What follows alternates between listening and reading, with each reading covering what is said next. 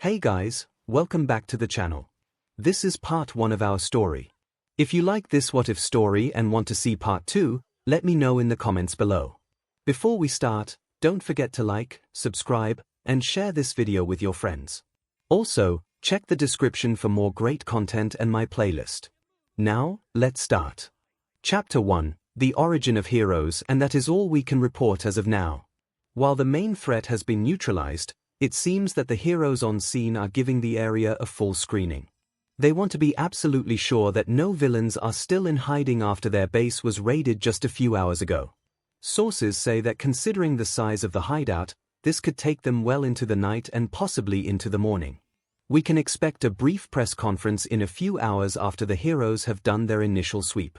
There is also a strong possibility that a member of 𝐒𝐲, with a sigh, a small boy watched as his older sister clicked the remote to turn off the TV and leaned back into her chair, a rather grumpy look on her face. Pulling out her phone, she scrolled for a few seconds before putting it to her ear. Hey! Yeah, about tonight. Oh, you're watching the news too, here. Yeah, looks like we'll have to reschedule. Yeah, it's a little annoying. Honestly, if they had told me the place was as big as the news is saying, we could have just made our plans on another day to begin with. Him. Of course he was trying not to worry me. He's my dad, you think I don't have him figured out? The boy smiled when his sister's eyes swept over him. He knew the topic between his sister and boyfriend. Was it boyfriend? She got really mad when Dad had said that. Like super scary. But he knew they were talking about him now. Nah, we probably could use Dad's gym instead, but I don't want Mom thinking I was slacking off looking after Toshi. We can get our representatives in tomorrow. Maybe add a mile or 2 to our jog or something. Dad's training plan does have stuff in it for sick days and such. Yeah, I know that entrance exams are only 2 months away. We will be fine. You really need to stop worrying so much. Toshi watched as his sister suddenly went a little stiff, a faint pink flush forming on her cheeks. She absently reached up with her free hand and scratched the horn that grew above her brow. Yeah, I'm sure it'd be fine for us to go grab a bite at the mall after our training. I'd need a chance to freshen up first, of course. His sister's eyes suddenly hardened. She pulled her phone back and was looking at it like it had suddenly said something very, very dumb. Toshi always liked this part. It was better when the boy was about to get it in person, but it was still fun to watch. If I need a shower you can just spray me down. Really? I'm not a car. I swear, sometimes you can be so stupid. You know that. Toshi giggled. His sister seemed to remember he was in the same room as him and decided to end her call. Look, we can talk about your little idea later. I need to get my brother to sleep anyway. Let him talk me into staying up late in case Mom and Dad get home. No, I want you to think about why what you just said was dumb. Good night, Kuta. With a grunt, his sister hung up and dropped the phone onto the couch before mumbling to herself, spray me down, I swear he can be such a moron. You don't invite a girl to the mall and then say you'd spray her down if she's worried she'd smell after training all morning. Toshi laughed again. His sister was always funny when she mumbled like that. She sounded so much like Daddy. And you, mister, Toshi gasped, suddenly having her undivided attention. It's way past your bedtime. Toshi shook his head. No, I want to see Mommy and Daddy first. Toshi climbed out of the large couch and tried to scramble away, but his sister effortlessly caught him and lifted him up. Toshi puffed his cheeks at how unfair it was that his big sister was, well, bigger than him. Of course, he had his own ways of fighting back. Unfortunately, his sister also knew about his ways and quickly put a stop to him with a look. You blow fire into my face, and you bet I'm gonna let Mom and Dad know who ate the rest of the cookies out of the jar. Toshi's cheeks deflated. But that's tattling. You better believe it is. Now let's go.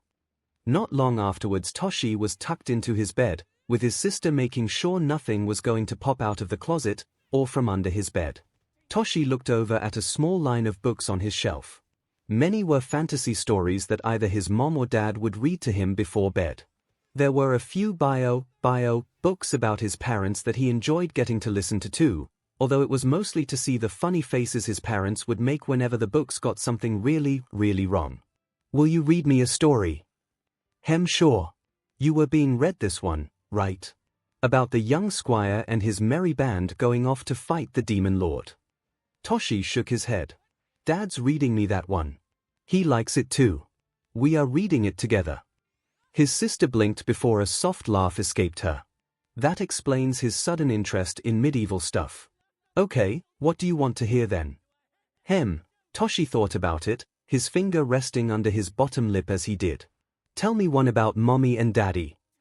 Okay, what do you want to hear? She asked as she picked through some of the books, reading off their titles as she skimmed their contents. The Great Ocean Adventure. Attack of the Tree People. Floating Horror. The Day There Was No Green. Man, some of these are just so stupid. Whoever they have writing them needs to learn how to fact-check. That's why Daddy likes them.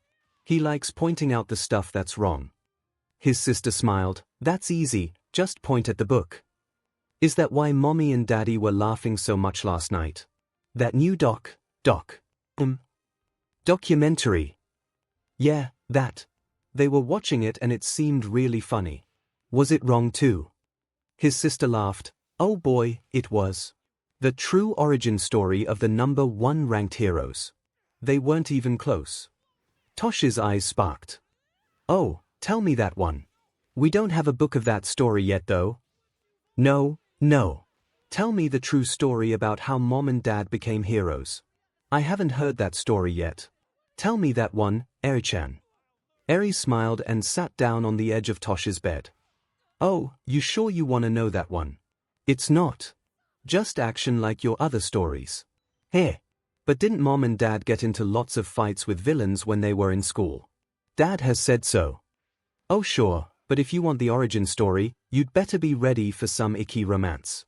Like hand-holding and even kissing. Eri made sure to sound as aghast as possible as she said that. Toshi scrunched up his face. You. Not gross stuff. Eri smiled and ruffled his hair, but before she could come up with a different story to tell him, Toshi looked up at her. But I still want to hear it. Just maybe warn me before we get to the icky parts. Eri nodded. Okay, then. The origin of the #1 heroes Deku and Uraraka. Heroes of Green Tea Rescue. There were 2 days that Izuku Midoriya remembered from his childhood with crystal clear clarity. The first was one of the happiest days he could remember, the day he discovered that he had a quirk. It had been a simple enough day to start with. He had been watching some of his favorite All Might videos when he had accidentally knocked one of his action figures off the desk in his excitement. In a panic, he tried to grab the falling toy but missed. However, before it hit the ground, the toy slowed before coming to a stop. Izuku looked around, thinking his mother had stopped the toy herself, but he was alone. Looking back down, Izuku bent forward and reached out. Slowly, the toy rose upward and floated just above the palm of his hand. Izuku sat in his chair, just looking at the toy, before his excitement could no longer be contained. At her son's cry, 𝐒𝐭𝐽 rushed into his room. Izuku, honey, what's wrong? She stopped and stood transfixed in the doorway, watching as her son turned and showed her the floating toy in front of him. Mom, I have a quirk. It's just like yours, too. After a warm hug and much praise, 𝐒𝐭𝐽 made Izuku his favorite dinner to celebrate. The next day seemed to continue Izuku's good fortune. 𝐒𝐭𝐽 had taken Izuku to see a doctor so that they could have his quirk diagnosed and registered. There they learned from the doctor that Izuku's quirk was in fact a slight mutation of his mother's, and not a one-to-one inheritance as was more common. While both mother and child were sitting in the exam room, the doctor had asked what 𝐒𝐭𝐽's quirk was exactly. She explained she could attract small objects to herself. The doctor nodded. Your son has demonstrated that not only is he able to pull objects towards himself, but push them away, and keep them in a levitated state telekinetically. As his quirk is able to perform different actions than yours, I believe we should treat it as a mutation, rather than a simple strengthened inheritance. As such, I will be documenting it with a new name. Psychokinesis. After the visit, Izuku ran off towards the playground at the park where he hoped his friend Katsuki would be. He wanted to show off his quirk, as Katsuki now wasn't the only one with an amazing power. He even spent most of the car ride home learning how to say the name right. Hurrying up the path, He soon was able to pick out Katsuki's distinct voice. When he finally came to the playground, he came to a sudden stop. Katsuki and two of his other friends were chasing after another boy, laughing as they did. It was obvious that the boy was running scared before he tripped and landed on the ground in a tangled mess. Katsuki and the others slowed to a stop, smiling wickedly as they slowly advanced on the fallen boy. "Kaken, what's going on?" Katsuki turned and looked over at Izuku. "Oh, it's just you, Deku. Just stay over there for now. I'm gonna teach this guy a lesson." "Lesson?" Katsuki smirked as he cracked his knuckles. Puffs of smoke and sparks crackled with each pop. He thought he'd try and show off. Said his quirk was better than mine. Katsuki was now standing over the boy, looking down on him cruelly, but before he could do anything else, a small pebble bounced off the side of his head. There wasn't enough force behind it to really do anything, but it was enough to get his attention. Slowly, he and the other boys turned towards where the stone had come from. "Izuku." Izuku stood there, shaking, hands outstretched. Face scrunched up in concentration. A few more small stones floated around him. He looked over at his friend. "Stop it, Kaken." Katsuki blinked a few times before reaching down and picking up the small stone Izuku had thrown at him. He looked at it for a few seconds before he started to laugh. "You finally get a quirk, and that's it. Deku, anyone can throw rocks." Before Izuku understood what was coming, Katsuki reared back and hurled the stone right back at him, hitting him square in the face. The sudden pain made him lose his concentration, and the green glow around the other stones he had been holding up vanished. Each one fell back to the ground as Izuku reached up to hold his nose. Katsuki took that opportunity to strike, charging at Izuku and pushing him down. The other boys with Katsuki soon followed their leader, helping him beat some sense into Izuku. The boy who had been chased before quickly got up and ran away, thankful that someone else was now Katsuki's target. It was this day, one of the lowest that he could remember, that Izuku learned something. All men are not created equal. You really are living up to your name, Deku. You finally get a quirk, and it's as worthless as you are. Those words and that lesson would be drilled into Izuku, time after time. And if Izuku ever started to forget, Katsuki would always be there to remind him. Even now, 10 years later. In the same park. In the same playground. Izuku gasped and wheezed on the ground, desperately trying to catch his breath after getting knocked to the ground. Katsuki stood over him, hands still smoking from the explosion he had set off into Izuku's stomach. "Of all the luck. Why'd I have to run into Kaken? Why me?" Katsuki let out a laugh. "It's good you came by when you did, Deku. Been feeling a little stressed out these past few days and I really needed to cut loose. You make such a great punching bag, I couldn't resist." One of Katsuki's lackeys gave Izuku's shuddering form a quick poke with his foot. "Bakugo here just got done with his mock exams, you know. You should be happy to be there for him to let off some steam." "So I was just a convenient target, then." Izuku looked past the group as he tried to get to his knees, trying to find something, anything, in his range that he might be able to grab with his quirk to defend himself. However, Katsuki immediately saw the faint green glow that always formed around Izuku when he really started to push his quirk. His hands let loose a few more explosions over Izuku's head, and the faint glow vanished as he fell back to the ground. "Careful there, Deku. I almost thought you were gonna try and fight back. Just take your lumps and be happy I'm already done with you." When Katsuki was sure Izuku had indeed given up, he motioned to his followers to come with him. "Come on. Let's go find an arcade or something. Might as well do something with the day before school starts tomorrow." Still laughing amongst themselves, Izuku stayed lying on the ground, listening as their laughter faded further and further away before he dared to try and sit up. He groaned softly, nsng his battered front. Tentatively, he reached up and began to dust himself off, wincing at the pain in his chest caused by raising his arms. "Still, could be worse, I guess. Shirt's not so burned that I can't play it off as an accident of some kind if Mom asks. Could just say I had a fall." Izuku was so preoccupied trying to remove the soot and dirt from himself, he didn't notice a quickened set of footsteps coming up to him, nor did he notice as someone stopped right by him. But he did finally notice when she spoke. Are you okay? Earlier that day. To say 𝐒𝐿𝐵 was nervous would be the understatement of the century. It had only been a little while ago that she had said goodbye to her parents after they had finished helping her unpack all her things into her new apartment. Just that phrase alone was such a foreign thought, she was still trying to wrap her head around it. It was only a week ago that her dad told her the news. A friend that he had worked with on a construction job knew of an apartment that had just opened for students, and he would be able to get them a great deal on it. What's more, it was close enough for anyone living there to be able to attend 𝐸 with ease. 𝐒𝐿𝐵 had always planned, when the time came, to be ready to live by herself if she was able to make it into 𝐸, but for it to suddenly be happening already was a lot to take in. And there was always the chance she wouldn't be able to pass the entrance exam anyway when the time came. But if she was going to make her dream come true, become a hero and ensure her parents would be able to live happily, she couldn't let such an opportunity pass her by. So, after talking to her parents, they all agreed to jump on the opening. With a flurry of leases and school transfer paperwork, she was now in her very own place. Alone. She wasn't afraid, of course. Even if her father hadn't done extensive research of the area to make sure it didn't have any scary surprises, she was sure she'd be able to handle it. She just wasn't used to the silence, was all. Right, what do I do now? Her eyes turned towards her kitchen. Still too early for dinner, so I might as well pass the time.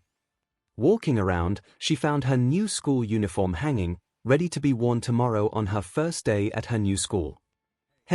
Maybe a walk will put my mind at ease. Get a good sense of the area. Maybe there are some places students wanting to get into 𝐸 train around here. I'm this close, might as well take full advantage of it. With a smile, 𝐒𝐿𝐵 left to see what she could find. The area was nice, with many small thrift stores and more than a few grocery stores for her to choose from. She was sure to make a note of which ones had the better deals and sales. More than once she spotted a hero out on patrol. It was nice to know that this area was being kept safe. Course, it did make sense. This close to 𝐸, there had to be plenty of heroes, teachers, and students working on their internships. What villains in their right mind would want to cause trouble around here? It's not a bad place to live, honestly, she thought to herself. Continuing to walk around, 𝐒𝐿𝐵 soon found herself at the entrance to her new school. Absently, she watched as faculty hurried to and fro, getting the place ready for the start of the new school year. 𝐿𝐵 Junior High, here. I hope I make some friends here. Wonder if anyone else here is gonna try for 𝐸 after the year is done. 𝐒𝐿𝐵 pulled her phone out and checked the time. I guess I've wasted enough time now. Actually, it's probably a good idea if I turn in early tonight anyway. I'd hate to oversleep on my first day. As she made her way back, she passed through a small park, but paid little mind to the area. She was too busy thinking of what she would be making for herself tonight, and if it would be okay to have some of the mochi her parents had left her. I mean, I'm on my own now. I could probably have just the mochi for dinner. However, before she exited the park, she heard a very distinct popping sound followed by some yells. Is someone setting off fireworks? There was another pop and another yell, but this time, she could tell it wasn't a yell of excitement. It sounded like someone had gotten hurt. Turning towards the sound, she rushed forward, phone in hand, ready to call an ambulance if needed. However, when she reached the source, she did not arrive to what she had expected. In a small clearing, by a set of swings, stood a group of boys. Two were standing behind a tall blonde, laughing and pointing at something. The blonde had a menacing look to him, and he was yelling something, but 𝐒𝐿𝐵 couldn't hear him over the continued popping sounds echoing around. 𝐒𝐿𝐵 was shocked to finally see the source of the noise. The boy's hands were sparking and popping with small explosions. What a crazy quirk. He should be more careful or he could hurt. Oh. 𝐒𝐿𝐵's thoughts skidded to a sudden halt as she took in the rest of the scene before her. Not too far away from the exploding boy, there was another boy who was lying on the ground, clutching his stomach and gasping for breath. When the boy on the ground moved to get up, the blonde's hands exploded violently. He didn't hit anything with the explosions, but the smaller boy immediately fell back down to the ground, curling up. I should be helping him, right? 𝐒𝐿𝐵 wanted to move, but she found herself seemingly nailed to her spot. A spot that was out of sight and, more importantly, out of range of the rather terrifying boy. After a little while, After it was clear the boy wasn't going to get back up, the blonde and his group walked away, laughing loudly as they went. 𝐒𝐭𝐚𝐲 guiltily waited till she couldn't hear them anymore before she finally moved. She hurried towards the boy, who by now was sitting up and tentatively dusting himself off. "Are you okay?" 𝐒𝐭𝐚𝐲 wanted to kick herself. Of course he wasn't okay. She hadn't seen the start of whatever that blonde had done, but the singe marks on his stomach and scuffed up knees and elbows told her the whole story. And you just hid away while that 𝗂𝐽 terrorized him while he lay defenseless. Nice work. I'm sure 13 would wait for the danger to pass before acting too, 𝐒𝐭𝐚𝐲 thought to herself in disgust. The boy gave a startled 𝗂𝐽 before looking up at her. His face was still covered in some dirt, most of it sticking to his cheeks, where she could tell he had been crying.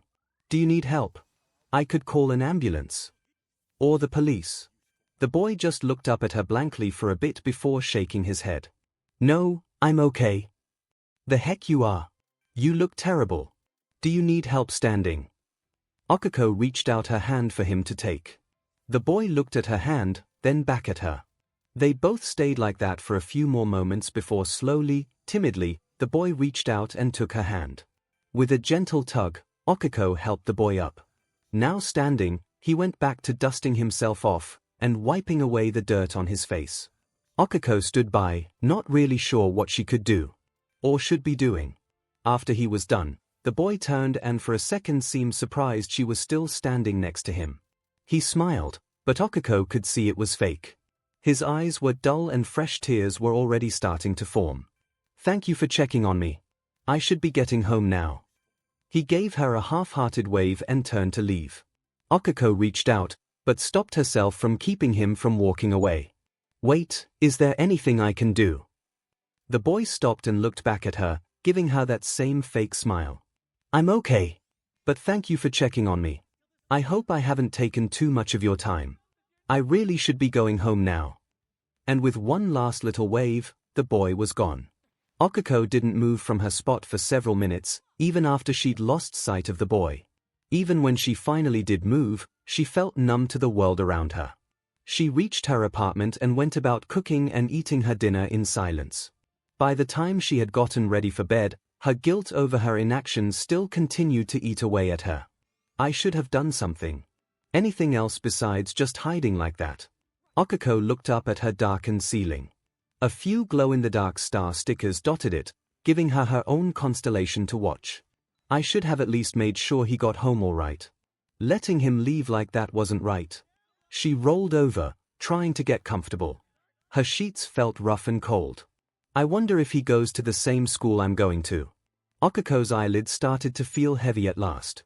If I see him again, I should see if he wants to be friends. She yawned. I should at least learn his name. The next day, Izuku woke up feeling sore. Unsurprising, considering the beating he took yesterday. Fortunately, he had been able to play it off to his mother as just him tripping while at the park. He had by that point removed most of the evidence that he had been hit with one of Katsuki's explosions, mostly by picking away the burnt portions of his clothes. With a sigh, he quickly got dressed into his school uniform and had his breakfast. Giving his mother a quick hug goodbye, Izuku made his way to school. Absently, as he got closer to school, he scanned the students around him, wondering if that girl from yesterday was around, but that was wishful thinking. He had a pretty good idea of the students in his age group, and he had never seen her before. Reaching his school, Izuku followed the rest of his year to the opening ceremony, though he paid little attention to it. Halfway through, he had caught sight of Katsuki, and was now making sure that when they were dismissed, he would be able to slip away without catching the eye of the explosive teen. When the students were dismissed, Izuku quietly made his way to class and his desk. With any luck, he'll make it through the day without getting Katsuki's attention. He hoped that, at the very least, they would be in different classes. Would rather not have a repeat of yesterday so soon, even if I did meet that nice girl. I wish I'd at least asked her about her name. Reaching down, Izuku began unpacking his bag when he heard the chair next to him getting pulled out. While he was looking for his pencils, he heard the person next to him speak up. "Hi. Looks like we'll be sitting next to each other this year. I'm Uraraka 𝐒𝐿𝐻." Izuku gulped. "I'm sitting next to a girl." And she's already talking to me. Better say something, or she might think I'm weird. Sitting back up, Izuku tried to return her polite greeting. Hi, I'm Midoriya. Izuku's greeting was suddenly cut short as the girl gave out a startled gasp. It's you. The boy from the park. Izuku was too stunned to reply. The nice girl is in my class. The nice girl is in my class. The nice girl is in my class and sitting right next to me. Okiko couldn't believe her luck. She felt so guilty all night after not only doing nothing to help this boy after he had been attacked, but also letting him walk off without at least checking if he had needed help to get home. But here he is. You don't get second chances like this every day. Okiko. Go be his friend. Hey, so I really wanted to apologize to you. That shocked Izuku enough to get him out of his endless train of thought. Apologize for what, Uraraka? You went out of your way to see if I was okay. No one else has ever been that nice to me before. I'm really grateful. Okiko tilted her head, confused. No one's been that nice to you. What about your friends? Izuku looked down. I don't really have friends. It can be a little dangerous, honestly. Since I'm Kaken's favorite target, people are too afraid to be near me. Kaken? Who's that? And dangerous? What do you mean? Wait, does it have anything to do with, are you kidding me? I'm in the same class as Shitty Deku. God damn it. Okiko watched as Izuku paled and seemed to try and disappear into his chair. Okiko turned to find the source of the outburst, and almost swallowed her tongue. Him. Why is that JRK here? Okiko watched as the blonde made his way through the classroom and stood before Izuku's desk. When Izuku didn't look up, he slammed his hand down onto the desk, a small puff of smoke billowing from his palm. This immediately got Izuku's attention as he jolted right back up. Kaken. Good morning. How are you? Okiko watched as a dark sneer crossed Kaken's face. How am I? I find out you are in the same class as me, Deku, and you ask me how I am. I'm sorry. It's bad enough we have to be in the same school, but now I have to look at your sorry face every demon day for the next year. Several students started to laugh. Going to the same school, many of them had watched Katsuki and Izuku throughout the past couple of years, so they were already familiar with their relationship. Getting a show this early in the morning was always quite funny to them, a few even pointed and snickered. Whispers of getting to see Deku get blown up were already spreading. Okiko didn't miss this. Even as she watched, the small boy tried more and more to vanish from the wrath that was being aimed at him. I'm sorry. Is that all you can say? Katsuki's hands popped, making Izuku flinch back. Though I suppose someone as worthless as you, Deku, can't really say anything else, here. A worthless nobody, with a worthless name and an even more worthless quirk. Just looking at you, Okiko's chair clattered to the floor as she stood up in a flash of anger and shoved the blonde back, putting herself between him and Izuku. The laughter in the class suddenly died down. The blonde was clearly taken aback at first. Okiko guessed no one had stood up to the bully before. He quickly recovered, though, and snarled at Okiko, you want a problem, round face. Are you gonna be Deku's little protector? Okiko's eye twitched. Round. I don't know what your problem is, Kaken, but you need to back off, now. The blonde blinked before looking past her towards Izuku. Hey, Deku. Why are you telling other people that DMN nickname? I'm sorry. It just sorta slipped out. Listen here, round face, it's Bakugo Katsuki. Don't call me that nickname again. Now get out of my way, I'm not done with Deku yet. Katsuki raised a hand up and let off a few small explosions to scare her off. Okiko however didn't budge and returned Katsuki's stare. You think you're the only one here with a quirk? I wasn't able to protect Midoriya yesterday, I hid while this JRK hurt him. Heroes don't do that. They stand up for those who can't. Katsuki didn't back down, but he was now giving her a good look, trying to find any tell or hint as to what her quirk was. And what can you do, here? I doubt you got anything that can hold a candle to me, you worthless extra. Okiko didn't falter and shot back, care to test that? The whole class seemed to be holding their breath. Izuku was literally holding his breath. Is this really happening? Is this nice girl actually standing up to Kaken? No one's ever done that for me before. Heck, even I don't do that unless I'm feeling really stupid. She's. Oh wow. And her fingers. I saw the pads when she helped me up yesterday. Are they part of her quirk? What even is her quirk? She's seen Kaken's. Does she have some kind of counter to his explosions? At some point, Izuku had stopped thinking to himself and started to mumble his thoughts out loud. The collective class slowly turned their attention from the all but unheard of battle of wills happening between Katsuki and Okiko towards Izuku instead. Okiko glanced back at him, slightly perplexed, while Katsuki groaned in annoyance. Great, and there he goes again. I'm done with this. Would rather be taking these stupid classes than have to deal with him when he goes into a mumble storm. Katsuki turned away and sat at his desk. Okiko blinked a few times before slowly sitting down herself and releasing the breath she hadn't realized she had been holding. Strangely, she swore everyone else around her had moved their desks a little bit away. Guess they wanted to be clear of the blast range. When she turned to see if Izuku was alright, she was a little taken aback. Why is he looking at me like that? Izuku had stopped mumbling and seemed to realize that Katsuki had left to go to his seat, meaning this nice girl had not only stood up for him, but had managed to do it without getting blown up. That never happened. So he was doing the only thing his brain could think of doing. Stare. Stare in wonder. Stare in amazement. Stare in unfiltered admiration. He was also about to cry. That was amazing. Okiko nervously rubbed the back of her head. It wasn't that big of a deal, really. Most bullies will back down when you stand up to them. Kaken normally just blows people up, Izuku stated. A little too matter-of-factly for Okiko's liking. Is that what happened to you yesterday, Deku? Izuku flinched. That's not actually my name. But yeah, Kaken needed to let off some steam yesterday. I just happened to be in the blast range, I guess. Oh, I'm sorry, everyone else was kinda saying it when Bakugo was acting like a JK. Yeah. My name is Midoriya Izuku. When you mess with the kanji, you get Deku. The one who can't do anything, fits me to a T. It really stuck after he saw how bad my quirk is. Okiko frowned. She had honestly thought the name had sounded cute.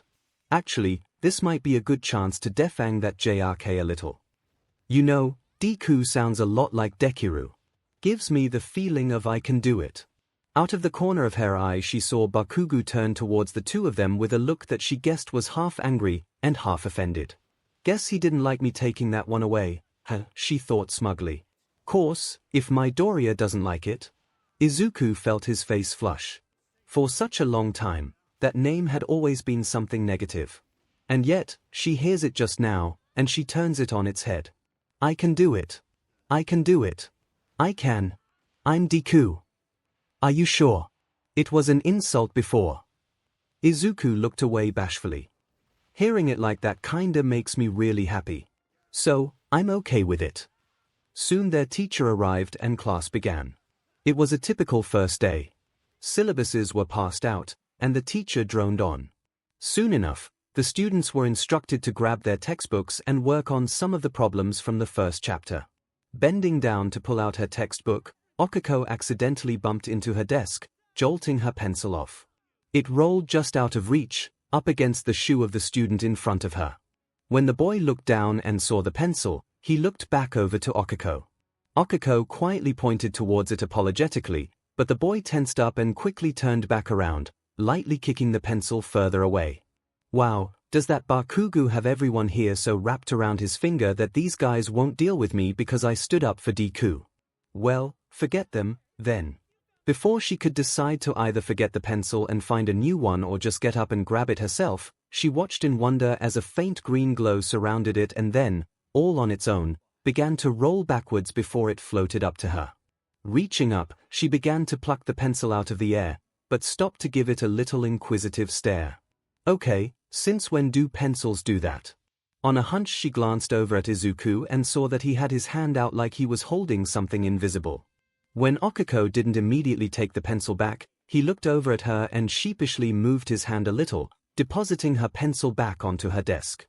"Sorry, Uraraka," Izuku whispered. "I should have asked permission to use my quirk like that on something of yours." The gears in her head finally started turning again, and Okako just smiled at him before whispering back, "No, it's okay. I was just surprised, that's all."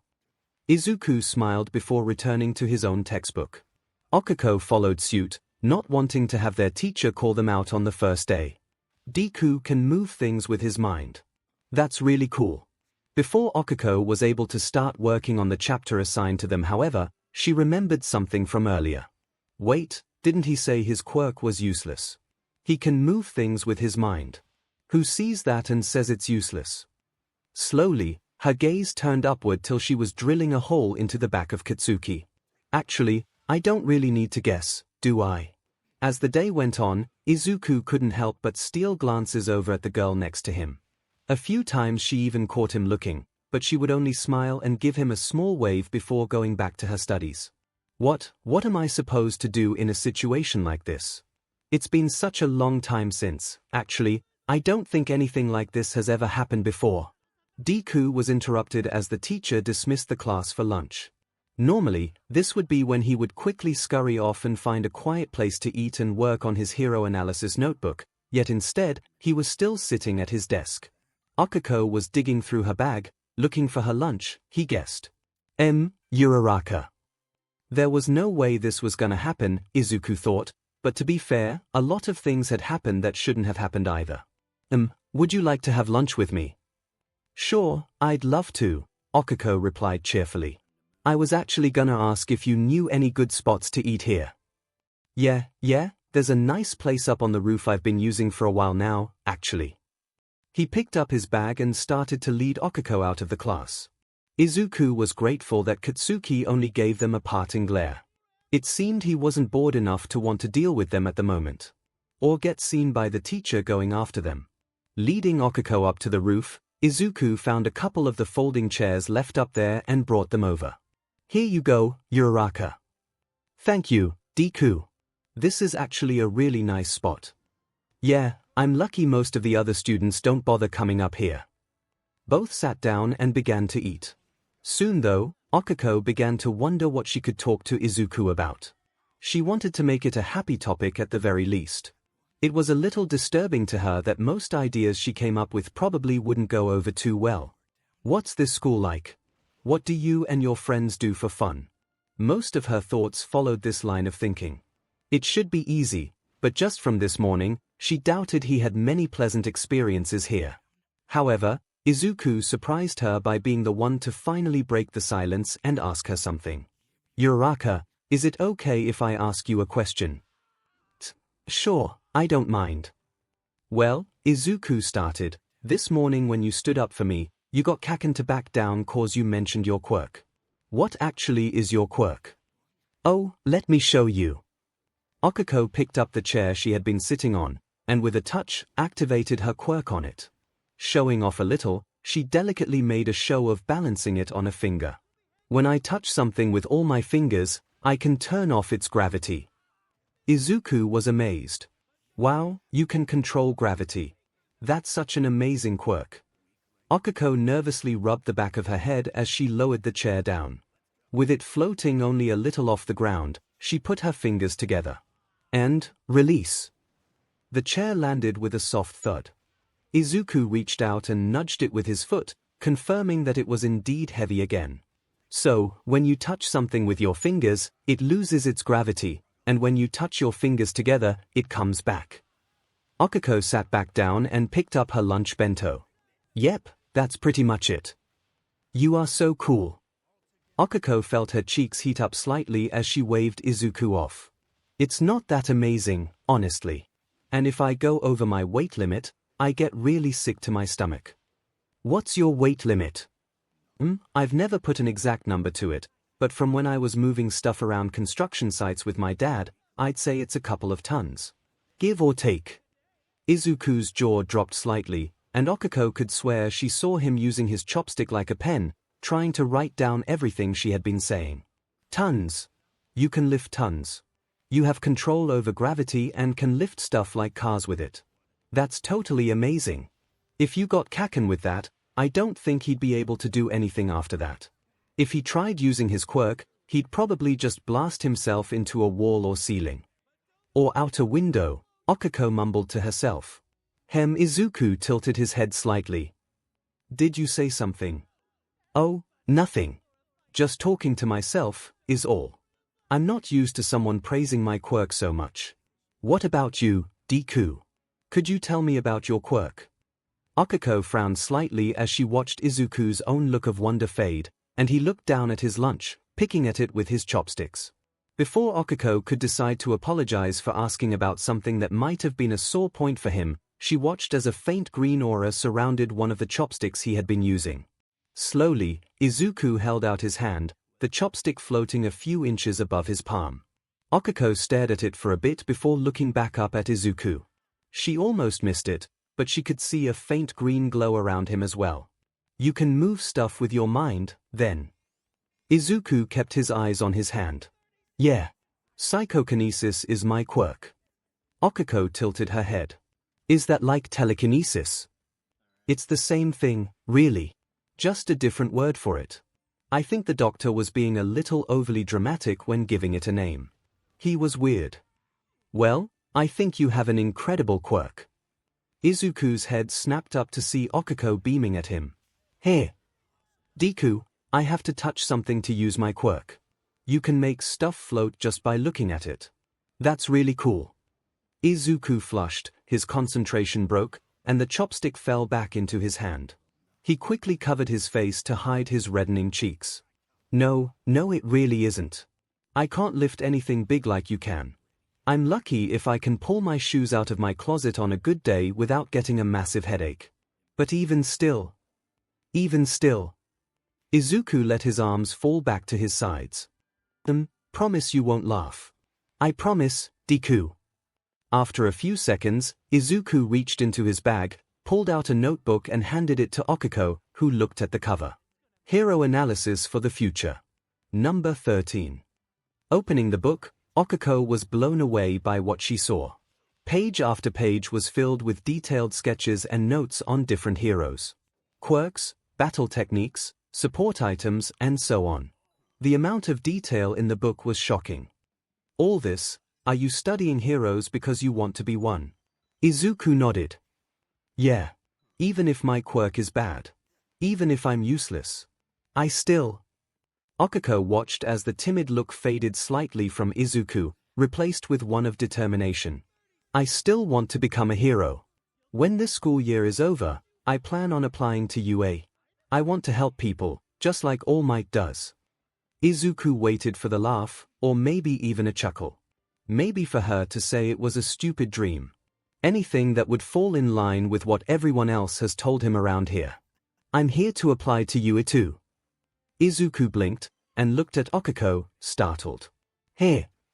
As with Izuku before, Okako now wore a face filled with determination. I just moved into an apartment in the area because I'm also going to apply to UA. I'm going to become a hero too. You moved here just to apply? Okako nodded. That's right. My dad was able to get me a place close enough that I'd have no problem going to UA every day. We had no idea if we'd be able to get such a great deal on an apartment again, so I took it. This year, I'm going to make sure I'm ready for the entrance exam and make my parents proud. With a quirk like yours, I'm sure you'll have no problem passing. Okako smiled. Thanks. But it's not just the practical exam I have to be ready for. There's a written test too. Honestly, that has me a little more nervous than the other part of the test. Okako's eyes drifted to the notebook she was still holding. Hey, now there's an idea. Hey Deku, why don't we work together? Here. Izuku wasn't sure he had heard her right. Let's work together to get into UA. We can study and train together to get ourselves ready for the exam. Izuku was trying to wrap his head around what Okako had just said. You'd want to train with me? But are you sure that's a good idea? I'd hate to hold you back. Okako held up his notebook. Deku, you don't write 13 books to help yourself become a hero in the future and not put them to use, right? That's dedication towards a goal, and when you talked about getting into you, I could see you meant it. She actually believes I could do it. That we could do it. Izuku took a breath before he reached out his hand. Okay then, let's do it. Okiko beamed and took Izuku's hand in a handshake. Right, you and I will pass those exams and become heroes. Great. So what's your plan for our training? Okiko blanked instantly and looked away sheepishly. Oh. I haven't actually thought that far ahead yet. Izuku almost fell out of his chair as he started to laugh. Okiko frowned and playfully used Izuku's notebook to bonk him on the head. Hey, don't laugh. I only just moved here. I still need to figure out what I can even do here to get ready before I come up with a plan. What about you? You must have a training idea if you want to go to you. It was Izuku's turn to turn away. That's actually a really good point. Okay, first order of business. We need to put together a game plan. Before Okiko could give a retort to Izuku over pots and kettles, the lunch bell rang, both letting them know that lunch was over and saving the poor boy. Quickly, the two put away the chairs and grabbed their belongings. As they made their way back to class, a thought came to Izuku. Hey, Uraraka. When you said your dad found you an apartment, did you mean you live by yourself? Yeah. It's a student apartment, so it's not that big a deal. Izuku frowned. If she only just moved in, it has to be lonely, right? Uraraka, if you'd like, would you come over to my place and have dinner with me and my mom? Okiko looked at Izuku, surprised by the offer. He quickly added, I mean, only if you want to, of course. I just thought that maybe it's a little lonely for you right now, is all. Of course, I'm only assuming that. You might like the quiet. And I don't want to overstep any boundaries or anything, so it's completely up to you. As Izuku trailed off, Okiko smiled back at him. I'd love to, Deku. You're right, it's a little lonely for me. Eating dinner really isn't the same without someone to talk to. Are you sure it'll be okay with your mom, though? Oh, let me give her a quick call. Hurriedly, Deku pulled out his phone and dialed his mother, trying not to think that he was trying to get permission to bring a girl home. Friend over. She just happens to be a girl, is all. Mom. Yeah, it's me. No, I'm fine. I wanted to know if I could bring a friend over for dinner. Okiko laughed as Izuku pulled the phone slightly away. She could swear she could even hear some excited sounds come from it. Okay, Mom, thank you. I'll let her know then, Teach. This time Izuku yanked his phone fully away, holding it at arm's length from his ear. Okiko could now hear his mother screaming from the phone. Okay Mom, thanks, I have to get to class now, see you later. Izuku quickly said before hanging up. He looked over at Okiko and, trying to keep a straight face, said, She said it was fine. Okiko raised an eyebrow. That seemed a little loud for just fine. Oh, well, you see, I don't really bring people over very often, or ever, actually, so she got a little, excited. As Izuku talked, his straight face melted away into an embarrassed blush. Okiko smiled, but didn't push for details about the issue, not wanting to embarrass her new friend anymore. Turning a corner, the two were almost at the classroom but found their path blocked by Katsuki and a few of his pals. Hey, Deku, where'd you run off to? You and I need to finish our talk from this morning. Izuku gave a startled eep and came to a quick stop. Okiko, however, kept walking forward and right up to Katsuki. You got something to say to me, round face. Her smile never leaving her face, she casually placed her hand onto Katsuki's shoulders. Then, to the amazement of all and bewilderment of Katsuki, she picked him up and pushed him to the other side of the hallway where he softly bounced off the wall, floating a few feet off the ground. Turning around, and ignoring the sudden string of expletives and flailing from the boy, she calmly said to Izuku, Come on. We don't want to be late. Izuku quickly followed after Okiko, and only when they were both seated did Okiko put her hands together. The screaming from Katsuki suddenly turned into a startled yell, followed quickly by a solid thud. A series of explosions echoed in the classroom from the hallway before the door slammed open. You beach! The classroom tensed, ready for the inevitable attack Katsuki was bound to unleash. However, the arrival of the teacher quietly put everyone at ease. Katsuki wouldn't dare attack with a teacher in the classroom. Right. Katsuki's hands smoked as he glared daggers at both Okiko and Deku, before he finally, with a swift turn, stomped back to his desk. The rest of the day passed without incident, and as luck would have it, Katsuki had been asked by the teacher to carry some papers for him to the teacher's offices. So both Izuku and Okiko quickly gathered their things and left, though not before the two guys in Katsuki's group gave off some parting remarks. Never seen Bakugo explode a girl before. That's gonna be a hell of a show. And you, Deku. You're gonna get it so bad when this chick isn't around to be your little shield anymore. Okiko frowned, and as she and Izuku passed by the two of them, she turned suddenly, hands reaching out like she was about to use her quirk on them. It was a bluff and she pulled back way before she even got close, but neither boy cared. Both had leapt back, getting far away from her. Okiko looked at both of them, head tilted to the side. Thought so. She turned back to Izuku and gave him a bright smile. Come on, Deku. The walk to Izuku's home was thankfully uneventful. Izuku had been worried that Katsuki may have decided to chase after him when he was done with the teacher's errand, but fortunately his worries had been for nothing. Though now at his apartment, he began to feel nervous for completely different reasons. I can't let her see my room. I think I'll die if she does. Taking out his keys, Izuku opened the door and welcomed Okiko in. Please make yourself at home. I'll go find my mom and, before he could finish, though, Inko Midoriya came into the hallway with a huge smile to welcome the teens. Hello, it's so nice to meet you. You must be the friend Izuku told me about on the phone. Okiko bowed slightly. Yes, I'm Uraraka Okiko.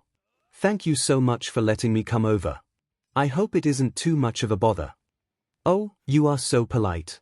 It's not a bother at all. I'm actually very happy to see my dear Izuku making friends. Dinner is almost ready. Izuku, why don't you take Uraraka to the table? I'll have everything brought out in just a few minutes. Both kids put their school bags to the side and Izuku led Okiko to the dining table. Sitting down, Okiko could smell the dinner Inko had prepared. It smells wonderful. Mom is an amazing cook. Oh, what are we having, Mom? Inko smiled as she finished getting things done from the kitchen. I thought we'd have a nice hot pot. Yummy. Izuku beamed happily. Soon Inko brought the large pot in and the three began to eat. While they talked, Inko learned of Okiko's living situation.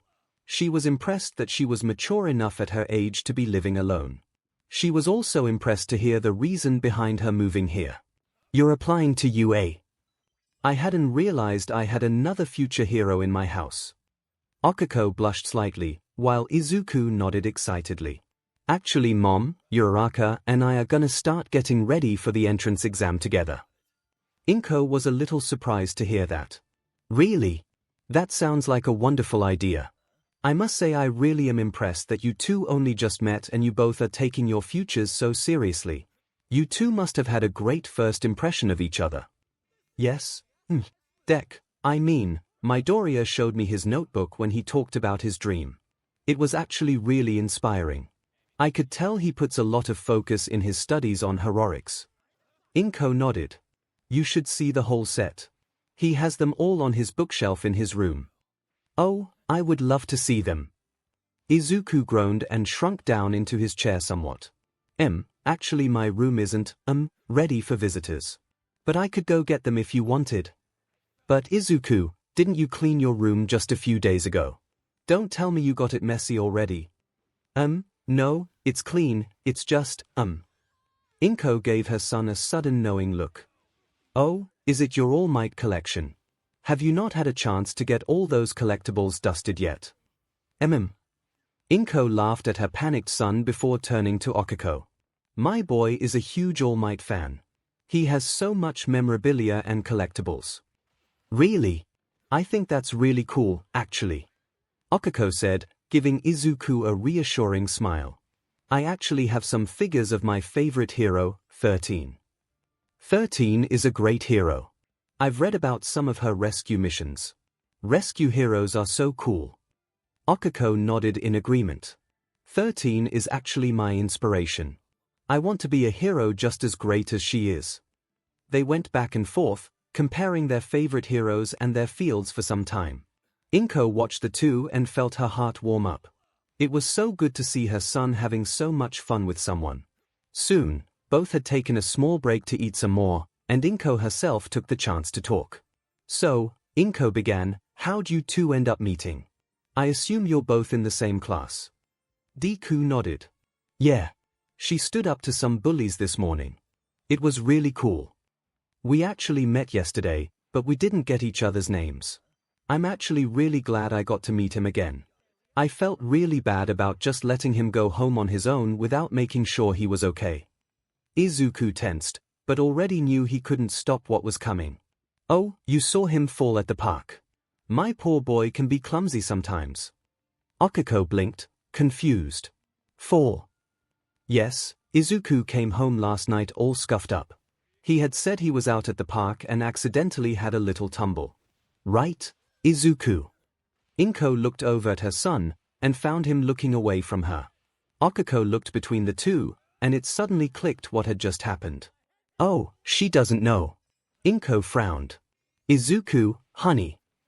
After a tense silence, Izuku finally spoke up. I didn't want you to get worried, is all, Mom. It was just some guys from school." 𝐭𝐽𝐸 reached out and put a hand on his shoulder.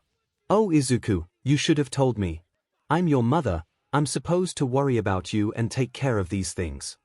She then looked over at Akiko. "The bullies you stood up to, were they the same ones from the park?"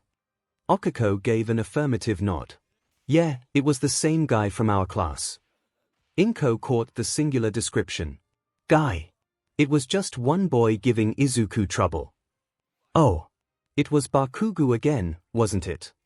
𝐭𝐽𝐸 slumped slightly in her seat. "Of course it was him. And he's in your class this year too. Maybe I should give the school another call." Izuku straightened up and waved the idea off, putting on a brave smile for his mother. "It's okay, Mom.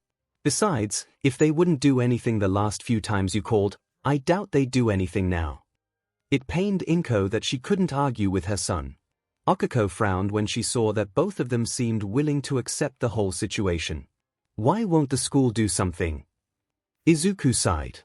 "Ever since 𝐭𝐽𝐸 got his quirk, everyone around him has given him so much praise. Which is fair, it's an amazing quirk, and because it's so amazing, everyone knows that when he applies to you, he's bound to get in, so no one really wants to be the one that gets in his way." Akiko's jaw dropped. "He's applying to you, eh? Seriously?"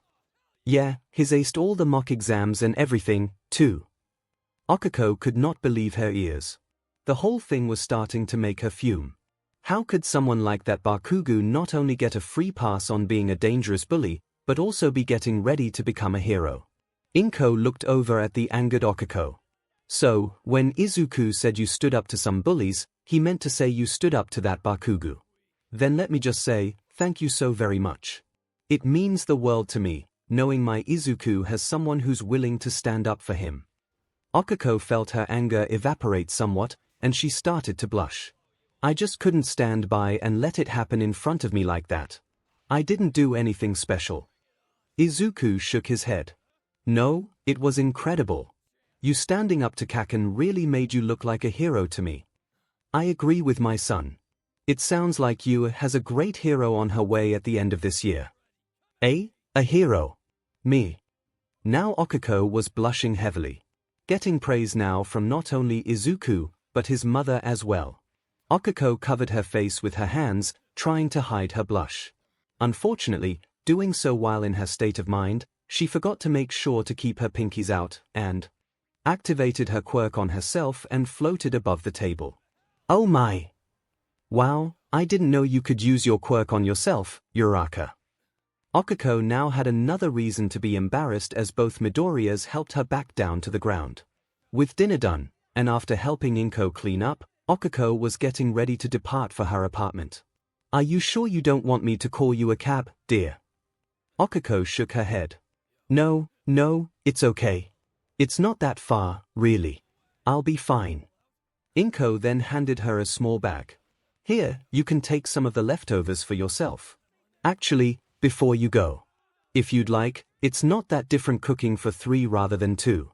So instead of eating all by yourself, you are more than welcome to have dinner with us. Izuku nodded excitedly. Yeah, that's a great idea, Mom. 𝗂𝐭𝐻 was stunned by the offer. Is that really okay? I don't want to become a burden. 𝗏𝐭 waved her off. Of course you're not a burden. If the 2 of you are going to be getting ready for you together, it'd probably be easier to be able to spend more time together for studying and the like anyway, so I'm sure you'd be over here regardless. Plus, I truly want to thank you for standing up for my Izuku. 𝗂𝐭𝐻 was still stunned. I don't know what to say. Thank you so much. After saying her goodbyes to 𝗏𝐭, 𝗂𝐭𝐻 left the apartment, Izuku walking with her till she left the apartment grounds. So, Uraraka, what do you think we should do first? For our training, I mean. I guess the first thing we need to do is find some gyms and such. I have to think there are plenty around here. We can look around and see what we can find. Izuku agreed. Yeah, that sounds like a plan. And for the written part, I have most of the books to prep for the test. I can make you some study notes that you can work with if you'd like. I'll also browse online and see what else is out there we can work on. That sounds like a great idea. Reaching the edge of the apartments, Izuku waved goodbye to 𝗂𝐭𝐻 till she was out of sight. Walking back, for the first time since he could remember, Izuku was looking forward to the next day of school.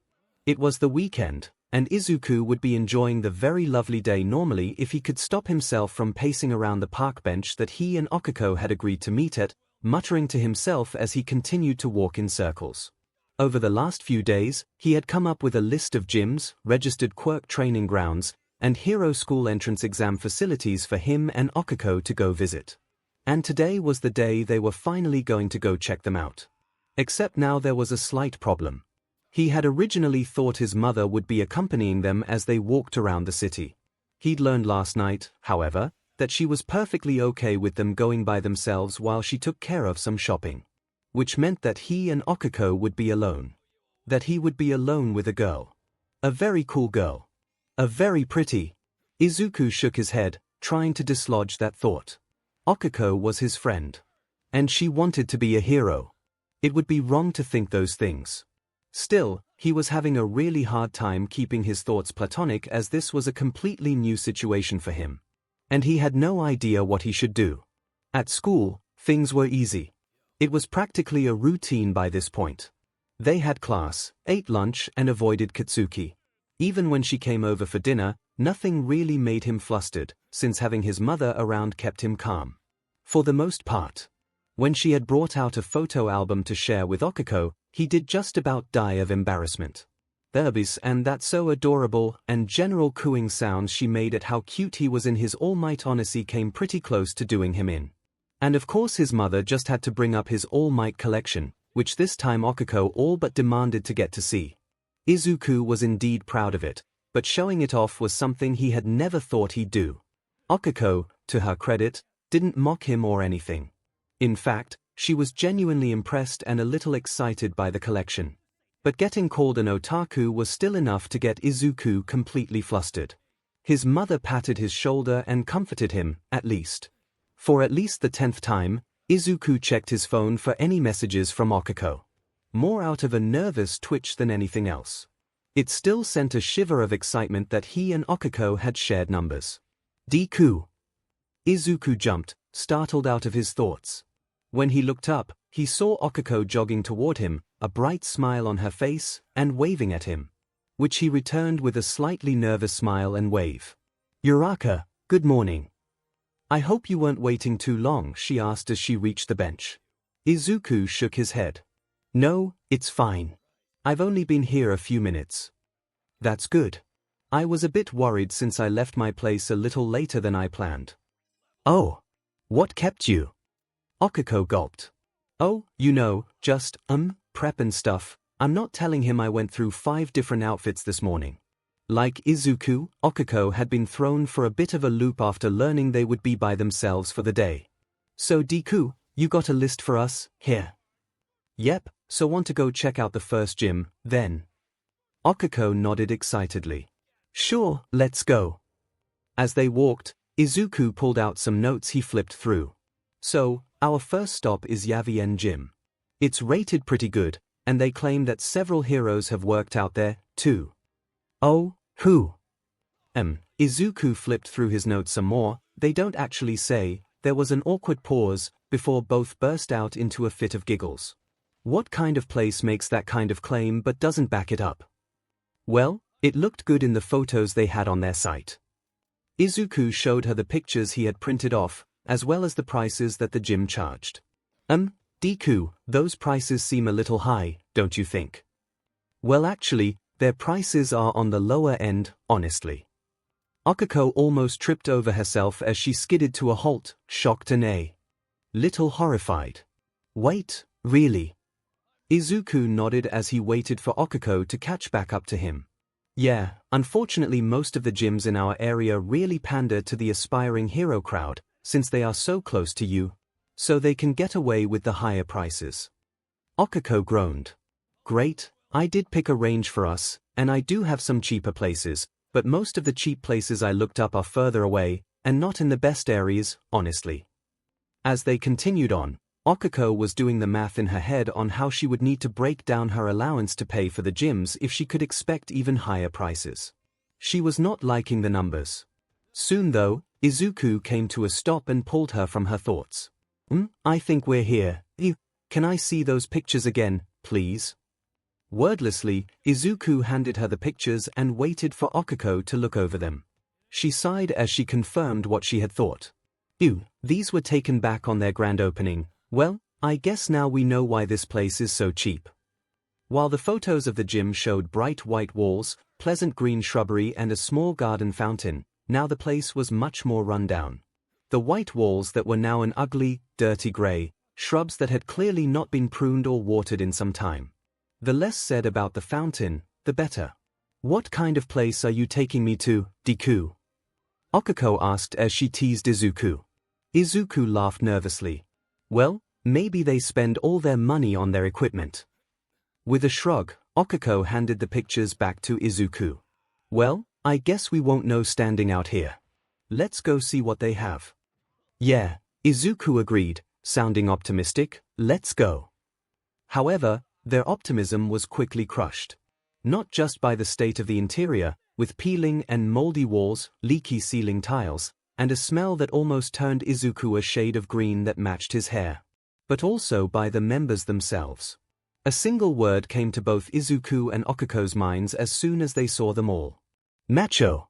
Every single person in the gym was large, with huge muscles, and were either lifting huge amounts of free weights, or chugging down some kind of drink in containers the size of gallon jugs. Still, they were here, might as well get a tour. Both walked up to the front desk and found a man, just as large as the members, looking down at them. Can I help you too? Izuku cleared his throat. Yeah. I saw online that you have open memberships for your gym. I was wondering if we could get a tour. The man raised an eyebrow as he looked from Izuku to Okiko, before he stood up with an exaggerated groan. Yeah, sure. The guys could use a laugh. Follow me. Charming, Okiko thought dryly. Not like we are potential paying customers, 𝐒𝐻𝐿. Taking them into the main gym room, he pointed around, clearly not very interested in doing so. Alright, so we got some stuff over there for your arms. Over there you can work your chests. His eyes glanced over to Okiko briefly, sending a slight shiver of revulsion down her spine. Abs are done in the corner, and that's about it. Quick. Both of them thought. Okiko leaned over to Izuku and whispered to him, let's get out of here. This place is not for us. Izuku agreed, yeah, I don't think. Hey. What's with the kids, man? Both teens jumped as a huge bull of a man walked up to them, carrying a huge type of medicine ball. The man, while not tall enough for his head to scrap the ceiling, had huge horns that did, sending small shards of moldy tile onto the ground. The bull quirk, which Izuku guessed that the man had, gave him the look of a spotted minotaur, complete with a bull face. He even had a large ring pierced through his nose. Izuku gulped when the man's eyes fell onto him. Easy there, Tank. Kids are just asking about memberships. Tank chuckled, as did a few of the other gym members. Really? Why is a shrimp like you looking at our place? 𝐭𝐼𝐲 frowned, but before she could cut in, Izuku answered. We are looking for a place to help get ready for UA. This time the man threw his head back and laughed out loud. Seriously? Your little self is gonna try to be a hero. Ain't no thing as a skinny hero, kid. See, look at these.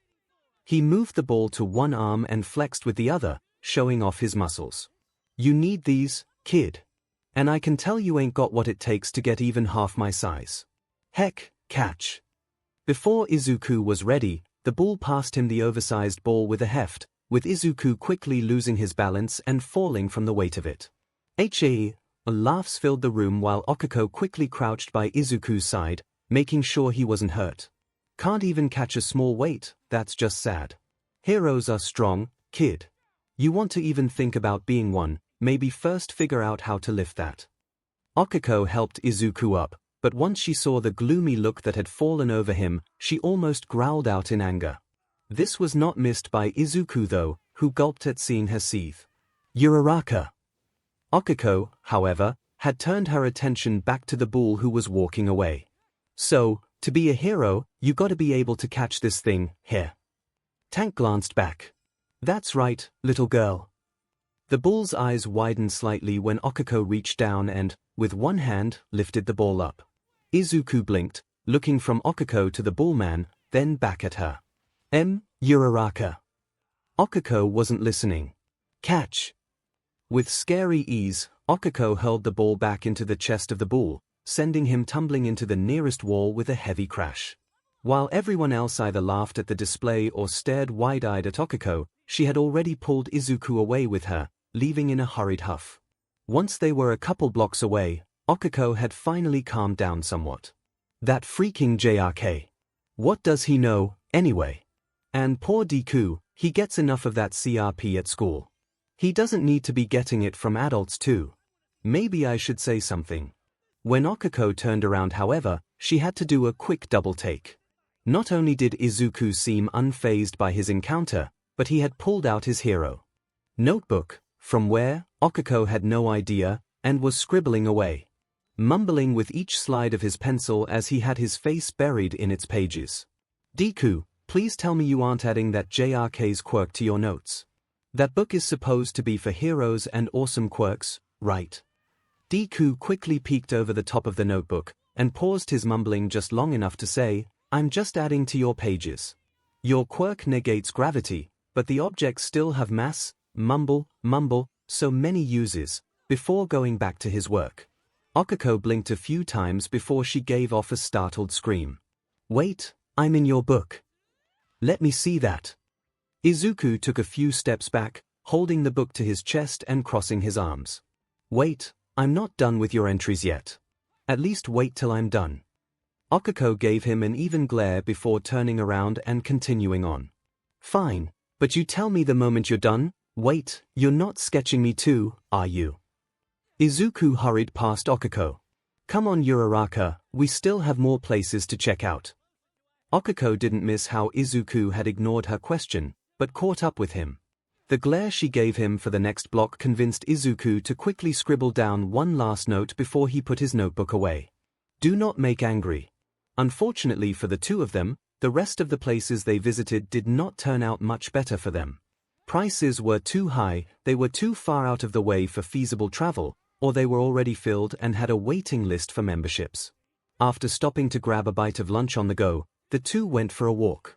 Izuku scanned through his list, seemingly in the hope that a new name would appear that he might have missed.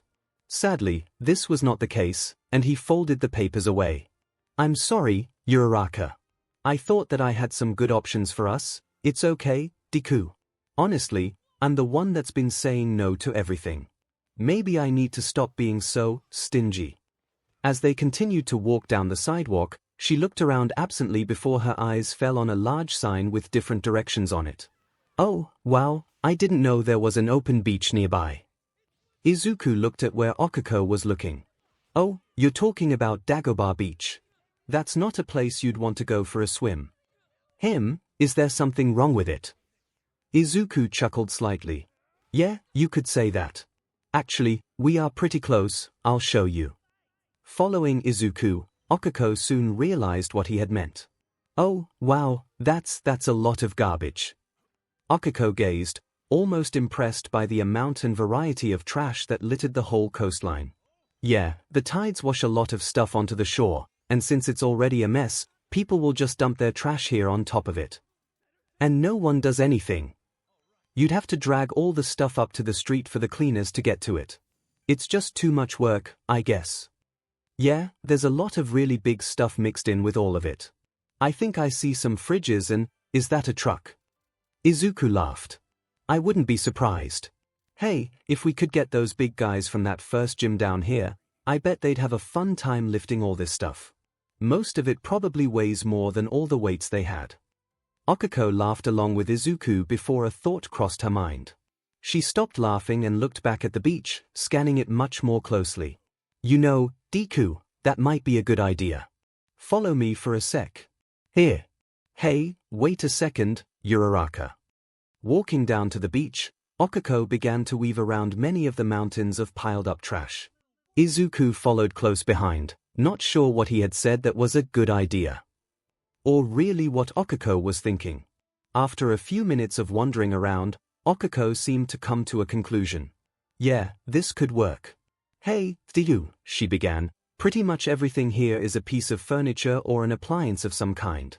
None of it is really garbage like you'd think it'd be from back on the sidewalk. It's all big heavy stuff. You mean more like a scrapyard? Yeah, I guess you're right. But what about it? What are you thinking of, Uraraka? 𝗂𝐽𝐽 turned to face him with a very satisfied grin on her face. I say we do what you said. Let's train here. Here. It's like you said, lots of heavy stuff that would need to be lifted up and carried up to the street for trash pickup. I'm sure carrying a few desks and such will help us build up our strength. Plus, it'll be good community service too, don't you think? Doesn't All Might say when he does interviews sometimes that he wishes more people did this kind of thing? Help out around their community and such. Izuku put his hand up to his chin as he thought about that. She has some great points. Also, it's out of the way enough, and I bet no one comes down here often enough that we couldn't practice our quirks too without getting in trouble, 𝗂𝐽𝐽 added with a smirk. What do you think? Practice my quirk, huh? 𝗂𝐽𝐽 intently watched Izuku as he continued to think everything over. She knew he was still touchy when it came to his quirk, but if they were going to train for the practical exam, they were going to need to not just train their bodies, but their quirks as well. She knew that he knew this. He just needed a little push to get going. After a little more thought, Izuku finally responded, Okay, Uraraka. Let's do it. 𝗂𝐽𝐽 smiled brightly. That's the spirit, Deku. With things decided, the two continued to plan, coming to the conclusion that by the next weekend, after making sure it would be safe, they should be ready to get started. A couple days later, however, fate would set in motion events that would change their lives forever. It was morning, and after meeting up at Izuku's place for breakfast, both were now heading for school, chatting happily over nothing really important. A normal, boring start to their day. Oh, by the way, I let your mom know I won't be coming over tonight. Oh, why's that, Uraraka? I gotta grab some groceries for my place. Eating dinner with you both is great, but I still need to make sure I have some stuff in stock. Do you want help? 𝗂𝐽𝐽 waved him off. No, it's nothing too bad. Just enough to make some lunches for myself. I'll be fine. They continued to walk on, before suddenly, a roar from a villain across the street grabbed both of their attentions. As did the small crowd of people around them. But it was seeing several heroes rushing past that pulled Izuku away, as he ran off to see what the commotion was all about. 𝗂𝐽𝐽 gasped for breath as she chased after Izuku. Deku, wait a sec. We should be getting to school. It's too early in the morning for running, 𝗂𝐽𝐽 thought with a groan. By the time she caught up, pushing through the crowd so she could get beside Izuku, she couldn't help but snicker somewhat as she watched her friend gaze up at the fight in wonder. Uraraka, look up there on the rails. It's Kamu Woods. He's going after that giant villain. So cool. With a teasing grin, she nudged Izuku with her elbow. Deku, with that cheesy grin on your face, you're not even trying to hide the fact you are a huge fanboy. But please don't go running off like that, here. I don't want to be all sweaty when I get to class cause I had to catch up to you. Izuku rubbed the back of his head lightly in embarrassment. Sorry Uraraka, but getting to see a fight like this so close is really cool. And it's Kamu Woods, too. He's so new that I don't have many notes on him. This is a great chance to see how an up-and-coming hero works in the field. I guess so. Uraraka looked back up at the train rails above them and gave off a low whistle as she watched the fight. Wow, he's doing a great job dodging around like that. That giant can't lay a hand on him. Oh, look. He's getting ready to use his super move. Wait, you can tell that already. You're sure you're an All Might fanboy and not a Woods fanboy instead? Izuku balked slightly. All Might is the greatest hero there is, Uraraka. But I study as many heroes as I can. Akiko bowed slightly in mock apology, giggling as she said, Please forgive me, oh great studier of heroes. Izuku smiled and gave her a small push before returning his attention to the fight. I was right, look, he's already started his move. As Izuku said, Kamu Woods began to grow, large tree branches growing out to ensnare the raging villain. Izuku cheered on, calling out the move in his excitement. It's the preemptive binding lacquered chains prison. Before the hero's attack reached the villain, however, a new scream echoed out, cutting everyone off. Canyon Cannon. A giant woman drop-kicked the villain off the railing and into the street below.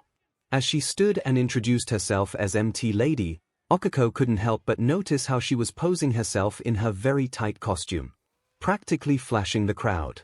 She groaned as she became very aware that the men around her were taking many pictures now. A few mumbling about some great money shots. Great, cause that's what girls need to see in their heroes. You lower that bar, lady. Well, it looks like that's that, then. The police are moving in to arrest him, so Deku, why don't we?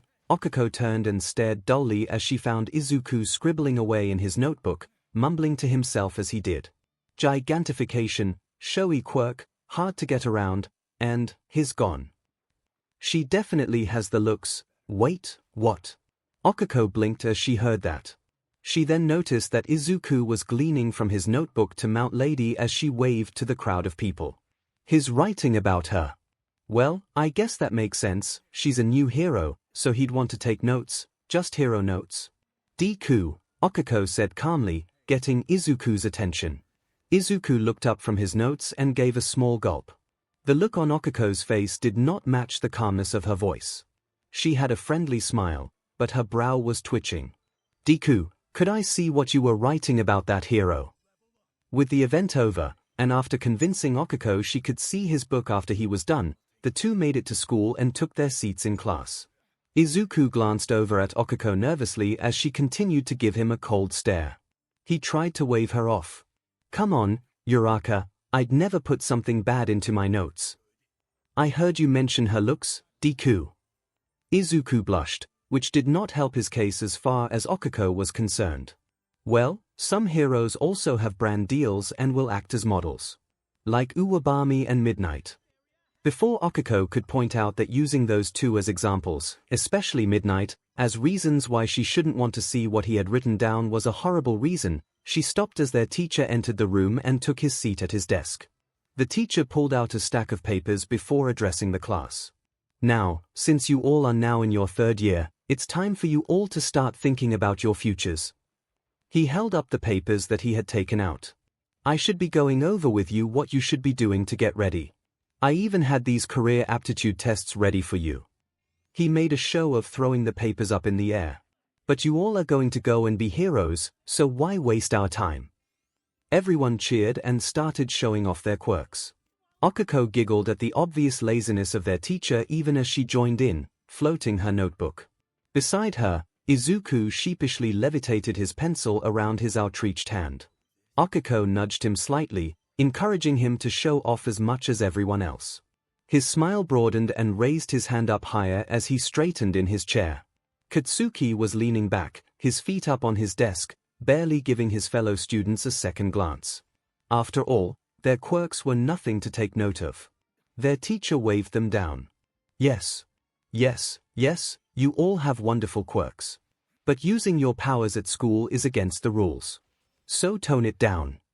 As everyone got back under control, including Izuku and Okiko, who were grinning at each other and enjoying the rare light-hearted moment they got to share in the class, Katsuki scoffed loudly from his chair.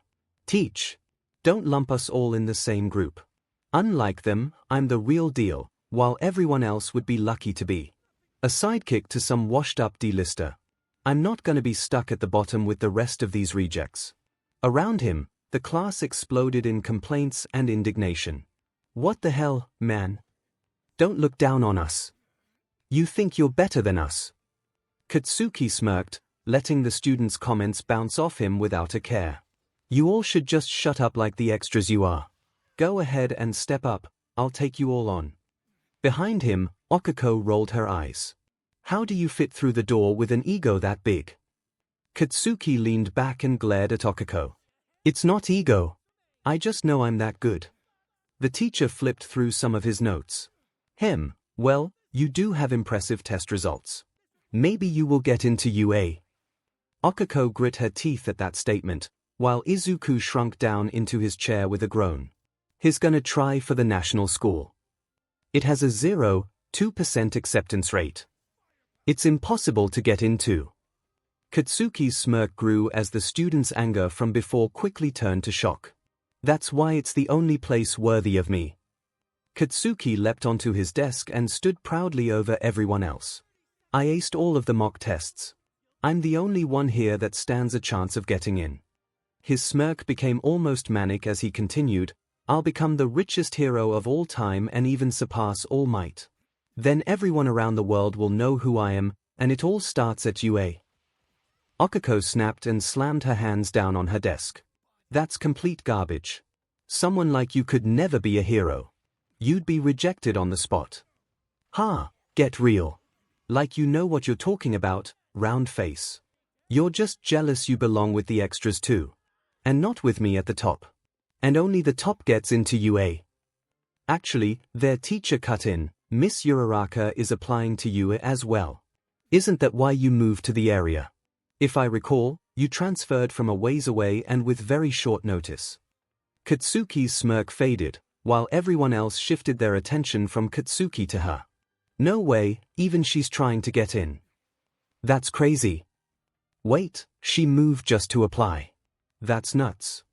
Okiko, while not exactly pleased that her teacher was okay with sharing her plans so openly with the class, rolled with it, and followed Katsuki's example and stepped up onto her desk, trying not to blush and show how flustered she was at drawing everyone's attention.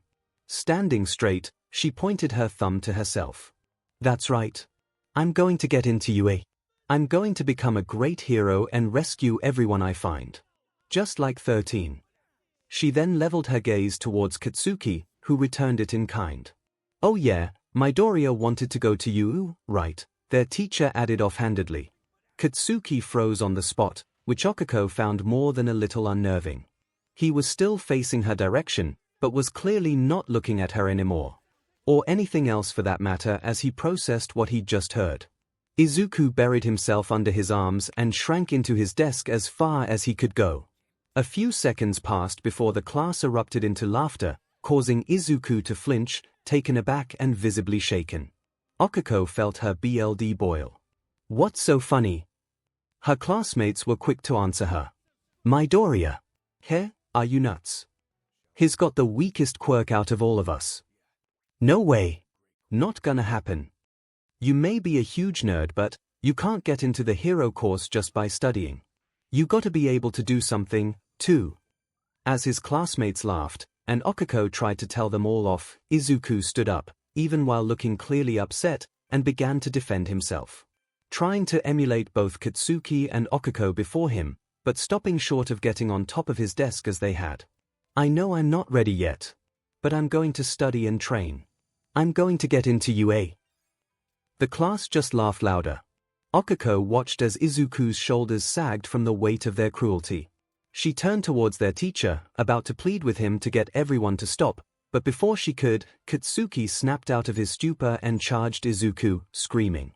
His hand slammed into Izuku's desk as he unleashed an explosion that boomed over everyone's laughter. With his desk now cracked in half, Izuku was sent sprawling onto the ground. He looked up and found Katsuki looking down on him, an enraged and almost manic look on his face. "Hey, Deku!" Izuku scampered back as Katsuki stood over him. "Don't forget your place, USHT. You're below the rest of these rejects and extras. Your quirk is the worst one in this whole class. What can you even do with it? Here. How can you even think you can stand on the same level as me?" Okako stood in shock at the sheer violence that Katsuki had just displayed while in class. And in front of the teacher no less. Izuku was in a panic, and frantically waved his arms in front of himself as he backed away from Katsuki. "No, wait, Kaken. I'm not trying to compete with you or anything. Believe me. Please." His back hit the far wall and he slumped against it. "It's just that, this has been my goal ever since I was little." He looked up at Katsuki and tried to harden his resolve, even though he had quite literally been backed into a corner. "And well, I won't know unless I try. I have to try." Katsuki's hands started to smoke, his sneer hardening, practically becoming monstrous. "Try? What do you mean, unless you try? Are you taking the test for fun? Do you think this is a game? What can you even do with a quirk like yours? Here. You will die during the exam and embarrass our whole class." The teacher sighed and clapped his hands to get the class's attention. All right, that's enough roughhousing. Points have been made, so let's get back on track." Katsuki frowned, and turned to go and sit down. Okako rushed past him, shoving him out of her way as she moved over to Izuku to help him. Knowing the teacher was watching him, he let it slide, only giving Okako a murderous glare, which she returned to him in kind, before sitting back down. Okako turned her attention back to Izuku. "Are you okay?" I think so." Taking her hand, Izuku stood up and joined her as they both took their seats. As the teacher told one of the students to run along and go get a new desk, Okako leaned over and put a hand on Izuku's shoulder, giving him a reassuring smile. "Don't you listen to any of them. We're getting into UA." Izuku, while still flustered from Katsuki's attack and the class's immediate dismissal of his dream, did his best to return Okako's smile with one of his own. "Thank you, Uraraka." The rest of the day passed without incident, and soon after the final bell of the day rang, the students got up and began to filter out of the class. Izuku scrolled through the news on his phone, scanning to see if the fight from this morning had made any headlines. His smile grew as he saw several articles pop up on his search. "Man, the villain incident from this morning is all over the headlines. I want to hurry up and go home so I can write it down in my notebook." Okako laughed. "I figured that'd be the first thing you'd do today." Okako then gave him a sideways look. "I still want to see what you wrote down about MT Lady." Izuku blushed and raised his hands to defend himself. "Come on, Uraraka. I'm not like those guys before. I'm only interested in her as a hero." "A hair." Okako did not sound convinced. "I'm checking it tomorrow. First thing in the morning. And I want to see my entry, too. No more waiting." Izuku sighed in defeat as he started to pack his things. However, as he went to put his notebook away, it was suddenly snatched out of his hand. "We're not done talking yet, Deku." Katsuki growled as he held the notebook out of Izuku's reach. Okako frowned as she stood up from her desk. "Give it back, Bakugo." Katsuki ignored her as two of his stooges walked over. "Hey, what do you got there? Is it his diary?" Katsuki held up the notebook so that they could see its cover. Both started to laugh. "Seriously? Are you actually taking notes on how to be a hero? That's so freaking lame. Man, are you delusional or what, Midoriya?" Izuku stood up nervously, hands reaching out in a hopeful gesture to get his book back. "Real funny guys, but please just give it back." When Katsuki showed no sign he was going to give Izuku his notebook back, Okako lunged for it. However, Katsuki had been expecting some kind of reaction from her and pulled back, out of her reach. He took a few more steps back till his back was against the wall and he leaned on the frames of the open windows. Katsuki glanced down at the book, flipping through a few pages. Most top first-string heroes have stories about them from their school days. How even then, people knew they were destined for greatness. That's what people are going to say about me after I become the only student from this CRP school to make it to UA. Katsuki finished flipping through the pages of the notebook and looked up, his eyes boring a hole right through Izuku. That's not ego talking. I just know I'm that good. And I don't need you two screwing up my shining moment. So don't either of you two think about applying. Okuko glared daggers at Katsuki, but the boy's full attention was on Izuku, who kept his head down and said nothing. Behind them, they could hear the stooges whispering to themselves. Man, this is just sad. Yeah, he's pretty pathetic, here. Maybe he's finally facing reality. When Okuko turned, about to give them a piece of her mind, Izuku surprised everyone by lifting his head, trying to meet Katsuki's stare, even if he was trembling head to toe. You're wrong, Kaken. You aren't the only one here that can be a hero. Okuko beamed proudly, while Katsuki glowered at Izuku. He took a breath. Fine then, hero, catch. Katsuki slapped his hands together and, with the notebook in between, scorched it in a puff of smoke. Then, with a casual flick of the wrist, tossed the book out the open window. Izuku gave a startled yelp as he watched the book tumble out the window. On instinct he reached out, but he was too far away to even hope to run and catch the notebook before it passed below the bottom of the window frame and out of view. Okuko felt herself tense up, hands balled up into fists. She was unsure exactly what she could do, but some primal part of her was screaming to punch the smug bully right in his face. Before she could act on this urge though, a bright glow from her side got her attention. She turned and found Izuku, hands outreached and face so scrunched in concentration that his eyes were screwed shut, glowing from head to toe. She knew it was a side effect of his quirk. And that the brighter it was, the harder he was concentrating on using it. And he was glowing very bright. Izuku slowly forced his eyes open and gave a surprised little cheer. I got it. Okuko looked out the window and sure enough, the notebook was floating up in the air, the same bright green glow surrounding it as well. Ecstatic, Okuko forgot about Katsuki and hurried over to Izuku's side. Great job, Deku, she said, encouraging him. Katsuki rolled his eyes and walked away to gather his bag. Okuko looked from Izuku to the floating notebook, noticing that it was still being held in place, and that the light around it was starting to flicker. Deku, can you bring it in? Izuku's voice was strained as he shook his head. I don't think so. I've never tried to hold anything this far away before. One of the stooges snickered. Then move closer, dumbass. Izuku started to take a tentative step forward, but as he did, the glow flickered again, and the book dropped slightly. Deku cried out and scrunched up his face in concentration. Lame. Seriously lame. Okuko glared at the two before hurrying to the open window. Don't worry, Deku, I'll get it. Just keep holding on. Okuko reached the window but the notebook was just out of her reach. She reached out and leaned out of the window, the tips of her shoes only just scraping the classroom floor. Deku, you have to bring it in some more. I can't reach it. I don't think I can. Deku was trembling now, sweat starting to form on his brow. Yes, you can, Deku. I know it. Okuko, still reaching out, watched as the notebook slowly, ever so slowly, began to move closer to her. You're doing it, Deku. Keep it up. It was so close now. The tips of her fingers could just about brush it. You know, Katsuki began, his voice almost sounding kind, if you really want to be a hero that badly, there's actually another way.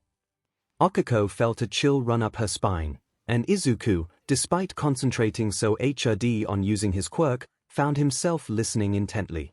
Just pray that you'll be born with a better quirk in your next life and take a swan dive off the roof of the building.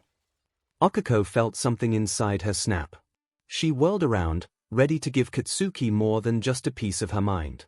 A punch to the face was only going to be the start of what she was going to do. Katsuki sneered and raised a hand up, small sparks and explosions popping in his palm. Got something to say, round face? He was practically begging for her to act. He'd take any reason to put her in her place too. Okuko, however, had already come to a screeching halt, but not from Katsuki's intimidation. The green glow from Izuku's quirk had vanished as his hands hung limply to his side. His head was lowered to the point Okiko couldn't see his face. She could see the tears falling down his cheeks, though. Katsuki, not getting any more reactions, gave a bored shrug and left the classroom. His two stooges followed close behind him, whispering to themselves over how pathetic Izuku was. Izuku stood rooted in place. It took him a few moments to collect himself enough to notice the hand that lay on his shoulder. It was trembling. Gathering his strength, he finally looked up and found Okiko right beside him, waiting patiently, her face a mask of worry and compassion.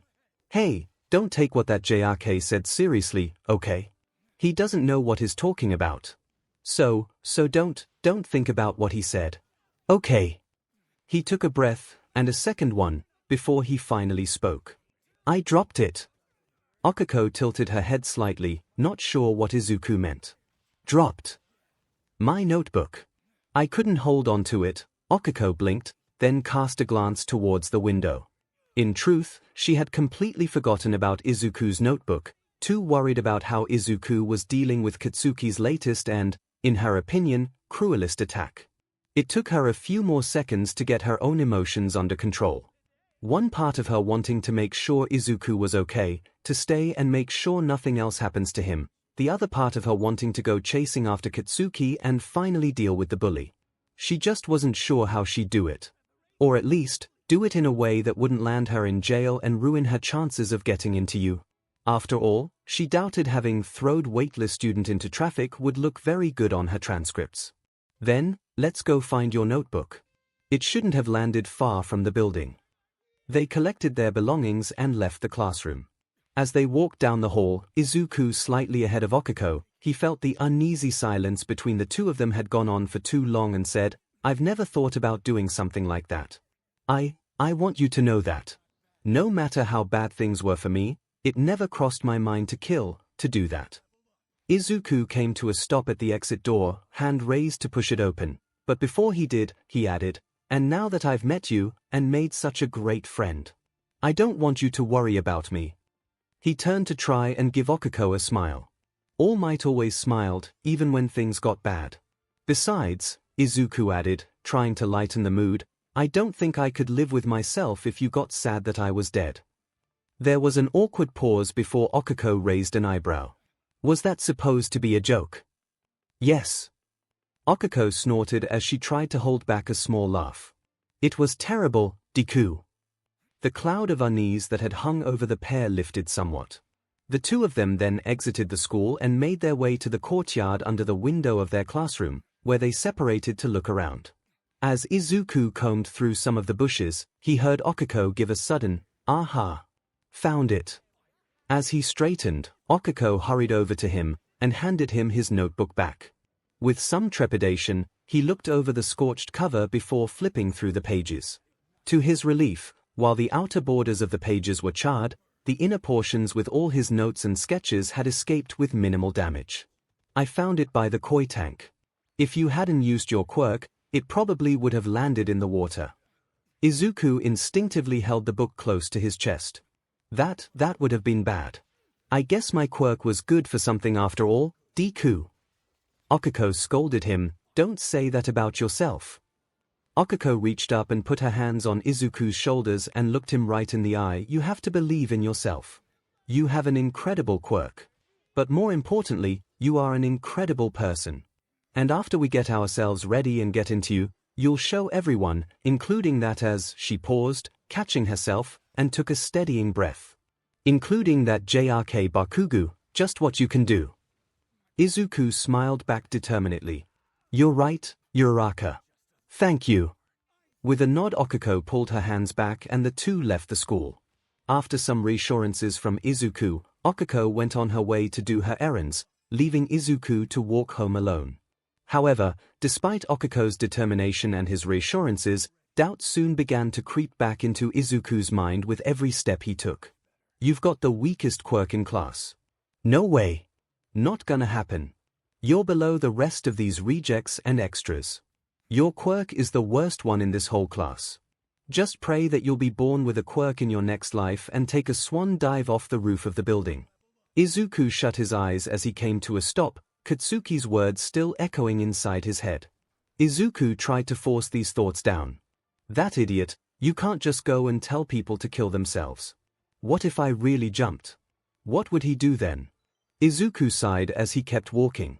I just need to think about something positive. Maybe the heroes from this morning. I still need to write down everything I saw. Izuku thought back to Katsuki casually throwing out his notebook, like it was trash. Looking down at his book, he casually ran his fingers over the scorched cover. He was lucky that it had only gotten some burns. If it had fallen into the koi tank. The idea that his dreams could have become fish food was not a pleasant thought. Still, it's like Uraraka said, we are going to get into you and prove to everyone we have what it takes to be heroes. Uraraka will make sure of it. Even if she has to drag me across the finish line. Izuku wasn't paying attention to his surroundings as he entered a short tunnel. He didn't hear the manhole cover behind him rumble, or notice the muck and slime slithering out. But what if she gets so distracted with helping me, she loses her chance? I couldn't even pull a small notebook back inside. How can I do anything but drag her down with me? Izuku reached up his hands and smacked his cheeks. Stop thinking like that. Believe in yourself. Just smile and be like All Might. Izuku raised his fists up and laughed, his declaration echoing through the tunnel. Well, would you look at that? Izuku stopped laughing and turned, surprised at hearing someone else with him. He looked up in horror as a collection of green sludge reformed into a huge mass and a sickening face looked down at him. A villain. Looks like I found the perfect skin suit for hiding. Izuku turned to run, but he didn't even make it a few feet before the sludge villain launched himself and slammed down onto him.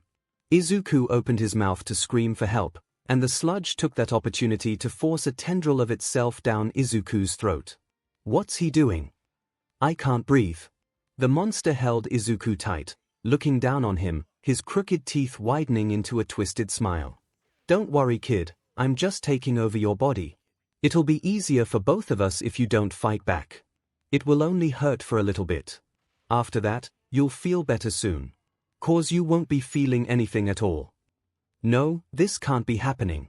In desperation, Izuku clawed at his mouth, trying to do anything to give himself a chance to breathe. Grab all you want, kid, it's not gonna do you a bit of good. My body's made out of fluid. Get out. Get out. I gotta say, you're helping me out a lot here, kid. Get out, get out, get out. It was getting harder for Izuku to think. His vision was going dark.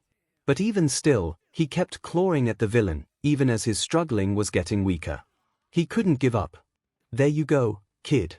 Just go to wait, what's blocking? Get out. There was a flash of bright light, and suddenly, Izuku felt his throat clear up and he fell to the ground, coughing and desperately sucking air into his burning lungs. His head hurt so much, leaving him dazed, and he could taste something metallic on his upper lip which left him very confused. Izuku looked around and was surprised to find that the sludge villain was no longer near him, but splattered along the walls around him. However, any glimmer of relief he might have had was quickly quashed as the eyes of the villain reformed and glared right at him, full of hatred and rage. You little brat. I don't know what that was, and I don't care. Be a good boy and die already. Izuku was too weak to try and crawl away as the villain fell upon him again with such force that he was ground into the concrete, and all the air he had grasped just a few moments ago was driven out of him. As everything went black, Izuku could only think of one thing. Someone please, save me. Behind them, the manhole cover launched into the air before coming back down with a loud clang. The sludge villain turned in alarm, his eyes going wide. No, not you. Emerging from the uncovered hole, stood the hero of heroes. None other than All Might himself. It's all right now, young man. I am here. The villain gave a startled cry before lashing out with a tendril, but All Might simply ducked out of the way, letting the swing go wide and harmlessly smash away part of the concrete wall. A second tendril shot out, but All Might was ready for it. Pulling his fist back, every muscle in his arm tensed before he screamed out, "Texas Smash!" and punched at the air between the two of them. The shockwave from the punch smashed through the tendril, ripping it apart, and kept going till it hit the villain, who gave out one last startled cry, wind pressure, before he too was scattered by the attack and ripped away from Izuku, who fell to the ground, losing consciousness. Is that All Might? Slowly, Izuku began to regain his bearings. He found he could breathe easily again, which was nice.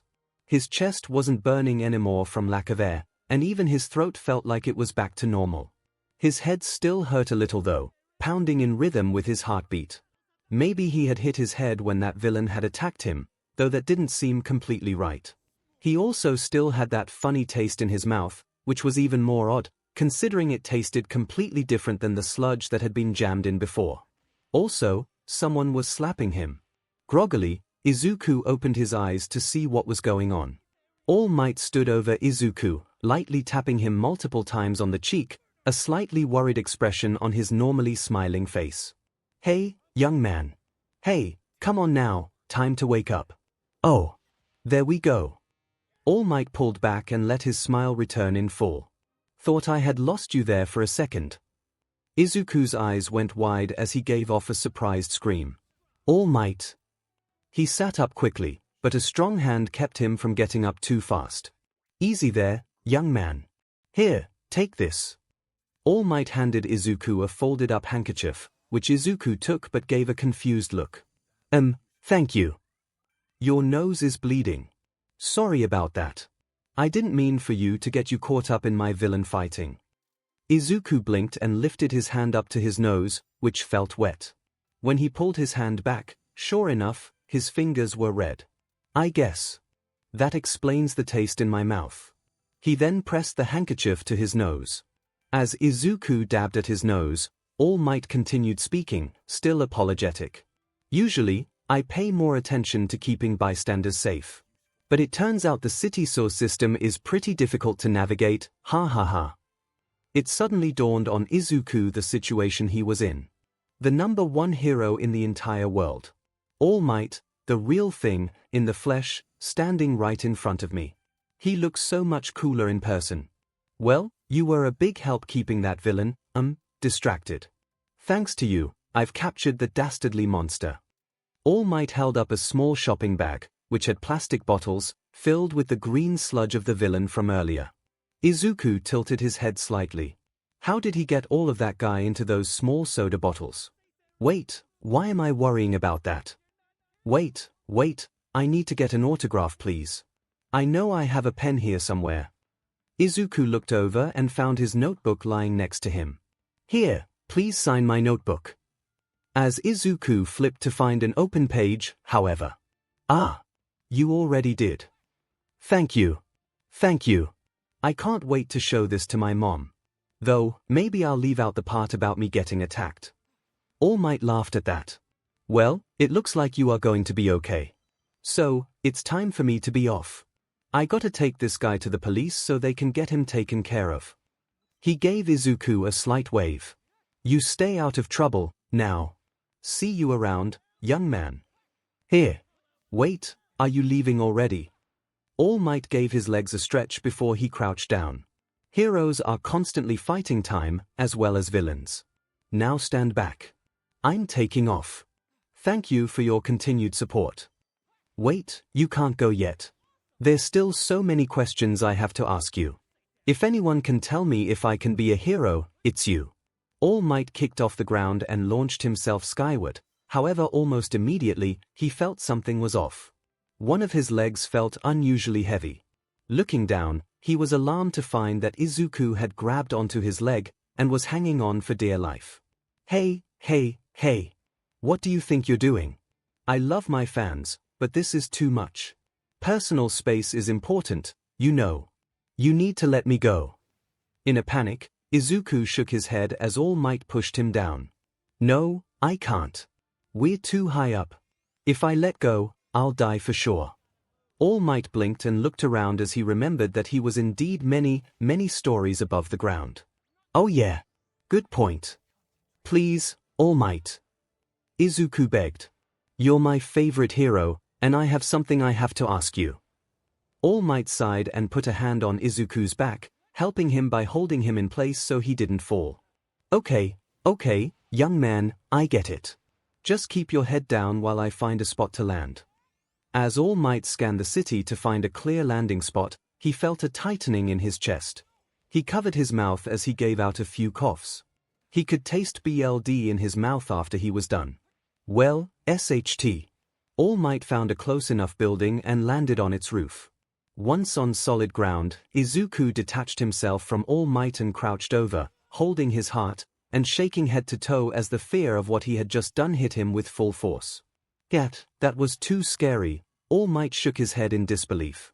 True, he had met his fair share of fanboys in his time, but no one had done something that crazy before. Young man, do you realize how incredibly dangerous that was? Izuku could only nod. All Might thought about scolding him a little more, but he knew he was reaching the end of his time limit. At the very least, All Might thought, this young man won't throw himself into any more dangerous situations. Good grief. Look, I'm sure if you talk to the people downstairs, they'll help you on your way. Now I really must be going. I am seriously out of time here. Izuku's head snapped up in alarm. No, please wait. All Might was already walking away and gave a curt response. No. I will not. Izuku watched as All Might walked away. He could hear in his mind everything that had been said to him that day, and from days past. How worthless he was. How worthless his quirk is. How nothing he did would matter. How he could never become a hero. Mixed in with these voices, however, he could hear Uraraka's voice cutting through the negatives. Telling him that he can do it. That he will become a hero. Her words gave him strength. Izuku clenched his fists. Sometimes I do feel like nothing I do will change, that I'm a failure. But I have to try. Because there are people who believe in me. I can't give up. Izuku took a deep breath and screamed, is it possible to become a hero even if I don't have a powerful quirk? All Might stopped walking. I'm a normal kid. And my quirk? I can't really use it to do anything since it's so weak. But even still, could I ever hope to be someone like you? To become a great hero? All Might turned back to look at Izuku. His head was bowed, and he looked desperate and almost scared to hear any kind of answer. A worthless quirk? Here. Before he could respond, however, All Might felt a jolt of pain as his body began to let off great plumes of steam. It was a pain he knew all too well. Holy SHT, come on. Not here. Not now. Izuku, however, failed to notice any of this as he continued to speak. You see, people think I don't have a chance because my quirk is so weak compared to everyone else's. My classmates even really like to make fun of me because of it. He paused, now looking at his hands as he absently fiddled his thumbs together nervously. But you know what, that makes me want to prove them wrong. To show them that I can do it. Ever since I was a kid, I would watch videos of you saving so many people and I thought it was the coolest thing. And now I want to do that too. I want people to see my fearless smile and know that everything will be okay. That's the kind of hero I want to be. Just like, Izuku finally looked up, just in time to watch as the steam surrounding All Might cleared away, leaving in his place a skinny and emaciated man. Here. Elsewhere in the city, Katsuki and his stooges were walking down an alleyway. With a bored grunt, Katsuki kicked a bottle out of his way as he finished his drink. I gotta say, man, you might have been a little harsh earlier. Yeah, weren't you and my Doria friends when you were kids? I mean, yeah, he's pretty worthless, but still, you really gave it to him. Katsuki just shrugged. It's his own fault for trying to get in my way. Thinking he can be a hero like that. It just pisses me off. Besides, it's about time that he learns how the world really works. One of the stooges snickered. I thought for sure that Uraraka was gonna come after you, though. She looked so mad. The other stooge clearly disagreed as he shuddered slightly. Dude, don't joke like that. She was scary, man. PFT, really? You're scared of her? Are you kidding? That quirk is nuts. All she has to do is touch you and you're done. The stooge gave a fake shake of terror. Oh no, I'm floating in the air. The horror is too much. Please, someone save me. Dude, are you nuts? She doesn't have to float you that high up before you're dead. Here. Dude, the drop. Up you go, then she just touches her fingers together and then splat. There was an audible gulp. Okay, that's. The stooge then pointed at Katsuki. She was even able to get Bakugo, and there was nothing he could do. Katsuki exploded the can in his hand. Watch it. Okay, sorry man. Thankfully for the Stooges, Katsuki let that comment go. Hey, why don't we go hit up an arcade today? You wanna go, Bakugo? Katsuki just shrugged. Fine. Hey, why don't we sneak into the bar at the station? Pick up some nice chicks. Now that's a great idea. The two Stooges snickered to each other. Katsuki, though, was not on board with that.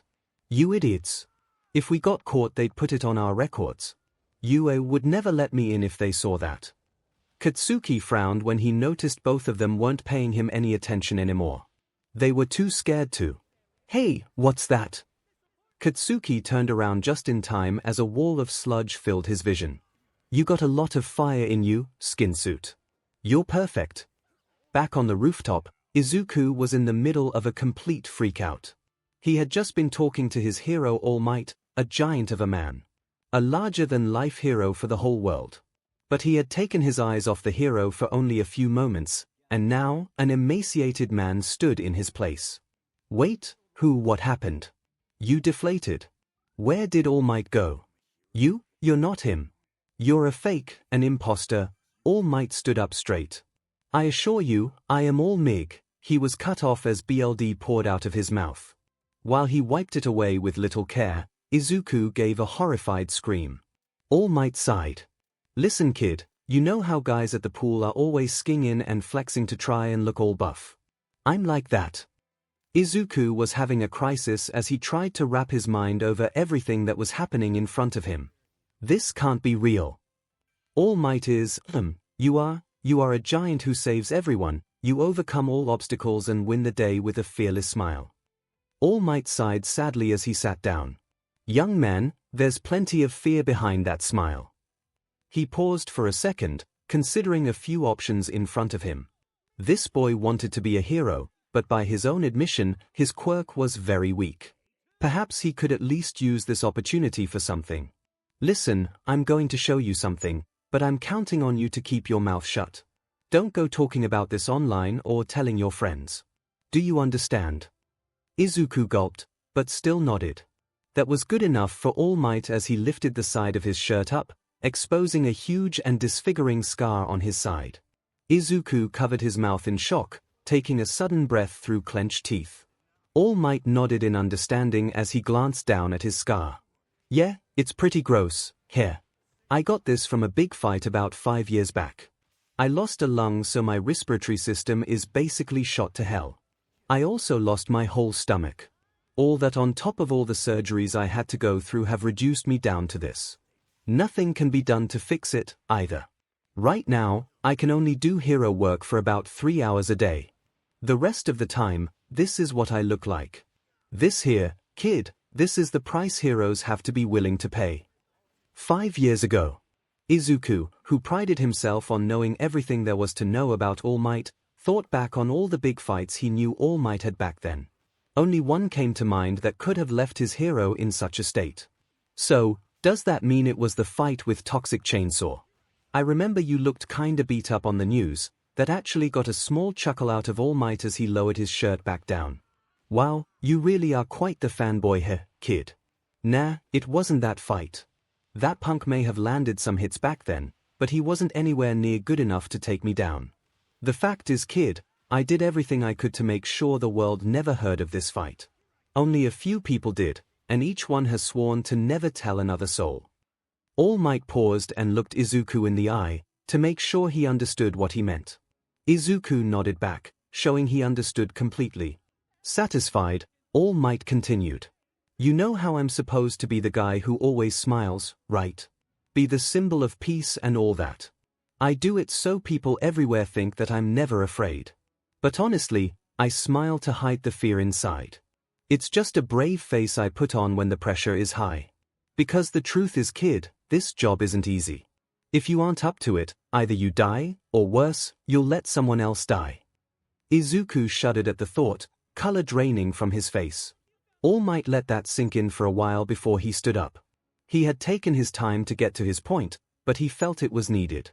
A part of him felt bad for what he was about to say next, but sometimes the hard truth was what people needed. If he had to crush his dreams to save him from a path that he couldn't walk, it was the right thing to do. The world is filled with villains who just can't be beaten without strong quirks. So I'm sorry, but no, I honestly don't think you can be a hero. Izuku suddenly felt empty. Looking at the ground, he muttered out a soft, "I see." He heard All Might begin to walk away, but does nothing to try and stop him. As All Might reached the rooftop exit, he stopped in the doorway, feeling he should at least give Izuku some kind of hope or something. Listen. If you want to help people, there's still plenty of other ways to do it. You could become a police officer. They get CRP because the heroes capture most of the villains, but it's a fine profession and they are always there for the heroes when things get rough. He turned away. It's not bad to have a dream, young man, just, All Might paused before adding, almost sadly, make sure your dreams are something that you can actually obtain. With those parting words, All Might let the door close behind him, leaving Izuku alone. Not a pleasant talk, but I think that boy needed to hear it, All Might thought to himself. Still, he could not help but feel troubled.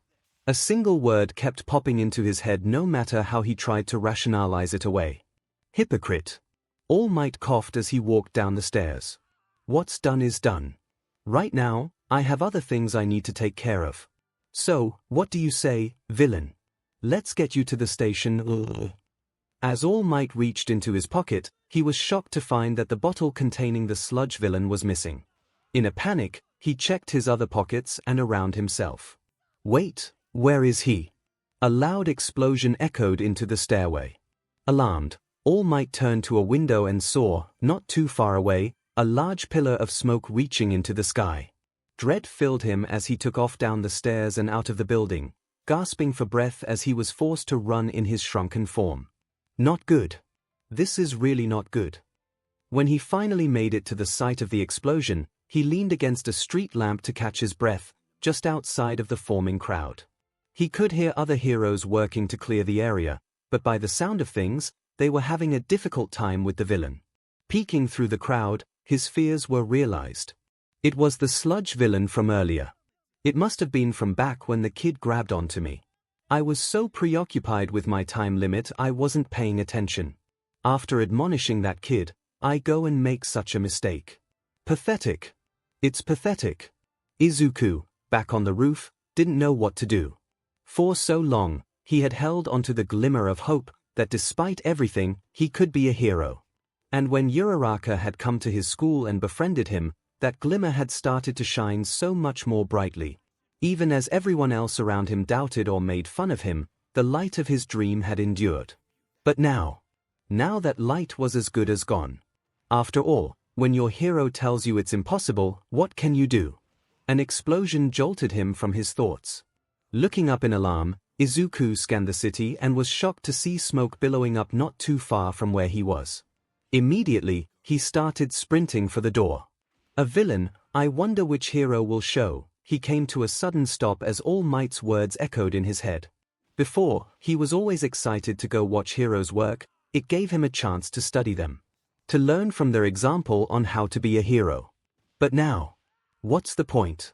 Slowly, he made his way down to the streets below, no longer wanting to go to the scene. It would be too painful after everything. Sadly, he took out his notebook and scanned through the pages of all the different heroes, before coming to the pages with All Might's signature. It's the reality I've been trying to avoid for so long. I suppose I always knew. I mean, everyone at school knew it. Even a pro hero said it, too. His thoughts then drifted to his friend. Her smile, and all the encouraging words she had given him. Uraraka, I'm sorry, but I can't become a hero with you. I'll have to tell her to go on without me. I can't let her put her dream, her future, in jeopardy trying to help me achieve the impossible. Another explosion echoed down the street. Izuku was surprised at how close this one was. Looking around, he was startled to find that he had somehow walked over to the scene without knowing it. This is where that explosion from earlier was from. I guess I came here out of habit. He could feel himself start to walk over to the crowd, but he still wondered why he was bothering. After all, it was meaningless now. But then he saw it. Through the people, He saw the sludge villain from before, in the middle of the burning street, and gasped in horror. Why is that guy here? Did he somehow get away from All Might? But how is that possible? I saw him in those bottles from before. Dread filled Izuku as he tried to recall what could have happened. He remembered seeing them in All Might's pockets before he had leapt into the air. But as he thought back to the roof and All Might's deflated form, he couldn't remember seeing them. Did he drop him when I grabbed onto him? Then this is all my fault. Around him, Izuku could hear other onlookers talking. That none of the heroes here could do anything and they just had to hope a hero with a better quirk would show up soon.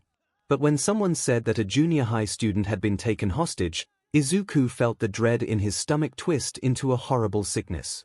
He covered his mouth with his hands, afraid that at any moment, he would throw up. If someone was caught around that first explosion, how can they bear that? I thought I'd die just after only a few seconds. I'm so sorry, this is all my fault. But I'm sure someone will come soon. Hey, isn't that the villain All Might was chasing earlier? Oh, yeah. He was here. I saw him earlier. But where is he now? He'd be perfect to save that kid. No, Izuku thought, he used up his time for the day. He won't be able to do anything now. Please, I'm sure a hero is on their way. So please, just endure it just a little while longer. I'm so sorry. Please forgive me, this is all my fault. But I'm sure a hero will come soon. It was then a few people in the crowd shifted to the side, and Izuku got a clear look at the sludge villain and his hostage. Katsuki's eyes, pleading for help, ripped through Izuku. And suddenly, the world around him just stopped. Okiko gasped as she heard a loud explosion from down the street that interrupted her shopping. Almost immediately, the area around was flooded with people either heading towards the blast or moving away. Okiko was about to join the group moving away, when she spotted Kamu Woods swinging overhead. She stood transfixed as more heroes rushed by her on their way to the source of the explosion. It must be pretty serious if that many heroes are all going to the same place. Deku will be so disappointed he missed a chance to see them in action. I'm sure there would be plenty of chances for him to jot down some more notes. For a little while longer, Okiko stayed in her spot. Still not doing what would have been the safest option and finishing her shopping away from the action. I guess it wouldn't hurt to take a quick peek. Plus, I could tell Deku about it. I'm sure he'd enjoy that, at least. Having made up her mind, Okiko walked off, and soon found a crowd of people bunched together at the mouth of a street. From her vantage point, she could make out the large form of some kind of giant mass of sludge. Around it, several heroes were clearly having a hard time figuring out how to deal with it. Then, she overheard someone yell about a student being held hostage. Oh no, that's awful. Despite herself, Okiko continued to move around the crowd, trying to get a better view. As she did, she was shocked when she ran into someone she had thought had gone home. Deku, what are you doing here? I thought. She trailed off when it became clear Izuku wasn't paying attention to her. Or even knew she was there at all. Must be in note-taking mode. He really needs to pay more attention to what's going on. It was then she finally got a good look at his face. And how it was contorted into a look of absolute horror as he watched the scene before him. Deku. She had never seen him look like that before, and it stopped her dead in her tracks. She turned to see what could be causing this. She knew he'd watched hero fights before. Was this the first time he'd seen a hostage situation? At least from here she had a much better view. What is he seeing that's so terrible? The villain was terrifying and the hostage looked like he was getting smothered. She could only just make out his form as he tried to escape. Hands reaching out in desperation. Pops and explosions ripping through the air before being silenced. Wait. Is that? Finally she saw Katsuki's face, just as more of the villain's form covered up his mouth and dragged him deeper into itself. Oh my god! She felt suddenly numb while she stood and watched as Katsuki was slowly consumed by the villain. She watched as every hero around did nothing but stand back and wait to see if anyone else would be able to save her classmate. Everything happening before her led to only one conclusion. He's going to die. The heroes can't save him, and he's going to die. Oh my god, he's going to die. 𝐒𝐭𝐚𝐲 turned away, not able to watch anymore. It was too much. Too horrible. I should get Deku away from this. Holding back tears, 𝐒𝐭𝐴 turned to pull her friend away, just in time to experience a new kind of horror as the next few seconds slowed to a crawl. She watched as Izuku's notebook hit the ground where he had once been standing. She turned in alarm as Izuku broke through the crowd of people and past the heroes who had fallen back. And then ran into the fire-filled street and right towards the villain. No, no, no, no. No! 𝐒𝐭𝐴 screamed as she chased after Izuku in a panic. Deku, no! Before she could break through the crowd, several onlookers yanked her back, screaming at her. Are you crazy? Stop, you'll get yourself killed too. 𝐒𝐴𝐴 fought back. She bit, and kicked and screamed. Let me go. Let me go. I can't let him die. Deku. Deku, come back. More people piled on top of her till she landed face first onto the ground. Still she fought. And was able to move enough to free her head.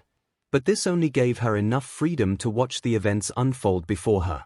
Izuku ran wide-eyed down the street, not caring about all the people behind him screaming at him to stop. It was all just white noise.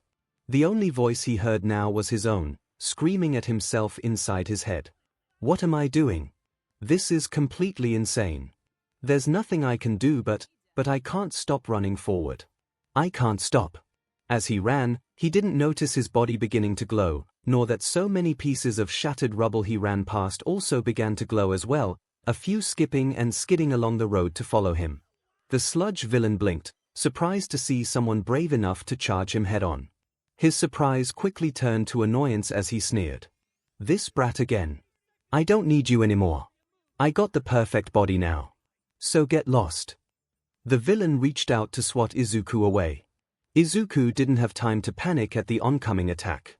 His mind raced as he thought of any idea to give himself an opening to reach Katsuki. He thought back to his notes and remembered the newest entry he had written on 𝐒𝐴𝐴 from the day before. How she could use her quirk to throw heavy objects with ease. How she had thrown that heavy medicine ball at that 𝐒𝐽, knocking him down. Yanking his backpack off, after deciding he had no better options, he flung it like a ball and chain towards the villain. The sludge villain swatted the bag away, but the multiple shards of glowing brick and glass from behind Izuku then slammed into the villain's face, who snapped back stunned as the debris got stuck in him. He clawed at his face, rubbing his eyes as he was temporarily blinded. Izuku didn't notice any of this however, focused solely on reaching Katsuki. Izuku screamed as he flung himself into the sludge and began to desperately dig through it.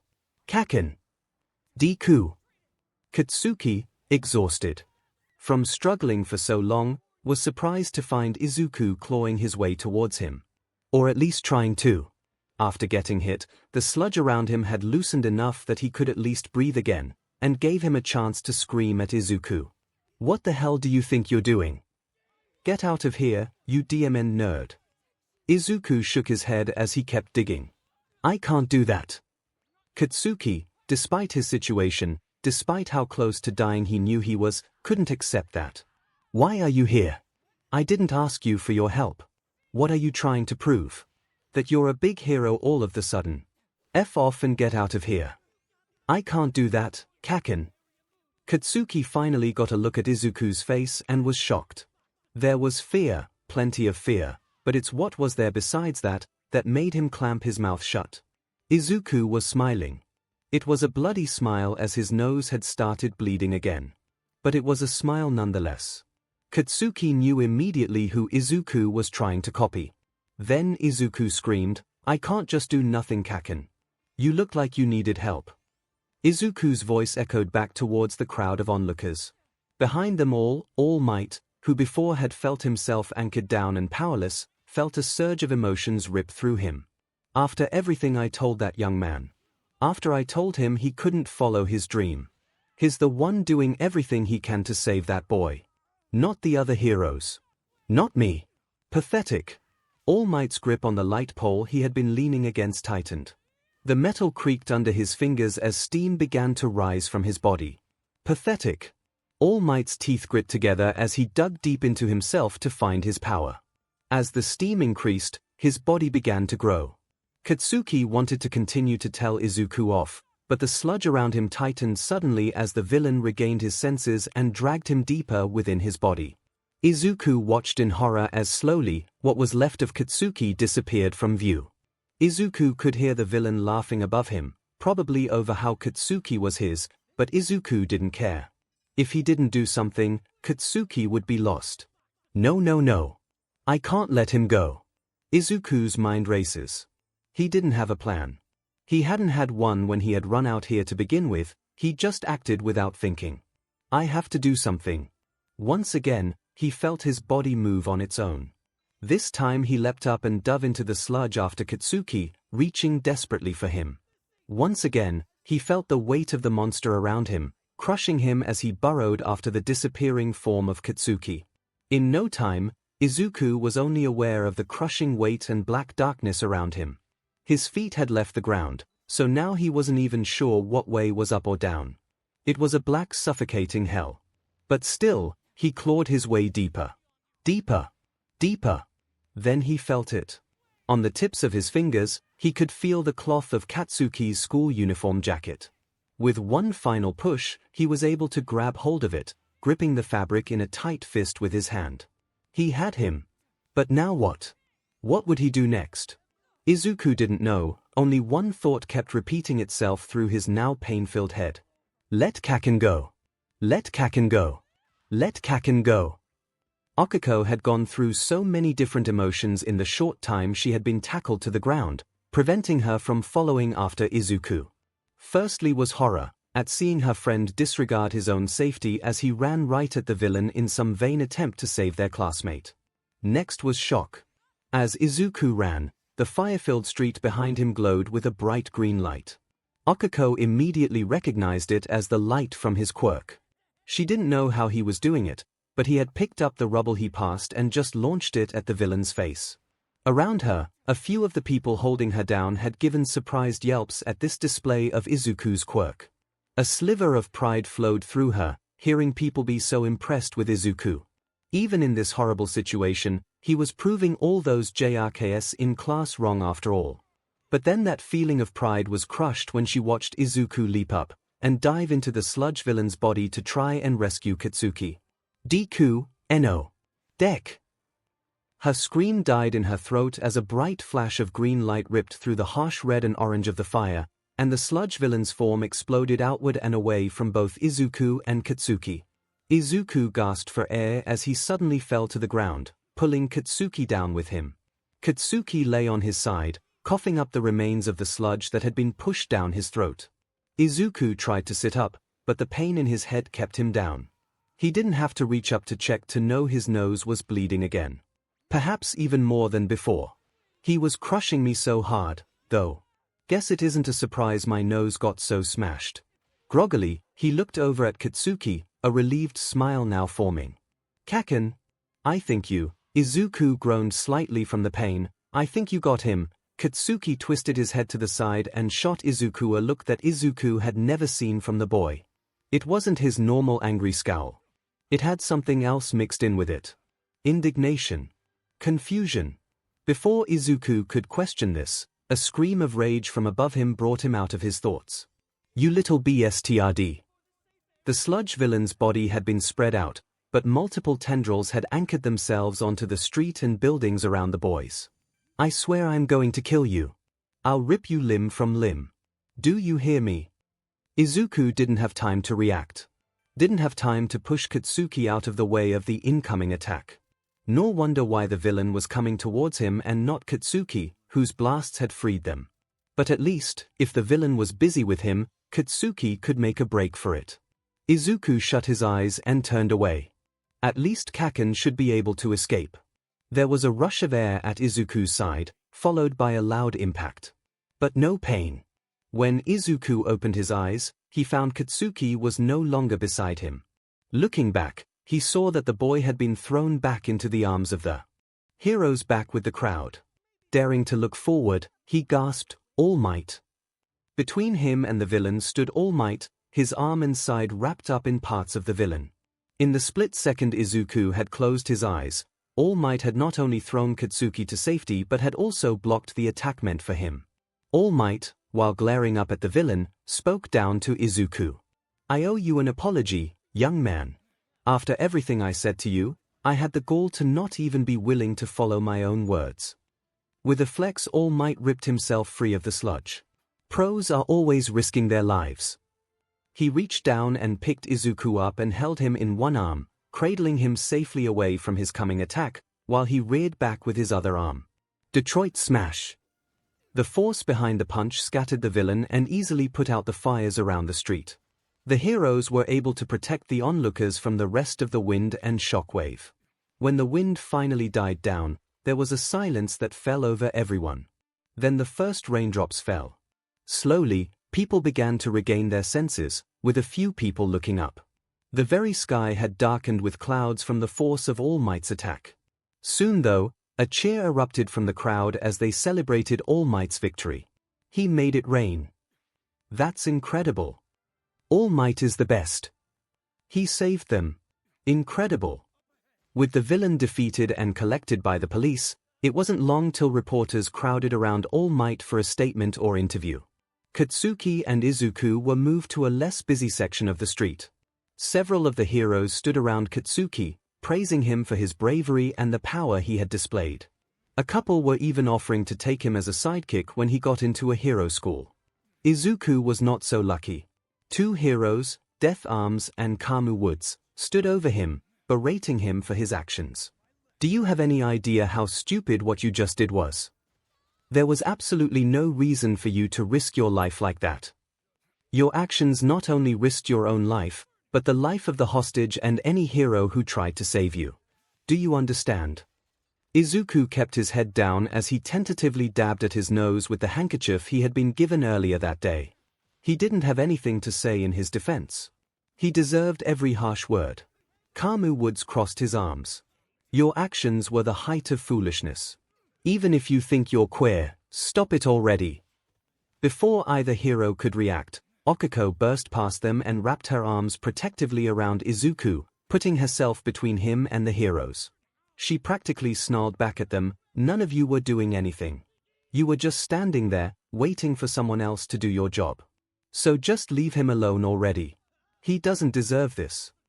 Izuku blinked, surprised not only that Okiko was here and how tightly she was squeezing him, but by how she seemed to have no problem telling off two pro heroes. If his head still wasn't pounding, Izuku would have made a mental note to add a slight change to her entry in his notebook. "Do not ever make angry." 𝗳𝗏𝗵𝗲 frowned and started to say something else, but was stopped when 𝗵𝗲 put a hand on his shoulder and motioned over to where all the reporters were. His message was clear to the other pro. Best not to make a scene when the media was so close. It wouldn't look good for either of them. Okiko watched as both heroes retreated away, before turning her full attention back to Izuku. She unwrapped her arms and sat down next to him, her eyes scanning him, head to toe, looking for any obvious injury that he would need to get taken care of. Besides his bloody nose, he seemed to be in good health, all things considered. "Uraraka."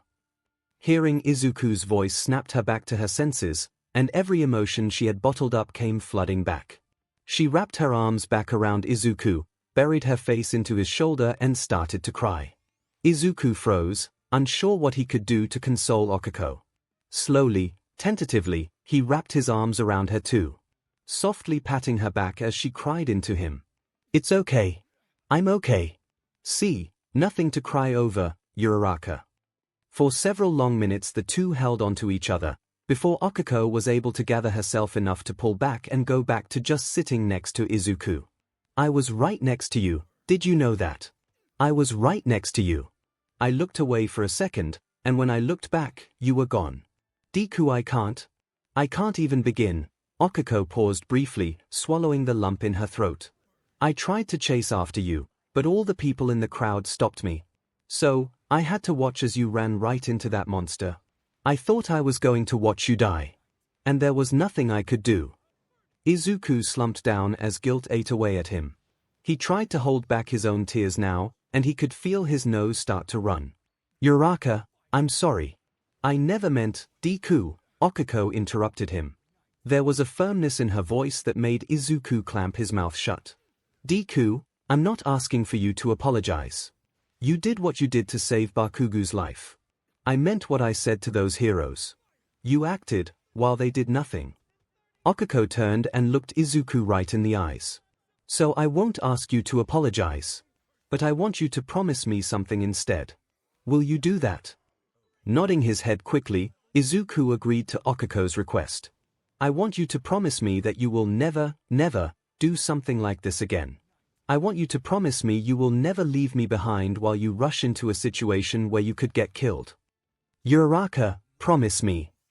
She sat there, her eyes never leaving his, as she waited. Finally, Izuku said, I promise. Uraraka, I promise. Okuko relaxed visibly after hearing this, and let out a long sigh, satisfied. Good, that's good. Okuko reached out and pulled the handkerchief out of Izuku's hands. Reaching up with it, she began to carefully wipe away the blood that still stained his nose, lips, and chin. Of course, once we get into you, we'll learn how to rush into dangerous situations, safely. Together. But we'll cross that bridge when we get there, okay? Izuku felt a pit form in his stomach. She still thinks we're both going to you, Izuku thought to himself sadly. Should I tell her? I should tell her, I've decided to be realistic. Izuku didn't want to say it. But it would be wrong not to, right? Uraraka, As Izuku started to say something to Okuko, a low growl interrupted him. Deku. Izuku felt himself tense up, almost jumping to his feet. He missed that Okuko had immediately clamped a hand on his wrist, and was now glaring daggers at Katsuki as the boy stomped over to the two of them. Kaken. Katsuki sneered as he pointed right at Izuku. How long, Deku? Here. How long have you been lying to everyone? Izuku was stunned, mouth slightly agape. Lying? What does he mean? Katsuki, however, didn't give Izuku a chance to answer. You know what, it doesn't matter. Don't think this changes anything. I'm still above you. So don't even think about looking down on me. No matter what you do, you will never be better than me. This means nothing. So you keep your act. I don't give a SHT. But don't you ever forget, it was All Might that saved me. Not you. So, I don't owe you. You understand me? His rant done, Katsuki turned on his heel and stomped away, leaving a confused Izuku and an enraged Okuko. Okuko seethed. After everything you did, he's still going to treat you like that. Kaken has always been prideful. So, I guess that's just his toughness showing through. Still, I wonder what he meant when he said I had been lying. Just ignore him, Deku. If he can't accept that you saved him, then that just shows how pathetic and petty he really is. Izuku looked over at Okuko and was surprised to see so much contempt and rage emanating from her. Does she realize just how much she looks like Kaken right now? Composing herself, Okuko stood up and reached down for Izuku. Come on, you've already talked to everyone you needed to, right? Let's get you home. Absently, Izuku glanced over toward All Might, but he was still surrounded by a horde of reporters. I don't think he'll be free for a while now. And I don't want to be more of a nuisance. Izuku took Okuko's hand. Yeah, I think I'd like to go home now. The two walked back most of the way to Izuku's apartment, before Izuku was able to convince Okuko he'd be able to manage the rest of the walk. It had taken some solid minutes of reassuring her, and reminding her that she needed to take her groceries home before they spoiled, to make her agree to be on her way. Before parting, however, Okuko smiled brightly at Izuku and raised her fist in encouraging determination. Oh, Deku, make sure you're ready for this weekend. Our dream is about to really get going. Izuku faltered, but the huge smile Okuko had stopped him from telling her the truth. Putting on his best smile, he returned her fist bump. Yeah. Let's do our best. Okuko took a small step back, but stopped short of turning around. Then, after a second's hesitation, she walked up to Izuku and gave him a quick hug. It was different from before in the market. This wasn't an act of giving protection. This was a much softer embrace. But just as quickly as Okuko had given Izuku the hug, she quickly stepped back and after one last flustered goodbye, hurried on her way. Neither teen noticed how flushed the other was, though. They were too busy dealing with their own blushes and fluttering stomachs. Now alone, slowly Izuku let his thoughts drift back to what he would do. I have to tell her before the weekend. I will tell her. It's the right thing to do. Before Izuku could make it further down the road, however. I am here. All Might came skidding to a stop right in front of Izuku. Izuku, to his credit, only screamed a little bit in surprise. All Might. You're here. Why are you here? But you were surrounded by reporters when I left. They can't have been done asking you questions already. All Might just laughed. Please, young man, ditching the press is easy for me. Why, you ask? Because I am All Might. In the middle of his monologue, All Might's form suddenly reverted back to its shriveled state in a puff of steam. He was also spitting out BLD for good measure, too. This time, even after seeing this transformation before, Izuku still cried out in alarm. It took a few moments for All Might to recover himself, wiping the BLD with his hand and getting his cough under control. Young man. I've come here to offer you my thanks, to ask you a question, and make you an offer. You see, if it hadn't been for you, if you hadn't shown me that bravery, even after what I had said to you after you told me about your weak quirk and your dream, I would have never been faced with the reality that I was not living up to my own ideals and standards. I would have become a fraud. A coward in an oversized muscle suit. For that, you have my thanks. Izuku was stunned. No, wait, please don't say things like that. You're the greatest hero in the world. I'm sure you would have saved Kaken regardless of anything. All I did was mess things up in the first place. If I hadn't been so selfish and got in the way of you taking that villain to the police, none of this would have happened to begin with. I even got in the way of all those other heroes, even when I knew there was nothing I could do. Nothing you could do, here. Even with your quirk. Izuku shook his head sadly. Not a chance. My quirk is just too weak. All Might arched an eyebrow at that. During his run to meet up with Izuku, he'd had some time to go over the events from the attack, and he had a guess as to what had happened now back with the villain, but he needed to make sure. So, time to ask my question. Tell me, what is your quirk? Psychokinesis, Izuku answered after a pause. A mental emitter-based quirk. Just as I suspected. That's a versatile quirk. I know many heroes that would love to have a quirk like that. Izuku actually scoffed. No one would want mine. Just today before everything that happened, I tried to use it to catch my notebook. It was only a few feet away, and it took everything I had just to hold it. No, ever since I was, little and learned what my quirk was, and my friend, saw it, they knew that it was useless. That's when I learned it too. Izuku trailed off. It wasn't like this was something new for Izuku to think about, but giving these memories a voice, especially in front of his hero, just hurt. Your friends told you this. When you were still just a little child. Izuku nodded. I've been classmates with them ever since. So, sooner rather than later, my classmates learned about it, too. I suppose it's a way to make sure I remember my place. Bingo, All Might thought. When you use your quirk, it has a tell, doesn't it? Tell. Something visual that would indicate you're using your quirk. Such as, perhaps, a glow around yourself and the object you are holding with your quirk. Izuku blinked, surprised that All Might guessed that from out of nowhere. He must have run into other heroes with quirks like mine. Izuku gave an affirmative nod. Yes, that's right. It's a green glow. The harder I concentrate, the brighter it gets. And when you overuse your quirk, a headache or a nosebleed. That's amazing, All Might. The headaches are first, then my nose bleeds, a lot, actually. How'd you guess? It took a large amount of effort for All Might not to let out a huge sigh. It's worse than I thought. He hasn't connected the dots from today at all. Time to change tactics. Walk him through it perhaps. So you, even knowing your limits, ran out there anyway. Tell me, what happened back in that street? Izuku felt his grip on his backpack tighten as he thought back to the street. When I saw Kaken, he looked so desperate. The next thing I knew, I was just running. I still have no idea why I did it. I just knew I had to help. Your body moved without you thinking about it, here. Izuku nodded. I got about halfway before I realized that the villain was about to attack me. So I tried to throw my backpack at him, but he just swatted it away. But I got lucky. I guess that the explosions from before loosened some debris that fell into the villain's face. All Might nodded. I see.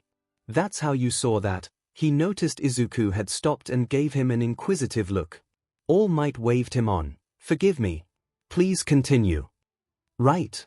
Well, I tried digging Kaken out, but it was just like when I was caught.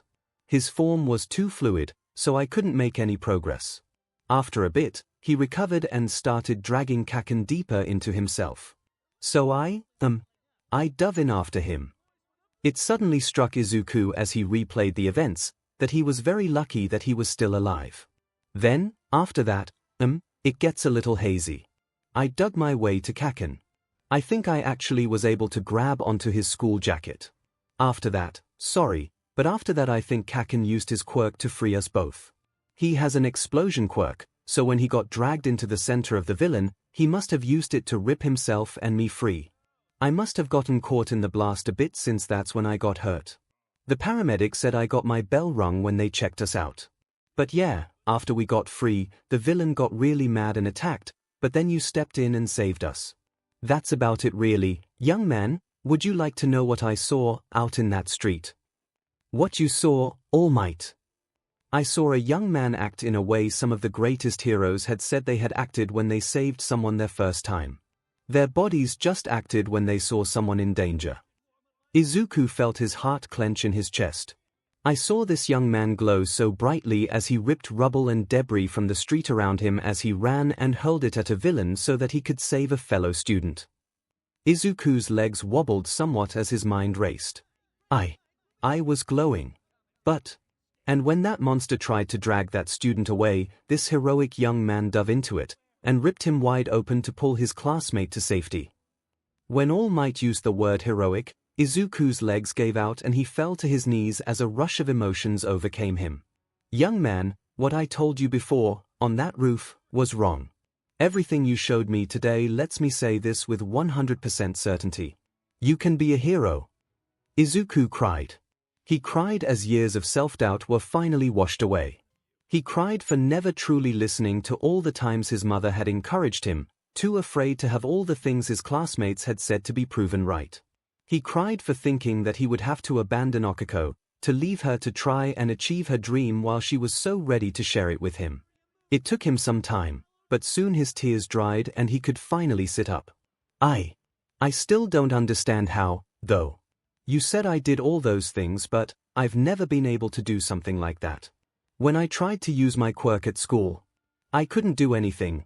All Might moved and sat down on the curb of the street and invited Izuku to sit next to him. 2 reasons, young man. All Might held up his hand, pointer finger raised. 1. Mind over matter. The human mind is an incredible thing. Something many people don't realize is that being a hero takes a great deal of mental fortitude. To push yourself beyond your limits, to go plus ultra, takes more than just a strong body. If you think you can do something, if you know you can keep going, your mind can help push your body forward. But the opposite is just as true. You grew up being told your quirk was weak, that you couldn't succeed. And it's obvious that you listened to those students. Then, you started to believe them. Finally, it got to the point that you were telling yourself that you were weak. All of that added together made one heck of a mental block. Izuku lowered his head, starting to feel ashamed of himself, but before he could fall too deep into these thoughts, All Might continued. And yet, your subconscious, that part of you that held onto that dream of becoming a hero, was still able to dig deep to give you what you needed, when you needed it most. You should feel proud about that. All Might then raised a second finger. The second reason I can see is much more simple, but just as important. Many people forget this, but quirks are still a physical part of ourselves. Think of them like a muscle. People who are bedridden still have people come to work their legs. If they don't, the muscle will atrophy. It comes down to, if you don't use it, you lose it. And you, young man, don't use your quirk very often, do you? Izuku shook his head. Well, we aren't supposed to use our quirks at school to begin with, But what about when you would go out and play as a child? Or even more recently, just simple things you could do around the house. Maybe lifting a plate from your table to the sink. Pulling a shirt from the closet. No, I never saw the point. So, now when the time comes when you want to use your quirk, it's hard. You are affected by your quirk side effect of giving you headaches and such much easier, as we've both seen. Even simple things, as you've told me, takes great effort for you. So I've really put myself into a hole, I guess. Fortunately, I believe solving these issues will come naturally once we start your training. You're right, I just wait. Izuku trailed off before looking up at All Might in shock. His eyes widened as he suddenly felt his throat tighten, keeping him from finishing what he had been saying. This is why I've come to find you, in fact. I've chosen you to be my successor. There was a pause before Izuku leapt up in shock. Your successor. All Might nodded and pointed right at Izuku. That's right. What you showed me today are all the traits I needed to see. I deem you worthy to become my successor. My quirk is yours to inherit. Izuku's jaw dropped slightly and his head tilted to the side. What did he just say? Inherit his quirk. Hey, what's with that look, kid? I told you I had an offer for you. So you need to decide what you want to do. All Might, I don't understand. What are you saying? That's impossible. Impossible, here. Do you even know what my quirk is? That stopped Izuku's rant. Your quirk? No. I don't think anyone does. There are a bunch of theories out there, but no one knows for sure. I know stuff like super strength and invulnerability are the two top runners. And whenever you get asked about it during interviews, you always find a way to dodge the question. I do that so people will keep thinking I'm just like them. A regular person with a quirk, who became a hero. But the truth is, there's nothing regular about me or my quirk. I wasn't born with this power, it was passed to me. Passed to you. That's right. My quirk is like a sacred torch. It was passed to me a long time ago. And now I want to pass it on to you. Izuku's mind raced as he listened to All Might, barely grasping what he was hearing. Out of habit he started to mumble to himself as he analyzed this new information. This doesn't make any sense. It's true that there are methods to try and ensure a person is born with a certain kind of quirk, like those marriages people used to do, but even then, the child's power would be their own and it's still a completely random result. To just be able to give someone a quirk just isn't possible. It defies our society's understanding of quirks and, as Izuku spiraled into a mumbling mess, All Might scratched the back of his head. Kid, I think you might be overthinking this a bit, kid. When it became obvious that Izuku wasn't listening anymore, All Might leaned forward and clapped his hands together in front of Izuku's face, shocking the boy enough to get him to stop talking to himself. Izuku looked around before sheepishly apologizing. I'm sorry, I'm just having a hard time wrapping my head around this. It just doesn't seem possible. But it is possible. I can transfer my power to someone else. You are going to need to accept this fact before we move on to the next secret of my power. Izuku took a breath before he calmed himself down and returned his complete attention to All Might. Satisfied, All Might continued to explain his quirk. The name of my quirk is called One for All. One for All, Izuku repeated in his head, not daring to interrupt All Might now. This quirk goes back generations. One person takes the power and improves it, before they then pass it on to the next person. They too will improve the power before they pass it on. As the quirk is passed from torchbearer to torchbearer, the power increases and grows, each person adding themselves to it.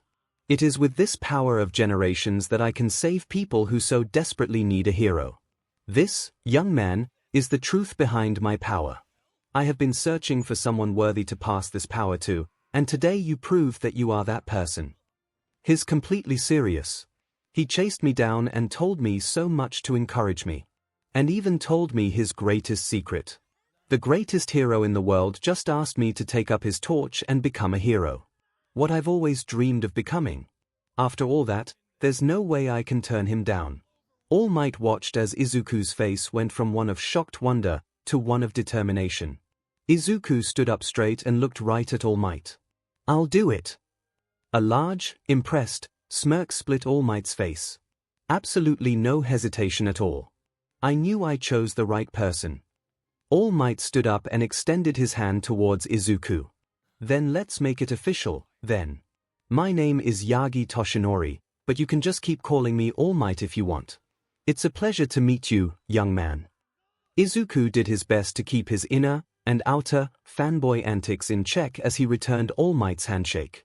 Midoriya Izuku. It's an honor, All Might. It was soon after this that the two parted ways, with All Might promising to contact him again soon, once he had put together a plan on how to begin the process to make Izuku ready for his quirk. Until then, he made sure to have Izuku promise not to mention anything that had been said between them. Izuku was on cloud 9 the rest of the way back to his home. So distracted that he never saw his mother running at him the moment he walked through the front door and all but tackling him in a panicked worry, confirming that she must have been contacted by the officers or paramedics who had been on the scene. Izuku had a sinking feeling he was going to be in for a rough next couple of days. And he was right. His mother had insisted he must recover from such a horrible experience, so she called the school to let them know Izuku would be staying home the last 2 days of the school week. She would also be taking him to the doctor to make sure he was completely healthy. The fact that his shirt collar had been stained from his nosebleed had not gone over very well, and made sure any attempt to talk her out of doctors was ignored. He was also grounded, so he wasn't able to talk with Okiko, which had really scared. Though perhaps it might be for the best. When he thought about her, his mind would wander back to the hug she had given him, and he would feel his face flush up like a bright red tomato. And he'd really rather not let her see that. It wouldn't be until Friday that he would finally get a chance to speak with her. Okiko scanned over the message she had received from Inko, informing her that after supper tonight, Izuku's punishment would be over and he would be getting his phone back. So she would be able to call him to plan for their weekend. She was also more than welcome to start coming over for dinner again. Inko had asked if she would be okay with waiting a couple of days before coming back over since she wanted to make sure her punishment for Izuku stuck. Okiko felt a little guilty thinking about how excited she was getting, thinking about eating at the Midoriya's. She had missed a well-put-together home-cooked meal. She was not the greatest cook, so these last couple of days had been very hard on her poor stomach. The school day had ended a little while ago, but Okiko had decided to spend a little extra time staying in class, so she could finish the extra notes she had made for Izuku for everything he had missed while recovering from the villain attack. As she finished the last few lines, however, she overheard some voices coming from the hall, one of which she instantly recognized as Katsuki's. Much to her annoyance, Katsuki had returned to class much earlier than she had hoped. She hadn't wished that Katsuki had been hurt or anything like that, but being able to have a peaceful class had been a nice change of pace. And of course the class had immediately started asking questions about what had happened to him. Katsuki, though, instead of taking the opportunity to brag about himself, didn't seem to want to talk about the villain. Okiko did find some amusement in that. For once, the class seemed slow to back down at Katsuki's demands that they drop it and kept badgering him throughout the day. Will you effers leave me alone, already? I'm not answering your DMN questions. Okiko snickered and went back to jotting down the last of her notes. Come on dude, give us something. Is it true you blew up the whole street? Wait, really? That was you? Dude, the villain had a sludge quirk or something. Bakugo is the one that blows SHT up. That's still crazy. Man, Bakugo is strong. There was a pause from the other side of the door, giving Okiko a chance to groan at the last comment. Great, just what Bakugo needs. Getting his ego pampered even more. Of course I'm strong. Did you think I was weak or something? Shaking her head, Okiko decided to power through the last few lines of her work and just leave. No reason to let herself get upset over this. Hey, the news said that there was another student involved in the attack, right? Involved? I thought the news said the student rushed in or something. Okiko's pencil slowed slightly as her attention was again brought back to the loud conversation happening outside the classroom. Yeah, you'll never guess who it was. It was Midoriya. Wait, what? You're kidding. Wait, is that why he's been out the past couple days? Why didn't the teacher say anything? Wait, so did Midoriya save you Bakugo? Deku didn't dosht. He's a worthless waste of space. All he did was get in the way of the real heroes. Snap. 𝐒𝐭𝐴's pencil snapped in her hand. She took in one long, shuddering breath before she bolted from her chair and rushed to the door and slammed it open, causing a few of the students to jump in surprise. She scanned the group before she quickly found her target. Bakugo, we need to talk. Get in here. The students looked from 𝐒𝐭𝐴 to Katsuki, who was scowling at 𝐒𝐭𝐴 himself, arms crossed. You don't tell me what to do, round face. 𝐒𝐭𝐴, however, didn't back down and motioned to the group around them. You want to talk in front of everyone, then? That's fine by me. I'm more than happy to talk about what I saw happen during that villain attack. Katsuki's scowl deepened, but he also glanced around at the students. Wait, you were there too, Uraraka, someone asked. Before 𝐒𝐴 could respond, however, Katsuki walked past everyone and into the empty classroom. When a couple of students moved to join him, a quick glare from both 𝐒𝐴 and Katsuki sent the group scurrying, with the excuse that it was late and they should be getting home. 𝐒𝐴 closed the door behind her while Katsuki leaned against the nearest wall, his scowl set firm as he glared at 𝐒𝐴. This had better be good, round face. 𝐒𝐴 planted herself right in front of Katsuki before harshly stating, If Deku hadn't jumped in after you, you would be dead. Katsuki growled and started to say something, but 𝐒𝐴 cut him off. No, you shut your mouth.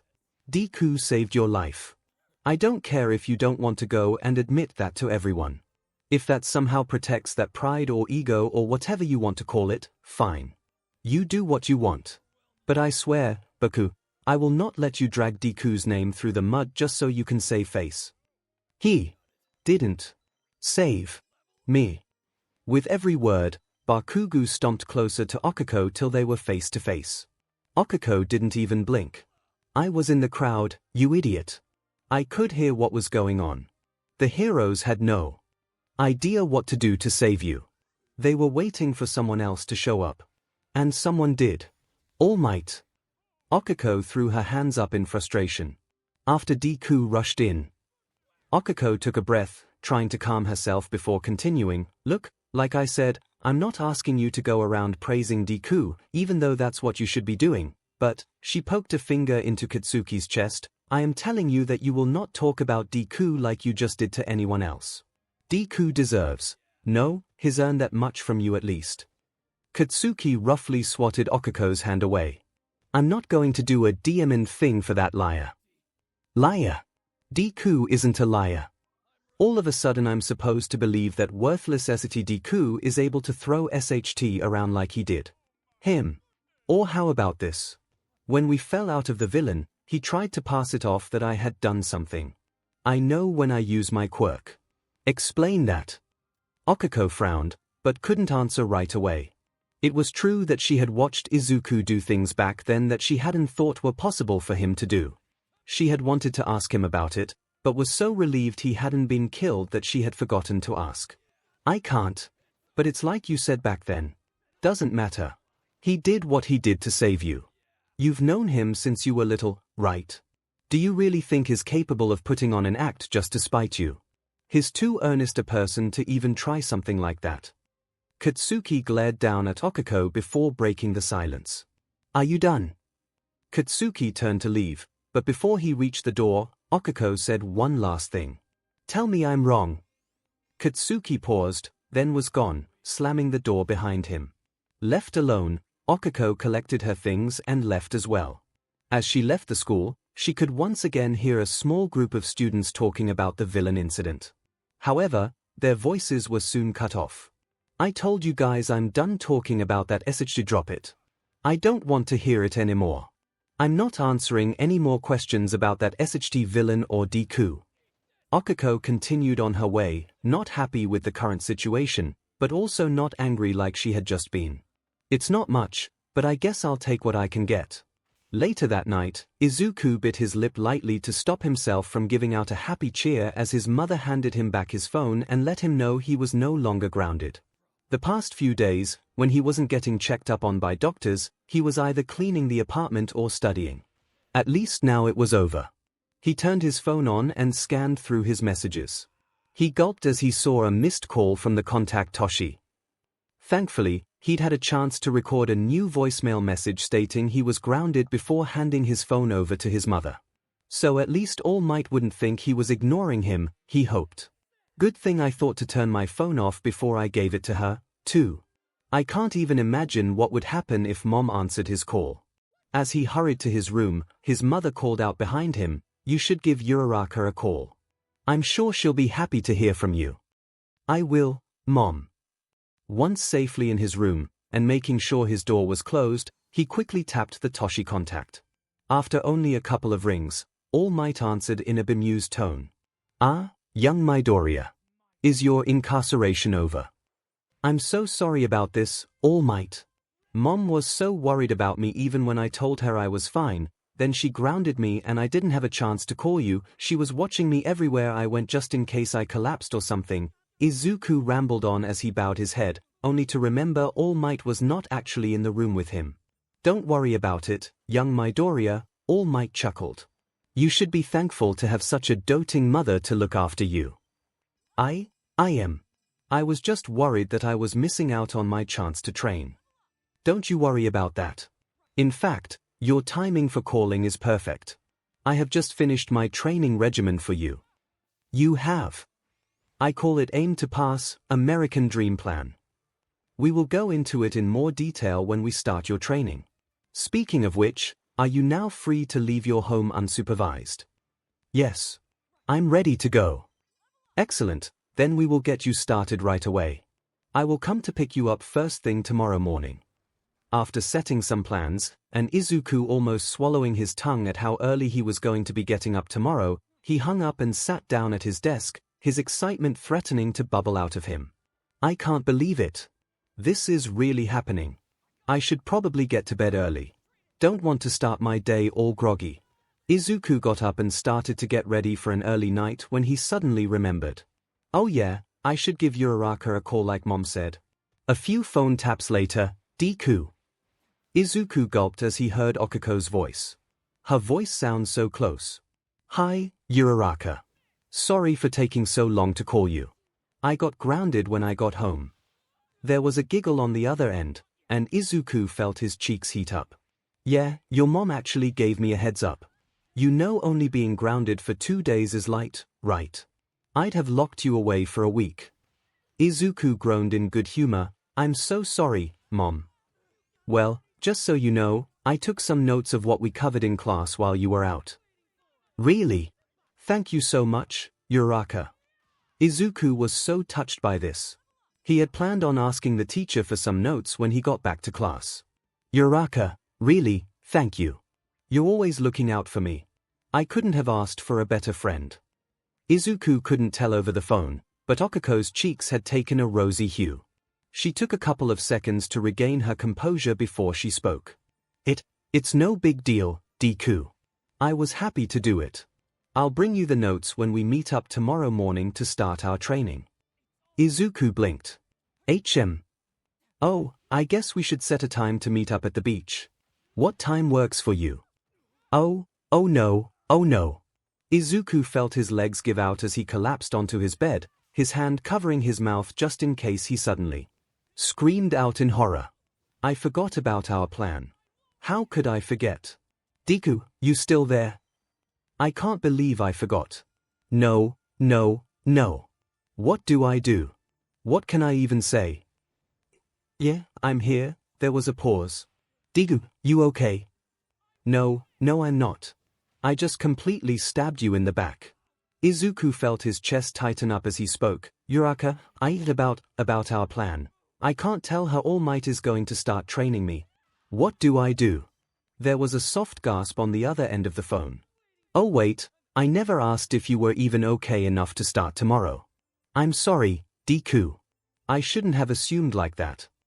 "Yeah, I think I still need the weekend to recover a little more, liar.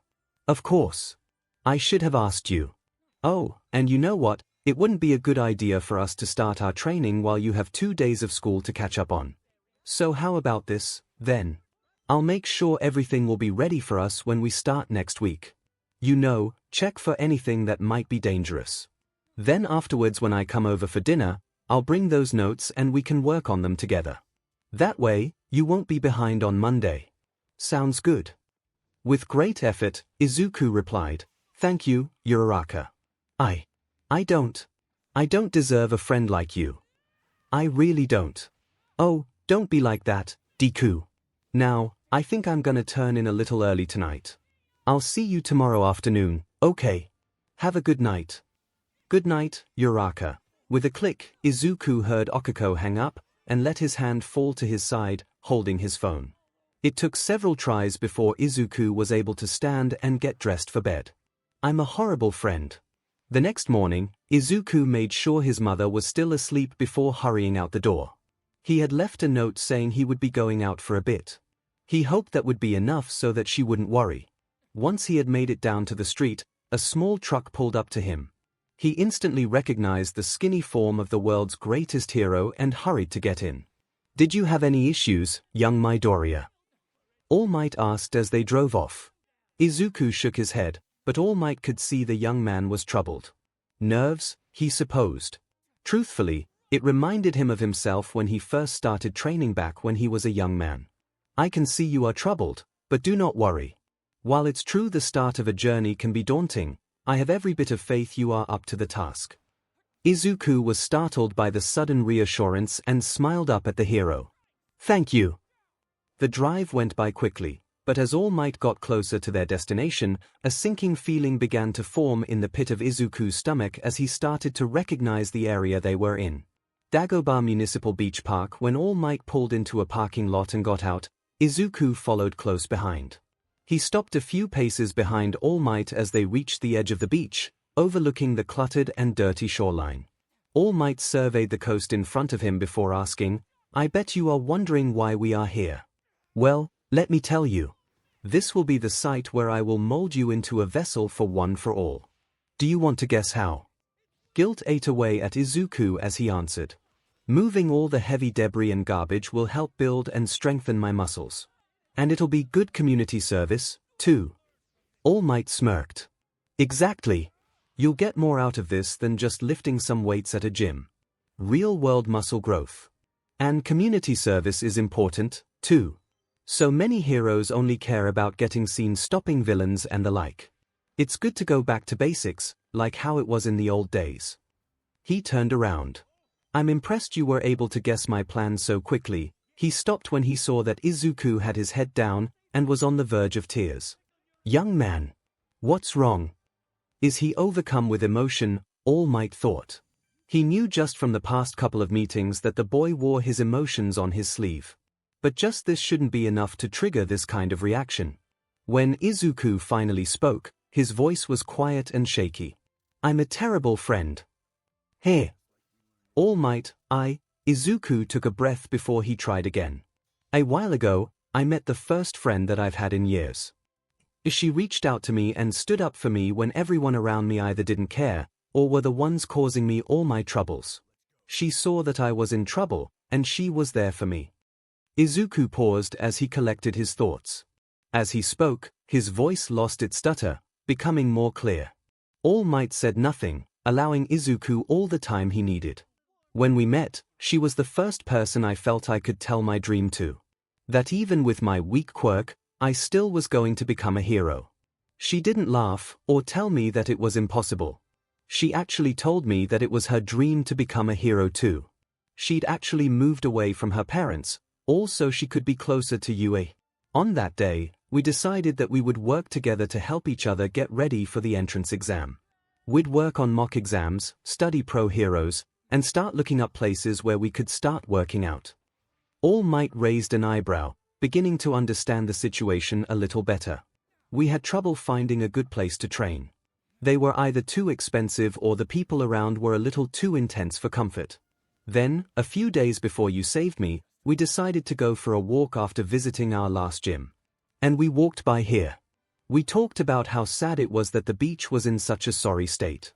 How it'd take a lot of work to get it cleaned up." Izuku didn't notice All Might's gaze wander up slightly, looking past the young man. Someone had entered the parking lot on the other side and was looking over at them. "That's when we had an idea. That we could train here. We could run up and down the coast. Work on our strength by moving all the garbage to where it could get taken away. We were even coming up with ideas on training our quirks here, too. All Might's eyes widened slightly before he tried to motion at Izuku to get his attention. The person he had spotted was making their way over. At a rather hurried pace, in fact. Oh, All Might. Hearing his name, the shriveled hero looked back down to see Izuku looking up at him.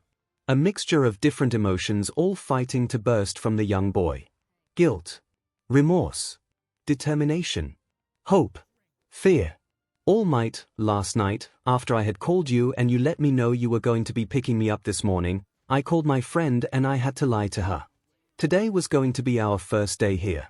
But I lied to her, telling her I was still a little shaken up from the villain and was going to need a few more days. So not only have I lied to my best friend, I'm even making her worry that I'm still not fully recovered from that sludge villain. She also said that she would use the extra time to get stuff ready for us. Instead of starting on her own, she is going to waste time she could be using to make herself ready to wait for me instead. How can I be worthy of being the next symbol of peace if the first thing I do is hurt those around me? All Might wasn't sure what to say. The situation was apparently much more complicated than he had thought. What he had thought were just nerves was a storm of different emotions that had to be squared away before any kind of training could be started. Unfortunately, before All Might could even begin to think up a proper response to Izuku, one more complication made herself known. Deku.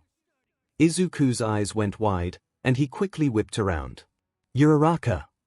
Okiko slowed her pace as she finally made it to the two of them. She wore a faded tracksuit, and was carrying a small duffel bag over her shoulder. While she was surprised to find Izuku here after their talk last night, she was more worried by how alarmed Izuku was that she had walked up to him, and the skinny man he'd been talking to. Uraraka. What are you doing here? Izuku tried to steady his voice and keep his panic from being too obvious. At least All Might was unrecognizable in his current state, so his secret was safe. However, he was now going to have to deal with being caught in his lie. Okiko frowned, tilting her head slightly. I told you last night, remember? I was going to make sure we would be ready to hit the ground running when you got better. We had discussed that we'd need to make sure there wasn't anything dangerous mixed in with all the trash. Okiko's frown deepened and her eyes narrowed a little. Deku's eyes are all red. Has he been crying? That's what you meant. Oh, Izuku gulped as Okiko eyed him. Think of something. Deku. I just need to lie again. What are you doing here? Izuku opened his mouth, but his voice withered and died before he could think of anything. Okiko's gaze never wavered. And who is this that you are with? Izuku quickly glanced behind him to look back at All Might, before snapping back to Okiko. Here's them. You see, Izuku, however, could not think of anything to say. He was trapped. All Might looked from his chosen successor to the new arrival. Soon, realization dawned on him on why the girl seemed so familiar to him. Back during the sludge villain incident, when he had watched young Midoriya run in to save the boy from that monster, he had watched as a girl chased after him but had been stopped by the crowd. He remembered how much she fought to get free. If the crowd hadn't stopped her, she very well could have followed Izuku right up to the villain. The same friend Izuku had spoken so highly of and the brave girl from the crowd were one and the same. They both want to be heroes. And they were already working together to achieve their goal. For a split moment the scene before All Might changed as a thought crossed his mind. Instead of a young boy, stammering in a panic to come up with a believable lie, he saw his old MSTR. Nana Shimura. She stood proud and strong, ready to face whatever the world threw at her. Instead of a young girl, face scrunched in worry as she became more and more upset as to why her friend was so panicked, he saw his old teacher. Gran Torino. He stood confident and headstrong, ready to leap into his next fight. He saw before him his MSTR and teacher. Both had been the greatest heroes he knew growing up. And both had been close friends, right up till the end. Both had helped mold him into the symbol of peace he was today. Perhaps it was some kind of poetic irony, or maybe it was fate that brought the young girl here at the same time that he and Izuku had arrived. The scene changed back for All Might as he thought of something else. Those two helped mold me into who I am today. Who's to say I couldn't do the same for these two? Maybe. All Might cleared his throat, loud enough to get the attention of both Izuku and Okiko. Perhaps I should explain things, young Midoriya. Before either team could respond to this, All Might bulked up. Okiko's eyes went wide and she stumbled back, almost tripping on her own feet if Izuku didn't reach out and steady her. All Might. He smiled down at her. Indeed I am, young lady. Okiko couldn't believe what she was seeing. Why is All Might here? Why was he so skinny before? Why is he here with Deku? Wait. Did Deku even realize that he had been standing beside his favorite hero? She looked over at her friend, and while he did seem shocked, he clearly wasn't as much as he should be. All Might, what about your secret? Izuku asked. Secret? Wait. He knew. What is going on? Izuku looked back at Okiko, and she was surprised to see such a look of shame spread across his face. She was even more surprised when he took a step back and bowed his head till he was almost parallel with the ground. I'm so sorry, Uraraka. I lied to you. You've been such a great friend and I lied to you. I'm a horrible friend. I'm just the worst. Okiko looked from Izuku to All Might, who looked slightly uncomfortable as he rubbed the back of his neck, then back at Izuku. Deku, wait, please hold on. I don't even know what's going on. So please don't say that about yourself. All Might nodded in agreement. She is right, young Midoriya. Hold your head up. I was the one that put you in this situation to begin with. So please let me explain things to young, Okiko blinked before she hurried out. Oh, Uraraka Okiko, sir. Young Uraraka, thank you. Now, I suppose the best place to start would be at the beginning. I think when I saved young Midoriya from that dastardly sludge villain the first time should be a good place to start. There was a pause before Okiko screamed, first time.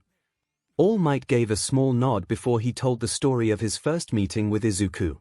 Of Izuku latching onto his leg, which Okiko scolded Izuku for. Of their talk on the roof. All Might did have to pause briefly as he wilted somewhat under the suddenly harsh look that overcame Okiko when he mentioned how he had told Izuku that he couldn't be a hero. Young Uraraka does not lack spirit. When he covered the attack back in the shopping district, Okiko suppressed a shudder thinking back on that day. All Might covered how after watching Izuku rush in to save Katsuki, he began to wonder about Izuku's quirk. So he ditched the press and chased after him. Wait, you did. But I was with Deku after that. You did leave when I was about a block away from my home, actually. Okiko groaned. Seriously, this brought a chuckle to All Might and a sheepish grin to Izuku, though not for long, Okiko noticed, as he soon went back to the guilty and ashamed look he had before. But it was what followed that left Okiko speechless. Wide-eyed, Okiko learned All Might's greatest secret. One for all. And that he had chosen Izuku to be the next inheritor of the powerful quirk. So you see, I brought young Midoriya here to train so that he would be able to inherit One for All and become my successor. Okiko turned to Izuku, ready to congratulate him. However, All Might continued on. But now, well, I don't think that is going to work like I had originally planned. Izuku flinched, and while he didn't say anything, he didn't seem all that surprised. Which Okiko could not understand. She looked from him to All Might. Wait, why? When we arrived this morning, young Midoriya here became racked with guilt. He felt he was betraying his greatest friend by striking out on his own after promising her that they would follow their dreams and become heroes together. He even had to lie to her just to be able to meet this morning. In order to get ready for you and to receive my power, he would need to be able to focus on his training for the next 10 months. And I'm afraid that would be impossible if he is always thinking of the friend he is leaving behind. Okiko was stunned. When she looked back at Izuku, he gave her a tiny nod in agreement. His right, Uraraka. When he brought me here, I felt so sick. All Might deserves someone who will be able to give their all. That's not me. No. Deku, this is a chance of a lifetime. All Might is your hero. And he wants to train you. Okiko was near panicking. While she was very touched by Izuku holding their promise in such high regard, she could not let him pass this opportunity by. She quickly rushed over to All Might and, gripping the large hero's sweatshirt, looked up, pleading, "Please, please reconsider. I'm okay, really." All Might looked down at Okiko and put his hands on her shoulders and just shook his head. "I am sorry, but my mind is made up. My original plan is simply impossible." Okiko's arms fell to her side as she let go of All Might, tears rolling down her cheeks. "This is my fault." Izuku didn't know what to say as he walked to stand beside her. Okiko, his best friend, was in so much pain because of him and he had no idea what to do to make it stop. "This is my fault. So, I'll just have to train the both of you." There was a pause as what All Might had just said began to sink in. Both snapped their heads up to look up at All Might and saw his trademark grin now spread across his face. Okiko felt her knees give out as she collapsed backward into Izuku, who lowered both her and himself to the ground. Izuku, who was still looking up at All Might, asked, Were you planning this when you told Uraraka everything?" "That's correct," All Might confirmed. "Then why make her think that she was responsible for you not training me?" "It was a test." Just now she had learned that a powerful quirk that had been promised to another was suddenly back on the market, so to speak. There are many, many people who would do anything and everything in their power to try and find a way to make it theirs. She could have easily tried to say or do something that might make herself a more appealing candidate. But what did young Uraraka do instead? She asked, "I begged you to take him back." Okiko finished for Izuku as he trailed off as realization dawned on him.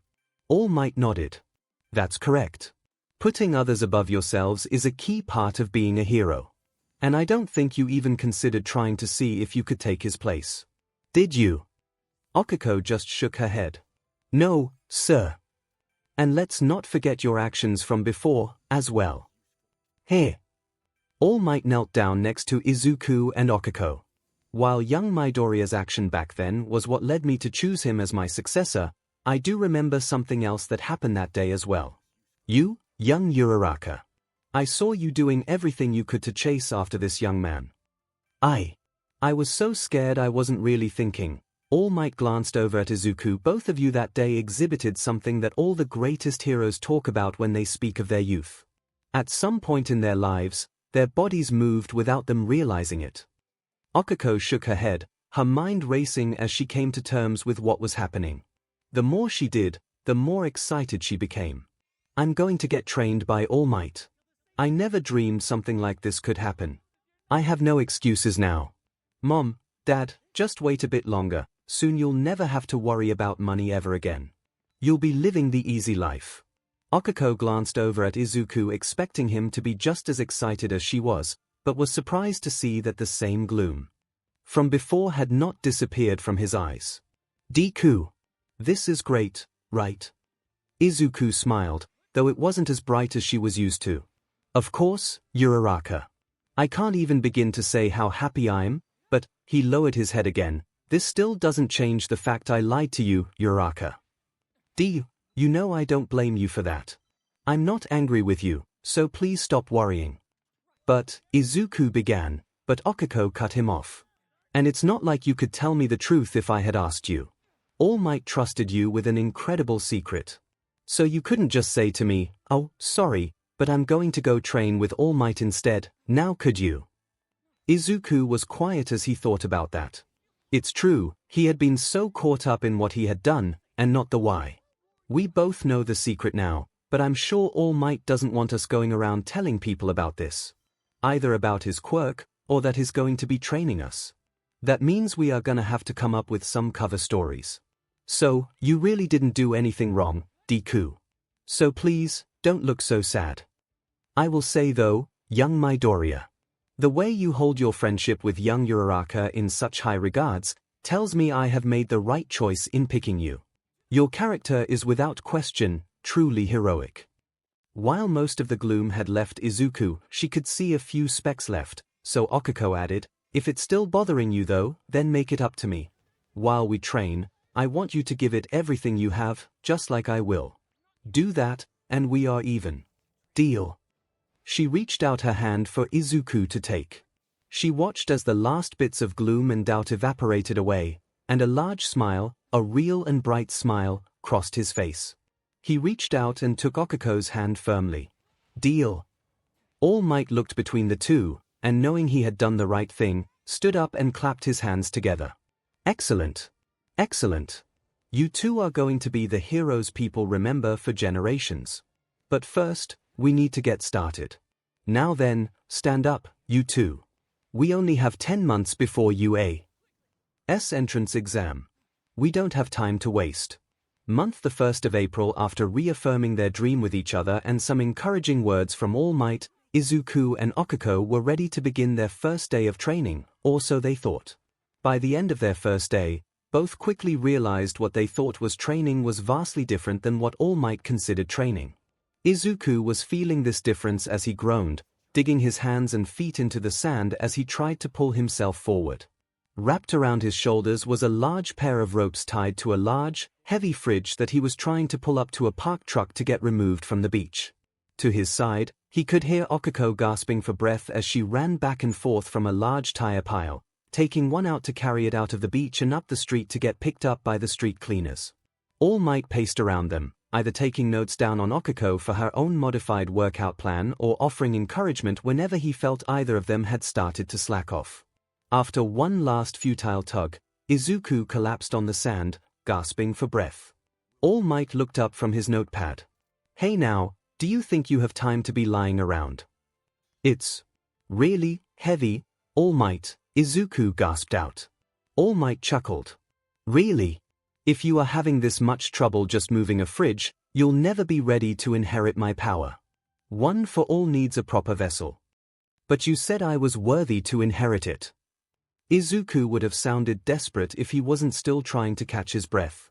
As All Might started to reply, he could feel an intense stare coming his way.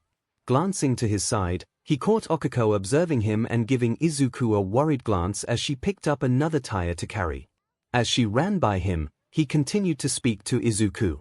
You have the spirit, young Midoriya, but do you have any idea what would happen to you if you got my power as you are now? Your arms and legs would get blown off, and your body would explode. Izuku gasped in horror as the mental image of his bloody corpse flashed in his mind. Okuko almost tripped before catching herself and continuing her run. These next 10 months are to get you ready to inherit my power. That's why I put together the Aim to Pass, American Dream Plan in the first place. This training plan will help you be ready by the time you take the U entrance exams. It's set up so that every aspect of your life will push you forward. Even your sleep time will help. I will be honest with you, young Midoriya. This is a super hard schedule, and it's only phase 1. So you need to ask yourself, can you follow it? All Might let Izuku think about that as he made his way towards the outer edge of the beach, catching up to Okuko as she hefted another tire onto its new pile. Very impressive, young Uraraka. Okuko leaned forward onto the pile as she took a second to catch her breath. Thank you, All Might. Yes, you were able to get quite a few tires up here today, but imagine how many more you would have been able to move if you hadn't slowed down every time young Midoriya had a stumble. Or to glare at me whenever I am a little tough on him. Okuko flinched as she looked down at her feet, away from All Might. I'm sorry. I don't mean to do that. I guess I just worry about Deku a lot. All Might smiled as he put a hand on her shoulder. You are a good friend, young Uraraka. However, we can't have you distracted for the whole 10 months worrying over young Midoriya all the time. So let me try and help put your mind at ease. First, do you trust me? Of course. Okuko was surprised by the question. Of course she would trust the world's greatest hero. All Might nodded. That's good. I'd be a little stumped what to do if you didn't, he added with a laugh. Now, you trust me, but do you trust young Midoriya? Okuko blinked at that question. Trust Deku. What do you mean? Let me explain.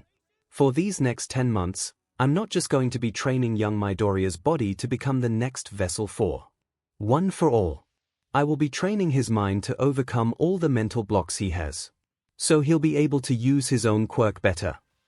That's part of the reason, yes, but also to help him find some self-respect which he sorely lacks, if we are being honest. No thanks to that 𝗂𝗑𝐵𝗂𝗂𝐵𝗂𝗂𝐵𝗂𝗂𝗂𝗂𝗂𝗂, 𝗂𝐭𝐾𝐲 thought to herself bitterly. Now, from you, I need you to trust me that I will not do anything that will hurt the young man. There will be times where I will have to be rough with him, that I may come off more interested in tearing him down. But this is only so that he can put himself back together, stronger than he is now, in both body and mind. 𝗂𝐭𝐾𝐲 nodded. I understand, All Might. But you must also trust my Doria. You need to believe in him, that no matter how hard things get, he will be able to pick himself up and keep going. He needs people around him that believe in him, so he will start believing in himself. All Might moved to the side so that both he and 𝗂𝐭𝐾𝐲 could look back towards Izuku, who was back on his feet pulling at the large fridge with all his might while they were talking. Watching for a few moments, 𝗂𝐭𝐾𝐲 straightened up. I trust him, All Might. I know Deku can do this. All Might smiled. Good, good. That's what I want to hear. Now, I think you've rested enough. Back to it, young lady. 𝗂𝐭𝐾𝐲 responded with a quick yes, sir, before rushing back down the beach. As she passed Izuku, she gave him a little wave. You got this, Deku. Izuku blinked, but returned her wave and smiled before gritting his teeth and digging his feet deep into the sand as he finally felt the fridge budge forward, if only a bit, but it was still progress. With the sun now hanging high above them, All Might clapped his hands together to signal that their first day of cleaning the beach was over. Izuku lay on his back with his arms splayed out while 𝗂𝐭𝐾𝐲 sat down next to him, rubbing her legs as she tried to get some feeling back into them.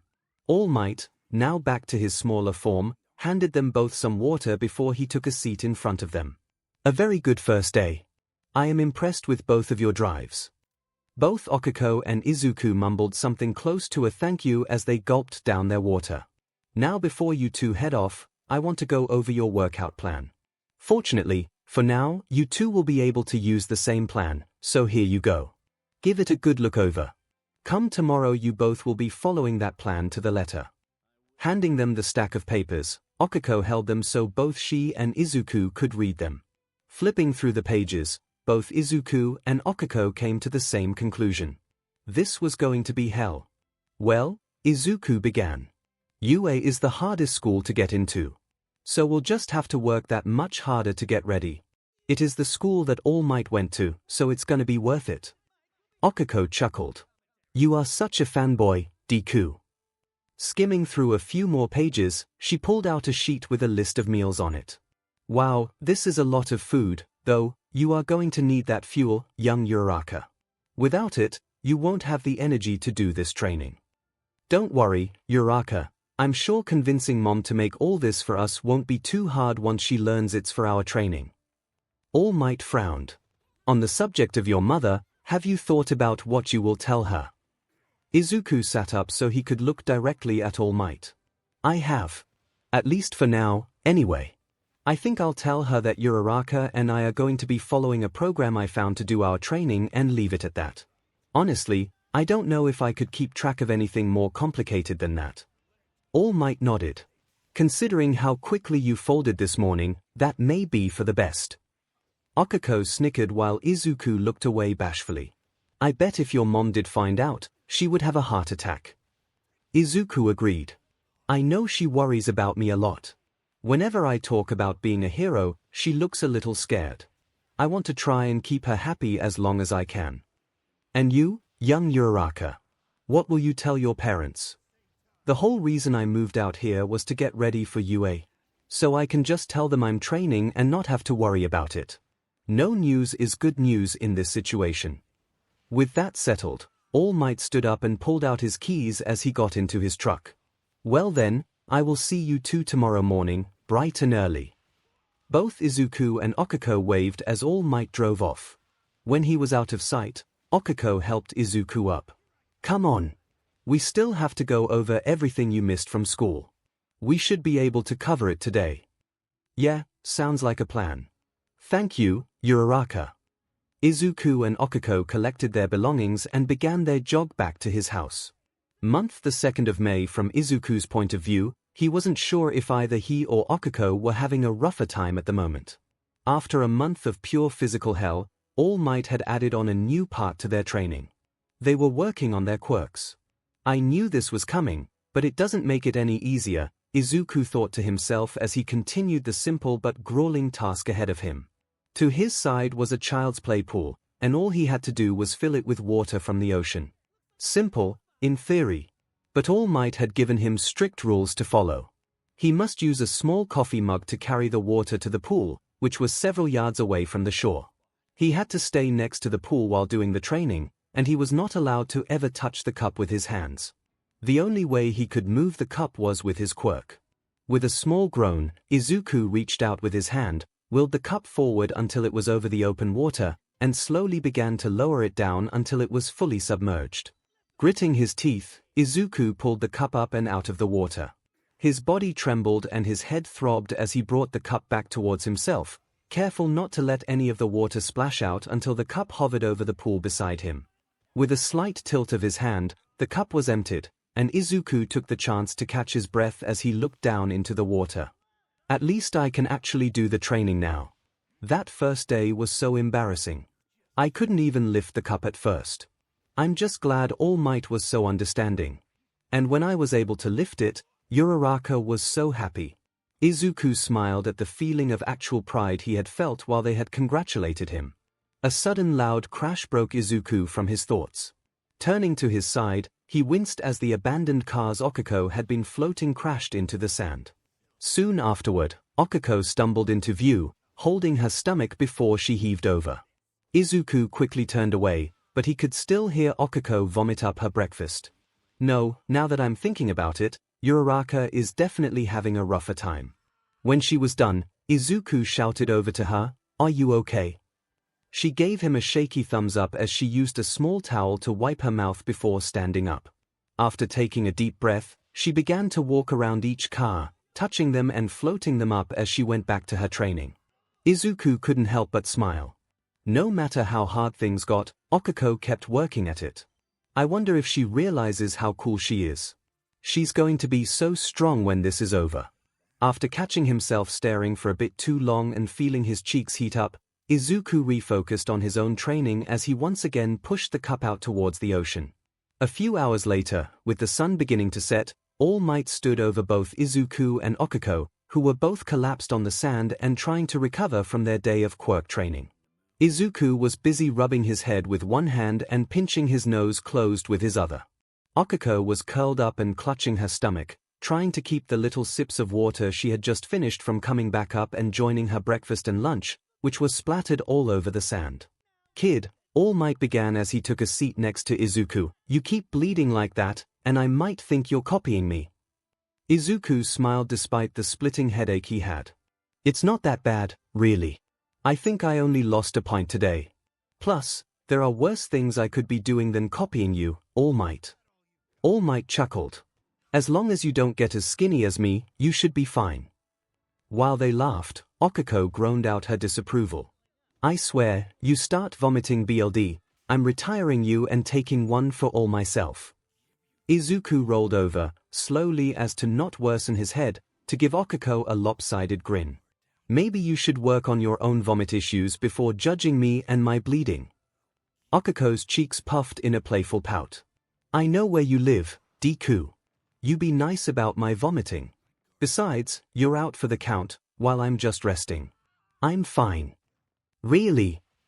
Izuku challenged. "Really?" Izuku smirked. Taking the challenge, he reached over and gave Okiko's stomach a gentle but firm poke.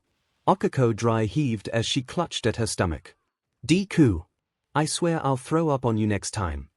If you two have enough energy to horse around, maybe I need to add a little extra to your training." All Might teased. Both teens quickly looked over at him and shook their heads almost pleadingly for him not to. "Don't worry. I'm not going to add anything. Just yet." Both Izuku and Okiko sighed in relief. After a bit, Izuku looked back over to All Might. "Did you train like this when you got one for all?" Honestly, not quite. While I don't like to brag, my body was already fit enough that I didn't need to train to receive my power, so I went straight into combat training. "Oh," Izuku frowned as old feelings of self-doubt crept back into his mind. "So I'm really behind, then." "Deku." Okiko reached over and laid a reassuring hand on Izuku's shoulder. "You're doing great. I can tell you are getting stronger." "She's right, young Midoriya. I can already see the efforts you have put into your training are starting to pay off." Izuku smiled at that, much to Okiko's relief. Over the past couple months, she had watched as Izuku's constant self-doubts began to fade away. And while every now and then something would come up that would bring about new ones, it didn't take more than a few encouraging words to push them away. "Will we be doing combat training as well, All Might?" Okiko asked with just a bit of hope mixed in with her curiosity. While Izuku missed it, All Might didn't. "Eventually. Though if I'm being honest, I'm still working that whole regimen out. You seem a little eager to learn how to fight, young Uraraka." Okiko looked away sheepishly, but couldn't deny there was perhaps one person she'd love to practice some fighting moves on. With a grunt, All Might stood up and dusted himself off. "Now, if you two think you've recovered enough, help me load up my truck and we can all head home." With a groan, both teens slowly got up and began to load up the truck with the training supplies they had used that day. While Izuku loaded up some weights, Okiko walked over to where Izuku had been training to retrieve the small pool and cup. As she reached down to pick them up, All Might gave a hushed but quick call, Young Uraraka, wait dash." Okiko blinked in surprise, not from All Might's call, but by the sheer weight of the cup. What had looked like a simple ceramic coffee cup weighed far, far too much. "What is this thing made out of?" Lead. Glancing over towards All Might, she saw him quickly put a finger to his mouth, practically imploring her to be silent as he rushed over and took the cup from her. "All Might." "Sure, not so loud." All Might glanced back and gave a small sigh of relief after seeing that Izuku was busy loading stuff back at the truck. "All Might. What's going on here? Do you remember the first day of training, when I said I was going to help young Midoriya overcome the mental blocks he's put in place when using his quirk? Well, this is it. A cup." "That's right. It looks like a normal coffee mug, which is how I want young Midoriya to see it." Okiko tilted her head as she thought about that. "So, he thinks he's lifting something that's actually heavier than he realizes." "Correct. Right now, he only thinks he can lift a certain amount of weight. On the first day of quirk training, I had him work on lifting a normal coffee mug that looked just like this until he was able to do it. If you recall, I swayed the cup when he wasn't looking. It took him a few tries, but he started lifting it quickly enough and was able to begin training with his quirk. So while he's lifting what he thinks are light items, he's actually training his quirk much harder than he realizes, and is not running into the blocks he put up regarding his limits." "Correct. And when the time comes, I'll show him just how strong his quirk is. By then, all those blocks and self-doubts will be gone.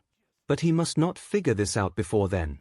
If he knows the trick, then the placebo effect won't work anymore. And honestly, I had a heck of a time trying to come up with a safe way to help the boy work past his limits the first time. So let's just keep this between us, okay?" Okiko nodded vigorously. "I promise." As All Might carried the items away, Okiko let her gaze wander over to Izuku, a small smile spread across her lips as she watched him. "After all this is done, I can't wait to see just what you'll be able to do, Deku. Month the 3rd of June, I want to meet the person that's been training you too," Inko said suddenly while they sat down for dinner. Izuku's head snapped up in surprise while Okiko almost floated away her bowl of rice as she choked down her food. "What? What do you mean?"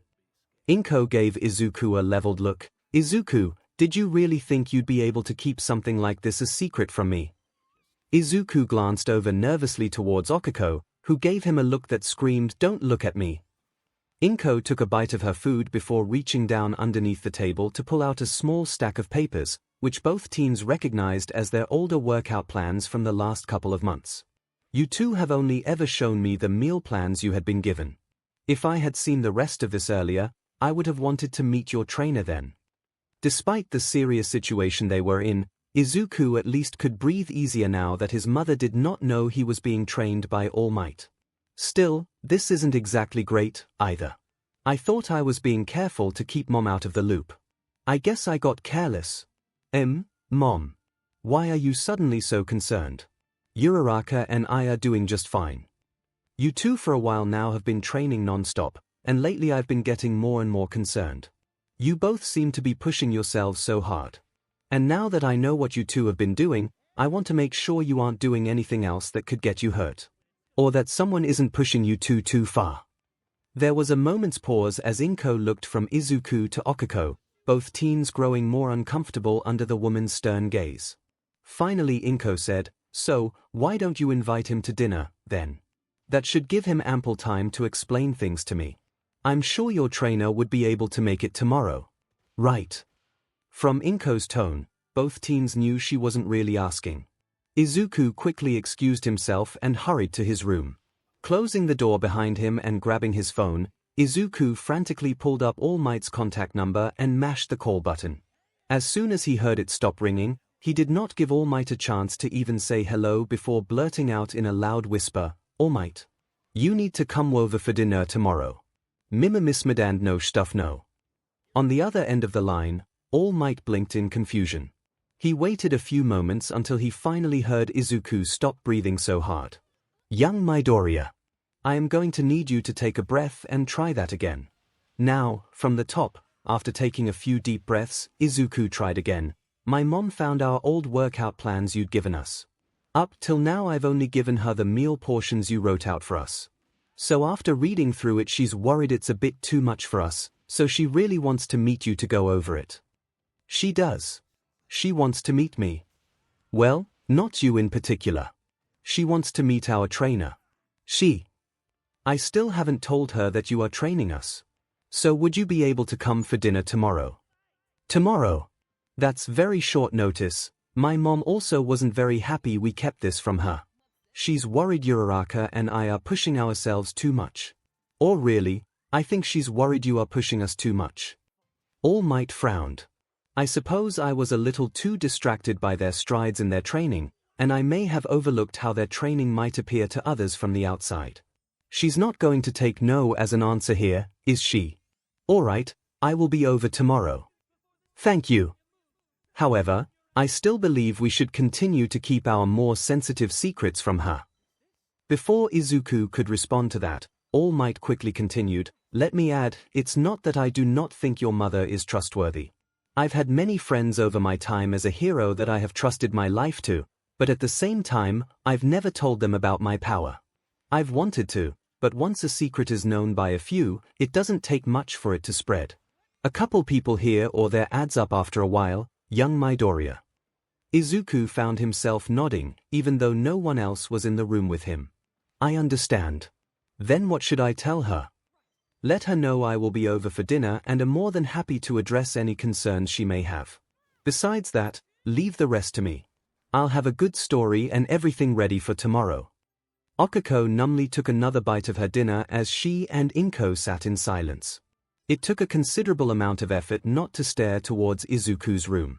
Fortunately, before the silence became even more unbearable, Izuku hurried back into the room and got in his seat. "Mr. Yagi said he'll be more than happy to have dinner with us tomorrow and to talk with you." 𝗭𝐭 smiled a very frosty smile. "That's excellent. I'm looking forward to talking with him." Both Izuku and 𝗂𝐽𝐽 tried to swallow the nervous lumps that formed in their throats.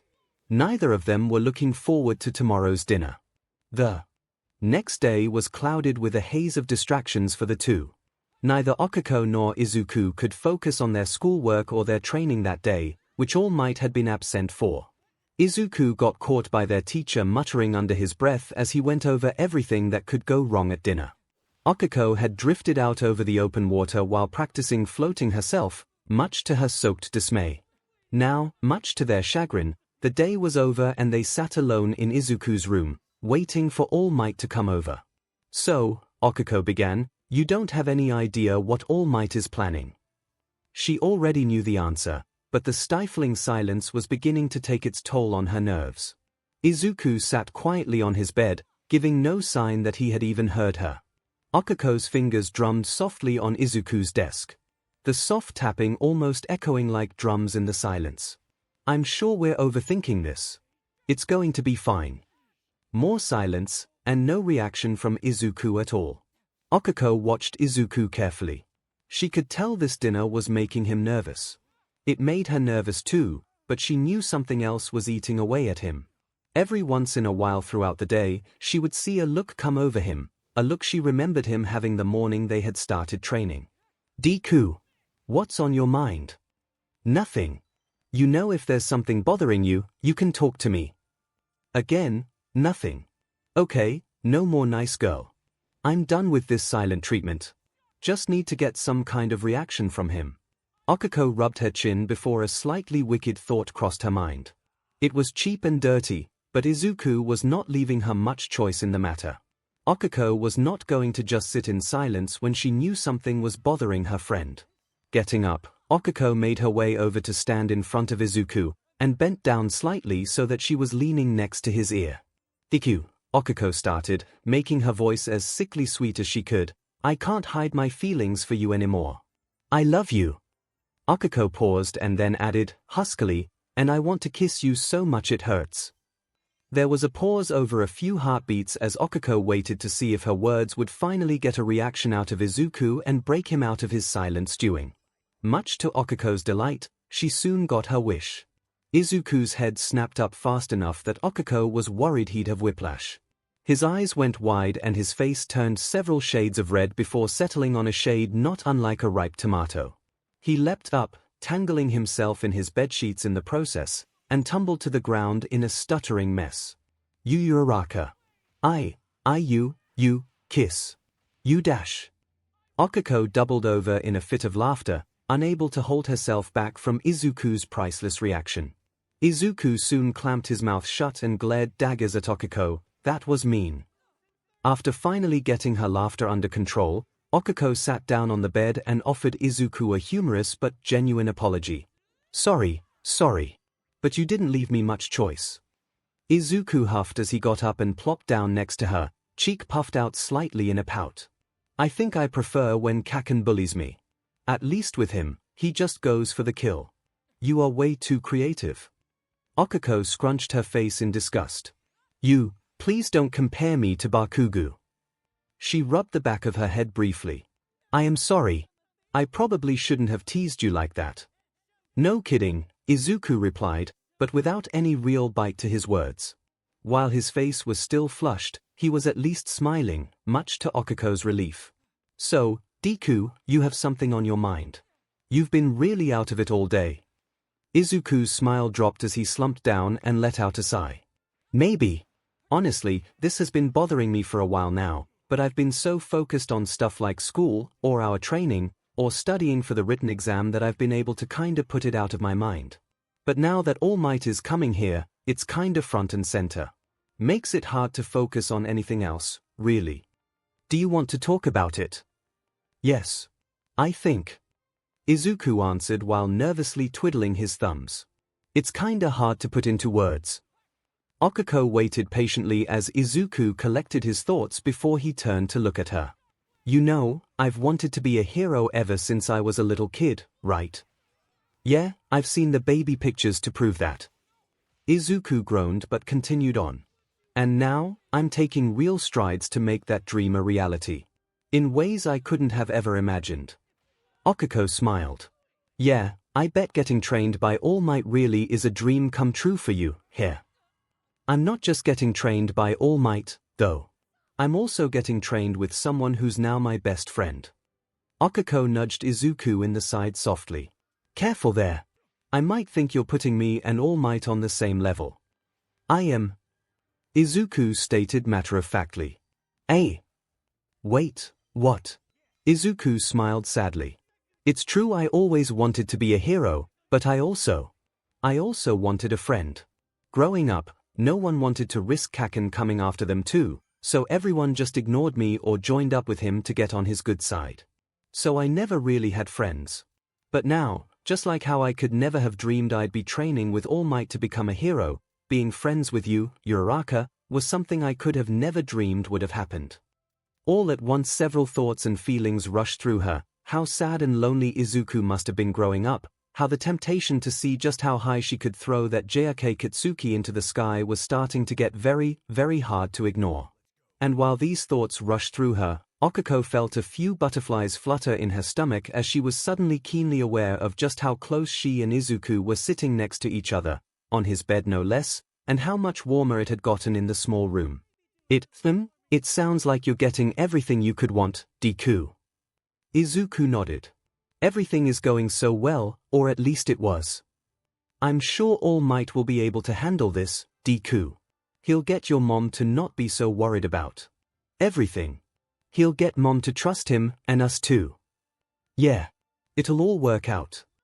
By lying to her. Okiko started to speak, but her words died in her throat. Oh. Uraraka, I know how crucial keeping All Might's secret is. I really do.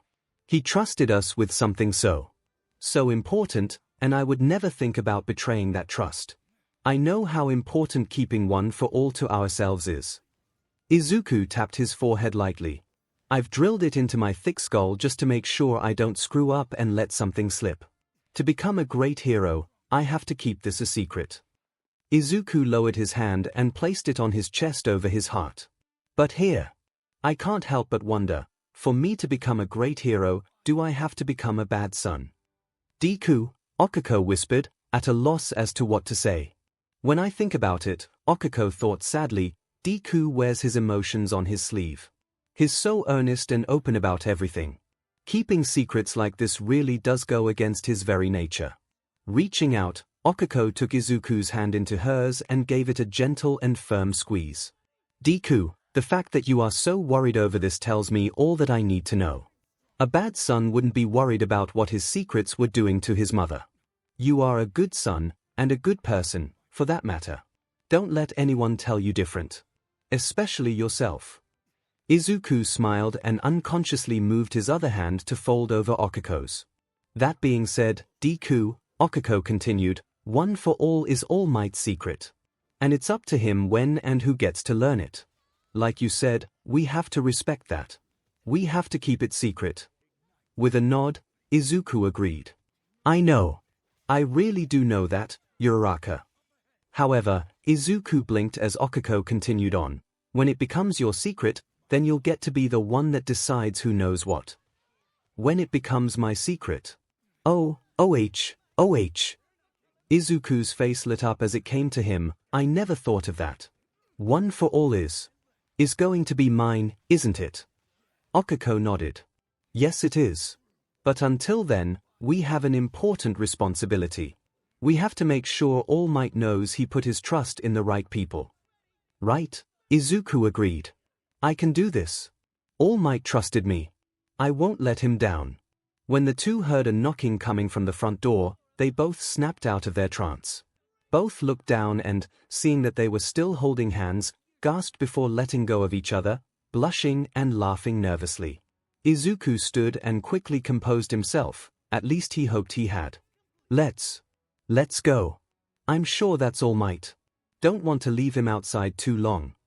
Okiko nodded and followed after him, trying to desperately rub the blush from her face while he wasn't looking. What was that? Opening the front door, Izuku welcomed All Might, who was in his smaller form. Okiko eyed him as he walked in, impressed that he had thought ahead to get dressed up for the meal. All Might wore a bright yellow pinstripe suit that looked several sizes too big, but at least it looked clean and pressed. I guess since he has to be ready to bulk up, all his clothes have to be like that. Okiko thought to herself. Welcome to my home. At once All Might put a finger up to shush Izuku while Okiko elbowed his side. Izuku had the good grace to immediately realize his mistake and quietly apologize. With an exasperated sigh, All Might bent down and whispered, let's just go with my actual name for right now. Both Izuku and Okiko nodded just as Inko came into the hallway. Izuku, is our guest here? All Might stood up, and he was suddenly very grateful for the years of heroics that had taught him to remain calm and keep a good poker face. Outwardly he was the picture of calm and professional, but inside, he was suddenly reeling. She was shorter, and perhaps a bit more plump, but there was no denying what he saw. That is a hell of a resemblance. She looks just like... Mentally, All Might shook his head and buried the old memories that had started to creep up. Izuku turned towards his mother. Yeah, Mom. This is Mr. Yagi Toshinori, our trainer.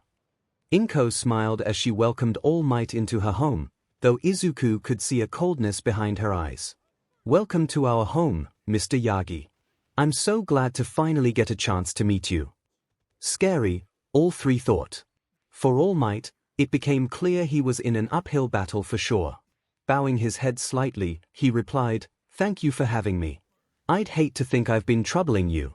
I hope I'll be able to put to rest any concerns that you have tonight." There was a brief pause while 𝐭 stared at All Might. Her smile never wavered, however. "Well then, you are just in time. I was just about to start plating, so please follow me and we can eat and you can talk." The three each gave an almost audible gulp as they followed after her. As All Might walked into the house, he shuddered from the brief glare he had been given.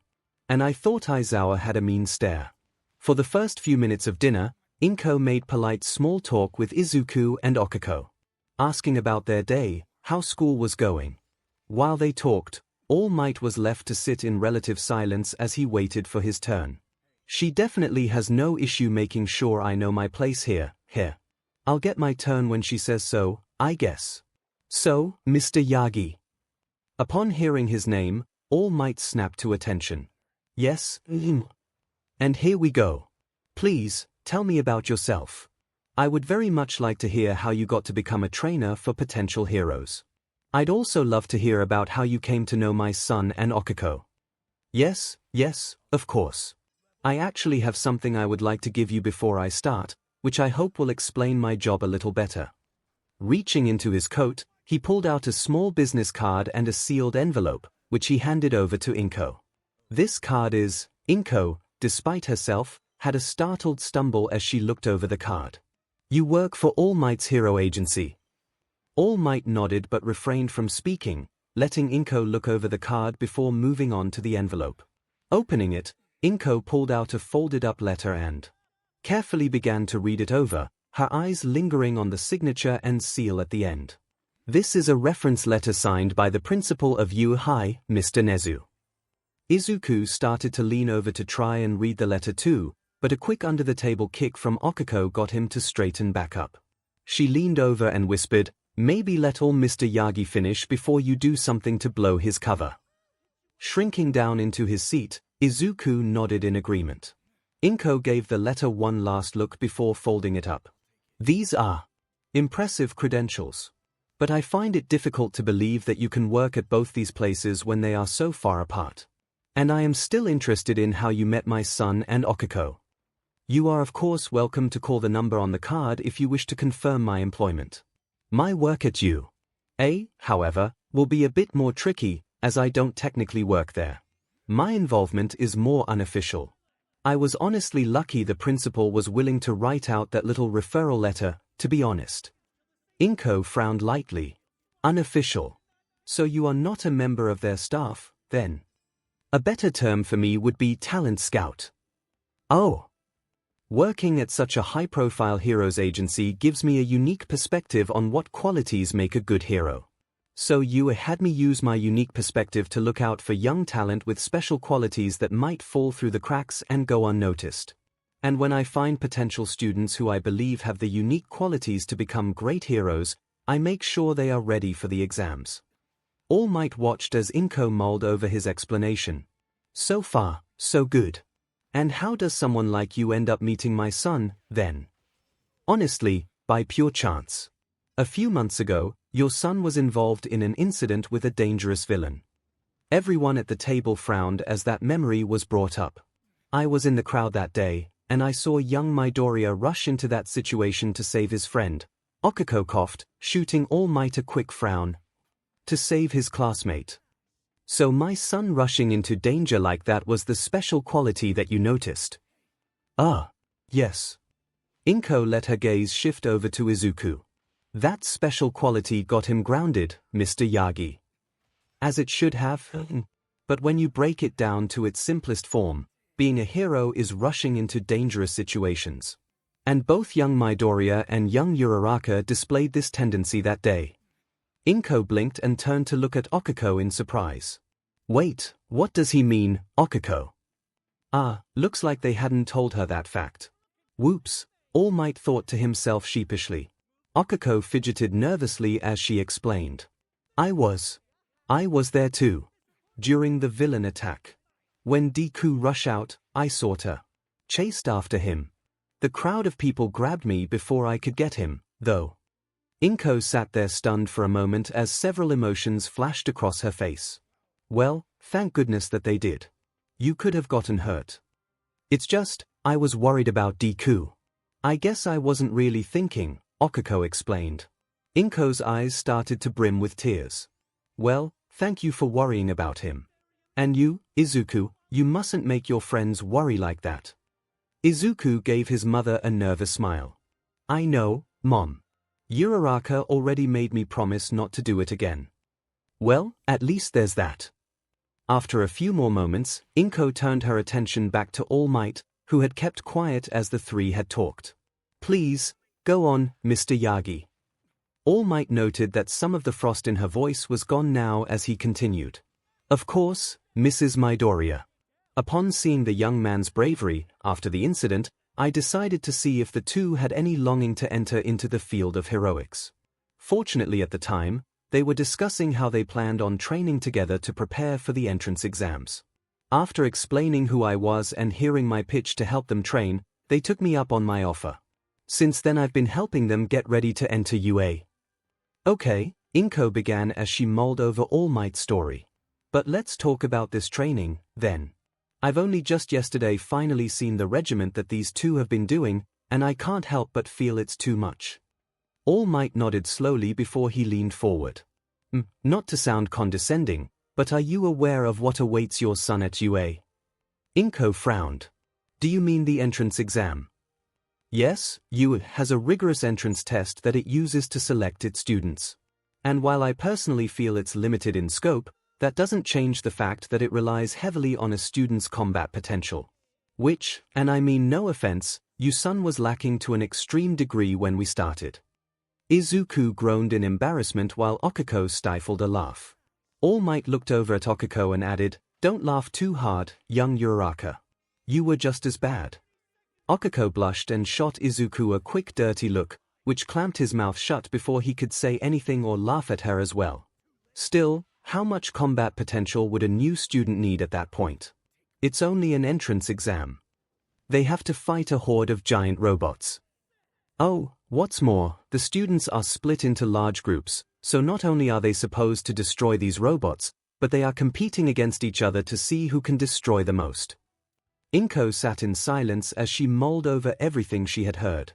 Put together, everything did make sense. In truth, after everything she had heard, she knew she should feel elated that her son and his friend were able to find this man, that they were getting the best chance to achieve their dreams to become heroes. There was just one last thing she needed to know. Mr. Yagi, one last thing. You said you were a talent scout, correct? That's correct. A talent scout. Not a talent trainer. The room was silent at that. Again All Might was grateful for his poker face while internally he was beginning to sweat. Oh. Well, SHT. I guess the boy gets more than the tears and quirk from his mother. That's correct. 𝗵𝐻𝐸 leaned forward and looked All Might dead in the eye. So why are you so invested in these two? Why are you putting in all this work, when from everything you said, it's only your job to find people, not train them? All Might sat in silence as he mulled over how he would respond. Finally, he gave his answer. Because I can see the future in them. These two, their drive, their longing to become heroes, is more than just a dream for them. Even before I met them, they were already taking steps to become heroes. That ambition, that drive. I suppose I want to see where it leads. Both Izuku and 𝗒𝐻𝐾o flushed from All Might's words while 𝗵𝐻𝐸 smiled, no longer as frosty as before. Then I suppose I have only two things I want you to do for me. If you can, then I have no problem trusting these two to you. Of course, I want regular updates from the three of you. No more being kept in the dark. Understand? Yes, the three said in a chorus. And from you, Mr. Yagi, I want you to promise to look after them. If you are so invested in their future, I want you to help keep them safe to reach it. All Might put his hand over his heart as he spoke. Mrs. Midoriya, I give you my word. I will do everything in my power to make sure they will reach their future. The rest of the dinner passed without incident as the four passed the rest of the time with light conversations and simple pleasantries. When dinner was over, All Might said his goodbyes and promised to return sometime soon to give 𝐭𝐽 a proper update on his two trainees' progress. He offered to give 𝐭𝐽𝐽 a ride back home, and Izuku followed after them under the pretense that he wanted to send them off. When the three reached All Might's truck, as one they breathed a sigh of relief and collapsed against the vehicle. Young Midoriya. Are you sure your mother was never a professional hero? I've been in rooms with trained interrogators that didn't scare me as much as that woman. She wasn't that bad. 𝐭𝐽𝐽 shook her head in exasperation. Really? Says the boy who looked ready to run away every time she looked at him. Izuku puffed up as he countered, You're one to talk. I've seen you look less pale after you've puked all over the beach. There was a brief pause before the three broke into a fit of laughter as, at long last, all the stress of the evening began to fade away. When their laughter began to finally die down, All Might straightened up and got into his truck, with 𝐭𝐽𝐽 following soon after him. Well, tonight has been an experience. But fortunately my story should help keep your mother from asking any other questions for now. Actually, All Might, 𝐭𝐽𝐽 began, I was wondering about that letter you had. How'd you get that? Did the principal of you owe you a favor or something? Oh, that. Well, just between us, I'm going to be teaching at you this coming year. So I didn't really need any favors to get that letter. Wait, really? 𝐭𝐽𝐽 and Izuku were both shocked by this revelation. All Might, does this mean you'll be teaching Uraraka and I? Are you going to be our homeroom teacher? Izuku asked quickly as he pulled himself into the truck through the opened window in his excitement. Easy, easy. Down, boy. Down. 𝐭𝐽𝐽 laughed as All Might tried to push Izuku back outside. I'm going to be teaching heroics, so I'm not a homeroom teacher. Who are the homeroom teachers? Do you know them? How high are they in the polls? Deku. Deku, calm down already. You should probably focus on getting in before you worry about all that. Bashfully, Izuku lowered himself back to the ground outside All Might's truck. Sorry. I guess I got a little excited that All Might would still be teaching us after our training is done. A little, he says, 𝐭𝐽𝐽 and All Might thought. Don't you worry, young Midoriya. Even after you and young Uraraka get into you, I know for a fact I won't be done with you. That's when your work will really begin. 𝐭𝐽𝐽 and Izuku glanced towards each other, both thinking along the same line, that was both incredibly reassuring and terrifying. With a few quick goodbyes, All Might pulled his truck out of the parking lot and left Izuku alone to walk back up to his home, hopeful that the upcoming months would be conflict-free and without any more surprises. Month the 4th of July, when the bell signaling the start of lunch rang, 𝐭𝐽𝐽 celebrated by letting her head fall onto her desk, with a very undignified thud. She didn't care how bad it looked though, she was too tired to care. She knew she had to get up to eat her lunch eventually, but she would worry about that later. Right now, her desk beckoned her to take what little sleep she could get, and she was more than happy to take full advantage of her short break as she wrapped her arms around her head. Deku will wake me when it's time to eat. Right now, sleep. Izuku couldn't help but smile as 𝐭𝐽𝐽 took her short nap. He had pulled out their lunches for the day, but decided to wait a bit before taking 𝐭𝐽𝐽 up to their lunch spot. She deserves a few minutes at least. As he waited, Izuku pulled out his notebook and used the opportunity to scribble away in it. While he was still filling it with hero stats and analysis, a large number of pages were now dedicated to 𝐭𝐽𝐽 and himself, cataloging their improvements and coming up with ideas for team attacks and individual super moves, as well as a page dedicated to just team names he had toyed around with, but none he thought were worth mentioning. Oh man, do you still have that crappy notebook? 𝐼𝐼 blew it up. With a quick yank, someone pulled the notebook from his hands. Suppressing a groan, Izuku looked up to see two of Bakugu's friends walking by him, holding the notebook over him, like they were teasing a treat for a dog. It is the same notebook, look, it's all burned and dude, Bakugu, you seen this? The other boy laughed, while Bakugu turned to look at them but didn't say anything as he watched. Come on Midoriya, don't you want your book back? The boy teased as he dangled the notebook over Izuku's head.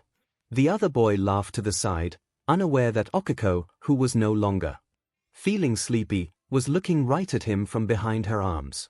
As he casually walked past her desk, she quickly reached out and grabbed hold of the boy's wrist in a vice-like grip, but making sure she kept her pinky pulled back. The boy went stiff as he looked down at Okiko's hand, then at Okiko's face. The boy audibly gulped when he saw a pair of very angry eyes glaring back at him. Dude, maybe give him the book back. Please. While still holding the book above his head, the boy looked over to his friend. Yo Bakugu, a little help. Katsuki rolled his eyes at them. You can get yourselves out of this one. Seeing that he wasn't going to be getting any help from Katsuki, the boy looked back towards Okiko. Let him go and I won't throw the book out the window. Okiko's frown deepened and her pinky twitched closer to her hostage's wrist. Are you really trying to negotiate here? Dude, can't you just break free? Why are you letting her hold you down like that? Okiko tightened her grip, causing the boy to squirm. Oh hey, OW. She's got a grip like a DMN vice man. Eddie, come on, you're going to break my wrist. Okay, so you just float him. Is that supposed to scare me? Okiko brought her pinky down till she was just barely not touching the boy with it. He'll still have mass, you knucklehead. So when I use him as a club it'll hurt him, and you. Both boys gulped at that, while Katsuki raised an eyebrow as he watched the scene unfold. He then looked over at Izuku and noted that he didn't look panicked or concerned for his friend. He looked almost bored. Turning towards Izuku, the boy, in a last-ditch attempt to get out of the mess and still save face, tried to get him to rein Okiko in. Okay, tell her to let go. You'll get your notebook back if you do. Izuku shrugged. I think I'm going to get it back regardless of what happens next. So I'm good right now. The boys were stunned by that. Even Katsuki was giving Izuku a strange look. Okiko just smirked and asked, well, what's it going to be? Both boys looked at each other before quickly dropping the book back onto Izuku's desk. The moment Izuku picked it up, Okiko let go of the other boy, who quickly scampered away with his friend out of the classroom. With them gone, Okiko was ready to relax and pull Izuku away to have lunch, now that she was fully awake. However, thoughts of lunch came to a screeching halt when Katsuki got up from his desk and walked over to Izuku. Katsuki stood over Izuku and looked down at him, while Izuku looked back. Izuku no longer looked bored as he had with the other two boys, but he wasn't acting like Katsuki was used to him acting around him either. Katsuki could see some of the nervous twitches and tics he was used to seeing come from Izuku whenever he got close, but there were so few of them now. He wasn't shaking or desperately looking for a way to put some distance between the two. When the F did this happen? Katsuki thought with a frown. Kaken. When in the F did you get a backbone, Deku? Izuku blinked in surprise, while Okiko felt herself tense up. She didn't like how Katsuki was looking at Izuku. The whole situation felt like a powder keg, and every instinct in her was telling her to be ready for it to go off. After giving Katsuki's question some thought, Izuku answered simply, I guess I had to grow one eventually. The F.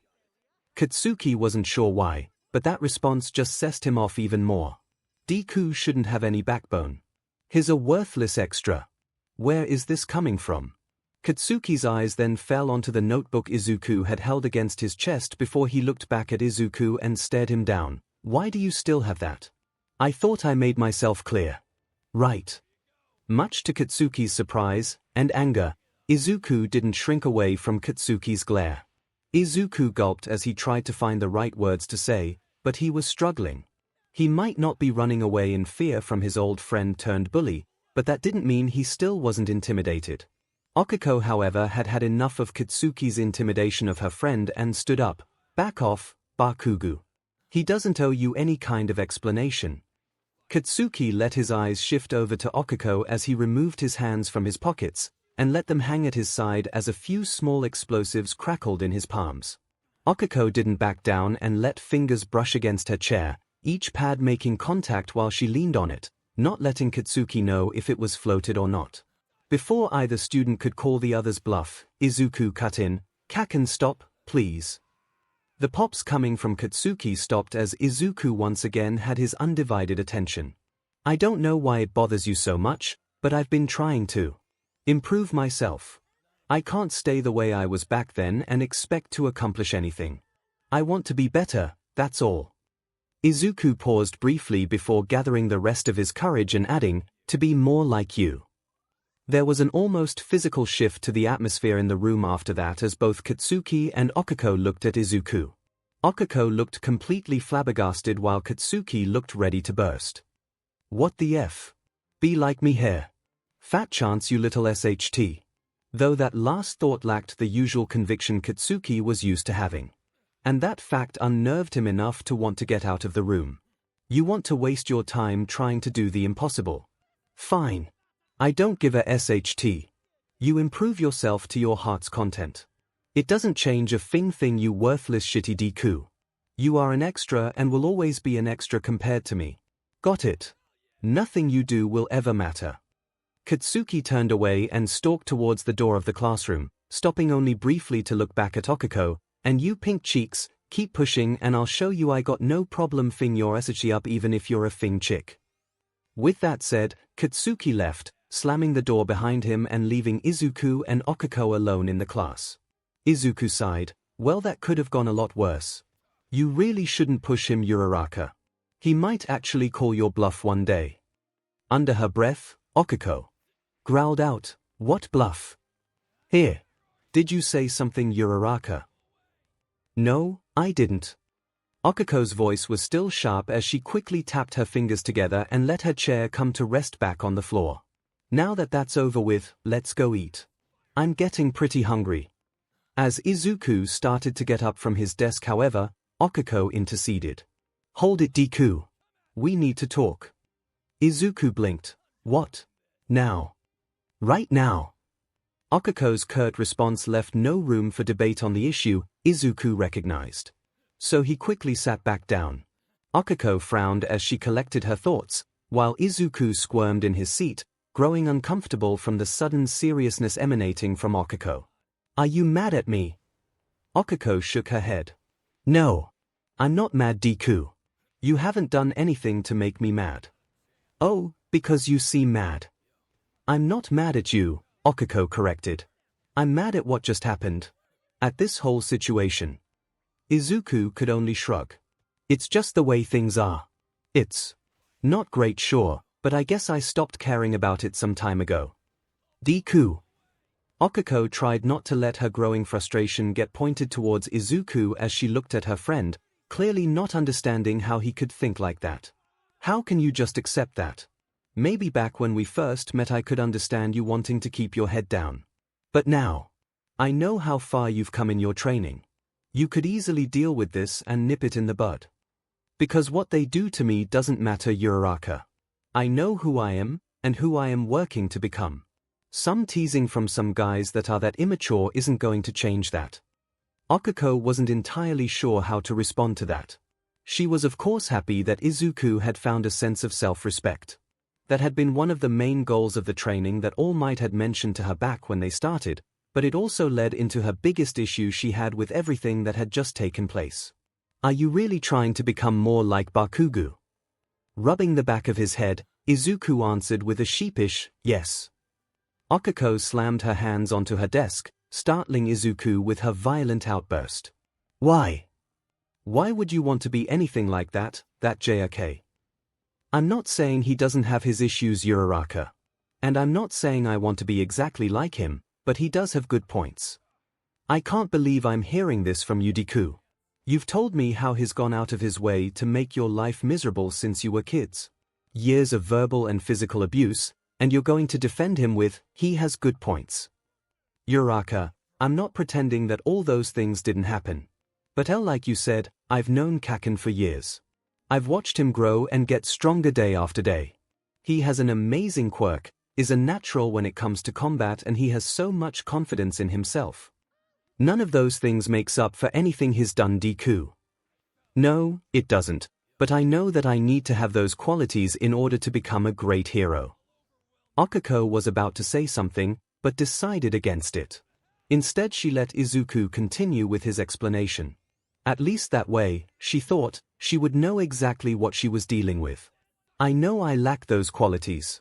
I'm working to make myself better in that regard, but I'd be kidding myself if I thought I was close to what I needed. Kaken, though, has these in spades.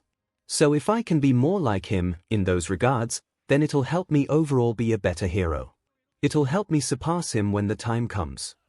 So, Okiko began, you want to be more like Bakugo, to surpass Bakugo. Pretty much. Yeah. Deku, don't you think there are better ways to go about this? Ways that don't involve you having to deal with Bakugo. I'm sure there are, but I guess I want to see it as a rivalry. Maybe it's petty, but I don't just want to beat him Uraraka. I think I have too. If I don't, then I'm afraid I'll keep living in his shadow. And I can't be a hero like that. Deku, Okiko began after a few seconds to digest everything Izuku had said, I'll be completely honest. Whatever this thing is between you and Bakugo is, this fated battle between men, I don't understand it at all. I honestly think you shouldn't have anything to do with him at this point, he is not worth your time. But if you need this, if you feel this strongly about needing to surpass Bakugo, then I'll do everything I can to help you do it. Uraraka, thank you. Besides, Okiko added with an almost predatory grin, if the end result is you being happy and Bakugo losing, how can I miss the chance to see that JRK finally get what's coming to him? Izuku laughed, Uraraka, remind me to never get on your bad side. You have a little mean streak in you. Okiko laughed as well before she stood up and grabbed her lunch from her bag, come on. Let's go eat before lunch period ends. For the following days Izuku and Okiko were able to enjoy some peace during their time in school. Their fellow students did not try to antagonize Izuku anymore, and in fact were now going out of their way to avoid him. Though Izuku assumed that Okiko had put a healthy amount of fear into them, and they had come to the conclusion that avoiding him was the best way to avoid her. Katsuki had also gone back to simply ignoring the two, though Okiko would catch him every now and then glancing at Izuku. What he was thinking she couldn't guess, she couldn't see anything past the anger in his eyes. Izuku at least hadn't noticed and she was in no hurry to let him know. Katsuki could stew in his own little world, for all she cared. There was no reason to have Izuku become paranoid that Katsuki was watching him. With their issues in school dealt with, both were free to turn their attention towards their training. Izuku pulled at the ropes that were wrapped around the base of a large industrial refrigerator before squatting down and sliding his arms through the rope's loops and tightening them against his shoulders. On the other side of the fridge, he could hear Okiko getting herself ready as she wrapped the rope around herself. You ready back there? Uraraka. Yeah, I'm strapped in. Let's get this thing out of here. All Might had made their training for today simple. They were given some heavy rope and shoulder straps and told to move all the large industrial and home appliances out of their section of the beach, without using their quirks. What followed was a day full of hate-filled tug-of-war with abandoned AC units, ovens, water heaters and kitchen fridges as all of them were carried or dragged across the beach like sleds, to All Might who would load them onto his truck for disposal.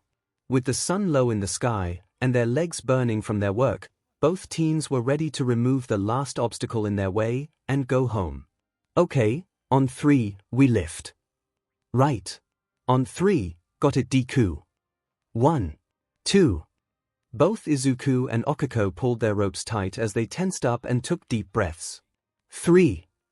Digging their feet into the sand, both fought through the weight pulling them down as they forced their legs to straighten out, until finally the fridge popped free from the sand and wobbled in the air between the two. Okay, it's up. It's up. I know. We going on your count, right Deku? Yeah, I'll call out our steps. Okay, just don't let this thing tip over onto you. If it does, just promise you'll get me a nice headstone. Despite the strain she was fighting through, Okiko chuckled, do they make All Might branded tombstones? Very funny. Let's get this thing moved already. On my count, 1. Izuku and Okiko stepped forward as Izuku called out each step. Slowly, but surely, they walked across the beach till they reached their goal line, with All Might clapping for them as they finally came to a stop. Good, very good. Now set it down gently, don't crush your toes. With the last piece lowered down, Izuku let himself fall into the sand and slid his arms out of the straps. 𝐭𝐼𝐲 walked around and sat down next to him with a soft groan. I can't feel my legs, Deku. You'll have to carry me home tonight. 𝐭𝐼𝐲 groaned as she rubbed her legs to work the soreness out. Only if you float yourself. I don't think I can handle carrying any more weight today. 𝐭𝐼𝐲 stopped rubbing as she turned and glared at 𝗧𝗂, who felt a sudden chill run down his spine. Did you just say that I was heavy, Midoriya?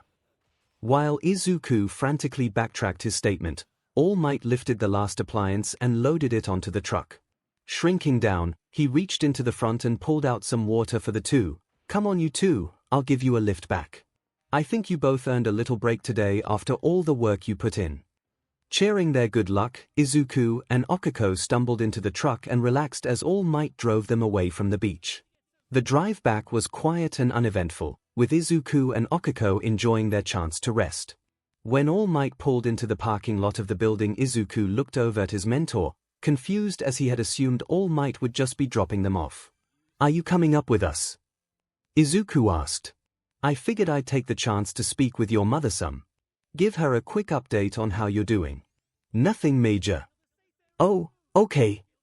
When 𝗧𝗂 turned around to exit the truck, he missed the quick glances and smirks shared between 𝗭𝐼𝐲 and All Might as they followed after him. Entering into his home, 𝗧𝗂 blinked in confusion when he saw that none of the lights were on. Mom, are you home? Fumbling in the dark, 𝗧𝗂 made his way down the hall into the dining room. 𝗭𝐼𝐲 lagged behind a few steps, letting 𝗧𝗂 move ahead while she handed a small object to All Might. Hold on, let me grab the light. I guess Mom is out right now. 𝗧𝗂 called back to them. Finding the light SWCH, 𝗧𝗂 flipped it on. He paused when he noticed a banner hanging on the wall besides the dinner table. Wait, happy birthday. Surprise. Behind him, 𝗭𝐼𝐲 and All Might yelled at the same time as they pulled the small cords on two small confetti poppers, startling 𝗧𝗂 enough to make him jump. Which was just the reaction 𝗏𝐻 was waiting for. From her hiding spot she quickly snapped several photos of her startled son. Wait, what? What's going on? 𝗧𝗂 asked in confusion as he tried to regain his composure. 𝗭𝐼𝐲 giggled as she reached up and began picking a few strands of paper out of 𝗧𝗂's hair. It's a surprise party, of course. Pointing at himself, 𝗧𝗂 asked, For me. But I never told you when my birthday was. Disregarding the fact you seem to think it'd be okay to hide your birthday from me, which you better believe you and I are going to have a discussion over that, I'm your best friend Deku. You think I wasn't going to find out when your birthday was? But how? I asked your mom obviously, 𝗭𝐼𝐲 answered with a smirk. Now come on birthday boy, you have presents to open. Then we can eat. Still stunned, 𝗧𝗂 was led to the table where his mother and All Might were waiting for them. Once they had sat down, All Might handed 𝗧𝗂 a cardboard tube for carrying posters. Here you go, young Midoriya. Mr. Yagi, thank you. Pulling the top off, 𝗧𝗂 pulled out the poster inside, and tried his best not to scream in shock. This is This is the super rare poster that was made in America just after All Might made his professional debut. They only printed a few of these. Look, it's him in his very first costume with his super car. And it's signed too. All Might smiled. Perks of the job, young man. I had to check to make sure you didn't have that one, honestly. Considering your collection. A soft eep escaped from 𝗧𝗂 as he lowered the poster to look at All Might. You've seen my room. I may have taken a peek. 𝗭𝐼𝐲 laughed as 𝗧𝗂 lowered himself in his chair, trying desperately to disappear. Come on Deku, it's not that bad. Yes it is. It's embarrassing. Young Midoriya, I can assure you, if All Might had seen your collection, he would be very flattered. Feeling better, 𝗧𝗂 sat back up and rolled the poster back into its protective case. I'll have to make sure to find a good frame for this. And try and find a space on my wall, 𝗧𝗂 added with a blush. 𝗏𝐻 smiled brightly, enjoying the sight of her son having a good time on his birthday, before she looked over at 𝗭𝐼𝐲. Would you like to give him your present now, 𝗭𝐼𝐲? 𝗭𝗼𝗲's smile faltered. After seeing what All Might had gotten for 𝗧𝗂, she was suddenly feeling very self-conscious over her gift. That signed poster is a hard act to follow, but I hope you like it, Deku. 𝗭𝐼𝐲 pulled out a medium-sized All Might-themed paper gift bag and handed it to 𝗧𝗂, who took it with a huge smile on his face, which did reassure her somewhat. For the past few weeks, after learning of Izuku's upcoming birthday, Okiko had spent almost all of her free time fretting over what she could get him. For a while she had been sure she was get him some kind of All Might merchandise. She had a pretty good idea what stuff he did and didn't have, so finding something hadn't been that hard. Internet stores and some local shops had great selections to choose from. However, two things ended up putting that plan on ice. First and foremost had been the price of everything. The store she had visited did have an excellent collection to choose from, but she had almost swallowed her tongue when she started looking at the price tags. While she had been able to save a nice chunk of money from spending so much time at the Midoriya's place, she could not bring herself to spend that kind of money. Then, when All Might was invited to the surprise party she and Inko had planned, and he had promised he'd find a perfect addition for Izuku's collection, Okiko found herself back at square one. With less than a week to go, she had begun to worry that she wouldn't be able to come up with a good idea for a gift. She toyed briefly with the idea of a gift card, but quickly discarded that. She was not going to get her best friend such an impersonal gift. By chance, during one of her walks home as she was browsing through a couple of stores, she came across a small bookstore. On a whim she went inside and found what she hoped would be a present Izuku would like.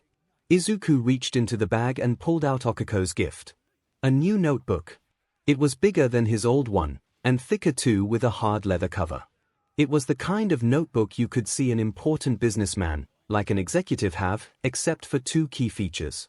The leather was a vibrant green, the same color he would glow while using his quirk, and right across the front of the book was stamped, "Hero Analysis for the Future No." As Izuku ran his fingers over the lettering, Okiko started to explain her reasoning behind the gift, stuttering some from her nervousness. "I noticed that you had filled out a lot of the pages in your other book, and it wasn't in the best of shape since." She paused as she decided not to bring up that episode with Bakugo. "Anyway, I thought you might be looking for a new one, so I found that and thought you'd like it. Uraraka, I love it. Thank you so much."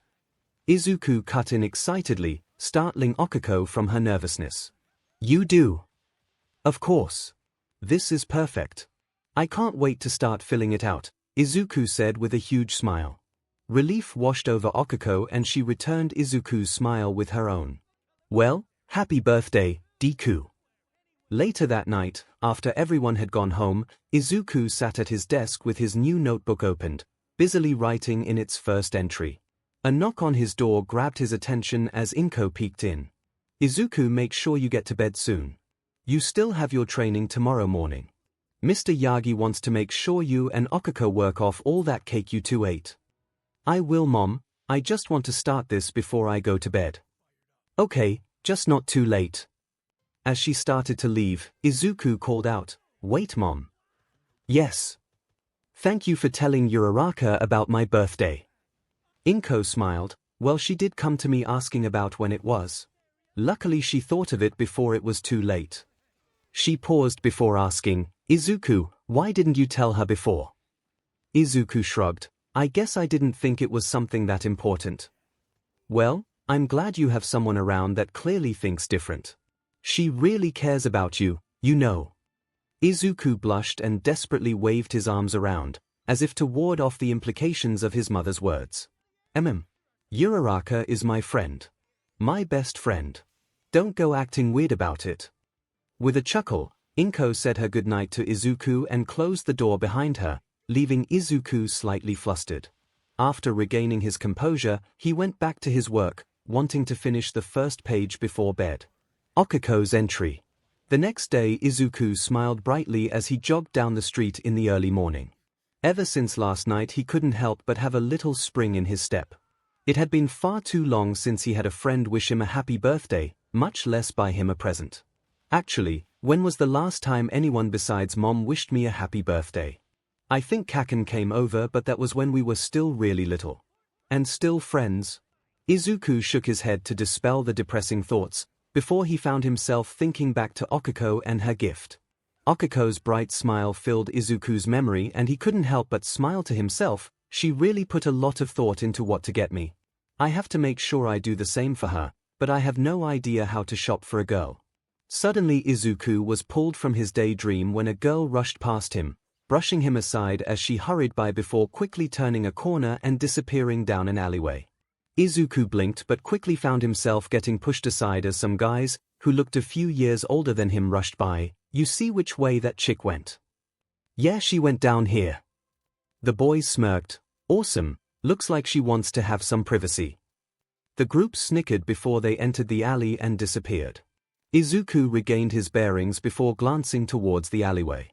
A pit forming in his stomach. I need to find someone." But as he looked around he realized that with it being so early in the morning, there was no one else walking the streets. "If I go looking for an officer or hero, it'll be too late." Steeling himself, Izuku hurried after the group. Running down the alley, Izuku soon came upon the group. 3 high schoolers leaned over the girl who had her back against the wall. She looked about the same age as Izuku, and she was wearing a school uniform that was pretty roughed up, from a school he didn't recognize. She looked like she had been living a rather hard life, since it wasn't only her uniform that was in bad shape. She herself looked a little worse for wear. But despite her situation, she didn't seem overly panicked. She's doing a good job staying calm. "Now come on, girl. This shy act is getting a little old. A girl like you should be happy you have some paying customers. Yeah, I doubt you get picked too often looking like this. So let's have some fun already here. No more running around, okay? You don't want us getting mad, right?" The girl's eyes drifted up to the boys. "Mad hair." One of the boys reached up towards her when Izuku made himself known. "Get away from her." 3 heads whipped around at once and glared back at Izuku, who tried to return their looks with one of his own. Internally, though, he was desperately trying to think of what to do next. "Okay, I got their attention. Now what do I do? I need a plan. The hell do you want, kid? Scram already."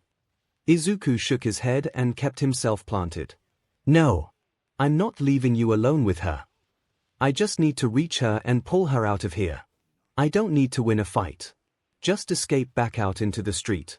Izuku silently scanned the alley. It was dirty, with garbage littering around trash cans that looked like they hadn't been changed in way too long. The largest of the group walked towards Izuku, giving him an intimidating look, helped by the rows of sharp teeth that peeked through past his smirk. "You trying to be a hero or something? That's a good way to get yourself hurt." The girl tilted her head to the side, her calm demeanor turning more inquisitive as she watched. "A hero here." Izuku took a step forward till the two were only a few feet apart. The high schooler was tall, and must be used to cowling people with his presence. But Izuku had stared into the eyes of a real villain only a few months ago. Compared to him, this guy wasn't scary at all. The high schooler's smirk turned into a sneer, and more of his teeth flashed into view. "Okay, maybe he's a little scary. Last chance to walk away, kid." Izuku smiled, like he was sure All Might would. "I was gonna say the same to you." With a growl, the high schooler pulled his arm back, getting ready to slug Izuku right in the jaw, but as he did, Izuku activated his quirk, surrounding himself in viridescent light. The high schooler blinked in surprise and Izuku capitalized on that. Reaching up with his right hand, Izuku looked past the boy and to a trash can, which Izuku hoped wasn't too heavy, behind him. The instant the can was surrounded in light, Izuku yanked his hand back and pulled as hard as he could. Immediately he felt a sharp throb in his head, but it wasn't as bad as he had feared.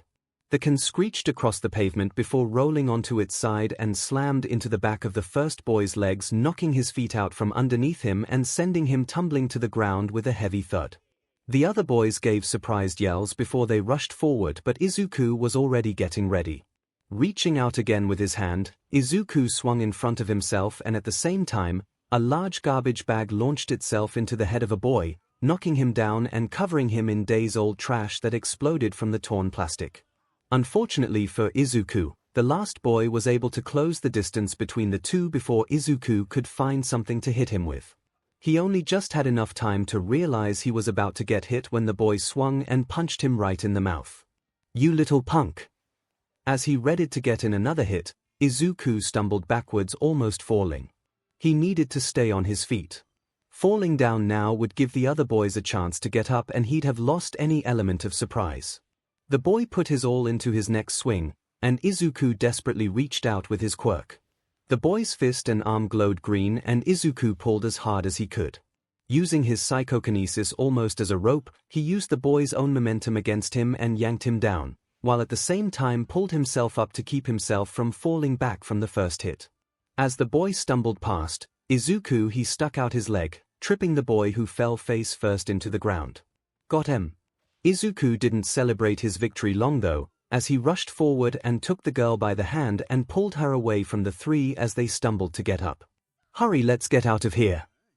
The two ran out of the alley and down the street till Izuku put as much distance between them and the boys as he could before coming to a stop to give both of them a chance to catch their breaths. Turning around, Izuku looked at the girl. Are you okay? The girl, however, was bent over, still taking in deep breaths. She held up a hand and gasped out, "1 sec. Oh, sorry." Izuku rubbed his head nervously as he waited. I guess I've just gotten used to running longer since I started training. Now that they were safe and the adrenaline he had built up finally started to settle, Izuku started to feel the pain from the punch that he got hit with. Reaching up, Izuku touched his lip and winced, pulling his hand away and looking at his fingers, which were slick with blood. Ouch, yeah, that's not great. Izuku searched his pockets for something to dab at his lip. While he searched, the girl surprised him when she suddenly closed the distance between them, practically squealed, "That was so cool." Izuku did his best not to jump back in embarrassment as the girl invaded his personal space. Spending so much time with Okako should have helped him some when dealing with girls, at least he had hoped it would. But in reality he only really spent time with Okako, and this was someone he had never met before. Two completely different situations for Izuku. It was nothing. Really? Izuku stuttered. Out. He took a step back to give himself some space, but the girl followed after him. Eyes wide and starry, and a huge smile on her face. A smile so big Izuku absently noticed something, fangs. Yellow eyes stared into Izuku's green eyes for a few more seconds before her gaze drifted down. "Oh, your lip is bleeding. It doesn't really hurt, so please don't worry about it. I just need something to dash." The sudden sound of fabric tearing cut Izuku off. The girl had reached down and ripped a section of her uniform top off. Taking the torn piece, she gently wiped Izuku's lip and chin before applying some pressure on the cut lip. "You were so cool back there. Like a real hero." "Well, I am trying to get into you. Actually." Izuku fumbled as the girl continued cleaning him up. "Really? Is that super hard hero school, right?" The girl asked as she finished up and pulled away. Pocketing the blooded cloth, Izuku nodded in affirmation. "Yeah. That's why I've been training every day to pass the entrance exams." The girl eyed him, during which Izuku tried not to shrink away. But there was no getting around how penetrating the girl's eyes were as she looked at him. "Does she think I'm making it up? I guess I don't really look like much." The girl's smile widened even more as she giggled. "Wow, I got saved by such a cute hero in training. It's really my lucky day." Izuku felt his face flame up and his eye bulge as he pointed at himself. "Cute? Me?" She nodded. "Oh yeah, you fit the cute hero role perfectly. Swooping in and saving the damsel in distress. It's like a fairy tale." She took another step forward, till she was almost pressed against Izuku, and after such a daring rescue, I think the hero should get his reward, right? She leaned forward and whispered, "A hero needs a reward." Izuku could feel the heat coming off her, she was so close. Her lips so close to his. Slowly. Ever so slowly. Izuku reached up and gently pushed her away. Even though his face was flushed red, and he shook from almost uncontrolled embarrassment, he made sure he was as gentle as possible as he put some space between the two of them. "Thank you, but you don't have to do that. I didn't save you for a reward. I did it because you looked like you needed help. That you're safe now is enough for me." The girl's smile dropped and her eyes widened as she stared at him. Izuku was worried he had offended her. Soon though the smile came back and she started to laugh. She doubled over before she found a wall to lean on to steady herself. Confused, Izuku could only blink and try to guess what she found so funny.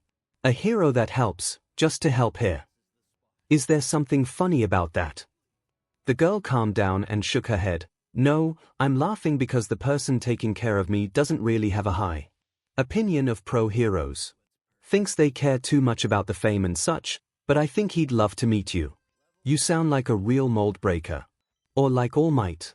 He talks about All Might a lot. Did she just compared me to All Might? The blush returned in full force as Izuku hid his face behind his arms, stuttering and mumbling his thanks. The girl smirked at this. Well, I have to get going now. Thank you again. Izuku gasped as she turned to leave. Wait. Don't you want to go to a police station or hero office? She shook her head as she dismissed the offer. No, not really. I'm fine. But miss. She whirled around with a frown. You don't call me miss. It makes me sound old. Oh, I'm sorry. But I don't know your name. She tapped her chin in a show of thinking before she seemed to have an aha moment. Actually, I don't even know your name either. I should know the name of my hero. Don't you think? So, you tell me your name, and I'll tell you mine. Okay. I'm Midoriya Izuku. It's a pleasure to meet you. The girl smiled brightly, and her eyes practically shined. Toga Himiko. And believe me, the pleasure was mine. Then with a skip and hop, she bounded down the street and out of view, leaving Izuku in a confused state. He was happy he had been able to save her from those guys, but he was also worried that he should have done more to take her to a hospital or something. He was also more than a little flustered as he tried to get his hormones under some kind of control. After all, he had come so close, so very very close to letting her kiss him. After a bit, Izuku gave the empty street. Hinako had disappeared down one last look before hurrying on his way. At Dagobah Beach, Okako fidgeted nervously as she and All Might waited at the beach for Izuku to finally arrive. Not like the boy to be late, All Might said as he checked his watch. I'm sure he'll be here any second, All Might. Okako scanned the roads. Izuku wasn't that late, but it was so strange that she couldn't help but worry a little. Before either could decide if they should start looking for him, I'm sorry I'm late. Izuku yelled as he came sprinting down the beach towards them. After reaching them, he bent over as he caught his breath. Young Midoriya, did you oversleep this morning? All Might asked as he walked over to Izuku, followed behind by Okako. Izuku stood up, about to apologize again for his tardiness, but then All Might got a look at his face. What happened to you? You look like CRP. Wait, what? Okako thought in alarm as she moved around All Might and rushed to Izuku's side. She gasped when she saw his face. Izuku's lower lip and cheek had already swollen up, and the dark tint of a bruise had begun to form. He had the distinct look of someone who got punched in the face. Oh, it's nothing really. I kinda got into a fight with these guys and one punched me in the face, Izuku answered, embarrassed at Okako's worry over him. Deku, what do you mean? Who punched you? As All Might motioned for Izuku to sit down, Izuku explained the events that had happened earlier. How on his way to the beach, he had seen a group of boys chase a girl into the alley, and with no one around went after them. Okako frowned deeply, making sure Izuku was keenly aware that she was not happy to hear he had rushed into the alley. After the boys by himself. So you rushed into another dangerous situation. Izuku could swear he could feel the frost on Okako's voice. I didn't really have much of a choice. Okako left out a small huff, but honestly could not say anything to disagree with him. So I guess since you're here you were able to help her then. Izuku nodded, with a slight smile. I was, but that's not the best part. Oh. Both All Might and Okako, who was still miffed over the ordeal, leaned forward some. Both curious to what Izuku could add to the story. I used my quirk to save her. Izuku had a huge grin now.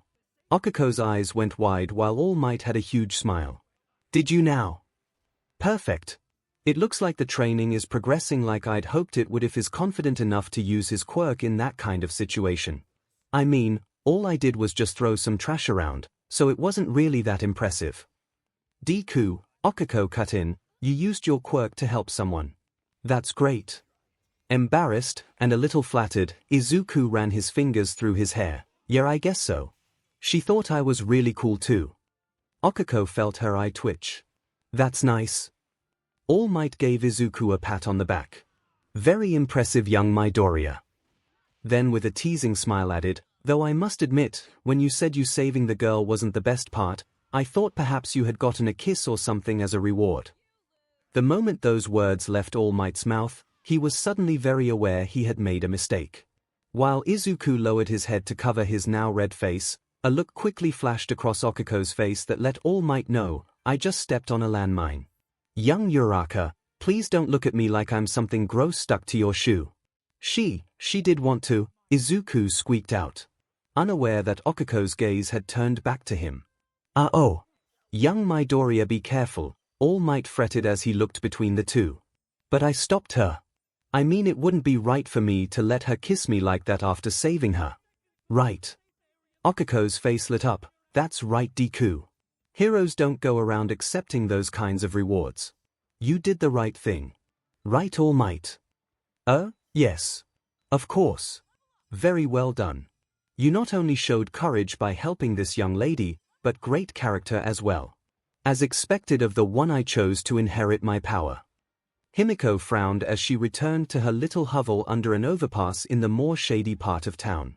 It was little more than a few large cardboard boxes and wooden pallets leaned together, but for the last few weeks it had been her home. Or more accurately, their home. But she didn't have to look hard to know that it had been cleaned out and abandoned though. She gave a small sigh as she kicked an empty can of food left on the ground. So he finally went and left me. He always kept saying he was going to leave me. Guess I never really believed him. She crawled into the box and sat down on the dirty sleeping bag. Pouting, she pulled her knees up to her chest. Now what do I do? I was only gone for a few days, but he could be anywhere by now. And it was almost impossible to track him down the last time he left me. Oh, Mr. Stain, I thought we had something special. But I guess you care more about those fake heroes than me. Silence was her only answer as she looked out to the harsh world before her from her hut. Stain was making the world better. I wanted to make the world better like him too. So I could live in it. It's so hard to live in this world. But, she reached into her pocket, and pulled out the torn cloth she had used to clean that boy Izuku's lip. She stared at it for a long time before taking the tip into her mouth. Even though the BLD had dried, and turned dark, she couldn't help but slightly at the taste. Is this what a hero tastes like? It's so good. She sat in her hut, sking on the cloth till it was left damp and sticky from her saliva. With a huff, Himiko fell back onto her sleeping bag and held the cloth to her heart more. I want more. Mr. Stain never let me taste his. But I bet it would have never tasted like this. Himiko whimpered as she felt herself heat up. She could feel herself on the verge of something wonderful. And she loved it. Izuku Midoriya. You're going to make the world a better place, right? That's what real heroes do. I want that. I want it. I want it. I want you. I want you. I want more of you. She throbbed as she rolled around, laughing and crying out to the world her wants and desires. All the while, her mind raced. It wouldn't be easy, finding a way to be with him. He was training to be a hero. And she was anything but heroic. But as she lay in her joy, she came to a simple conclusion. Even if it was hard, she would find a way to be with him. Just you wait for me, my darling Izuku. I'll find a way. Month the 5th of August. The quiet evening at the Midoriya home was suddenly shattered with a loud scream. We're not training together anymore. All Might held up his hands as he tried to calm both Izuku and Okuko down. Easy you two, it's only for the next few weeks. He had expected a little surprise from the two, but now that his ears were ringing, All Might thought that perhaps he should have tried something to soften the blow. Inko looked up from her dinner and gave her son an icy look. Young man, do not scream like that. Izuku promptly wilted back into his seat. Okuko quickly followed when Inko shifted her gaze to her. With both teens quelled, Inko motioned for All Might to continue. Please go on. I would like to know why you've decided to make such a change. Yes, thank you. With summer break coming up, I've decided that this would be the best time to move on to the next phase of their training. Next phase? Izuku asked. That's correct. I want to take full advantage of your time off to begin combat training.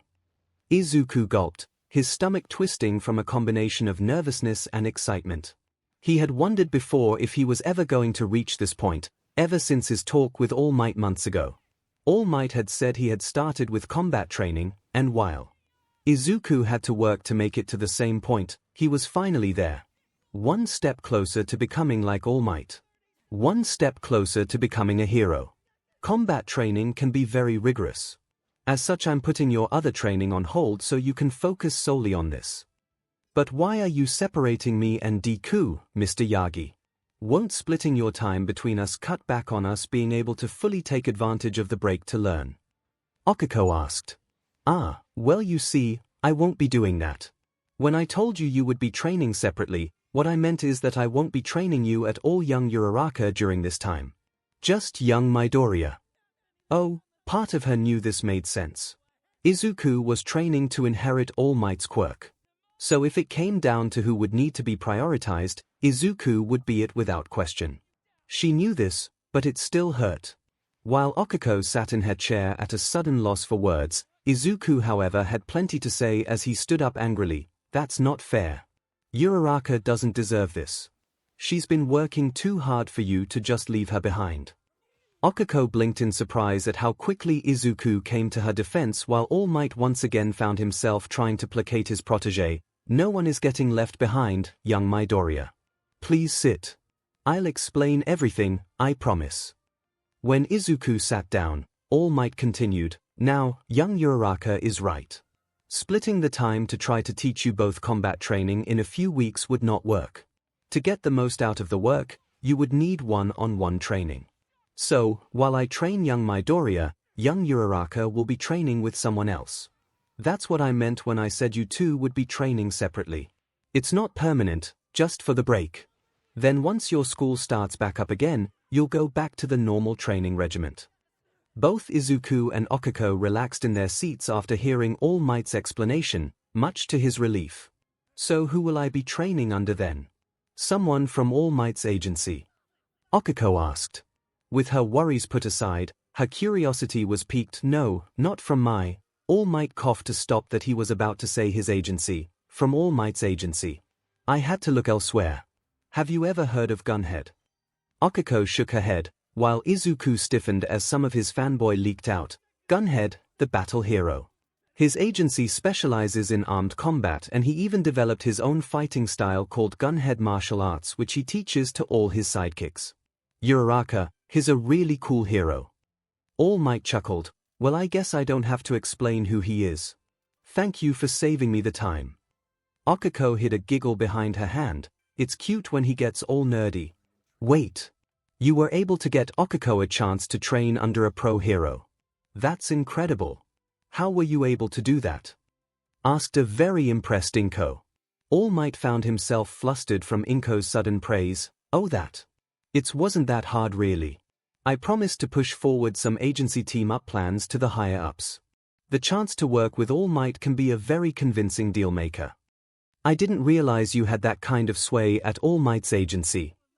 Oh, it's just a matter of knowing the right people is all. Nothing that impressive. Inko shook her head as she smiled gently at All Might. Nonsense. What you've done for my son and for Okiko is truly something special. All Might rubbed a hand through his hair, bashfully returning Inko's smile. While this exchange was mostly missed by Izuku, who was distracted trying not to think about the double meaning of some of All Might's explanations, Okiko looked between the two, suddenly feeling a little uncomfortable. Oh, please tell me All Might is not flirting with Deku's mom. Wait, Mr. Yagi, Izuku began. Gunhead's agency isn't exactly close by. Even by train it's still a trip just going one way. All Might frowned. Yes, unfortunately there is a bit of a catch that I haven't mentioned yet. While I was able to get Gunhead to agree to train young Uraraka, it will have to be at his dojo. He was not comfortable leaving his agency in such short notice for an extended period of time. So I'm going to be doing a lot of traveling. No. While you are training with Gunhead, you will be staying over there. We found a nice place for you to stay for the duration. And I will make sure everything is covered. So the only thing you will have to worry about is your training. Izuku and Okiko glanced at each other sadly as they processed this. Both had taken for granted the sheer amount of time they had spent together, and to now have that suddenly taken away left both feeling empty. All Might watched the two, a knowing glint in his eye. While he wouldn't say this to them, at least not yet anyway, separating them was part of his plan for this month's training too. If he had tried, he was sure he would have been able to talk Gunhead into traveling down to train 𝐒𝐭𝐽𝐲. However, over the months he had started to see a pattern form while they trained. The two had formed the habit of leaning on one another whenever one of them faced some kind of adversity. While relying on others by itself was not a bad thing, in fact All Might knew several heroes, including a certain fiery hothead that could stand to learn to work together. It could become troublesome if they became too dependent on each other. So 𝐒𝐭𝐽𝐲 having to spend her time training away for the next few weeks became the perfect excuse to teach the two some self-reliance.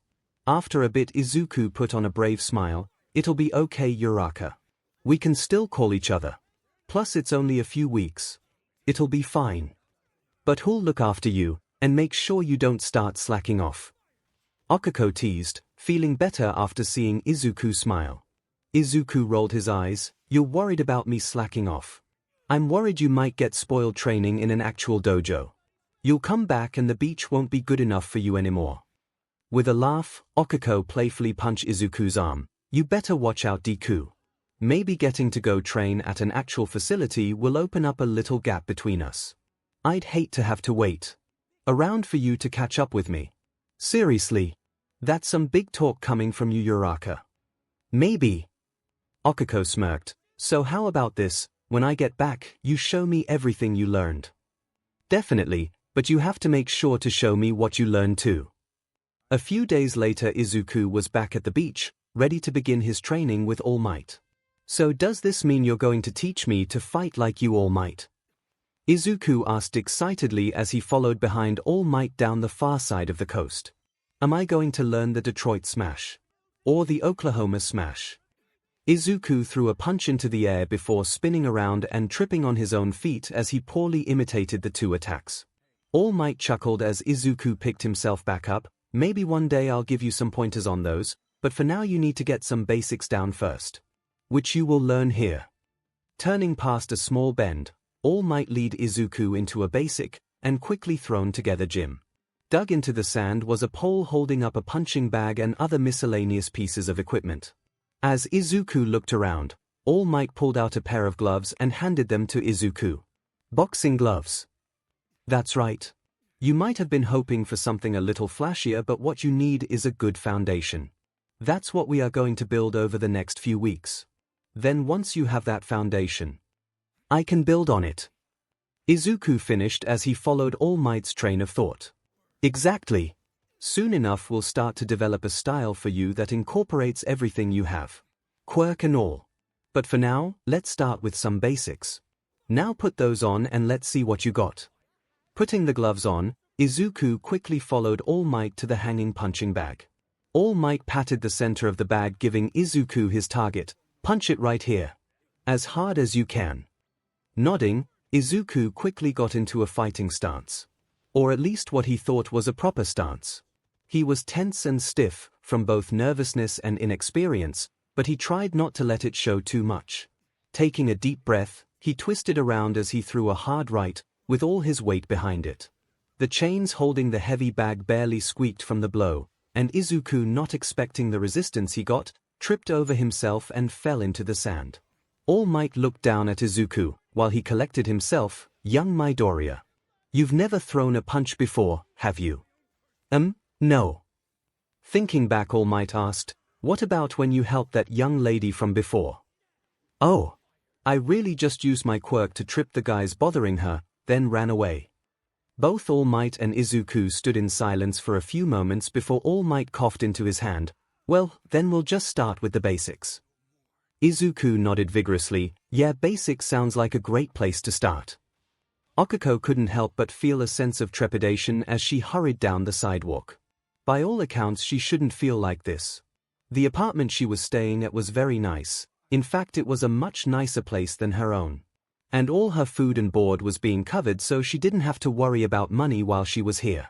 She had also been assured by All Might that Gunhead was an excellent teacher, and her time with him was going to be nothing but positive. She had even done a little research herself, and was confident that Gunhead wasn't some secret creep or something. Izuku should also be fine while she was away. Since he would be spending pretty much all his time during the break with All Might training, she didn't have to worry about Katsuki targeting him. And yet, she was still nervous. This was a huge opportunity and she didn't want to squander it, or even embarrass herself in front of a pro hero. What's more, while she may have fantasized about showing one Bakugo Katsuki what for after learning how to fight, she had honestly never seen herself filling the role of a combat hero. She thought she would be more like 13, and focus more on rescuing people. Of course, I never thought I'd be spending this year before taking the entrance exams training under All Might, so I guess I shouldn't be surprised that some of my original plans don't jive with reality anymore. Plus I guess being a rescue hero with combat training will open more doors down the line. Absently she felt her fingers trace along her phone in her pocket as she once again found herself fighting the urge to give Izuku a call. Not to check up on him, of course. She didn't need to do that. And she didn't need to call him already. He had seen her off when she had boarded the train yesterday and they had talked last night too, during which they decided that they'd call or text in the evenings after their training was over. Get it together, girl. You're acting like you're going through withdrawal or something. You can go a day without talking with him. Plus he's probably already in the middle of training with All Might. Now woman up and get your business done. When Okiko looked up she found herself right outside of Gunhead's dojo. Taking a deep breath to steady herself, Okiko walked through the front door. Pardon the intrusion. As Okiko came into the dojo she was quickly greeted by a large and intimidating hero that she had to strain her neck to look up at when he stood from his desk and walked over to her. You must be Uraraka, Okiko. She had seen some videos so she had thought she knew what to expect, but to see the man in person was a completely different animal. Okiko bowed her head as she addressed the pro hero. Thank you so much for taking the time to train me, sir. Gunhead waved his hands in front of himself, trying to downplay Okiko's formality. Please, you don't have to be so formal with me. Just call me Gunhead, and besides, I'm always looking to help young burgeoning. Though I think this is the first time someone from another agency has asked me to take on someone they had scouted. And someone who isn't even in a hero school yet. Your scout must think very highly of you. Okiko blushed. I'd like to think he does, sigh. Gunhead. Well, why don't I give you a tour? And then we can get a feel of what you will be learning here. Follow me. After only a short time, Okiko had quickly gotten over her initial reaction to the large hero and had come to the firm conclusion that Gunhead was unbelievably cute. Which was somewhat surprising considering he was a giant man with guns on his arms and he had razor blades sticking out of his gloves. But after he had walked her around the gym they would be using, and gave her a training GI to wear, Okiko couldn't ignore that the way he talked and moved was just cute. After quickly putting on the GI she was given, Okiko joined the hero in the main room of the gym where he was waiting in the center of a large padded mat. So Uraraka, do you have any experience with martial arts? Or any kind of self-defense training and techniques? And not really, no. I don't. Sorry. That's perfectly alright. Everyone starts somewhere. So let's see. Before we start, let's talk about your quirk. From what Mr. Yagi told me, your quirk, zero gravity, lets you negate an object's gravitational pull after you touch it.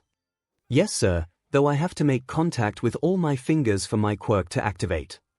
Okiko held up her hand, showing off the pads on each finger. Gunhead rubbed his chin as he looked at her hand. A soft hum leaked past his mask as he was deep in thought. So keeping your hands safe should be a priority for you then. If they get damaged it could have a negative effect on your ability to use your quirk. Is that a problem? Do you think my quirk won't work well in combat? Chuckling, Gunhead shook his head. Not at all. In fact, I think your quirk could be extremely effective. Being able to neutralize an opponent with just a touch would make you very dangerous in close combat situations. Despite herself, a wicked grin spread across her face when she heard that, which didn't go unnoticed by Gunhead. Seems you like that idea. Okiko flinched back as she waved her hands in front of her nervously. Oh well, I guess it would be pretty cool to be someone a bully wouldn't want to mess with. Makes it easier to protect someone. Bully. Someone. Villain. Someone a villain wouldn't want to mess with. Easier to protect people from villains. That's what I said. Gunhead tilted his head to the side as he looked at Okiko. a pose she would have thought as kinda cute if she wasn't recovering from her slip of the tongue. Fortunately, Gunhead chose not to push the subject since he did not want to cause his new student to feel too embarrassed on her first day. Once 𝐒𝐭𝐽𝐲 had calmed down, Gunhead motioned to a place for 𝐒𝐭𝐽𝐲 to stand and began to walk her through some basic stretches to warm her up. Izuku breathed heavily as he circled around All Might, avoiding a padded mitten that sailed past his face as he leaned backward. Straightening back, Izuku watched as All Might left his chest open for a counter, but unlike the multiple times before these last few days, Izuku did not press the sudden opening and instead kept his eyes on the other 𝐵𝑚𝐼𝑡 that soon followed, sweeping at him, ready to punish Izuku if he had been reckless enough to fall for the false opening. Again. Over the last few days, All Might had worked with Izuku through a sparring routine, with the end goal being Izuku landing a direct finishing hit on All Might. The routine was long, and had several trap openings and moments meant to punish Izuku for being too reckless or reserved. It has taken several days, bruises and ice packs, but Izuku was now able to get to the tail end of the routine. He had struggled here for a while, being tired made him sloppy, which All Might punished relentlessly. But now he was near the end, and he was going to win. With both swings dodged, Izuku closed the distance quickly and unloaded a fury of punches into All Might before just as quickly skipping back when All Might had recovered and retaliated. This time the attack from All Might was more wild, more unfocused. Izuku recalled what All Might had taught him, that an injured villain could be just as dangerous, if not more so than when he was healthy. And sometimes the best way to deal with wild attacks was to just avoid them and not engage at all. So Izuku backtracked, keeping himself away from the wide swings, waiting for his moment. All Might swung a giant arm down but made the mistake of letting his own momentum carry him off balance, resulting in tripping himself up and leaving his head completely exposed, unprotected and right at the perfect height for Izuku to hit it. "There's my shot." Izuku rushed forward before digging his feet into the ground.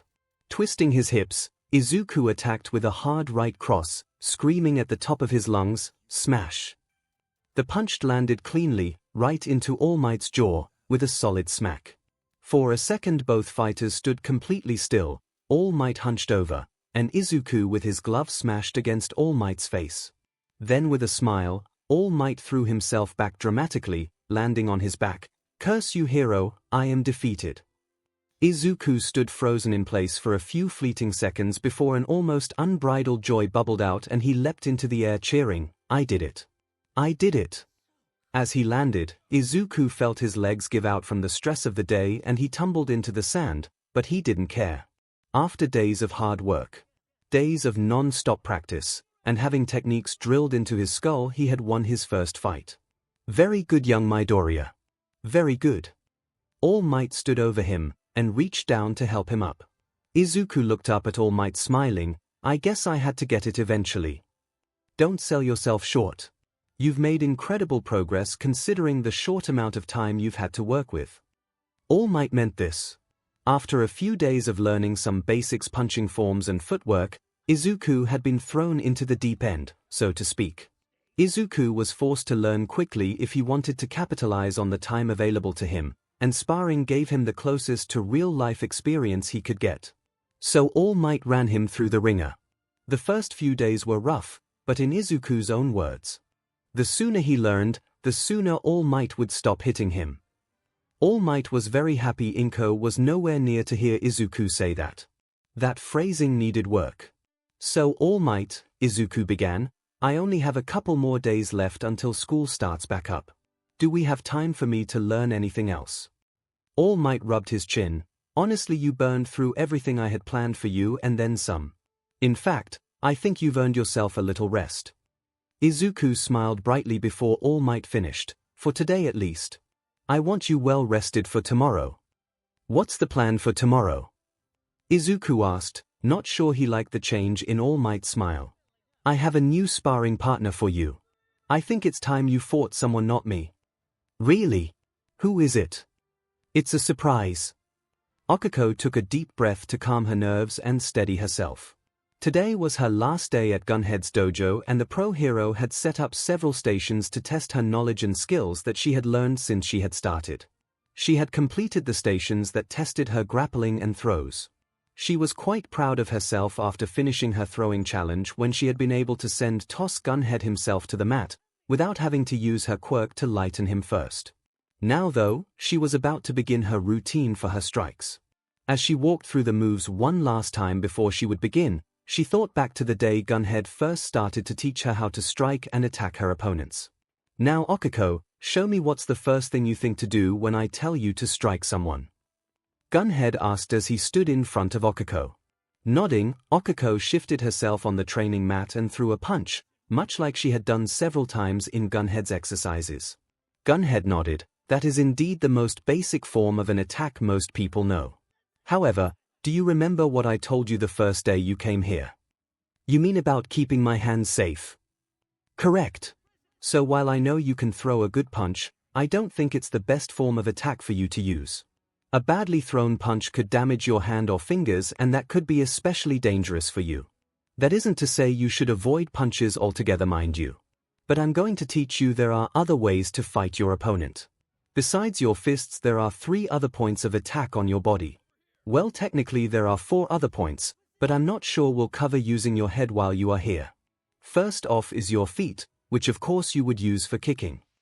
𝗃𝗃 punctuated this by showing off several different forms of kicks, from sweeps to direct hits. Next are your knees and elbows. These can be especially devastating to your opponent if you land them right. 𝗃𝗃 nodded as she watched 𝗃𝗃 demonstrate more varied strikes. So 𝗃𝗃, let's say you are in a fight, your opponent more often than not is going to be watching your hands. Either because that's the most common place to expect an attack, or because they know that's where your quirk is. But there is the catch: if they are just watching for attacks from your hands, 𝗃𝗃 trailed off for 𝗃𝗃 to finish. Oh! They won't be looking for an attack from somewhere else. Exactly. And there is a flip side to this as well. There is. Yes. If your attacks are constantly coming from your legs or elbows, your opponent may very well forget completely to keep an eye on your hands. When they do that, you'll have your perfect opening to use your quirk on them and finish the fight. Opening her eyes, 𝗃𝗃 looked down the line of different dummies, each posed in a different pose of attack or defense. She was supposed to move down the line of dummies and demonstrate she knew how to properly attack her opponent no matter what position they were in. Behind her, 𝗃𝗃 stood off the mat ready to begin the final test. He knew she would do well. She had absorbed everything he had taught her like a sponge. It was a shame he knew he would not be available to take on work studies and interns this year, or he would already be making plans to make sure 𝗃𝗃 was back in his dojo to continue training under him. He could tell she was still a little nervous for this last test, so he decided to give her one good push. One last bit of advice for this test, 𝗃𝗃. I always find it helps me when I visualize someone I don't like standing in front of me, instead of a dummy. Makes me go just that bit harder. 𝗃𝗃 glanced back towards 𝗃𝗃 with a determined smile. Thank you, 𝗃𝗃. On your time then, 𝗃𝗃.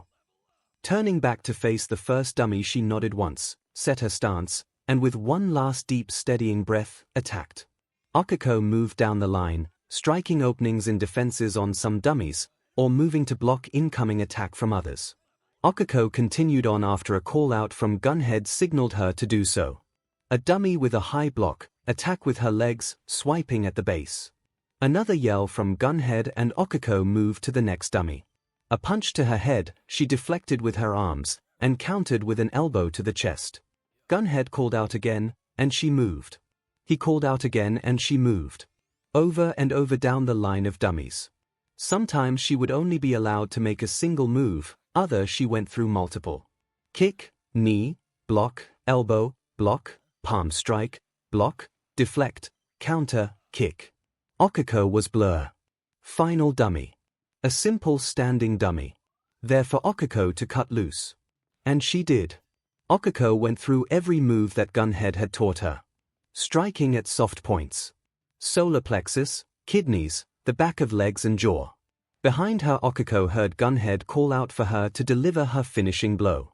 At that moment she could also hear his advice from earlier: visualize someone I don't like. As she thought of that, the dummy in front of her changed. She could see his straw blonde hair. She could see his arrogant eyes. She could see his condescending smirk. She could see Bakugo Katsuki standing right in front of her, and 𝐒𝐭𝐴₂ cut loose and unleashed all hell. Reaching out, she gripped the dummy by the shoulder and yanked it forward, while at the same time delivered an elbow strike right underneath its chin and into its throat. 𝐒𝐭𝐴₂ stood over the fallen dummy, breathing as the red mist in her vision faded, and from exerting herself so hard throughout the test. Gunhead walked up to her, clapping, "Masterfully done, 𝐒𝐭𝐴₂. You've passed every test I had for you. Congratulations." 𝐒𝐭𝐴₂ looked up at Gunhead and smiled, so proud to hear him say that. Putting a hand on her shoulder, Gunhead led 𝐒𝐴₂ away from the training mat. "Come on. Let me buy your lunch before you head on home." "Thank you." Gunhead glanced back at the fallen dummy. "Oh, and 𝐒𝐴₂. Do me a favor." I know you must really dislike that bully, but promise me that you won't do that to him when you see him in school." 𝐒𝐴₂ looked back to the fallen dummy and was surprised at what she saw. The stitches that hold the head to the rest of the body had been ripped apart, leaving the dummy's head hanging by only a few threads. 𝐒𝐴₂ realized she had more or less just decapitated the poor piece of training equipment. Month the 6th of September, it was the day for All Might's surprise sparring match, and Izuku sat on the tailgate of All Might's truck, trying to calm the butterflies in his stomach flying around. After a month of practice and preparation, today he was going to have his first sparring match. Taking a deep breath to steady himself, Izuku finished wrapping the tape around his hands and wrists, chuckling dryly that he didn't have to redo it a fourth time. With the tape done, Izuku put on his headgear and gloves and hurried down to the beach where All Might had set up a shabby, but usable, makeshift boxing ring.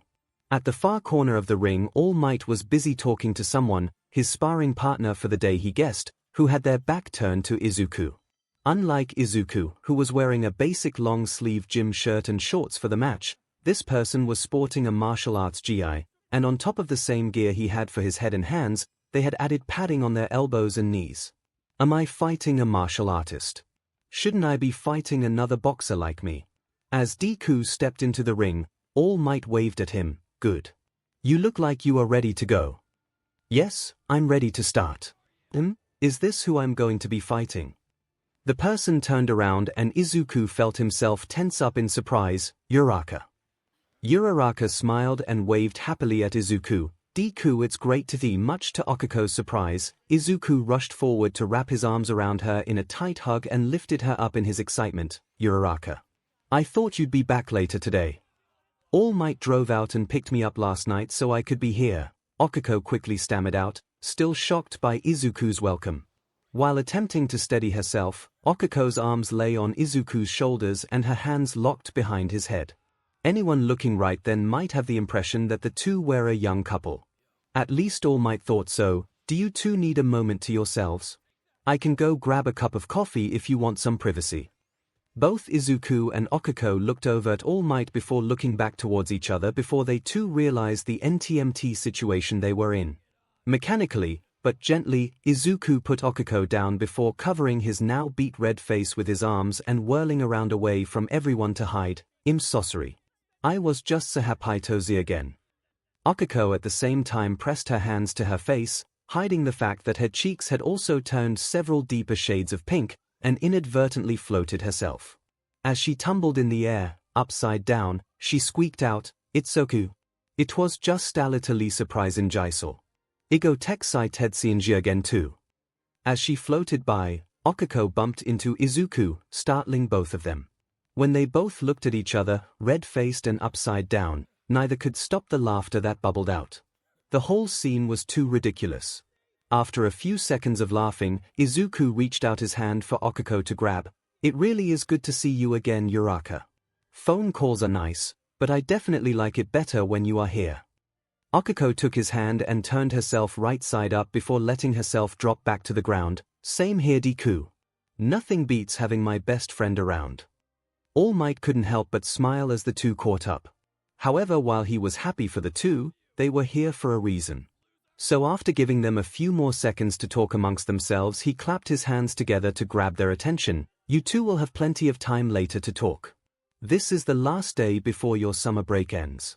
You've both used this time to begin honing your combat abilities. I know you've both come a long way in a very short amount of time."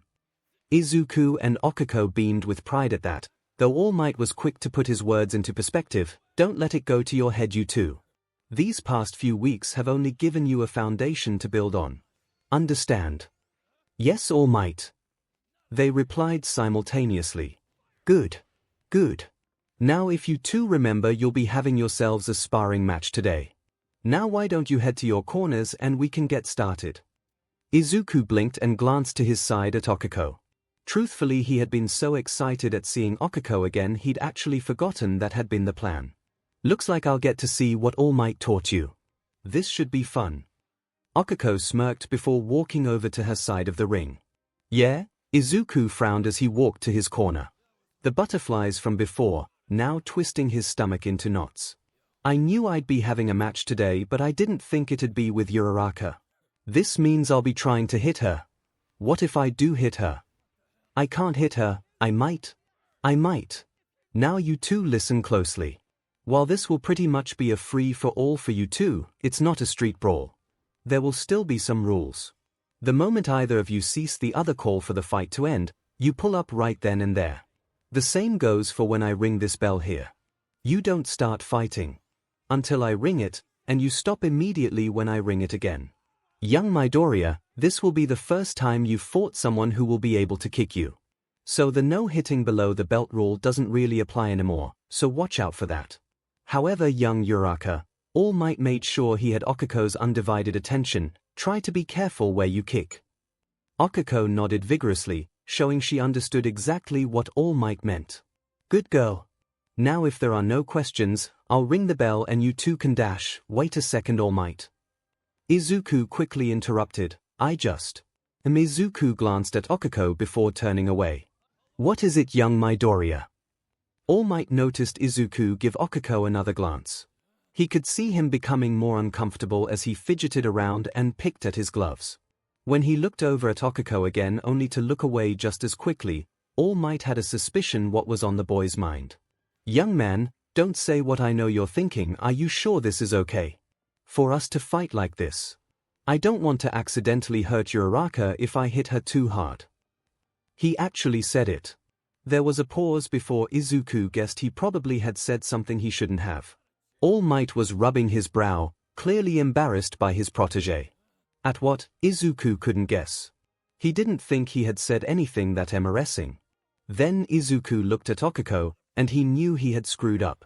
Okiko looked cessed. Before Izuku could try to apologize, however, Okiko whipped her head over towards All Might, and through gritted teeth simply said, "Ring the bell." Wait, what? All Might nodded once and pulled the cord on the bell, signaling the start of the round. The ringing hadn't even started to fade when Okiko whirled back to face Izuku and dashed forward. Panicked, Izuku stumbled back. Wait, Uraraka. Hold on. Okiko had closed the distance between them, and Izuku, tripping over his own feet as he tried to step back, threw a wild punch that went wide. While it was never going to hit Okiko, it did give her the perfect chance to finish the fight there and then. Okiko sidestepped and with one hand grabbed hold of Izuku's wrist. Pivoting, she let his own momentum carry him forward, and she reached behind with her other hand grabbed Izuku the back of his neck. At this point, if she followed Gunhead's training, she would pull Izuku down to the mat and pin him face down. However, after what Izuku had said, she wanted to make sure he never made the same mistake again. With the hand holding Izuku's neck, she pressed each finger into his skin. She felt her quirk activate and Izuku was now weightless and defenseless. Turning to make sure she was facing the right way, she threw Izuku up and out of the ring, and out towards the ocean. She waited for what she thought was an appropriate amount of time before slapping her hands together and releasing Izuku from the affecting of her quirk. Izuku fell unceremoniously into the water with a splash, before sputtering back to the surface. Izuku floated on the water's surface for a few moments as he collected himself and swam back towards the beach. Izuku kept his head down as he shuffled back to the ring. Once back inside, Izuku looked up to find Okiko back in her corner, arms crossed and giving him a very intense and measured glare. In a snap, Izuku bowed till he was almost parallel to the ground. Please forgive me. It was wrong of me to say something like that. It was completely disrespectful and out of line. I'm truly sorry. Izuku stayed as he was, not daring to look up. He shook and trembled, not from the chill from being soaked, but from a fear that he may have irrevocably damaged his friendship with Okiko. For Izuku, the next few moments of silence seemed to drag on forever until he heard footsteps on the cheap plywood mat. As the footsteps got closer and Izuku could start to see the outline of a shadow, he screwed his eyes shut. This is it. I just screwed up and there's no going back. I'm such an idiot. Izuku's thoughts were interrupted when he felt a towel dropped onto his head, and someone beginning to dry his hair. Startled, Izuku looked up to find Okiko standing over him, smiling. Uraraka. Easy there. You can't really spar with me if you have to wipe those wet bangs out of your eyes every second. So let's get you dried up some. Struck dumb, Izuku couldn't say or do anything as he waited for Okiko to finish. When she draped the towel over his shoulder, she nodded in satisfaction. There we go. Much better. I think you can take care of the rest. When she turned to walk away, Izuku found his voice. Wait. You don't. Izuku trailed off, not wanting to put his thoughts from before into words. Still afraid that by doing so, would make them a reality. Okiko looked at Izuku, her head tilted in confusion. I don't, what? Hate me? Okiko blinked in surprise. Hate you? Of course I don't hate you. But what I said before, what you said was really stupid, Deku. And it was a little hurtful too. I'd hope you would respect me a little more than that. Of course I respect you. Izuku declared with just a twinge of fear in his voice. I do, I really do. I was just. Okiko walked over and put her hand on Izuku's shoulder. You were just being a little stupid. It happens to everyone. You were stupid, and then you apologized. Problem solved, but you looked so mad. I'm allowed to be mad when someone says something that pisses me off, Deku. Though, Okiko rubbed the back of her head as a bit of embarrassment and regret crept into her voice. Maybe throwing you into the ocean was a bit much. You did look pretty cool though, Izuku said softly. Looking back, the way you just charged me like that was pretty cool. I guess you learned a lot from Gunhead. Okiko wasn't prepared to suddenly be complimented by Izuku like that. A light blush returned to her cheeks as she glanced away. Yeah, I guess I did pick up a few things. Another pause stretched between the two. Okiko could still see that while Izuku was no longer afraid that she hated him, he was still nervous. About the match they were supposed to be having. She needed a way to help him get over this, so they could get on with their match. I just need to figure out a way to show him he won't hurt me. I suppose the fastest way would be to let him hit me. Actually, Deku, you're still worried about hurting me, aren't you? Izuku flinched, but still nodded. Yep, I knew it. Well, I'm nipping this in the bud right now. Deku, hit me. Izuku's eyes bulged as she snapped his head to look at Okiko. What? I want you to hit me. Wait, why would you want me to do that? You're worried that you'll accidentally hurt me if we fight. I'm going to prove to you that won't happen. So I want you to hit me as hard as you can, and I'll show you that you can't hurt me. As Izuku stood dumbfounded at Okiko's request, All Might suppressed another groan. While he was tempted, very tempted, to step in and stop this, he honestly felt that while this might not be the best way for the two to work this issue out, it would at least be the quickest. Not only for Izuku, but Okiko as well. I don't think she realizes just how strong the boy is. At least it's not just the boy that's dumb. I swear these two share brain cells at this point. Note to self, I need to see if I can update my bet with Inko. I think I picked a date way too far off. No way they make it to their second year without realizing something. Uraraka, I don't know about this. Deku, if you don't punch me right now, I will get mad again. Okay. Izuku waved his hands frantically. I'll hit you. Where do you want it? Not the face, right? Okiko thought about it for a second. Nah, let's avoid that whole area. Just hit me in the stomach. That should be fine. As Okiko stood tall, giving Izuku a clear shot, Izuku readied himself. Okay, sure, just a punch to your gut then. On 3. Sure. Okay, Izuku, you can do this. She's asking for it, so it's fine.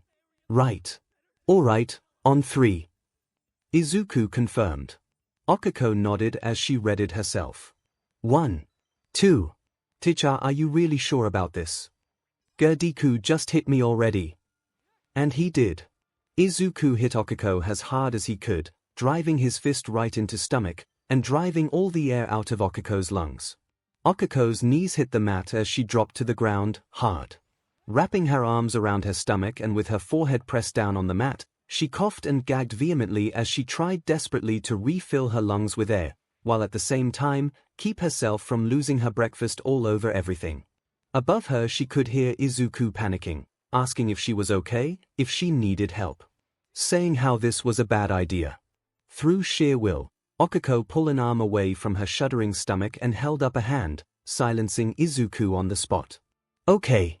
That was. OWOWOWOO. Okiko ground her head into the mat as she tried to get her thoughts back in order. Need to. Stand up. Stand up and show Deku that this. Oh, no, don't throw up. Pulling her arm back, Okiko rubbed her stomach, desperately trying to calm herself.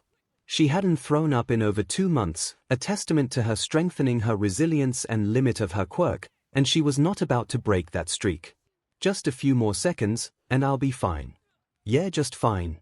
So Deku learned how to throw a punch, good to know.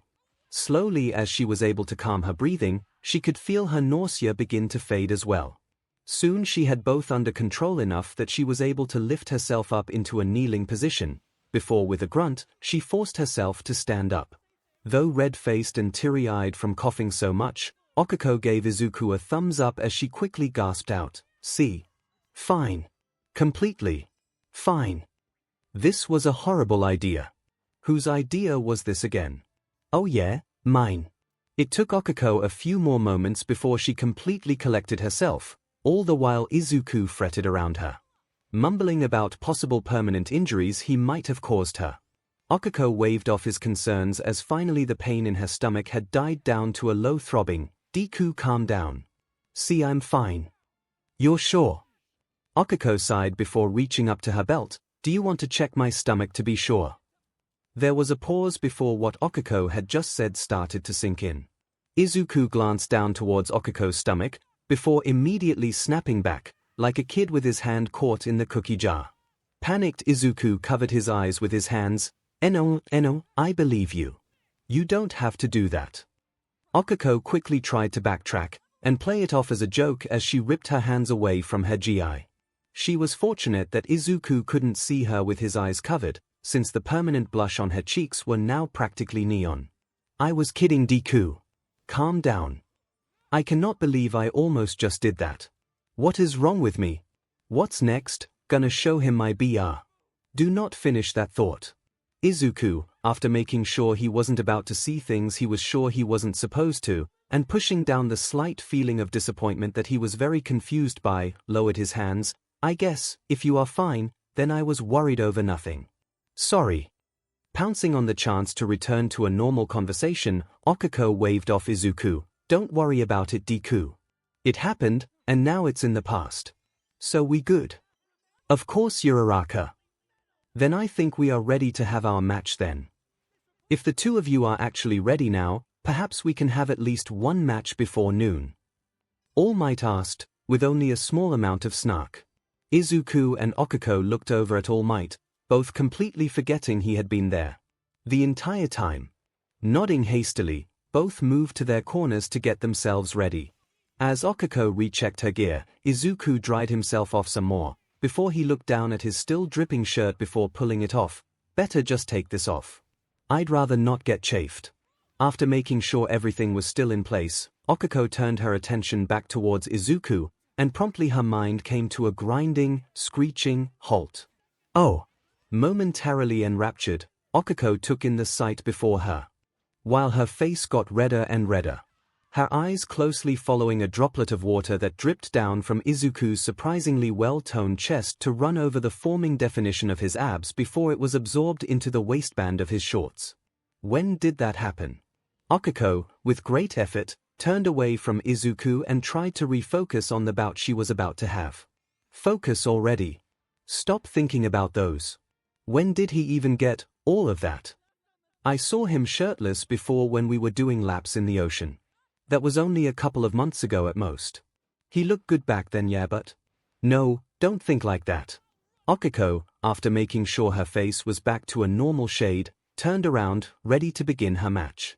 Her eyes glanced over the toned lines on his arms. At least now I know why he hit so hard. She thought dryly as she rubbed her stomach. Seeing that both Izuku and 𝐒𝐻𝐾o were both ready to go, All Might put his hand back onto the bell cord. All right, you two, let's give this another go.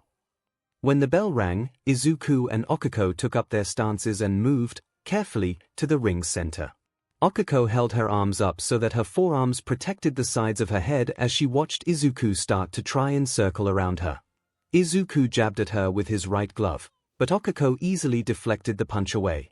Not that it was meant to actually hit her. Izuku was testing, probing her. Izuku had only had a couple of matches up to this point. All of them against All Might, who only ever used boxing mitts for Izuku to hit. With this limited experience in actual sparring, on top of his opponent being a fighter from a completely different field, Izuku was being extremely cautious. Not sure how 𝐒𝐻𝐾o would act or react to him. After his next jab, however, he quickly found out. His next jab sailed past 𝐒𝐻𝐾o, and while his arm was still extended, she closed the distance between the two and grabbed hold of his arm and pulled Izuku forward, while at the same time she swept her foot out and hooked it on Izuku's heel. With his foot kicked out from underneath him, Izuku fell down onto the mat with a solid thud. 𝐒𝐻𝐾o back off, giving Izuku a chance to get back onto his feet. 𝐒𝐻𝐾o smirked at Izuku as she got back into her stance. It's 2 points for me, Deku. Anytime you want to try and close the gap, be my guest. Wait, 2. How'd you get 2? I threw you into the ocean. The ocean throw doesn't count. 𝐒𝐻𝐾o rolled her eyes. The bell rang, so it totally counts. Now come on, if I wanted to practice on something that didn't fight back, I'd use a dummy. Izuku grumbled under his breath before taking his stance. He took a few steps forward, jabbing as he did. 𝐒𝐻𝐾o continued to deflect, or move back, keeping herself at a safe distance on the edge of Izuku's strike range. Choosing her moments to move in and deliver a kick at his leg before skidding back while Izuku straightened himself up. Smirking, 𝐒𝐻𝐾o taunted Izuku some, egging him on to try and hit her. Come on, Deku. You were so close that time. While 𝐒𝐻𝐾o taunted him, however, Izuku was starting to see how her defense worked. While her form was different than what he was used to, what she was doing was simple. Right now she was the one deciding their distance. Keeping herself back until she saw an opening and only then closing the space between them. Knowing that, Izuku decided it was time to change the game. After another less than pleasant kick to the side of his knee, 𝐒𝐻𝐾o again moved back to her safe distance. However, this time, Izuku wasn't going to let her get away from him. His unfamiliarity from before had made him passive, but that quickly changed, and 𝐒𝐻𝐾o, feeling overly confident, was not ready for it. Izuku pushed forward, changing his punches from jabs to body blows. 𝐒𝐻𝐾o barely had time to yelp in surprise as she attempted to block the aggressive attack from Izuku. Switching between body blows and hooks, Izuku rushed forward and 𝐒𝐻𝐾o quickly found herself overpowered. Izuku kept up the attack, pushing 𝐒𝐻𝐾o till her back hit the ropes and she tumbled out of the ring and into the sandy beach. Laying in the sand, and rubbing her now sore sides from several solid hits from Izuku, 𝐒𝐻𝐾o looked up to see Izuku leaning on the ropes smirking down at her. So that's tool, I think. With a groan, 𝐒𝐻𝐾o sat up. We counting the gut punch here. Izuku's smirk grew into a full smile, which 𝐒𝐻𝐾o found extremely annoying. The urge to wipe it away built up inside of her, adding to a feeling she wasn't all too familiar with. It was the same feeling Izuku had as he bent down and offered his hand to help her up, which she was happy to accept. Gripping Izuku's hand, 𝐒𝐻𝐾o was pulled back into the ring, but with both now back inside, neither let go of the other's hand. Both stared at each other, their grips tightening as that intense feeling enveloped them. At first neither knew what they were feeling. It wasn't resentment, or some other kind of negative emotion. Neither felt bad or hurt from the quick pot shots they had taken against each other. But both could feel a fire burning inside of them they just had no words for. All Might looked between the two, a knowing smile crossing his gaunt face. He knew what had been sparked. Even if it had taken a few false starts at the beginning. For the first time since the two met, The fire of competition was raging within them. "Are you two ready to go again?" Neither took their eyes off the other as they answered with a quick, yes. Letting go of each other, they took up their stances ready to go again. Gone was the apprehension, uncertainty, and touch of cockiness. It was replaced with determined smiles and eyes burning with a longing to win. By the end of the day, both Izuku and Okiko sat back to back against each other, breathing heavily and energy more than a few bruises, scuffs, cuts, and swollen lips. Each had also gotten in a good solid hit during their bouts, which for Okiko was a nasty cross that left her with a shiner that was swelling her right eye. And for Izuku, he had taken an elbow to the face that came extremely close to giving him a broken nose. At the very least, he had enough tissue shoved up it to clog up a broken dam. With a heavy sigh, All Might handed the 2 ice packs, which they gratefully applied to themselves. "You two do realize that a part of sparing is to also practice defense, right?" Sheepish grins were the only response he got, making it clear to him that neither team felt bad about their situation. It was also clear to him that the two had had way too much fun beating the CRP out of each other to really care about the consequences they would face later. That he was going to face later he quickly realized. "Oh, I'm going to die. The moment your mother sees this, she is going to kill me, young Midoriya." Month the 7th of October. With an exasperated sigh, Inko held up 2 thermometers as she read off the number that flashed on the tiny screen. Confirming what she already knew, she turned and looked at her 2 charges, both crumpled on the couch, wrapped up in blankets and looking completely miserable. "It's a fever. Congratulations, you are both sick." Izuku gave a half-hearted sarcastic cheer that quickly devolved into a cough while Okiko sank deeper into her blanket as she continued to empty a box of tissues to blow her nose. Inko shook her head at their sorry state. "What were you two thinking staying up that late? And training in that horrible storm? You're both lucky all you have is just a cold. You could have come down with pneumonia." Neither Izuku or Okiko could look at Inko as she scolded them. They knew they had screwed up and were now living with the consequences of their actions. It didn't help that this was the second scolding they had each received that day as well. All Might, upon seeing them in the morning, had sent them straight back to Inko's as they were in no condition to train. On their way back, he made sure to tell them the folly of their actions. "I put the aim to pass plan together for you two to specifically follow. It was made to maximize the time we had so that you would be more than ready for the entrance exams. There was no reason for you to stay so late last night. And I know this isn't the first time you two have done something like this. Working outside the limits of the plan will do more harm than good. But All Might, if I'm going to be the next vessel for One for All, if I'm going to be the next #1 hero, I can't just make it into you. I have to excel. Be better than everyone else." Okiko nodded in agreement. "That's right. We're not going to settle for good enough. To be the best, we have to push ourselves past our limits, no matter the cost." Their words may have carried more weight if they both didn't look ready to collapse in a heap in front of All Might, but he was still moved and impressed with their resolve. All right. Fine. I understand. You are both driven to reach the top. But you have to be smart about how you do it. Neither of you are in any condition to train today. So those few extra hours you earned last night after I had left and told you to head home because of the storm, I might add, now meant nothing.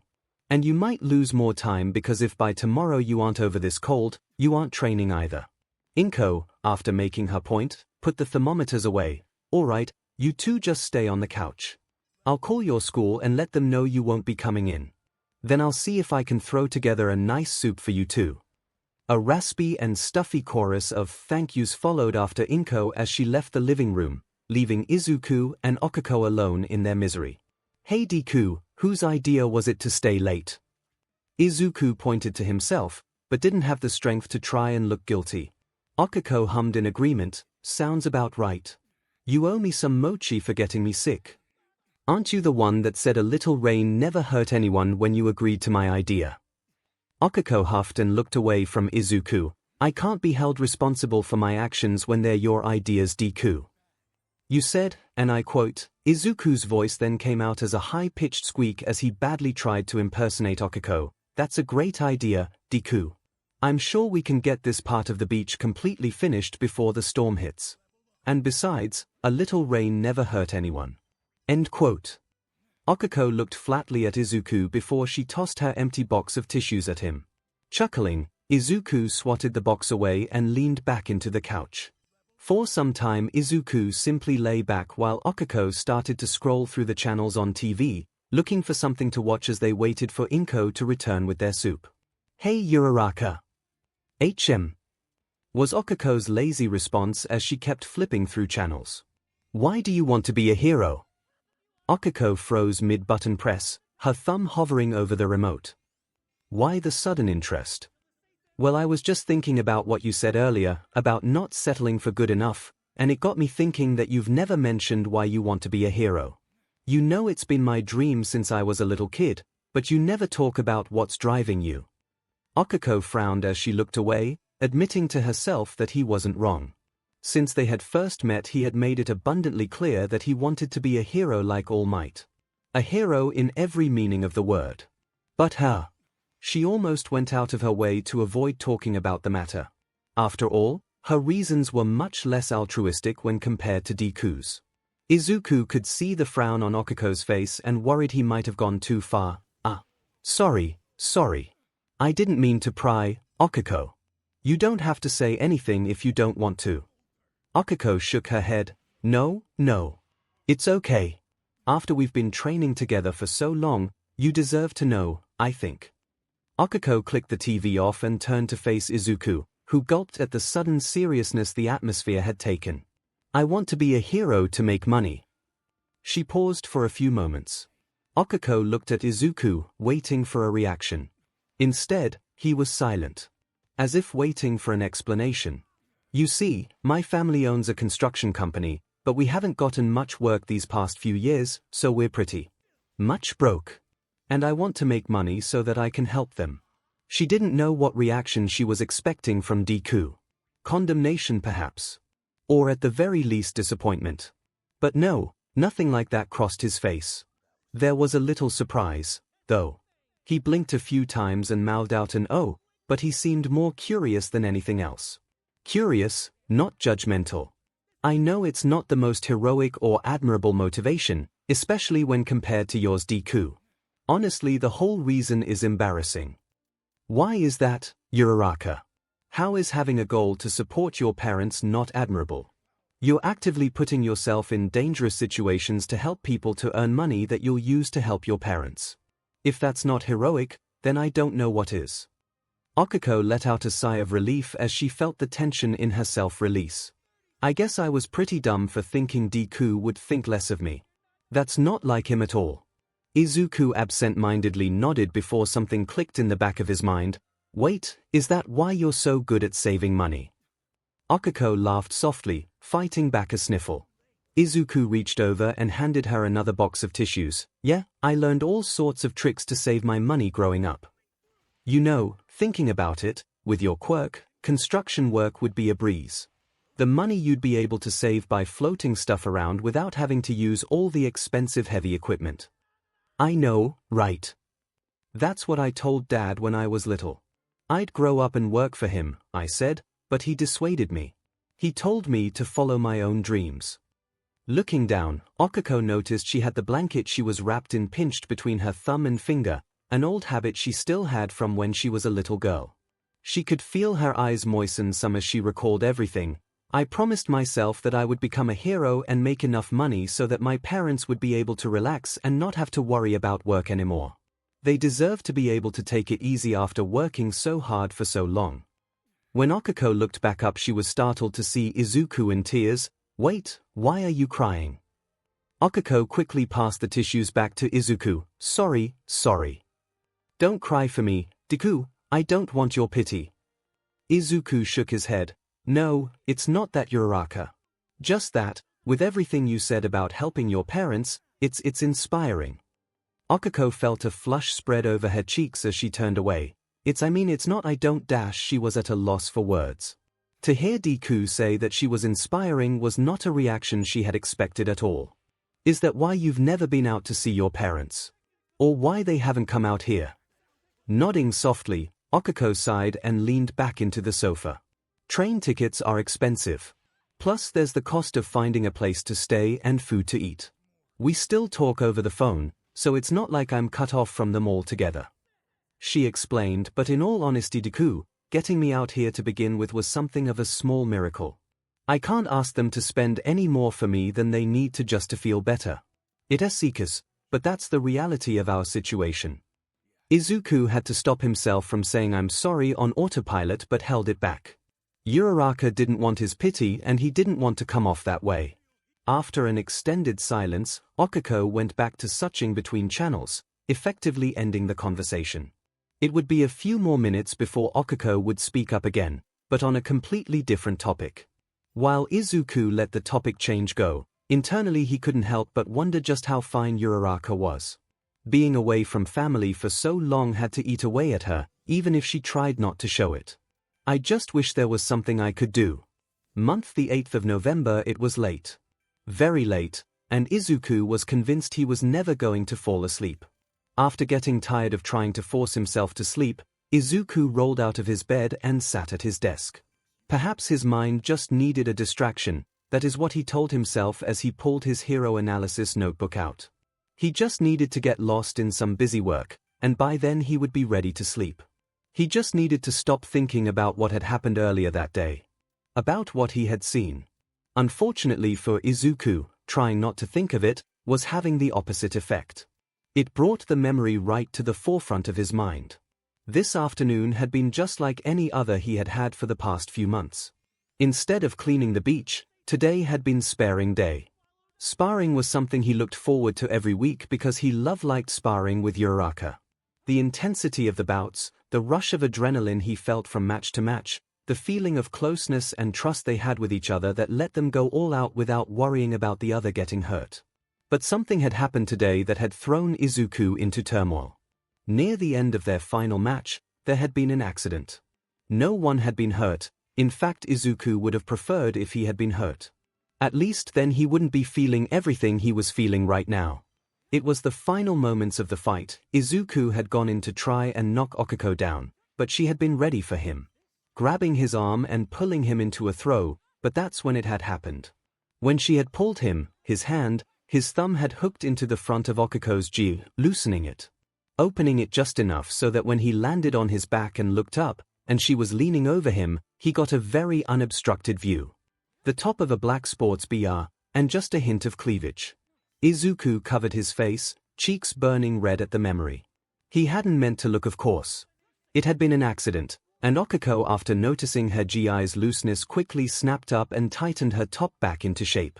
Both had immediately apologized to the other, with 𝐒𝐴𝐵𝐾𝐻 simply saying whoops and playing it off with a laugh, even though her face had turned neon. Izuku had been much more serious, almost begging for her forgiveness, though she quickly made sure he knew she wasn't mad. It had been an honest mistake. And besides, she said, you've seen me in my school swimsuit when we swam laps here back during the summer. That was way more revealing. Plus it's not like you to go ogling me, it was an accident, so don't worry about it. It's not like you meant to look. But he had looked, and even if it had been an accident, even if he hadn't meant to, he had seen, and most importantly, he hadn't looked away. It wasn't my fault. And it was only for a second at most. I'm spending more time thinking about it than when it actually happened. I just need to stop thinking about Uraraka's bra. With a muffled groan, Izuku rubbed his temple as once again the memory unintentionally replayed in his mind. Gah! Stop it. Okay, just focus on something else. I'll update an entry in my notebook. That'll take my mind off of this. Grabbing a pencil, Izuku flipped open his notebook, not caring what page it opened to. Looking down, Izuku had to bite his lip to stop himself from screaming in frustration. Of all the pages, it lands on Uraraka's. Really? Looking down at the entry, Izuku lets himself stare at the page for a few seconds. The sketch he had drawn of 𝐒𝐴𝐵𝐾𝐻 was one of his most detailed. It was her in a basic tracksuit, but compared to his other sketches there was obviously more time put into it. Around the sketch, the page was smudged from stat entries getting erased and constantly updated. Scribbled along the margins in almost illegible chicken scratch were small notes and comments going over anything and everything. All in all, her page was a complete mess, filled with everything he could think of about her. He was going to need to make a new entry for her, and maybe cut out some of the more miscellaneous information. But what can I cut out? Twirling the pencil in his hand, Izuku scanned over the page, looking for any fat to be trimmed. Let's see. Her quirk stays, of course. Limits and usages, that's a check. Combat strategies, yep, that's a must. Rescue applications. Support items and gear, I'll need to make sure there is plenty of room when we start to come up with our costumes. 13 is her favorite hero. Will probably mimic their space style in her costume. Likes Japanese foods, mochi is her all-time favorite. Loves the stars at night. She can still remember the first time she saw a hero in action, and the smiles from the crowd. She wants to make people smile, so saving them is a given for her. Izuku frowned, the last few entries sticking out to him. Why did I write all that? Almost half the page is just filled with her likes and favorites things. Flipping the pencil around, Izuku brought the eraser end down to start removing the excessive information. At least that's what he tried to do, but after a few grueling seconds he let the pencil fall from his hand and roll off his desk. None of it was excessive. Everything he had written was important, and it just felt wrong to try and remove it.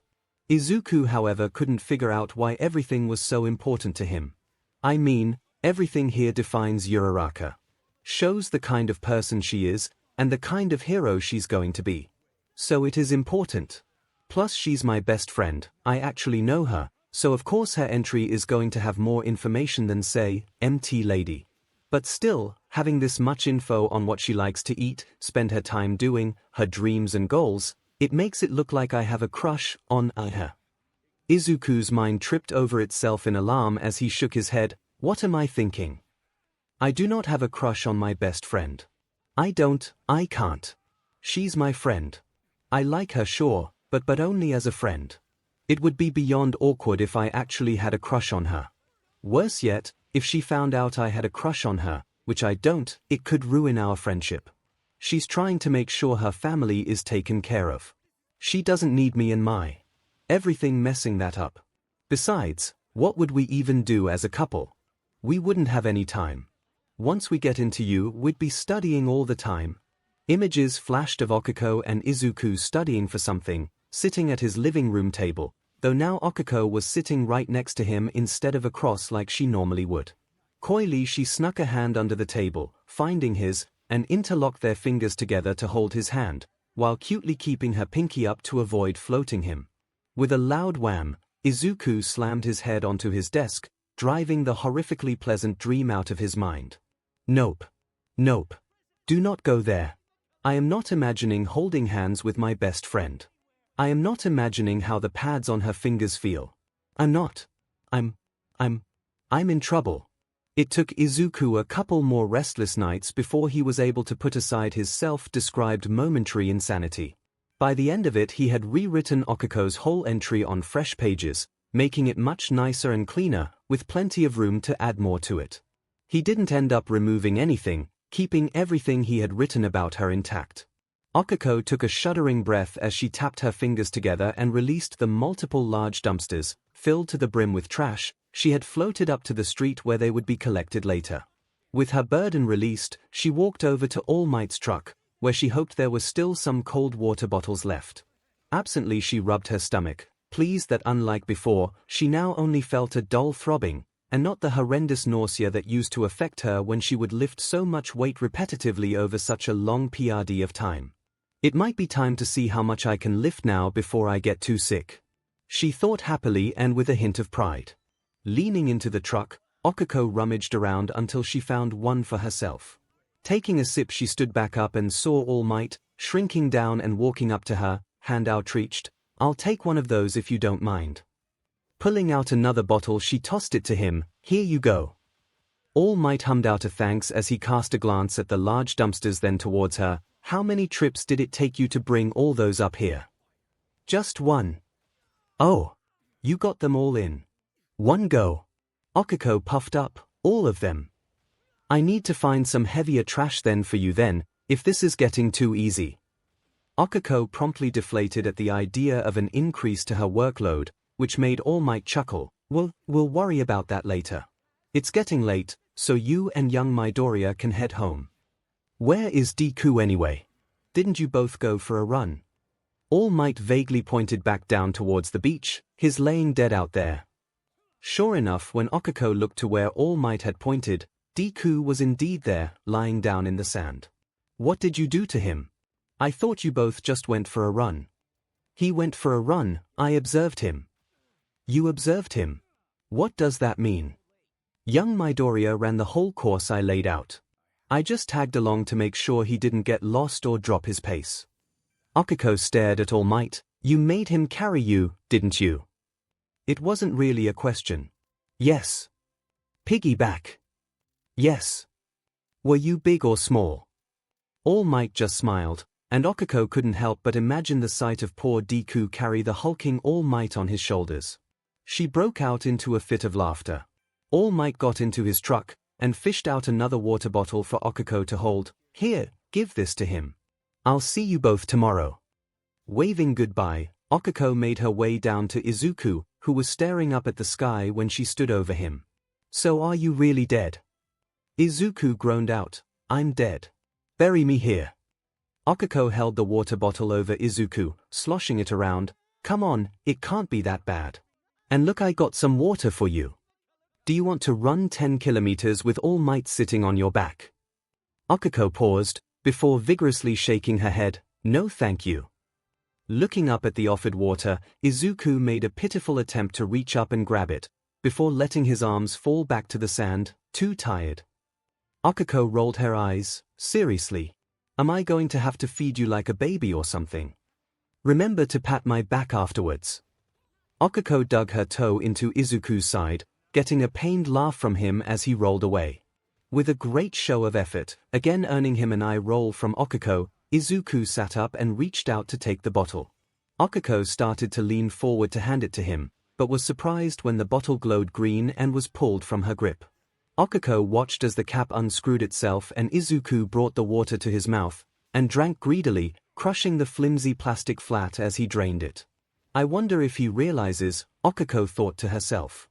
Lately he's been using his quirk more and more for stuff like this. Like when we helped his mother with the dishes, he didn't even bat an eye when he was stacking all the plates.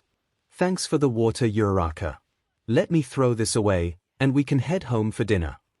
Standing on wobbly legs, Izuku hurried over to a dumpster, leaving 𝐒𝐿 to smile behind him. I wonder how much longer until All Might lets the cat out of the bag. I can't wait to see the look on Deku's face. Month the 9th of December, I think Deku is hiding something from me. 𝐒𝐿 thought to herself as she glanced over her shoulder at Deku, who when he saw her looking at him, immediately broke eye contact. Oh, he's definitely hiding something, he's way too nervous. It was Christmas Eve and Izuku and 𝐒𝐿 were finishing up their last day of volunteer community service. For the past few days to get into the giving spirit, instead of working at the beach, All Might had suggested the two spend their free time at the local community center helping with both food and toy drives. Overall, it had been a great experience for them. Today was their last day, and they were busy moving boxes, tables, and chairs around to and from storage so that everything would be ready for Christmas Day when people would be coming. Halfway through the day, however, 𝐒𝐿 noticed a strange change in Deku's behavior. After getting a call from his mother a little after lunch, suddenly Deku was going out of his way to avoid her. And if they were in the same room, he would only talk in stutters and avoid looking at her. If she asked if something was wrong, he would try at the very least say everything was fine, but would then clam up, leaving 𝐒𝐿 very confused. While Deku's strange behavior left 𝐒𝐿 stumped, it at least provided a decent enough distraction to her other problem. It was the holidays and she missed her parents. For the past week 𝐒𝐿 had been dealing with a case of the holiday blues. She had been calling her parents every night to try and help deal with their absence, while not letting them know how much not being with them was hurting her, but the calls only gave her brief breaks. Once the call was over, she would be hit with the same feelings of sadness and loneliness. Not that I'm actually alone, she kept telling herself. Deku and 𝐭𝐻 had gone above and beyond making sure they were there for her, especially making sure she would be having dinner with them during the holidays once they found out she wouldn't be going home to visit her parents. With a grunt, 𝐒𝐭𝐻𝐲 dropped the large box she had been carrying, when one of the community center workers walked over to her. She was an older lady who had been supervising her and Deku as they had worked at the center. Peering over her thick glasses at her clipboard than the last box 𝐒𝐭𝐻𝐲 had brought in, she made a small humming sound as she quickly made a check mark on her paper. I think that was the last of the boxes of toy donations. You sure had a lot of them, 𝐒𝐭𝐻𝐲 said with a smile. Yes, we were very fortunate this year. Lots of donations for the children. Flipping through her papers, the work supervisor smiled. Well, not only was that the last box, that was the last thing we needed moved as well for tonight. You're all done. Really? It doesn't feel like I've done all that much. Dear, you've been hard at work all day. You don't have to try and put on a show for me, you must be tired. 𝐒𝐿𝐻𝐲 rubbed a hand through her hair nervously. It wasn't really a show. Compared to the work she was used to doing, the work at the center was unbelievably light and hardly taxing at all. But she couldn't just go and day that, so she just laughed it off. Well, if you're sure there isn't anything else I can help with. No. You've done more than enough. Thank you. Now I'm sure you and your boyfriend have much more fun things to do tonight, so you go find him and run along. Boyfriend? No, it's not like that at all. We're just friends. Frantically, 𝐒𝐿𝐻𝐲 waved her hands in the air in a panic. Is that so? Oh, so you two just haven't confessed to each other yet then? I guess that makes sense with all the sneaking glances at each other, every chance you got. Just friends. I'll be going now. Bye. Thank you.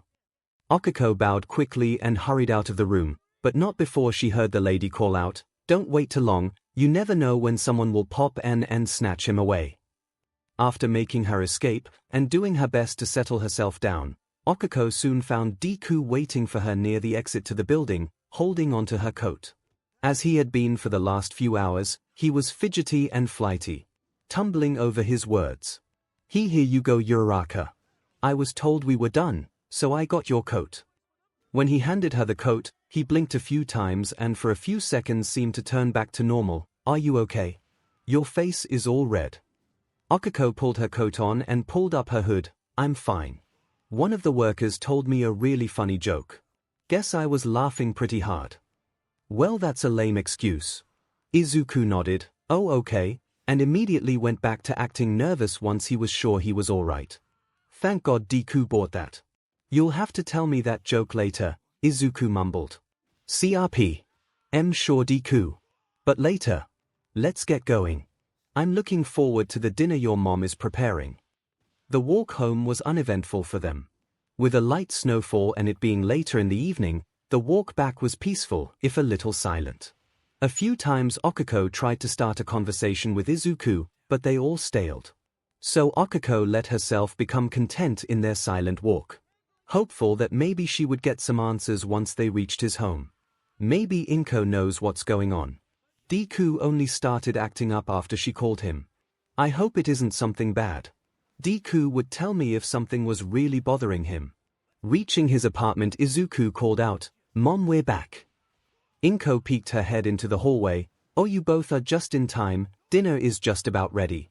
Why don't you two take your seats? Mr. Yagi got here not that long ago, so we're just about ready to eat. After a few quick nods, both Izuku and 𝐒𝐻𝐻𝐲 took their spots at the dinner table, smiling and waving at all might.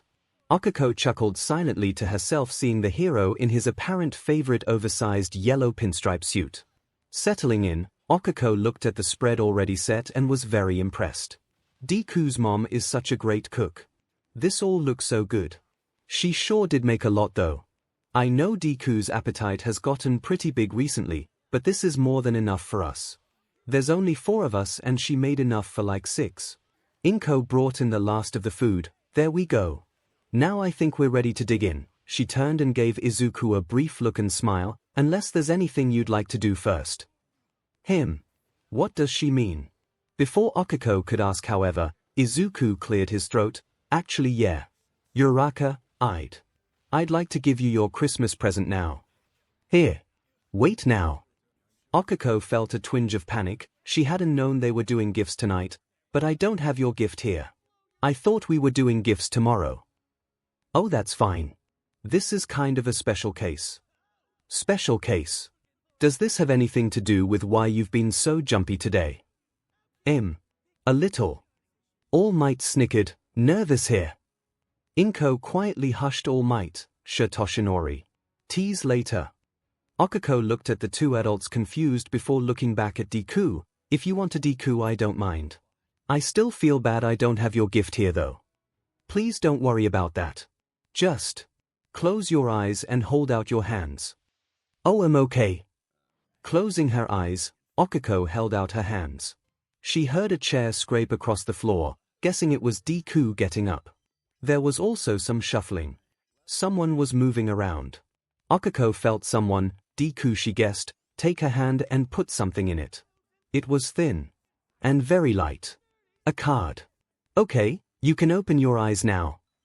𝐭𝐸𝐸 blinked her eyes open. The first thing she noticed was that Deku was back in his seat, a huge smile on his face. Behind him 𝐭𝐸𝐸 had her phone out, recording everything. Confused, 𝐭𝐸𝐸 looked down at her gift. It was indeed a card. A simple Christmas tree-shaped card. Opening it, 𝐭𝐸𝐸 found it empty. At least there isn't money, don't need that kind of charity. However, there was something written on it. Merry Christmas, and surprise. Confused, 𝐭𝐸𝐸 read it aloud.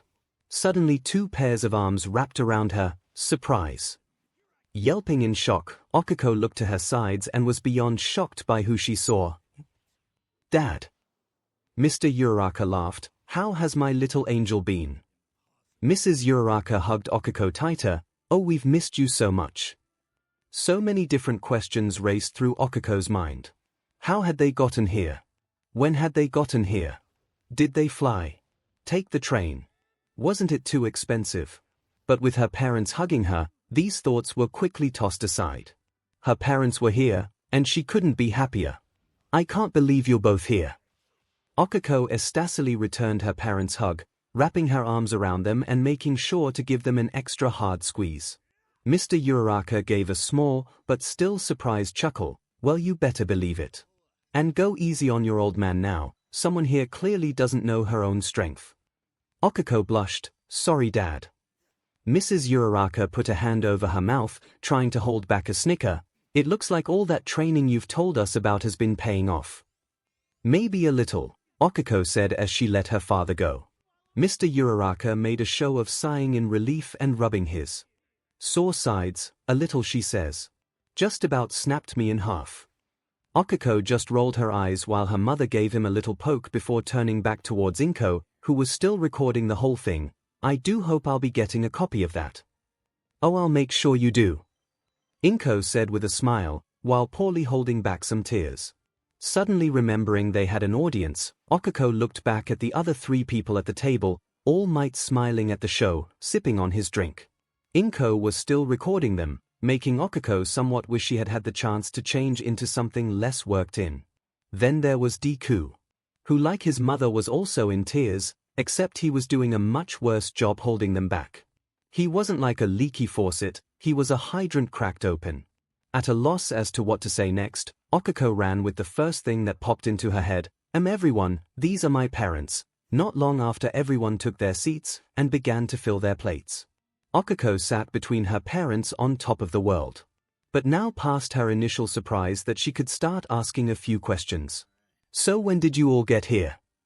Her father tapped his chin. Oh, not that long ago, a few hours I think. 𝐭𝐸𝐸 was kind enough to pick us up from the station. 𝐭𝐸𝐸 tilted her head. A few hours ago here. Wait. Turning to look at Deku, something clicked in the back of her head. Wait, Deku. You got a call from your mom around lunch, then you started acting all weird. Did you know my parents were here? Izuku rubbed the back of his head. Sorta, dear, Mrs. Uraraka began. Your friend is the one that set this whole thing up. What? Deku set this up? 𝐭𝐸𝐸 glanced from her mother back to Deku. When? How? Suddenly finding himself the center of attention, Izuku gulped nervously. Do you remember when we caught a cold after we got caught in that storm? Yes. Well, a couple days after that I talked with Mom, and we started looking into trying to get you and your parents tickets so you'd be able to spend the holidays and your birthday together. Wait, tickets for all of us. Her father answered, he got us tickets so we would have the chance to celebrate the holiday with everyone that's been taking care of you since we've been wanting to meet them, and he got you a ticket so you'd be able to come home with us for a few days, to celebrate with the whole family. 𝐒𝐭𝐚𝐲 was amazed. She was going to get to see everyone, but one part of her question was still unanswered. But this is just so, it's so, she left the word hang in the air unsaid.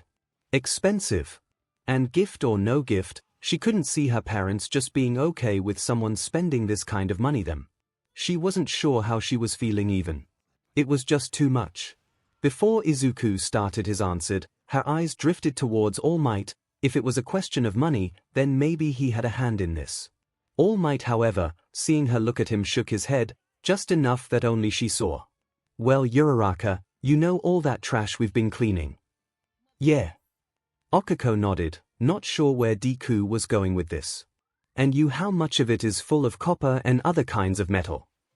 𝐒𝐴𝐽𝐲 blinked.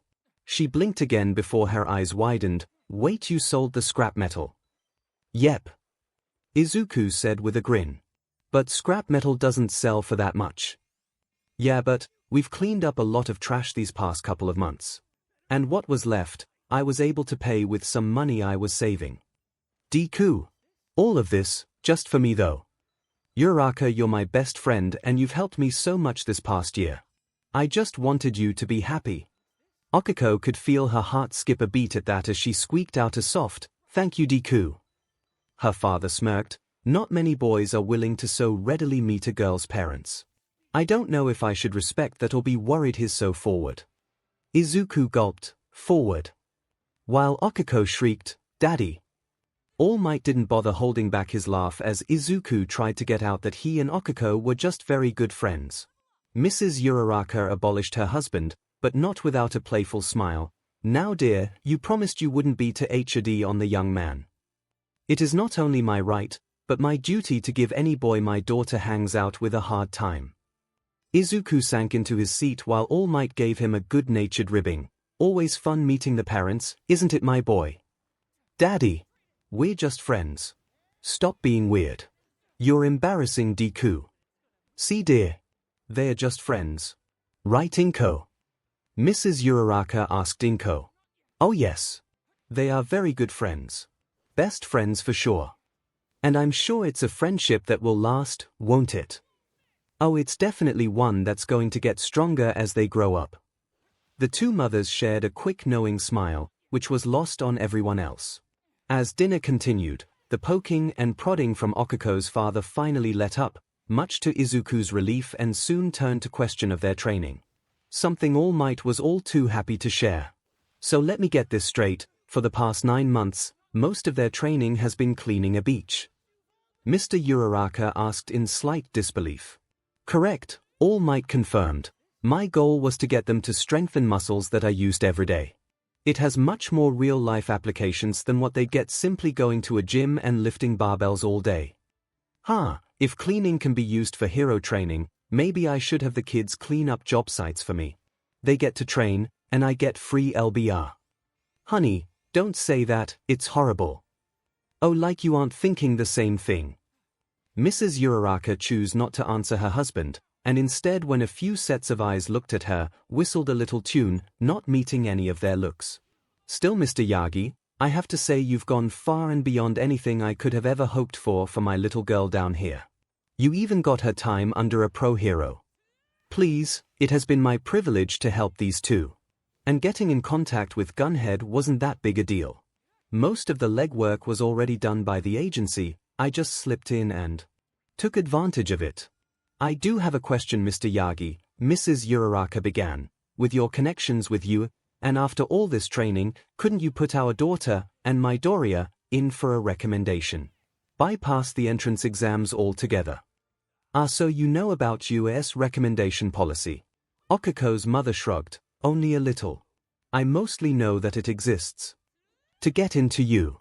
A through recommendation still requires several tests, written and practical. On top of that there is an interview, so just having the recommendation isn't a sure way to get it. Also, the recommendation needs to come from someone who is well known and respected. Unfortunately for me, the name Mr. Toshinori Yagi doesn't have that much weight behind it. All the parents nodded in understanding, while Izuku and Okiko kept their mouths occupied with food. The idea of trying to get into UA this way had been brought up before but ran into the same problem. And the alternative, having All Might himself recommend them, seemed too big a risk. They didn't want to have that kind of spotlight on them right from the get-go. Through the rest of the meal, the Midoriya home was filled with warm and pleasant conversation, but all too soon it was beginning to get late, and in order to help Okiko get packed for their train ride home, the three readied themselves to be off.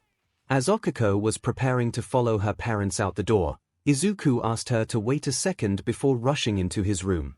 To her side, Okiko heard her father snicker, "Did you see all that All Might stuff? Think the boy has enough? Daddy, don't you think you've teased Deku enough?" "Never." Mrs. Uraraka promptly pushed her husband out into the cold. "You get moving. You've had far too much fun tonight. Okiko, we'll wait for you downstairs." "Okay, Mom, I'll be right down." Okiko heard Izuku's door slide open and turned to find him hurrying back into the hallway, holding a gift-wrapped box in his hands. With a nervous smile, Izuku held up the box to Okiko. "Here, it's your birthday present. Since you'll be out of town, I thought I'd better give it to you now." "Deku, you've already given me so much already." Okiko was floored. She had only just come to terms with the idea that Deku had spent more than enough on her to give her the chance to spend time with her family. Now this. It was too much. Izuku, however, either clearly thought otherwise or had no idea that Okiko was fretting over such things as he handed the box to her. "Now this is for your birthday, so you have to wait to open it." Nodding, Okiko agreed.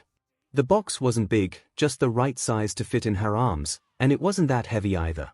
Despite her misgivings over how much money had been spent for her, she couldn't help but wonder what was in the box. As she thought about what else Deku could have gotten her, a thought crossed her mind. "Oh no. Your Christmas gift. It's still at my apartment. I won't be able to get it to you till after I get back." "Oh, don't worry about that. It's okay really. You spending time with your family is way more important." Izuku waved off her concerns with a reassuring smile. Okiko pouted. This wasn't right. Leaving Deku empty-handed after all of this just felt so wrong. But it wasn't like she had anything on hand she could give him. Standing in the doorway, she racked her brain to come up with something. Eyes inadvertently glancing around as her mind raced for an idea. Then she glanced up, and something small and green caught her eye hanging above the door frame. Mistletoe.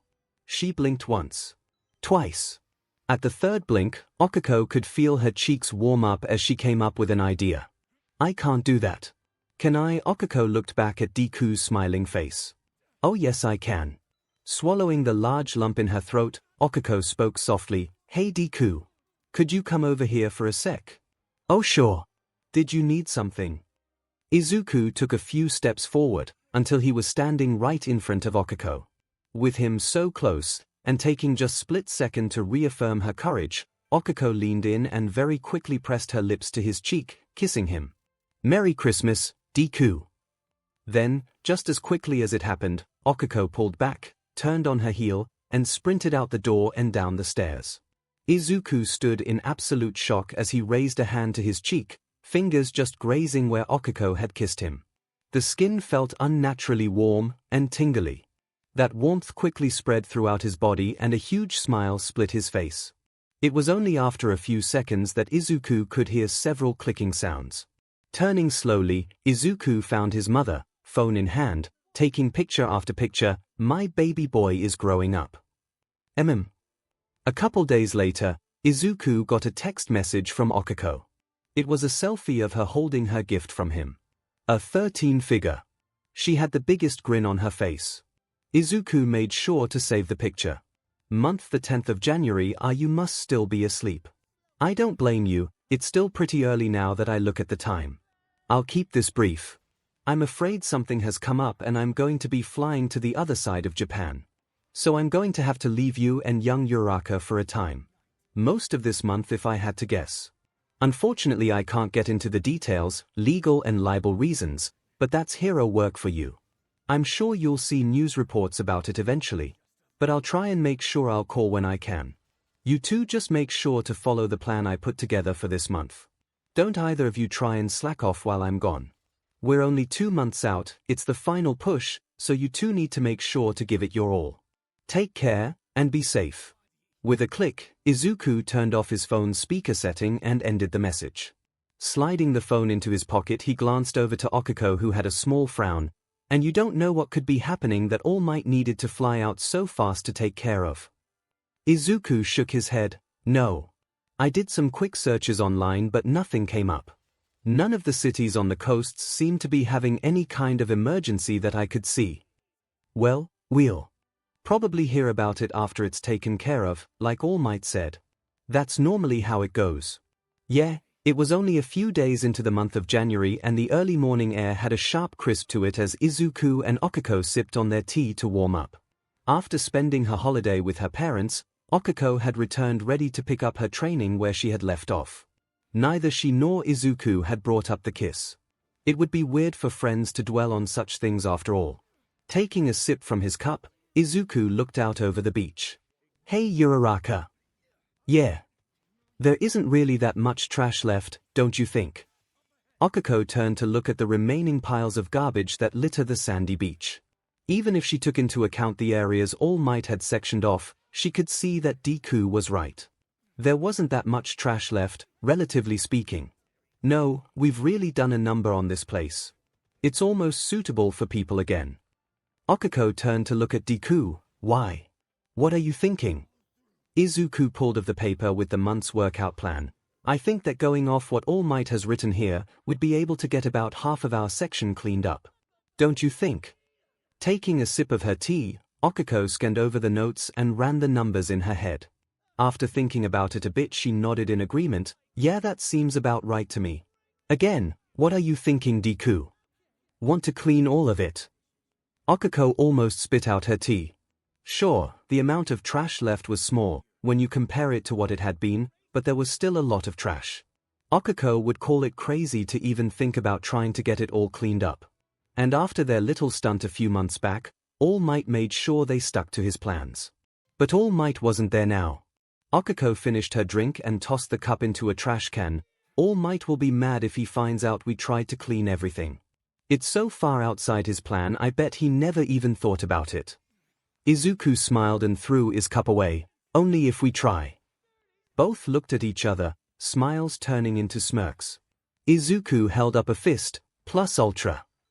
Okiko bumped her fist against his, plus ultra. It wasn't very often that All Might was caught off guard, let alone left speechless. After having to miss almost the whole month due to hero work that had taken him to the other side of the country, All Might was finally back in town, and had let his 2 trainees that he would be joining them for their morning workout, as well as bringing with him their new and last workout plan for the month of February. With the entrance exam scheduled for the end of that month, All Might had put a great deal of time into planning out how to best use what little time they had left to the maximum, while at the same time making sure he didn't burn the 2 out without any time to recover for the exam. The trip back was spent going over so many different factors. His private jet's cabin looked like a conspiracy nuts room. But after pulling his truck into the beach's parking lot, and with the sun only just peeking out from the horizon, he didn't think he was going to need it anymore. All Might looked at the scene before him. From one side of the beach to the other. From the shore to the open water. It was clean. Dagobah Beach, the most well-known unofficial junkyard in the city, was completely clean. Finally, after getting over his initial shock, All Might felt his voice come back to him. Hey, hey, hey. This is incredible, this is too much. Not just the sections I told them, but the whole beach is clean. Seriously. There's not a can, a bottle, I don't even think they left a speck of dust. Seriously. I can understand if they got a little ahead of schedule, but this, they jumped ahead a whole month. This isn't just a win, it's a flawless victory. Oh my goodness. Someone cleared their throat, and All Might turned. There, on top of a large heap of the last remaining trash to be picked up, sat Izuku and Okiko. Sweaty, dirty, tired, proud. Both looked down at All Might from their perch, with wide smiles. They had pushed, worked, and fought to finish the cleanup. And after a month of early starts and late finishes with the last few hours from this very morning, they had reached their goal. Seeing the shocked All Might had been the icing on the cake. "Well," Izuku began, "what do you think, All Might? Beach looks pretty good, don't you think?" All Might bellowed out a laugh. "Pretty good? I'd say that's the understatement of the century, young Midoriya. You two have gone far beyond what I had envisioned. You both have lived up to plus ultra." "Thank you, All Might," both said in unison. All Might pulled out a notebook from his coat. "I had this whole next month planned out for the both of you, but now." All Might turned and tossed it into the open tailgate of his truck. "I don't think we need it anymore." Izuku looked over at Okiko, who mirrored his own shocked expression. Turning back, Izuku asked, "If we don't need that plan anymore, does that mean? Are we? Congratulations.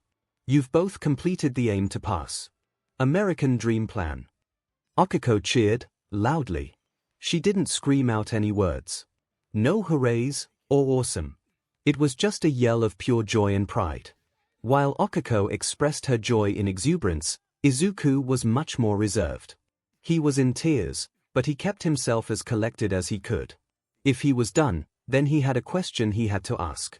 Standing up on wobbly legs, Izuku made his way down the heap and kept walking until he stood before All Might. Okiko let herself calm down as she watched Deku, feeling that her screaming at this moment was wrong. What came next deserved her undivided attention. "All Might, you said that I'm done. That I've completed your training." "You have. You've done everything I asked for, and more." Izuku swallowed, his mouth and throat suddenly dry. "Then I'm ready, right? I've become a proper vessel. Worthy to carry one for all." "You are worthy, young Midoriya." Warm joy bubbled up from Izuku's heart. His reservations faded, and he started to laugh. He had done it. After all his hard work. He would finally. But the warmth Izuku felt cooled. A chill of dread crept into him. "I'm not going to give one for all to you." Izuku felt as if the ground had been ripped from underneath his feet. In an instant he was falling into a pit of his own self-doubt, fear and despair. Every feeling he had before he had started training came roaring back in that darkness, in spades. Panic tightened around his throat like a noose as he tried and failed to steady his breathing. It didn't make sense. What had he done wrong? I don't understand. Did I make a mistake? Are you angry with me? What did I do wrong? What did I do? All Might, what did I do wrong?" Quickly, but firmly, All Might reached down and took Izuku by the shoulders. "Young Midoriya, please, calm yourself. Please just take deep breaths. You've done nothing wrong. You've done everything I asked of you. Everything and more. Then why wasn't giving me one for all after I completed your training the whole plan?" "You're correct. From the moment you agreed to become the next 𝐒𝐴𝐵, I planned to give you one for all once your training was done for the entrance exam. But as we got closer to the end, I started to realize something. I knew what the effect one for all could have on your body, but not the effect it would have on your quirk." "My quirk?" "That's right. I need to know that both your body and quirk are ready for this. And I can think of no better way to see than for you to use your quirk while you are in UA. But how am I supposed to get into you without one for all?" "You have your own quirk that you can use." Izuku shook his head. "I can't use my quirk. It's not good enough. I'm not good enough." All Might said nothing for a bit. He supposed it was now or never. Time to see if the other part of his training, his plan, had worked. "Young man, I think it's time for you to realize just how powerful you are." Getting up, All Might walked over to his truck and leaned inside, rummaging around as he looked for something. All Might had known that sooner or later this day would come, and he was thankful he was prepared. As All Might dug around, on a whim he looked up through the truck's windows and confirmed that Uraraka was watching him very closely. She had not rushed down to comfort young Midoriya, nor had she said anything harsh or uncouth towards All Might as she may have once done in the past. Before, All Might had asked her to trust him when dealing with Izuku, and by staying back and letting this play out, she was showing that trust. And All Might was very grateful. With a muffled aha, All Might found what he had been looking for. With a bit more rummaging and some sly prep work, an impressive feat for someone of his size, All Might pulled out 2 objects and showed them to Izuku. "Do you recognize what I'm holding here, young Midoriya?" Numbly, Izuku nodded. "Those are the containers I use when I practice with my quirk. That one," Izuku pointed at a small cup, "was the first one I used. And that one," he pointed at All Might's other hand, "is the bucket I've been using now." A big difference, wouldn't you say? Going from a coffee cup to a 5-gallon bucket, All Might held the 2 containers right next to each other, showing Izuku the vast size difference. And when you think about how much water they hold, how much added weight you've moved around, it's a very impressive improvement. Wouldn't you agree? But that bucket only holds around 45 pounds of water. It's not that impressive. Only 45, you say? All Might glanced briefly at Okiko, who was leaning forward as she watched. A look of nervous anticipation etched on her face. She had a guess at what was coming. She just had to trust that All Might's plan worked. "Young Midoriya, would you hold these, please?"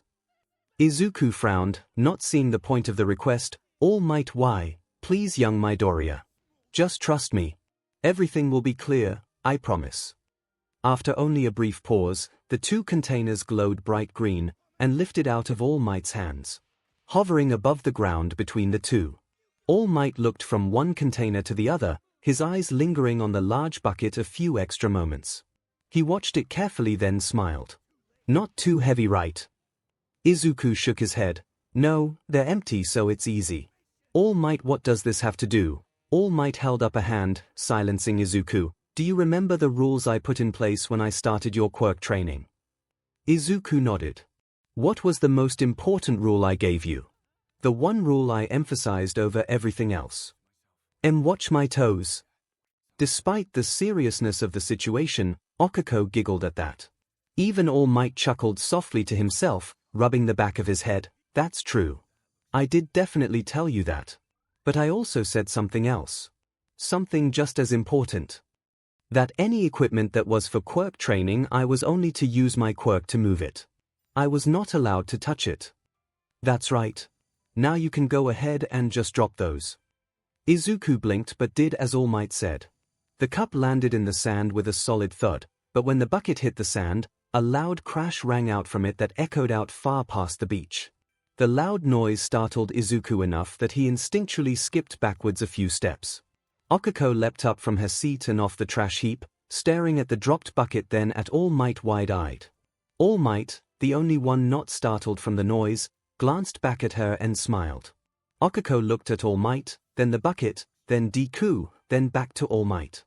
Her nervousness evaporated away, replaced with excitement as her lips quivered into a large toothy grin. "All Might," Izuku began. "What?" "Young Midoriya, pick these up. You may go ahead and use your hands." Cautiously, Izuku moved forward, before choosing to pick up the coffee cup. Reaching down, Izuku plucked the cup from the sand, eyes going wide when he felt the weight of it. It wasn't just a little heavier than a normal coffee cup, it was heavier by several pounds. Izuku wasn't dumb, and feeling this caused something. Began to click in the back of his mind. The gears in his head were starting to turn.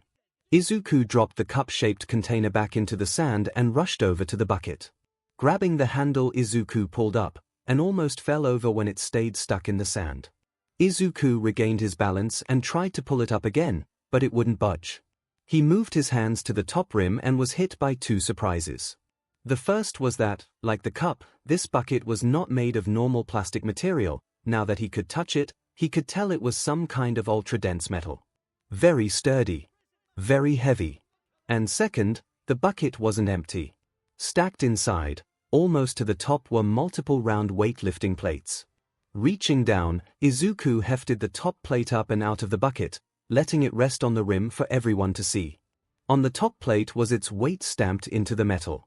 It took Izuku several tries to make out the number in his addled state. 100 pounds. The bucket was filled to the brim with 100 pounds plates. All Might. I don't understand. What's going on? Think back, young Midoriya. The day I made the offer to you, I told you what you had 2 things holding your quirk back. Your lack of use had atrophied it, and your conscious thoughts, as a result of being bullied as a child, limited its strength to a preconceived limit. So I came up with a plan. 1. Make you use it. Train it. Work it so that it grew stronger through repetition. But also, I made sure you were doing more than what you perceived you were doing. So that you didn't limit yourself, I made sure you trained past any limit your mind could come up with. In Izuku's mind, everything clicked into place at last, but the conclusion he came to, it was too far-fetched to put into words. Too impossible to be true. I don't believe this. Yes, you do. I can see those gears spinning in that head of yours. You know exactly what this means. You just have to accept it. The last remnants of self-doubt clawed and clung to Izuku, practically speaking for him in defiance of the truth, but I'm still just me. Even if this is all real. How can I be good enough for you, eh? All Might laughed. Young Midoriya, you were so focused on the end result. Of getting one for all. I don't think you ever noticed the changes you went through. What you've become. What do you think becoming a vessel for one for all did to you? Walking forward, All Might in one swift motion yanked Izuku's sweatshirt off and pulled him to one of the truck's side mirrors, making Izuku finally look at himself. Gone was the timid, skinny twig of a boy. In his place was a young man, sculpted from months of training to become a hero. That's me. That person in the mirror is me. Izuku blinked away a few tears and repeated that phrase in his head again, but it was no longer a question. It was a statement. A fact. A declaration. That's me. That person in the mirror is me. All Might took Izuku by his shoulders and lead him back a few steps past the truck and the training gear. Back enough so that he had all the room he could want. Young Midoriya. I want you to do something for me. Close your eyes and just reach out with your quirk. Don't think about it, just reach out and grab what you can and lift it up. No overthinking. No overanalyzing. Block out everything around you and just focus on the act. Izuku looked up at All Might and gave him a stiff, but affirmative nod. Turning back, Izuku closed his eyes, letting himself become enveloped in a black darkness. With each deep breath he took, the world around him faded away. The sound of the waves, the smell of the ocean, the feel of the crisp air on his skin all vanished from his mind. The doubts from before were silent, the cruel words from his memories no longer reached him. It was just him. Just Midoriya Izuku. With one last deep breath, Izuku raised his hand out and just let his quirk spread out. He could feel it take hold of something. Many things, but what they all were, he didn't think about. He just kept reaching out until he felt there was nothing left to grab hold to. Slowly, carefully, Izuku turned his hand over, palm up towards the sky, and did what All Might had asked him to do. He lifted up. There was resistance at first, but he kept the pressure of his quirk constantly pushing upwards. He could feel a give, then suddenly the resistance was gone. He could feel it in his mind. He had lifted something up. Deku, oh my gosh. He heard Uraraka to his side. She sounded like she was in awe. Well, I'll be. Young Midoriya, I want you to open your eyes. Opening his eyes, his first instinct was to look over at Uraraka. She had sounded so awestruck. Sure enough, she was just staring straight ahead, a hand over her mouth, and tears in her eyes. She looked so happy. Slowly, he turned to face forward, and his whole world changed in an instant. Izuku had reached out with his quirk. Only he had reached out much, much farther than he realized, or had ever thought possible.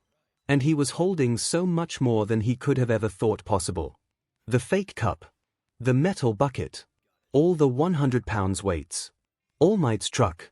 The scrap heap. All of it, surrounded by a bright green light, was floating several feet in the air. I think, young Midoriya, it's safe to say you've finally arrived. In that moment, the dam broke for Izuku. He had shed some tears up till then, but now, he wept. He fell to his knees and wept loudly and openly. He hadn't cried like this in months. Not since All Might first told him he could be a hero. In some ways for Izuku, that was a lifetime ago. As Izuku cried, All Might gave a small exasperated sigh, speaking softly with a bit of humor. We still need to get those leaky eyes of yours fixed, but I suppose it's not the biggest deal in the world. All Might then took a few small purposeful steps back, so that he was no longer standing between Izuku and Okiko. Okiko looked from Deku to All Might, who gave her a quick nod, and launched herself at Deku, wrapping her arms around him and holding him as he slowly regained his composure. Soon Izuku was able to reel himself in and stood back up. He smiled at Okiko, thanking her for being there. Okiko returned the smile, though as she got a better look at him, noticed fresh beads of sweat forming on his forehead, and she could see his temple and brow were twitching. It dawned on her that Deku was still holding everything up. I think you can let go now. Let go? Oh. Yeah, I think that'd be a good idea. My head is starting to hurt. A lot actually. Please don't drop the truck, young Midoriya. Izuku flinched before giving All Might a thumbs up. Right, I'll put everything down gently. With the pressure on his head gone, Izuku sighed in relief.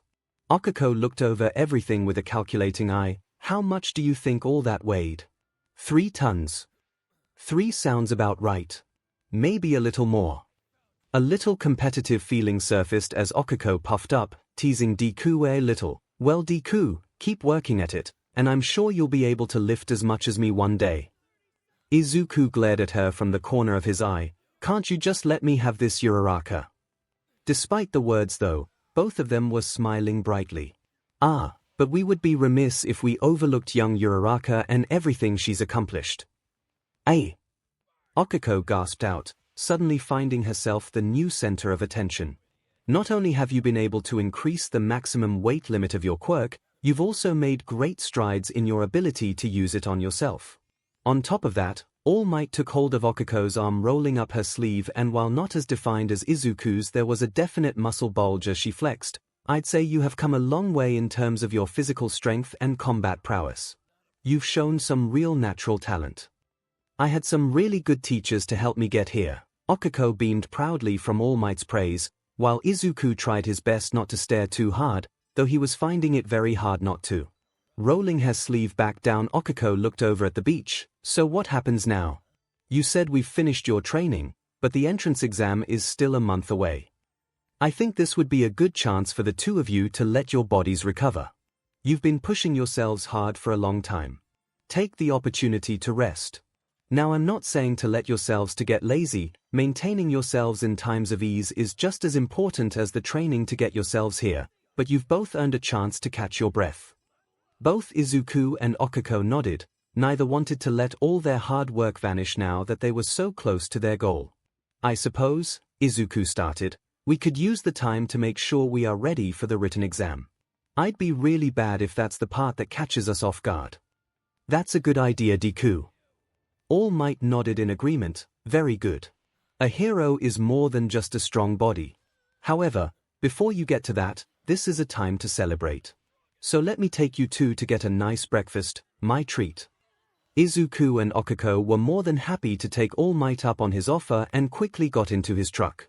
After a nice day of celebrating, it was a few hours after sundown and Okiko yawned as she fell into her bed, happy, but exhausted.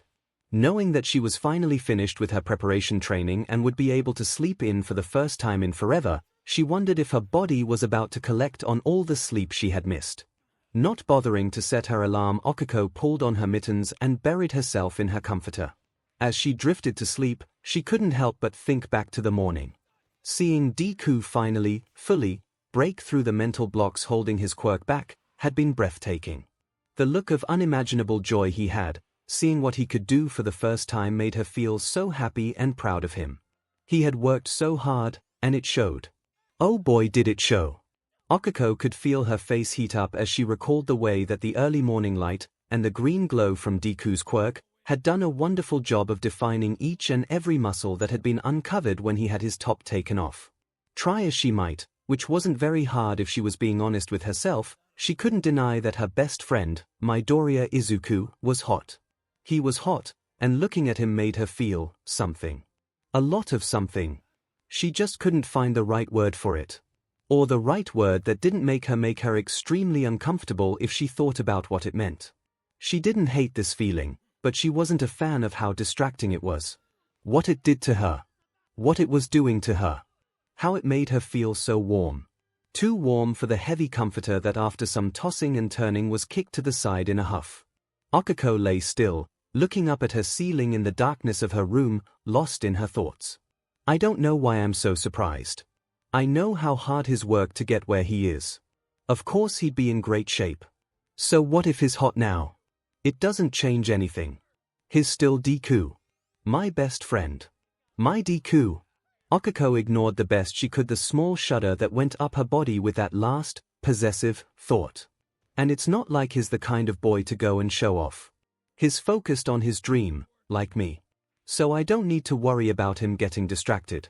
He'll want to be just like 𝐴LLMIGHT. Focused on being a hero. Though. He's such an 𝐴LLMIGHT fanboy he might decide to mimic his costume too. 𝐒𝐭𝐴's imagination flashed an image in her mind.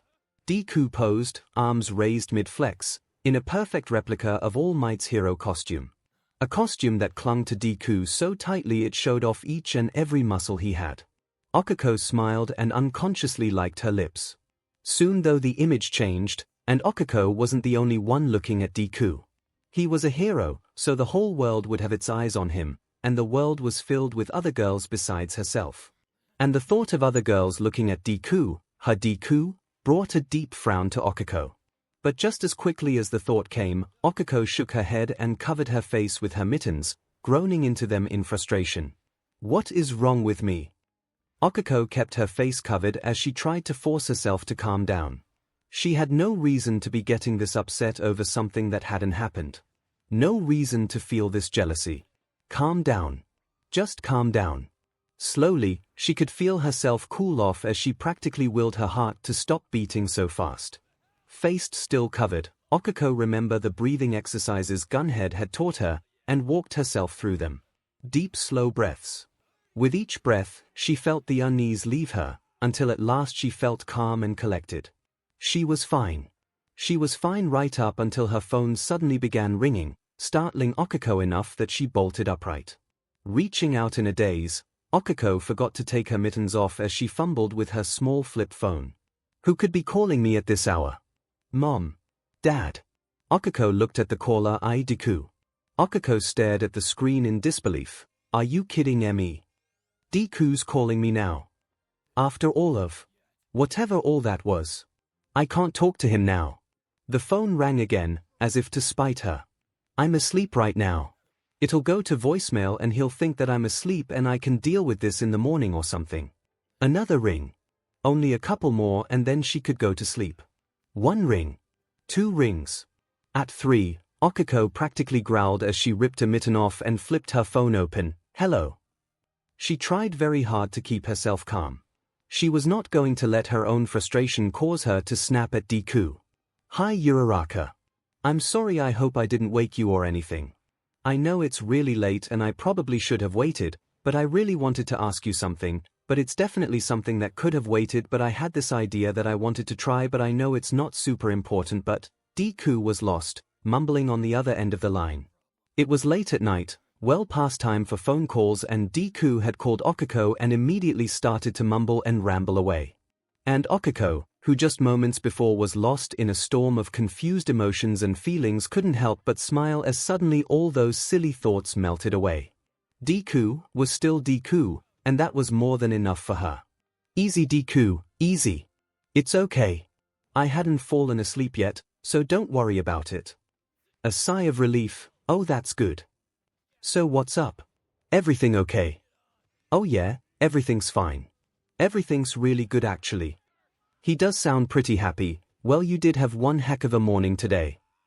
𝐒𝐴 could hear the phone swoosh as Deku bobbed his head quickly in agreement. It really was incredible. That I could do all that. Uraraka, I can't even begin to imagine what's possible for me to do with my quirk now. Which is kinda the reason I called you. Oh. Well, you see, it's like I said. I have no idea what I can do with my quirk. What's my actual max weight limit now? How far away can I be and still lift things? How hard can I throw something? Push it. Pull it. How many different things can I hold at the same time? I just don't know. I really don't know anything about my quirk. For a few seconds 𝐒𝐴 could feel worry creeping into her mind. Worry that Deku was starting to panic and that old lack of confidence in himself was beginning to worm its way back into him. However, these fears were quickly dashed. And Uraraka, I really want to find out. I want to test myself, and see just how strong I really am. Just what I'm capable of. So even though All Might said we should take some time to rest, I was thinking of going back to the beach tomorrow and seeing what I'm made of. The determination in his voice dashed every worry 𝐒𝐭𝐻𝐿 had, and she felt her smile grow. That's a great idea, Deku. That should help you a whole lot when we take the entrance exam. Yeah, exactly. So like I said, I decided that I was going to head over there tomorrow morning, and then I thought, Izuku trailed off towards the end. You thought what, Deku? I thought I'd ask if you'd like to come along. I know I'm probably being a little selfish, but we've been training together for so long it felt weird going by myself, so I thought maybe you'd want to maybe come with me. Though I'm sure you would rather. Before Izuku could continue, 𝐒𝐿 quickly cut him off. Yes. Here. Yes, I'd love to go with you. Love. Really? That's great. It doesn't have to be super early in the morning or anything. We could do something around after lunch, then come back to my place for dinner like normal. Yeah, sure. Let's say noon then. That should give us plenty of time. Okay, great. Thank you, Uraraka. I was a little worried about calling you so late to ask you about this. I thought maybe you'd rather use the time we had left to relax. Deku, we're in this together. Of course I'd want to be with you for this. There was a brief pause, during which 𝐒𝐿 swore she could hear some sniffling from Deku. Uraraka, thank you. Really? Thank you. I'll let you get back to going to sleep then. See you tomorrow. Sweet dreams, Deku. Closing her phone and putting it away, 𝐒𝐿 couldn't keep the smile off her face. After months of waiting, and getting a huge peek earlier, she was finally going to get to see Deku let himself go and use his quirk to his heart's content. Of course she was going to want to be there. Mind filled with the possibilities tomorrow would bring, 𝐒𝐿 pulled her mitten and comforter back on, and finally she fell asleep. Izuku was a bundle of nervous excitement as he waited at the beach for Uraraka. After his phone call with her, instead of going straight to bed, he had stayed up late writing out different ideas on how he was going to test out his quirk's newfound limits. If his mother hadn't walked into his room and practically thrown him into bed, he was sure to have stayed up all night. Upon arriving, Izuku quickly made his way down to the far edge of the beach, where the man-made concrete wall separating the shore and the mainland ended and a natural wall made out of many large stones and boulders began. Far enough away that he should be able to do his tests without worrying about possible hurting any passers-by. Or getting spotted by an officer ready to reprimand him for using his quirk out in the open without a proper license. Pulling out his notebook, Izuku started to mumble to himself as he again went through the tests he planned to run, making sure they had space for each test's results in the marked-off pages. It's funny. I don't think I can remember the last time I was excited over anything about my quirk. Actually, the last time was probably before I ran into 𝐭𝐻𝐿 after visiting the doctor. So maybe not so funny now that I think about it. But that's in the past. And I need to focus on the now and future. Still, I wonder what 𝐭𝐻𝐿 will do once he sees what I can do now. Maybe he'll finally think my quirk is cool, like his. Izuku was so caught up in his thoughts, he failed to notice 𝐒𝐿 walking up behind him. 𝐒𝐿, with a big smile, tapped Izuku on the shoulder. Hey Deku. Where? Startled, Izuku jumped up, inadvertently throwing his notebook up in the air. Frantically, Izuku fumbled around catching the book before it hit the sand, before turning to find 𝐒𝐿, hand over her mouth, trying not to laugh at the spectacle she had just witnessed. Uraraka. Don't sneak up on me like that. 𝗵𝘃𝗲, I'm sorry, but that's completely your own fault. Rubbing his head embarrassed, Izuku remembered why Uraraka was out here with him. Uraraka, thanks again for coming out. I'm sure you had other things you'd want to be doing on your time off. 𝐒𝐿 waved him off. Deku, I like spending time with you. And if there's something I can do to help you, all the better. So I assume you have a plan for today. Izuku smiled and opened his notebook up and showed the pages filled with tests to her. Uraraka blinked as she scanned over the many different tests. Wow, that's a lot. We don't have to do all of them, of course. I kinda just wrote down every idea I had before I went to bed. Okay then. Do you have any equipment? All Might took everything with him after we finished yesterday. Izuku motioned to the wall of rocks. I figured I could practice with all the large stones over here. No need to carry anything, plus if something breaks it'll be fine. Okiko hummed in approval, though she did give Izuku a pointed look. Just make sure you don't include yourself in the if something breaks it'll be fine category. Oh come on, you make it sound like I have a habit of hurting myself. Deadpanned, Okiko pulled out a pouch of tissues, over half of which were gone because of all the times his nose started bleeding. Izuku laughed nervously and quickly moved to change the subject. So, you ready to start? Sure Deku. For the next few hours Izuku and Okiko experimented with his quirk. At first Okiko had very little to do. Izuku started by pulling large rocks from the beach wall face from increasing distances, jotting down in his book his effective radius. Next he moved on to seeing how many different large objects he could move around independently of each other, making a bit of a show acting like he was juggling some of the smaller stones, much to Okiko's delight. When Izuku moved to throwing objects, he quickly came to interesting result that he immediately wrote down into his book. So while I can lift a couple of tons, I can't throw that much weight around. Don't you think that's odd? Okiko asked as she casually watched him write in his notebook. Izuku chewed on the end of his pencil. Not really when you think about it. You remember some of the large pieces of trash we cleaned up here? Like the sinks. You could pick those up towards the end without issue. Okiko smirked and flexed, but do you think you'd be able to throw one? Oh, when you put it like that. I guess it does make sense. Izuku nodded and after finishing his notes closed his book. Okay Uraraka, do you think you could use your quirk on that rock over there? That one? Sure. 1 second. Walking over, Okiko tapped the large stone and lifted it up. Anything you want me to do with it? Yeah, just push it up a little higher and then drop it. I want to try and catch it as it's falling. Oh, okay. Just be careful and don't stand under it. Izuku laughed. Right, because that's something I'd do. Walk right into something that dangerous. No, you're right. You'd run. Izuku snickered. Okay Uraraka, I think that's a good height, I'm ready. Release. The stone plummeted towards the ground as Izuku quickly reached out with his quirk and grabbed it, stopping it a few feet from the ground. Izuku inhaled sharply as a familiar dull pain throbbed in his head. Okiko heard Izuku and glanced his way. Deku, you all right? Izuku dropped the stone and spent a few seconds collecting himself. I'm fine. Learned something too. Using my quirk on an object that already has a force acting on it is a lot like when I try to throw something. The extra force lowers my weight limit. Also makes things harder to keep hold of. As Izuku put that into his notebook, Okiko rubbed her chin. What do you think would happen if something you were already holding had a force put on it? Oh, that's a good one. Let's test that next. Izuku lifted the large stone back into the air in front of Okiko. Try and move it Uraraka. Nodding, Okiko put her hands onto the rock and pushed.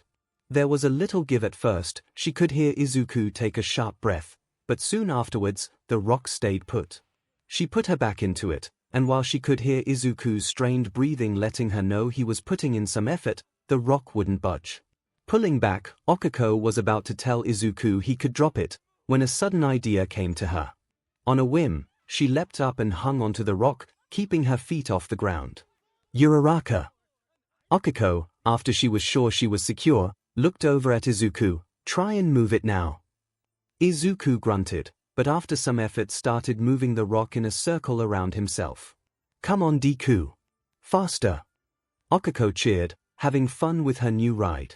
Smirking, Izuku gave her what she wanted and pushed the rock faster and faster. Soon though the inevitable happened and Okiko, after one too many rotations, could feel herself getting dizzy. With a yelp her grip loosened and she tumbled to the ground. Izuku started let his grip on the rock drop, sending the stone into the ocean. Hurrying over to Okiko, worried he may have hurt her, his worries were brushed aside as Okiko sat up laughing. That was awesome Deku. I wanna go again. Izuku laughed as he helped her up and began scanning around. Sure, though maybe I can get something a little bigger for you to hold on to. Before he could, Okiko came up with an idea that brought a huge smile to her face. Actually I have an idea, let's cut out the middleman. What do you mean? Izuku asked, his head tilted to the side as he watched Okiko, who was almost giddy with excitement. Okay, why don't you try picking me up? Okiko said quickly as she moved to where the last few test boulders had been. Are you sure? Izuku asked. While the day had been going great, he had learned so much and had filled many pages in his notebook on his quirk. Lifting a person was a completely new direction for him. Come on, Deku. Don't get cold feet now. You just launched a boulder all the way out there. She motioned towards the ocean. I want to see what you can do to a person. Okiko paused when she noticed a mischievous grin cross Izuku's face. Though I swear, if you do that to me, no hero in the world would be able to save you. Got it? She cracked her knuckles for added emphasis. Izuku just smiled at Okiko's threat, but chose not to say anything on the matter. He could try and play it off by pretending to be offended, but he had serious doubts Uraraka would buy it. So instead he simply asked, "Are you ready?" and after an excited nod from Okiko, reached out his hand and let his quirk envelope Okiko, like he had done multiple times to the rocks and boulders before. Okiko held back a gasp as she felt Izuku's quirk take hold of her. She hadn't been very sure what to expect, but it certainly hadn't been this. The green glow had a warmth that made her skin tingle and there was a constant pressure all over her body. Not like someone grabbing her, but like she was being swaddled. It felt good. It felt really, really good. I should have asked him to use his quirk on me ages ago. For Izuku though, almost immediately he could feel something was different. Moving from an inanimate object to a living person was a night and day difference. He had to concentrate much harder just to get a hold of Uraraka, and even when he had her, he could feel his quirk getting repelled back. Okiko looked over at Deku, about to tell him to go ahead and pick her up when she noticed the look of concentration on his face with his eyebrows all scrunched up. Are you okay? It's weird. It's like trying to hold two magnets with the same poles facing each other together in my hand. I have you, but it's a constant fight. Are you okay? Do you feel anything weird? No, this feels great. I feel fine, Deku. Alright, I'm going to lift you up now. Izuku rotated his hand so that his palm faced up and lifted, but Okiko stayed on the ground and a very strong feeling hit Izuku as he tried. It was a sensation he had already felt earlier when he had experimented with lifting an object from incremental distances, but this was much stronger and he was feeling the strain from an exceptionally closer distance than before. It seemed that issues he had lifting an object were magnified greatly when applied to a person. Izuku continued to try to life Okiko for a few more seconds before he felt an all too familiar pain start to PND in his head. Quickly the green glow around Okiko flashed out, and Izuku whipped his hand to his forehead, hissing out an "Oh. Deku." Rushing forward, Okiko dug her hands into her pockets to pull out some tissues she always carried with her. After being around Deku and his bloody nose, she was always prepared for a quick cleanup when he overused his quirk. When she reached him, she was relieved to see that at least some of her worry turned out to be unnecessary. While he was busy rubbing his temple, he at least wasn't bleeding. Deku, Okiko started again, this time more calm. Everything alright? Izuku nodded slowly. Yeah, I'm okay. I may have pushed a little too hard. By the way, Once Izuku had, more or less, rubbed the pain out of his head, he gave Okiko a smile to show he was okay. Sorry for worrying you. I'm fine now. Do you know what happened? Yeah, I do. I tried to lift someone who eats too much mochi. Izuku snickered when Okiko gave him a playful shove. You better watch yourself, Deku. I got it.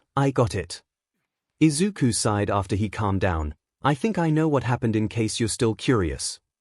Okiko nodded, giving Izuku her full attention. When I tried to lift you, it felt different than when I was moving those boulders around. It was like my quirk was getting pushed away, so I was having to put a lot more effort into holding you with it. Why do you think that is? It's probably related to my mom's quirk. She can pull small objects towards herself, but that's the limit to it. Her quirk doesn't work on people at all. I guess even though my quirk is a stronger version of 𝐻𝑠, I inherited that issue. I'm pretty sure I'll be able to lift a person, but it's going to take some work. Well, that's not too bad.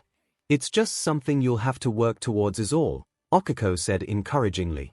Yeah, I guess so, but it's strange. Izuku put a hand on his chin as he began to think. A few months ago when I followed those guys that were harassing that girl, Toga, I was able to pull one of them when he threw a punch at me. I don't remember having this issue. Could I have ignored it since it was a spur-of-the-moment decision? Maybe I was in such a hurry and focused on helping her I just don't remember the finer details. Perhaps I was being boosted by adrenaline, or it's like when I was attacked by the sludge villain and was subconsciously going past a mental limit. Deku. But I'm over that now and I'm still having an issue. And maybe I'm looking at this wrong. With Uraraka I was trying to lift her completely, which I suppose is fundamentally different than the other 2 times. With the sludge villain I wasn't actually using my quirk on his body.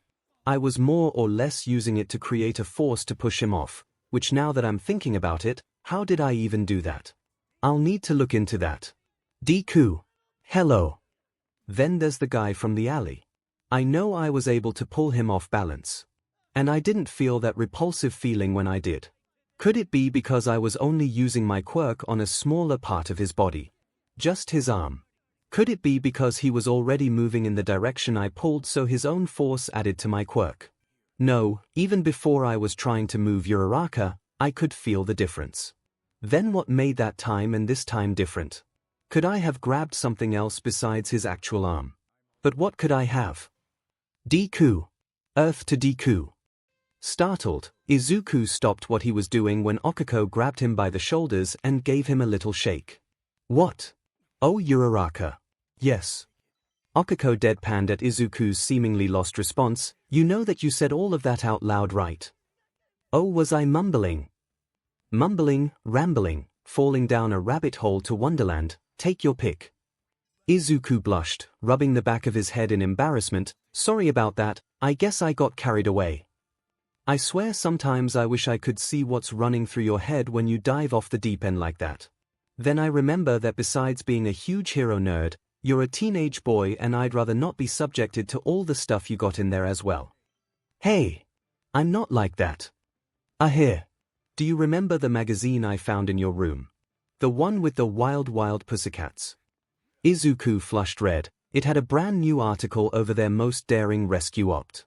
They were talking about how they used their quirks together to pull it off. 𝗭𝐼𝐲 crossed her arms. Not convinced at all, right? You got it for the articles. Not the 𝗵𝗃𝐻𝐵 spreads. Arms flailing, Izuku continued to defend it himself. I don't see how this even matters right now. That was a while ago, and you took it before I could even use it. 𝗭𝐼𝐲 raised an eyebrow. Use it? Implications heavy in her voice. Read it. I meant read it. Izuku covered his face as he sank down into the sand in embarrassment. 𝗭𝐼𝐲 soon broke out into a small fit of snickers. Sorry Deku, but sometimes you make it so easy. Izuku stood back up in a huff. One day Uraraka, one day you'll get yours. 𝗭𝐼𝐲 rolled her eyes. Right, that'll be the day. So want to tell me what you were mumbling about? I could only catch every other word. Deciding to take the opportunity to change the subject, Izuku nodded. I was trying to figure out how the couple other times I used my quirk on a person, I didn't have the same issues as I am having now.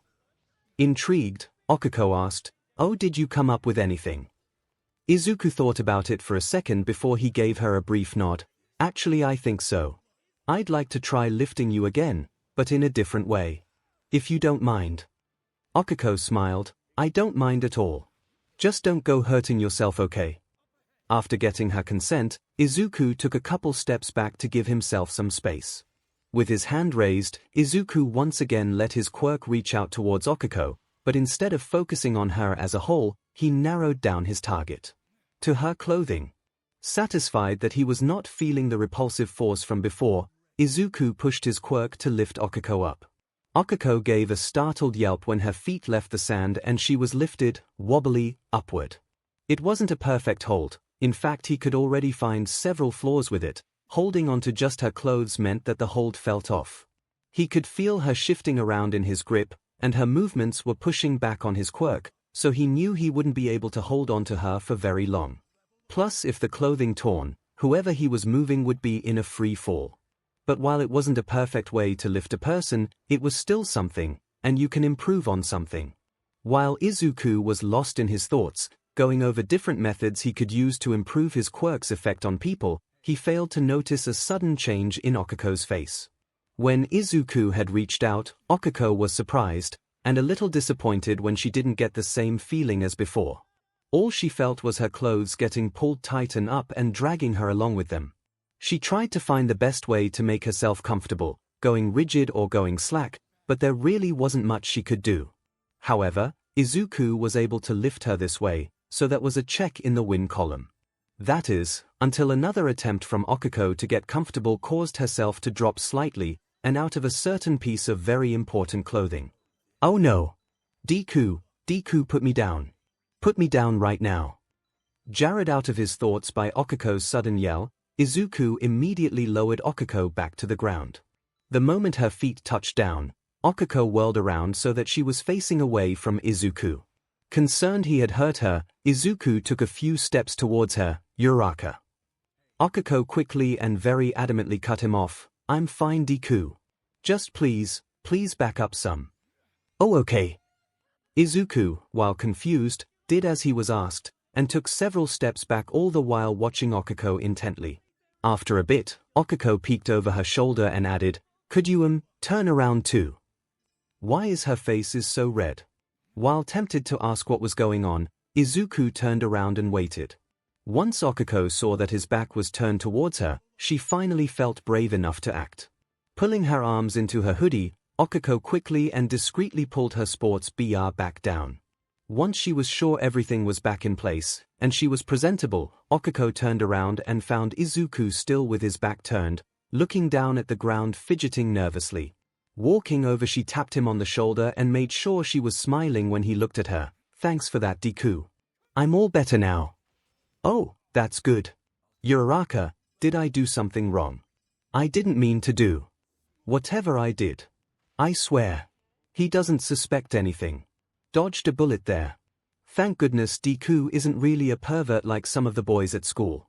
Psychokinesis is dangerous in the wrong hands. I'm fine, Deku, don't worry about it, Okuko said with a wave of her hand. Izuku nodded, relieved. If he had accidentally done something to hurt her. Izuku shook his head, not wanting to think about that. She said she was fine, so there was nothing to worry about. Well, I'm glad. And while it wasn't perfect, I guess I do have a method of lifting a person now. Yeah, maybe work on it a little more before you go putting it into practice. Oh, does it have something to do with you wanting to get put down? Okuko looked away, hiding her blushing face. Something like that, she mumbled before adding, was there anything else you wanted to try? It's getting pretty close to dinner time. Izuku thought about it, then shook his head. I think I'm good for today. Let's get going. The walk back was peaceful, with Izuku spending most of the time scribbling away in his notebook detailing everything he had learned during his quirk practice. I may not have one for all yet, but that's okay. All Might still believes in me, and once I've shown I can control my quirk, then I'll be ready to take up his torch. Izuku glanced over at Uraraka. His eyes were drawn to the bright smile she had as she walked beside him. And I have Uraraka too. As long as we're together, I'm sure nothing at you will be able to stop us. Month 0 February. If one were to ask any of the fellow police officers or pro-heroes that have worked with Detective 𝗧𝗵𝐺 to describe the man, you would get several answers. Dedicated. By the book.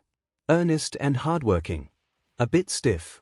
So if any of these people knew what the detective was mulling over as he sat at his desk, they would be quite surprised.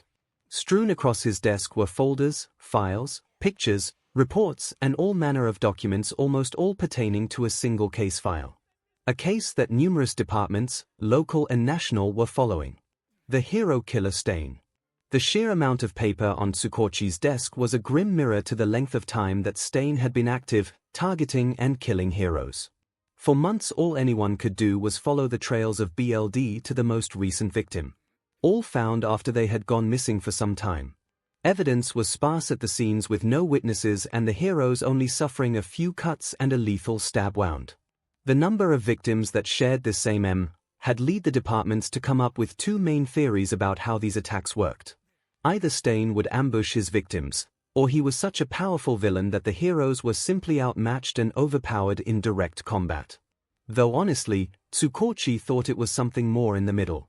All the attacks happened in areas away from public view, which lead itself to the ambush theory, but these were still trained professional heroes. Even with the element of surprise, 𝗧𝗵𝗲 still needed to be a dangerous combatant to be able to pull all this off. However, this was not what was keeping him up so late this night.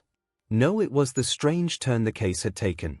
For some time, his department had started to receive anonymous tips about 𝗧𝗵𝗲. This by itself wasn't that strange. High-profile cases like this always came with a mountain of calls from people who thought they had information that the police might want or need. Most of the time it was only rumors or bad info leading to nothing, but it was still his and the department's duty to investigate. But recently they had received a call that was different. It was not a call of a sighting or crime in progress, but of possible future attack locations. At first the department didn't take the call too seriously. How could someone know where these attacks could take place? But then there were 3 more attacks, and every one took place at one of the locations that the anonymous caller had mentioned. And that got everyone's attention. Almost immediately everyone in the department who had any free time was trying to follow up on who the caller was. But after weeks, no one could find anything. With virtually no trail to follow, people were shifted away from finding them and back onto other cases. The general sense was that they were not going to hear from the caller again.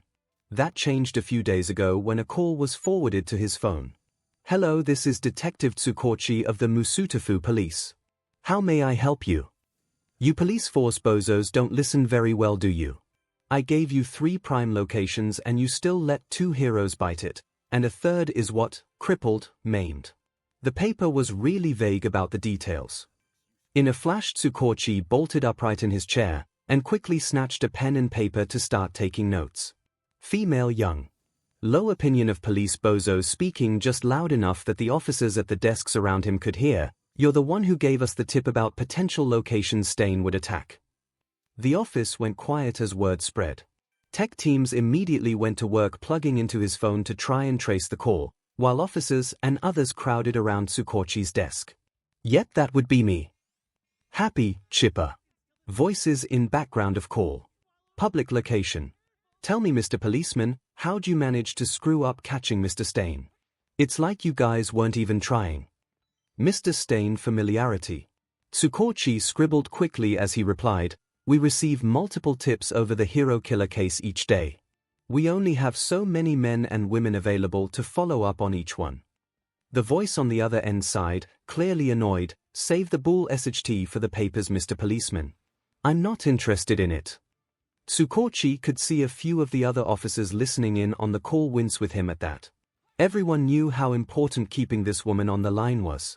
If he upset her too much, there was a good chance they could lose their best lead on 𝗧𝗵𝗲. "We didn't believe you. We didn't think any legitimate source would have that kind of information readily available to them." He hoped that honest answers would placate her. Fortunately, it seemed to work, since when she spoke again, her voice carried an air of cheerfulness. An uncomfortable amount of cheerfulness. That makes sense since I never saw anyone around. But that begs the question, do you think I'm legitimate now? Playful tone. Happy, possible, unstable. Yes. The caller giggled. Good. Do you want more information on Mr. 𝗧𝗵𝗲? The room held its collective breath. Officers learned so HRD on his cubicle walls, they started to bend. Tech team signaled for more time to trace. 𝗧𝗏𝗁 steadied himself. "Yes, we do." "Then I think we can do some business." He blinked. "What do you mean business?" "I gave you that tip for free, Mr. Policeman. And if I'm being honest, I didn't really think you'd be able to catch Mr. 𝗧𝗵𝗲, but I needed all of you to know that I knew what I was talking about. So if you want the rest of what I know, it's gonna cost you." A murmur filled the room at the same time a frown crossed 𝗧𝗏𝗁's face. "What do you want?" "For starters, a full pardon." 𝗧𝗏𝗁 drummed his fingers on his desk as he moved from the large pile of paper to a much smaller pile. He didn't like this. Not one bit. Making deals with criminals went against every fiber of his being. When the caller had started to go over their price for their information, he had thought that perhaps he was dealing with a vigilante. A vigilante that had probably gotten in too deep and wanted out of the game, but once he had gotten a name, he was sure he wasn't dealing with a vigilante. While the file he was reading through was nowhere as big as Stain's, it still held some stomach-turning information. The first page was a missing persons report, not filed by the family. Finding this strange, 𝗬𝐭𝐻𝐻 had made a couple of calls to the family, but once the subject was broached, the call was cut short with them stating he could talk to their attorney if he wanted more information. Further calls were ignored outright. The next reports were all criminal activities. Criminal mischief, trespassing, aggravated assault, assault with a deadly weapon, attempted murder, and cannibalism. He was dealing with a criminal at least, and a burgeoning villain at worst, and much to his chagrin, he was working to make their demands for a deal go through. This was not ultimately his call, but a decision that came from above. The order was simple: make this happen now. He was convinced someone up top was seeing a promotion in their future if this could lead to Stain's arrest, but he would never say this out loud. So despite his misgivings, he had gone to work. Most of what the caller had wanted turned out to be rather simple and disappointingly easy to make happen. The pardon came through almost the same day, though fortunately much to 𝗬𝐭𝐻𝐻's relief, Chief 𝗬𝗏𝗻𝐻 put some limits on it. More or less it came down to if their caller stepped too far out of line, the pardon would be pulled and they could come down on her with their full authority. So at the very least, they had a safety net of some kind to make up for the higher-ups' rush to make this happen. However, it was the last few bits that were turning into a mess. As much as the higher-ups in the police force tried, they did not have as much sway with the heroes as they wanted, and that's what this last part of the deal came down to. The heroes. Or namely one person in the hero community in particular. 𝗬𝐭𝐻𝐻's thoughts were interrupted when his phone started to ring. Absently he checked the caller ID and took a breath before picking up the phone. "Hello, this is Detective 𝗬𝐭𝐻𝐻. Yes, it's good to speak with you, sir. Yes, I was hoping you had a chance to read over the information I sent you earlier." "Yes, sir. I agree this is a very peculiar case. Sir, if I'm being honest, I'm against this. Even if the information they have is good. I agree stopping Stain must be a priority. You're interested? Really? Potential here. I can give you what we have on record, but it's not much. Where would you like me to start?" "Very well, I will start from the beginning. Name, Toga Himiko. It was the night before the exam, and Izuku Midoriya was no closer to falling asleep than he was an hour ago. He had decided to go to bed a little earlier than normal to try and make sure he was as well rested as he could be, so it wasn't too late yet, only 10:40, but Izuku was beginning to worry about just how much longer he was going to lie awake. Of course, if that was his only worry it wouldn't be so bad. However, the upcoming test weighed heavily on his mind. Izuku knew he was ready. He had been training for months, preparing his body and quirk for the practical exam.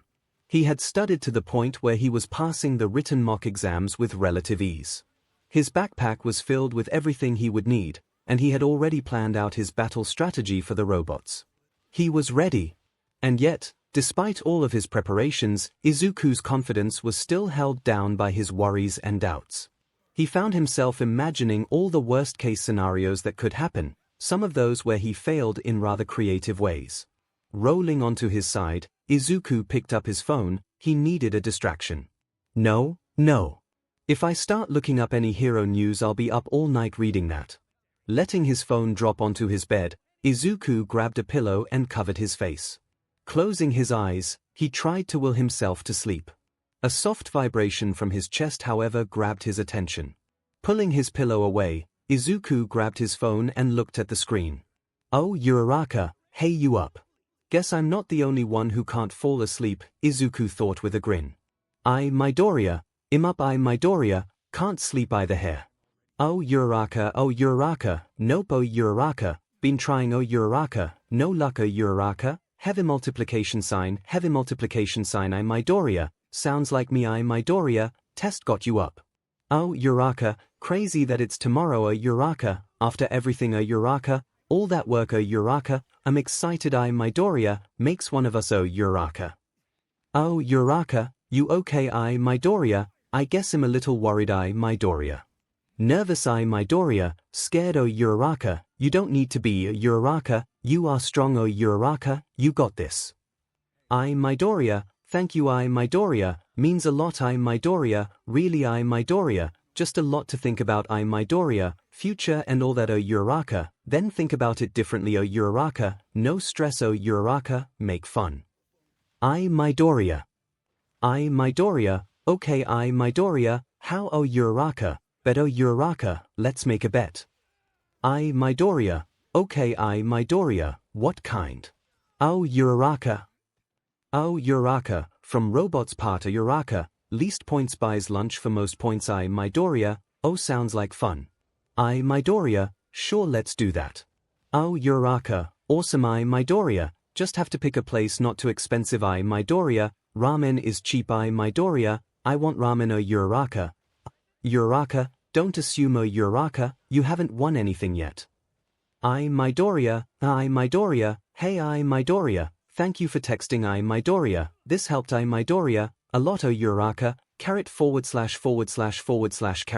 //uraraka, happy to. 𝗂𝐿u𝑟āka, feeling sleepy now. 𝗂𝐿u𝑟āka, see you in morning. 𝗼𝐵𝐴𝐴, good night. Not long after putting his phone away, Izuku was finally able to fall asleep. Today's the day. Today's the day. Deku. Today's the day. Today's the day. Deku, you're mumbling. Today's the day. Today's the Deku. Snapping his head to the side, Izuku looked over at a bemused Okiko. We ever going to go in, or are you just going to stand in front of the entrance the whole test? Blushing, Izuku quickly apologized. Sorry 𝗂𝐿u𝑟āka. I guess I got caught up in the moment. It's just, we're here. This is UA. Okiko smiled. Yeah, and we have to go inside to take our tests. Izuku nodded. Yeah, sorry. Okay, I won't let anything else distract me. The F. You two actually showed up. Just who I needed to see today, Deku and round face. Izuku flinched while Okiko suppressed a loud groan. Speaking of distractions. Turning around, both saw Katsuki walking up the steps behind them. Kaken, good morning. I hope you're ready for the test. Let's all make sure we do our best today. After his initial shock of suddenly finding Katsuki behind him, Izuku tried to keep his voice calm and start a normal conversation. Unfortunately, nothing was ever normal with Katsuki, who seemed to take Izuku's words as either an insult or challenge of some kind. The result was the same either way. It just made the explosive teen angrier. Of course I'm ready for the Fing test, USHT. Did you think I was going to fail? Okiko stifled a groan while Izuku waved his hands around frantically. No, of course not. I was just just what, USHT? You trying to throw me off? Oh, for crying out loud, Bakugo. He was trying to have a normal conversation with you, JRK. If you just toned down the ego you'd be capable of doing it too. Katsuki snapped his attention right towards Okiko, cupping his hands and raising them. Small pops and crackles sparked from his palms. What the F did you say to me, round beach? Izuku took a step forward, putting himself between Okiko and Katsuki. Leave her alone, Kaken. Looking ready to blow a gasket, Katsuki narrowed his eyes as he took a step forward. Or else what Before the powder keg that was Katsuki could blow up, a new voice cut through the tense atmosphere. Excuse me, would you mind taking your schoolyard rivalry somewhere else? There are people who don't need the distraction this close to the test. Katsuki whirled around, while Izuku and Okiko looked over his shoulder to see who had spoken up. It was another student, who Izuku noted had large bags under his eyes, must have spent most of last night cramming. You got something you want to say, Lavender? Kaken, please. Izuku was now worried that Katsuki was about to blast whoever this new person was. However, the tired student didn't seem all that worried, even with Katsuki so close to him. Would you just move? I want to find my seat for the test. You got some nerve telling me what to do. Why don't you try and make me extra? You want me to find a teacher and report you for not only preventing other students from taking the test, but also making threats. Katsuki flinched. Okiko snickered and Izuku felt his jaw drop to the floor. For a few seconds both waited to see what happened next, when Katsuki turned on his heel and snarled at Izuku, move before I set your butt on fire. Deciding not to tempt fate, Izuku took hold of Okiko's wrist and moved both of them to the side, safely out of the walking bomb's way, who stormed off into the testing building. With Katsuki gone, Izuku turned his attention back to the other student, bowing his head. I'm sorry about that. Kaken can be a little. He's a loud obnoxious JRK. And yeah, like Deku said, sorry that we kept you from finding your seat, 𝐒𝐭𝐴 said as she apologized too. The purple-haired student shrugged. I'm just here to take my test. So is everyone else. So if you don't mind, I'll be on my way. When the other student left, Izuku lowered his head and let out a long sigh. Well, this day is going great so far. 𝐒𝐭𝐴 gave him a pat on the back. Well, look at it this way, Deku. Izuku glanced up at 𝐒𝐿𝐴 as she finished. You just stood up to Bakugo. I did. Realization dawned on Izuku as he remembered that he stepped in front of Katsuki when he had turned his attention towards 𝐒𝐴. Oh, I did. 𝐒𝐴 giggled. Yep, you did. Congratulations. So now that distraction is over and done with, let's go and ace this test. Right, test. Because today's the day. Today's the day. Oh no you don't. Cutting Izuku off, 𝐒𝐴 dragged the green boy into the test building before he lost himself into the rabbit hole that was his mind. With the written portion of the test completed, the group of students made their way into a large auditorium for the practical exam orientation, chatting and whispering amongst themselves over the test they had just finished. Some brushed it off as too easy, while others lamented the fact they spent too much time working out for the practical and didn't spend enough time studying. Izuku and 𝐒𝐴 both felt confident in their results, briefly going over a few questions as they self-graded themselves on the way to their seats. Izuku, to his credit, only panicked for a second when he saw he was sitting right next to Katsuki, who only graced the two with a quick sneer before turning his attention towards the stage at the center of the room. 𝐒𝐴 leaned in and whispered, "We can switch seats if you want." Shaking his head, Izuku declined, "It's fine, Uraraka. Plus it's assigned seating, and I don't want to risk you getting into trouble." "Well, if you want to be my human blast shield, be my guest," 𝐒𝐴 said with a smirk before following after Izuku, who just rolled his eyes.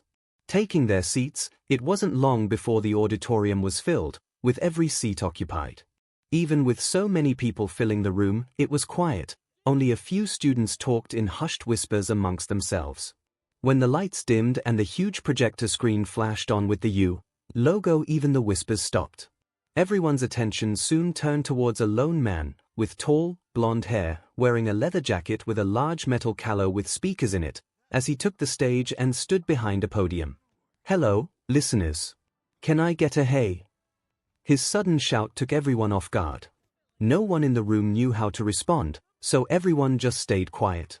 The man tugged at his jacket collar, thrown from the complete lack of enthusiasm from the students. "Wow, you sure are a refined bunch, here."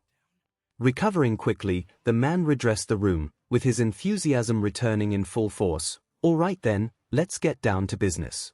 I'll be giving you a rundown on the practical exam. Are you ready?" "Yeah." Once again, whatever response the man was expecting, he didn't get it as the silence in the room remained. Izuku's eyes suddenly widened as he recognized the man giving the presentation. "That's Present MIC, the voice hero. I can't believe it, I listen to his radio show all the time. All the teachers here really are pro-heroes." As Izuku practically vibrated in his chair, 𝐒𝐴 covered her mouth with her hand, to hold back from snickering too loudly. "Will you shut up?" Katsuki grumbled under his breath. "All right, listeners. So as you've read in your brochures, you lot will be participating in a 10-minute mock urban battle right after this. Once this presentation has finished, you will each go to your specified battle center. Make sure to check your cards so you know which bus to take." Katsuki leaned back and glanced over at Izuku's card. "Looks like they got everyone split up." 𝐒𝐴 nodded. "They must make sure that people from the same schools are put into different areas. Don't want people helping their friends and cheating here." Holding his card out and looking at both 𝐒𝐴 and Katsuki, Izuku agreed. "Yeah, our examination numbers are right next to each other, but we're all assigned to different groups." Katsuki was in Group A, Izuku in Group B, and 𝐒𝐴 was in Group C. Though All Might did warn us that we shouldn't expect to rely on each other on test day, Izuku thought. Growling, Katsuki pulled his card away and out of Izuku's sight. "Don't look at my card. I'll kill you." Glaring at Izuku for a few more seconds, Katsuki turned away, grumbling under his breath, "Damn it, now I won't get a chance to obliterate you in the exam." Izuku laughed nervously while Okiko began to seriously wonder if anyone in the room would mind if she reached over and floated Katsuki up towards the ceiling. Present MIC continued with his presentation while behind him the giant screen changed to show 3 different black silhouettes. Now, there are 3 different types of villain robots scattered throughout each battle center. Each type is worth a different set number of points based on their level of difficulty. Now where you all come in. Your goal, listeners, is to use your quirks to earn points by defeating as many robots as you can. Wreck them, immobilize them. As long as they are no longer a threat, you will get points. However, a word of warning. Attacking other examinees and any other unheroic acts and actions are prohibited and will get you immediately DQ'd. Both Izuku and Okiko glanced over at Katsuki, who did an excellent job of ignoring them. A few rows in front of them a student shot his hand up. May I ask a question? Present MIC pointed toward the student. Okay. A spotlight turned on, illuminating the student who stood up and held up the information sheet on the villain robots that would be used in the practical exam. On this printout, you have listed 4 different types of faux villains that we are to face. If that is a misprint, then you, the most prominent school in Japan, if not the world, should be ashamed of such a foolish blunder. Wow, is this guy uptight? Okiko thought. Not sure if she should find the tall student funny, or what. The student continued, we examinees are here taking this test because we wish to be molded into exemplary heroes. We cannot do that if you is unable to provide accurate information. Also, you there. The student turned around and set his spectacle sights right on Izuku, who flinched back at the sudden attention. Yes, you, with the curly green hair. This whole time you've been muttering to yourself. It's distracting. If you can't take this seriously, then you should leave immediately for the sake of the other examinees who wish to take this test. Izuku sunk into his chair, covering his face in embarrassment and whimpering out a soft, I'm sorry. Katsuki snickered to himself while Okiko very suddenly didn't find the uptight student very funny anymore. The heck's this guy's problem? Deku wasn't being loud. Before Okiko had a chance to tell the student off, Present MIC cut in to restore order to the room. Okay. Examinee number 7111, thank you for the great question and message. Now you are right, there is a 4th villain robot type. A new silhouette popped onto the screen, however this guy is worth 0 points. He's more of an obstacle than a target. There is one in every battle center, and this guy goes crazy in the narrow streets of the arena. It isn't invincible so you can defeat it, but really there's no reason to. So my recommendation is that all you listeners just avoid it. Nodding in understanding, the student bowed, I see. Thank you very much. Please excuse the interruption, and sat back down. Apologized to Deku to you uptight JRK. Okiko held up her hand, I'd like to ask a question. Examinee 2235, you got the floor. If we immobilize a target, but leave it intact, and that target later gets destroyed by another student, who gets the points? Present MIC clapped. An excellent question. We have multiple test supervisors watching your test, so if you are able to stop a robot you will get those points. If someone then comes along and wrecks that robot, they will get no points. But just in case some of you listeners are worried, you won't get punished for doing that. We'll just assume you saw a target and went on the offensive. Okiko bowed, thank you, before turning her attention down a few rows. Also you, tall guy. The tall student turned in his seat, blinking in confusion. Okiko pointed right at him, making sure he knew she was talking to him. Don't go accusing people of not taking this test seriously when you don't know how hard they work to get here. It's rude. With a huff, Okiko sat back down. Izuku leaned over and whispered, thank you, Uraraka, which brought a small smile to her face. The other student simply turned back around, choosing not to reply. If it was because he didn't want to make a scene or thought she was right, Okiko didn't know or really care. Waiting a few moments to see if anyone else had any questions or comments, Present MIC finished his presentation. All right listeners, that's all I have for you on the test. So, I'll give you all a present. A sample of our school motto. General Napoleon Bonaparte once said, a true hero is someone who overcomes life's misfortunes. A great soundbite. So, go beyond. Plus ultra. As the room began to empty, Izuku and Okiko held back, wanting to make sure they wished each other luck before they separated and went to their designated areas. Alright dude, looks like this is it. Yeah. Good luck out there Uraraka. I know you'll get tons of points, just stay safe. 𝐒𝐭𝐚𝐲 smiled, same to you. Just don't do anything reckless, okay? I promise I'll do my best. 𝐒𝐭𝐚𝐲 deadpanned, to get points, or not be reckless. 𝐒𝐿 just flashed her a huge grin and answered, yes. 𝐒𝐭𝐚𝐲 groaned into her hands, but when she lowered them she was smiling. 𝐒𝐿 reached out his hand, which 𝐒𝐭𝐚𝐲 took in a handshake. See you on the other side, Uraraka. Yep, here's to us. And don't forget, I want ramen for my lunch. 𝐒𝐭𝐚𝐲 punched 𝐒𝐿 softly in the arm. I told you not to assume. You're going to be buying my mochi for lunch. Got it? Both smiling, the two made their way down separate halls, ready for the last part of the test they had spent months preparing for. The bus ride to the entrance of the arena was uncomfortable and noisy. Students were smooshed together shoulder to shoulder, and several of the more boisterous students started talking loudly, either bragging about themselves or trying to psych out perceived weak targets. So 𝐒𝐿 got called out a lot, but he just ignored them the best he could. When the bus finally came to a stop, long enough for 𝐒𝐿 to wonder just how big was UA's campus, he made sure he got out as quickly as he could. He wanted to try and get as far in front of the group as he could. 𝐒𝐿 knelt down into a sprinter's stance, digging the soles of his shoes into the concrete surface and pressing his fingers down hard. Around him, 𝐒𝐿 could hear the other students jostling about. Some were still talking themselves up, bragging about how this test was going to be a cakewalk. He was able to block most of them out, drowning out their white noise with his own calming thoughts. A strange noise nearby did catch his attention, however. Is that an engine revving? Looking to his side, 𝐒𝐿 was surprised to see the tall student from the orientation standing next to him, focused on the large door to the arena. 𝐒𝐿 followed the sound closer and confirmed it was coming from the student. More specifically, it was coming from his legs.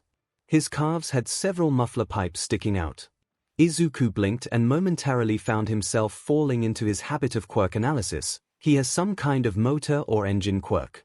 They are so noisy. This is the top hero school and so many of them aren't taking this seriously. Why are they even here? Are they trying to sabotage those of us who are serious?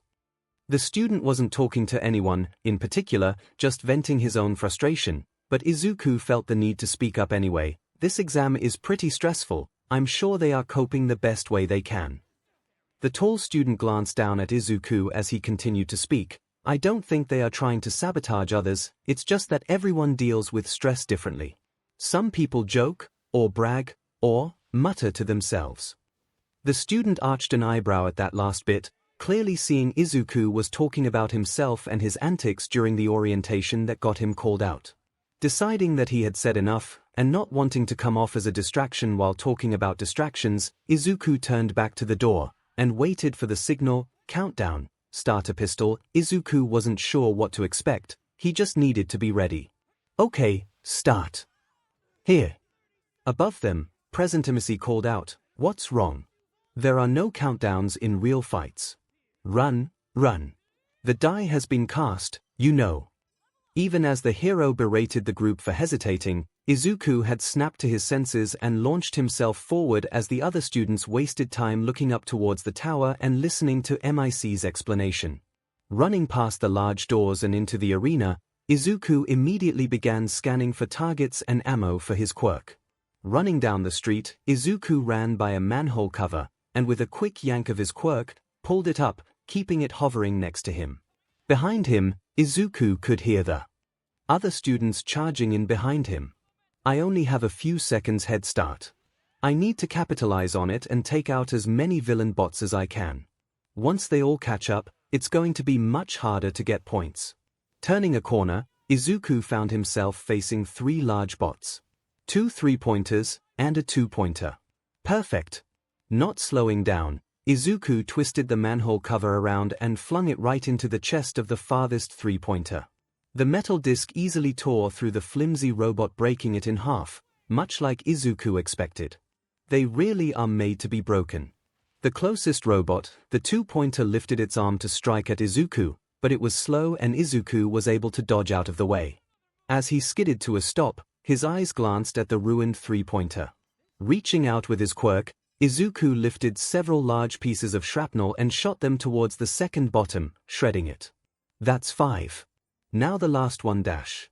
As Izuku turned to finish off the last bot, he saw his target get swiftly dispatched as the tall student from before leap up and with a roar from his engines kick the head off the robot, sending it skipping along the ground, sparks crackling from exposed wires. Without a word the student landed and blasted off down a different street. Soon, more students began running up on Izuku, who after a moment's thought grabbed some more robot shrapnel and the manhole cover before turning and running down a different street. No point following after that guy, he's fast, and I don't want to be left picking through his scraps, if he even leaves anything behind. Okay, start.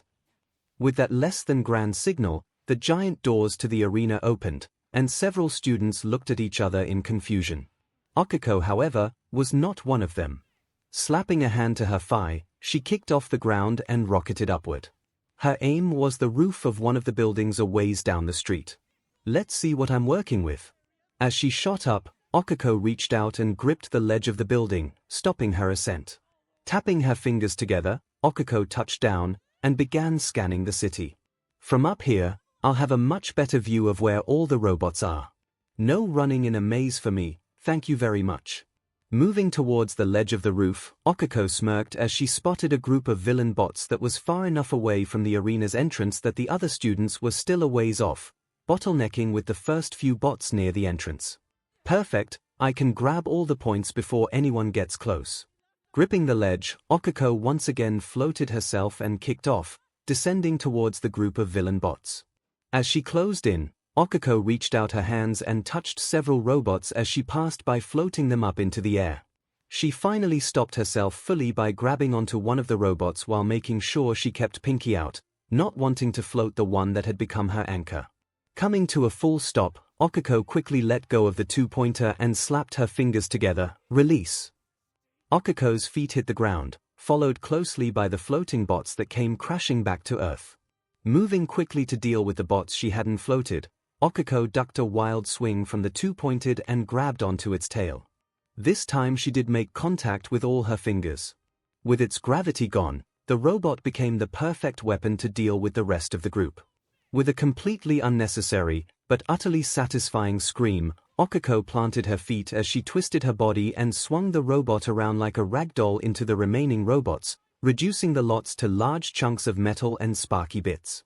Giving the ruined robots a parting glance, making sure she hadn't missed any and that they were all neutralized, she kicked off the ground and floated herself to the nearest rooftop, ready to repeat the process all over again. If there was one thing from his months of training that Izuku was grateful for, and honestly there was many things, it was that after months and months of hard work, he had more stamina than he knew what to do with. The test had been going on for a few minutes, for if he had to guess, and already several of the other students were bent over or leaning against something, trying to catch their breath. Even when just a few yards away, there were two villain bots just waiting to get destroyed. Izuku, on the other hand, was running full bore down the street, pulling behind himself several large metal shards and robot limbs, and he didn't feel winded at all. His head was hurting a little from prolonged use of his quirk, but that was neither here nor there. As he passed the heavy-breathing students, Izuku pulled two of the larger and sharper pieces in front of him and after aim shot his hand out, firing the metal out and sinking it into the robots' chests like giant knives. As he ran past the downed bots, he yanked whatever metal he thought would make the best ammo and moved on. Those were just one-pointers. I think that puts me in the 30s. I should have paid more attention. Oh well, I should be okay. Just need to keep moving and not let myself get dash. Damn it. A scream broke Izuku's train of thought as he came to a sudden halt, almost tripping over his own feet. What was that? Was that another student? Izuku whipped his head around trying to find the source of the scream. Could someone be in trouble? Damn it, why'd it have to be robots? The alley. Izuku bolted down the back alleyway. Making his way inward, he quickly found the source of the scream. That's the tired guy from this morning. While he hadn't gotten his name, Izuku recognized the other boy's distinct purple hair, though now he didn't look anywhere near as tired as he had. though he still had those bags under his eyes. He was also in trouble. He had a villain bot in front of him and behind him, and since the alley wasn't very wide, he was trapped. In his hand was a trash can lid that was almost folded in half. Izuku also saw that the boy's knuckles were cut up. It looked like he had tried punching the robots before moving onto the trash lid. What has he been trying to use? That to attack the robots. Izuku watched as with a scream, the purple-haired student charged the robot in front of him, trash can lid raised above his head. He slammed the lid down on the robot, but while the robots were flimsy, they weren't going to break from a strike from an aluminum trash can lid. And after a few more strikes, the lid completely folded over, not leaving any damage that Izuku could see. After the failed attack, the front robot swung its arm out, knocking the boy backwards into the second robot, which almost rudely smacked the boy into the ground. 𝐷𝐴𝐻𝐿, 𝐷𝐴𝐻𝐿. As the boy struggled to stand back up, Izuku could hear him curse and grumble to himself. Nothing works. I can't do anything against these things. The boy got to his hands and knees but stopped there. It looked like the fight had been beaten out of him. Izuku readied a shrapnel bolt, aiming it to take off both the robots' heads. I need to get this guy out of Dongay. Can't even use my worthless quirk on these things. I'm completely worthless here. Izuku flinched, that word echoing in his mind, bringing up too many old and painful memories. Worthless. A loud metallic shear rang out as the shrapnel ripped through one of the one-point robots, exploding and severing one of its arms. Pieces, including a large section of the one-pointer's forearm armor, scattered onto the ground as the boy looked up in alarm, twisting around to look right towards Izuku. You're from that loud bunch at the entrance. How did you do? Oh, his eyes looked past Izuku and towards the many floating bitten pieces. Oh, use that instead. The boy's attention snapped back to Izuku, and he saw he was pointing at something. Turning back, he saw the large piece of metal lying in front of him. Wait, what? What are trying to pull? You had the right idea, but you weren't using the right tool. These things are super fragile, but you need something hard enough to break through first. That should do the trick. You're helping me. Why? Izuku just smiled, doing his best to give off the same aura all might. That's what heroes are supposed to do, right? It looked like you needed help. The boy looked up at the recovering robot, then back at the second robot behind him that was turning to lock onto Izuku, which it saw as a bigger threat. The boy was clearly confused, shaking his head. This doesn't make sense. If you wanted to help me, why didn't you just destroy the robots? You clearly have a quirk strong enough to do that. You easily ripped that one apart, and you're carrying enough parts back there I bet are all from robots you destroyed. Izuku could hear some bitterness in the boy's voice, especially when he mentioned his quirk, but he ignored it. I could have, yeah, but. Izuku looked the boy right in the eye. I don't think that's the kind of help you needed. The boy blinked, tempted to ask what that meant, but the creaking of gear grabbed his attention. The damaged robot was starting to roll forward. With a grumble of, "What the hell?" the boy raced for the large plate of metal. Picking it up, he had just enough time to rear back and slam a jagged edge right into the large wheel the one-pointer balanced on. The metal sheared through bearings and RBB, tripping the robot so that it fell flat on its face. Reaching around, the boy felt for the off SWH he knew the machine had, but had been unable to reach. Pressing it, he yanked the metal from the neutralized robot and charged the second robot. Sensing the threat, it tried to turn away from Izuku, but its size made this difficult, as its large shoulders scrapped and got caught along the building's walls. Slowed down, the boy took his chance and drove the metal plate into a gap in the robot's chest. With a shuddering groan, the robot collapsed onto the ground, some internal component destroyed, rendering it defeated. Taking several deep breaths, the boy was able to calm himself as he looked over at what he had done. Holy CRP, that worked. When he heard Izuku start to clap, he was ready for some condescending grin to accompany it. The guy must have a huge sum of points and was just here to have a laugh, the cynical part of his mind told him. But when he looked over at Izuku, he saw him grinning happily ear to ear. That was awesome. Looks like you have everything under control now. Looking at the two robots, the boy nodded. Yeah, I guess so. Okay, then I'm going to head this way then. Good luck during the rest of the test. Before Izuku could turn to leave, the boy called out, Wait, hold on a second. Yeah. Thank you. Izuku smiled brightly, happy to help. And then he sprinted away, leaving the boy in the alley. Hey, maybe I should have asked for his name. Looking down, the boy thought about what Izuku had said, didn't think that was the kind of help I needed.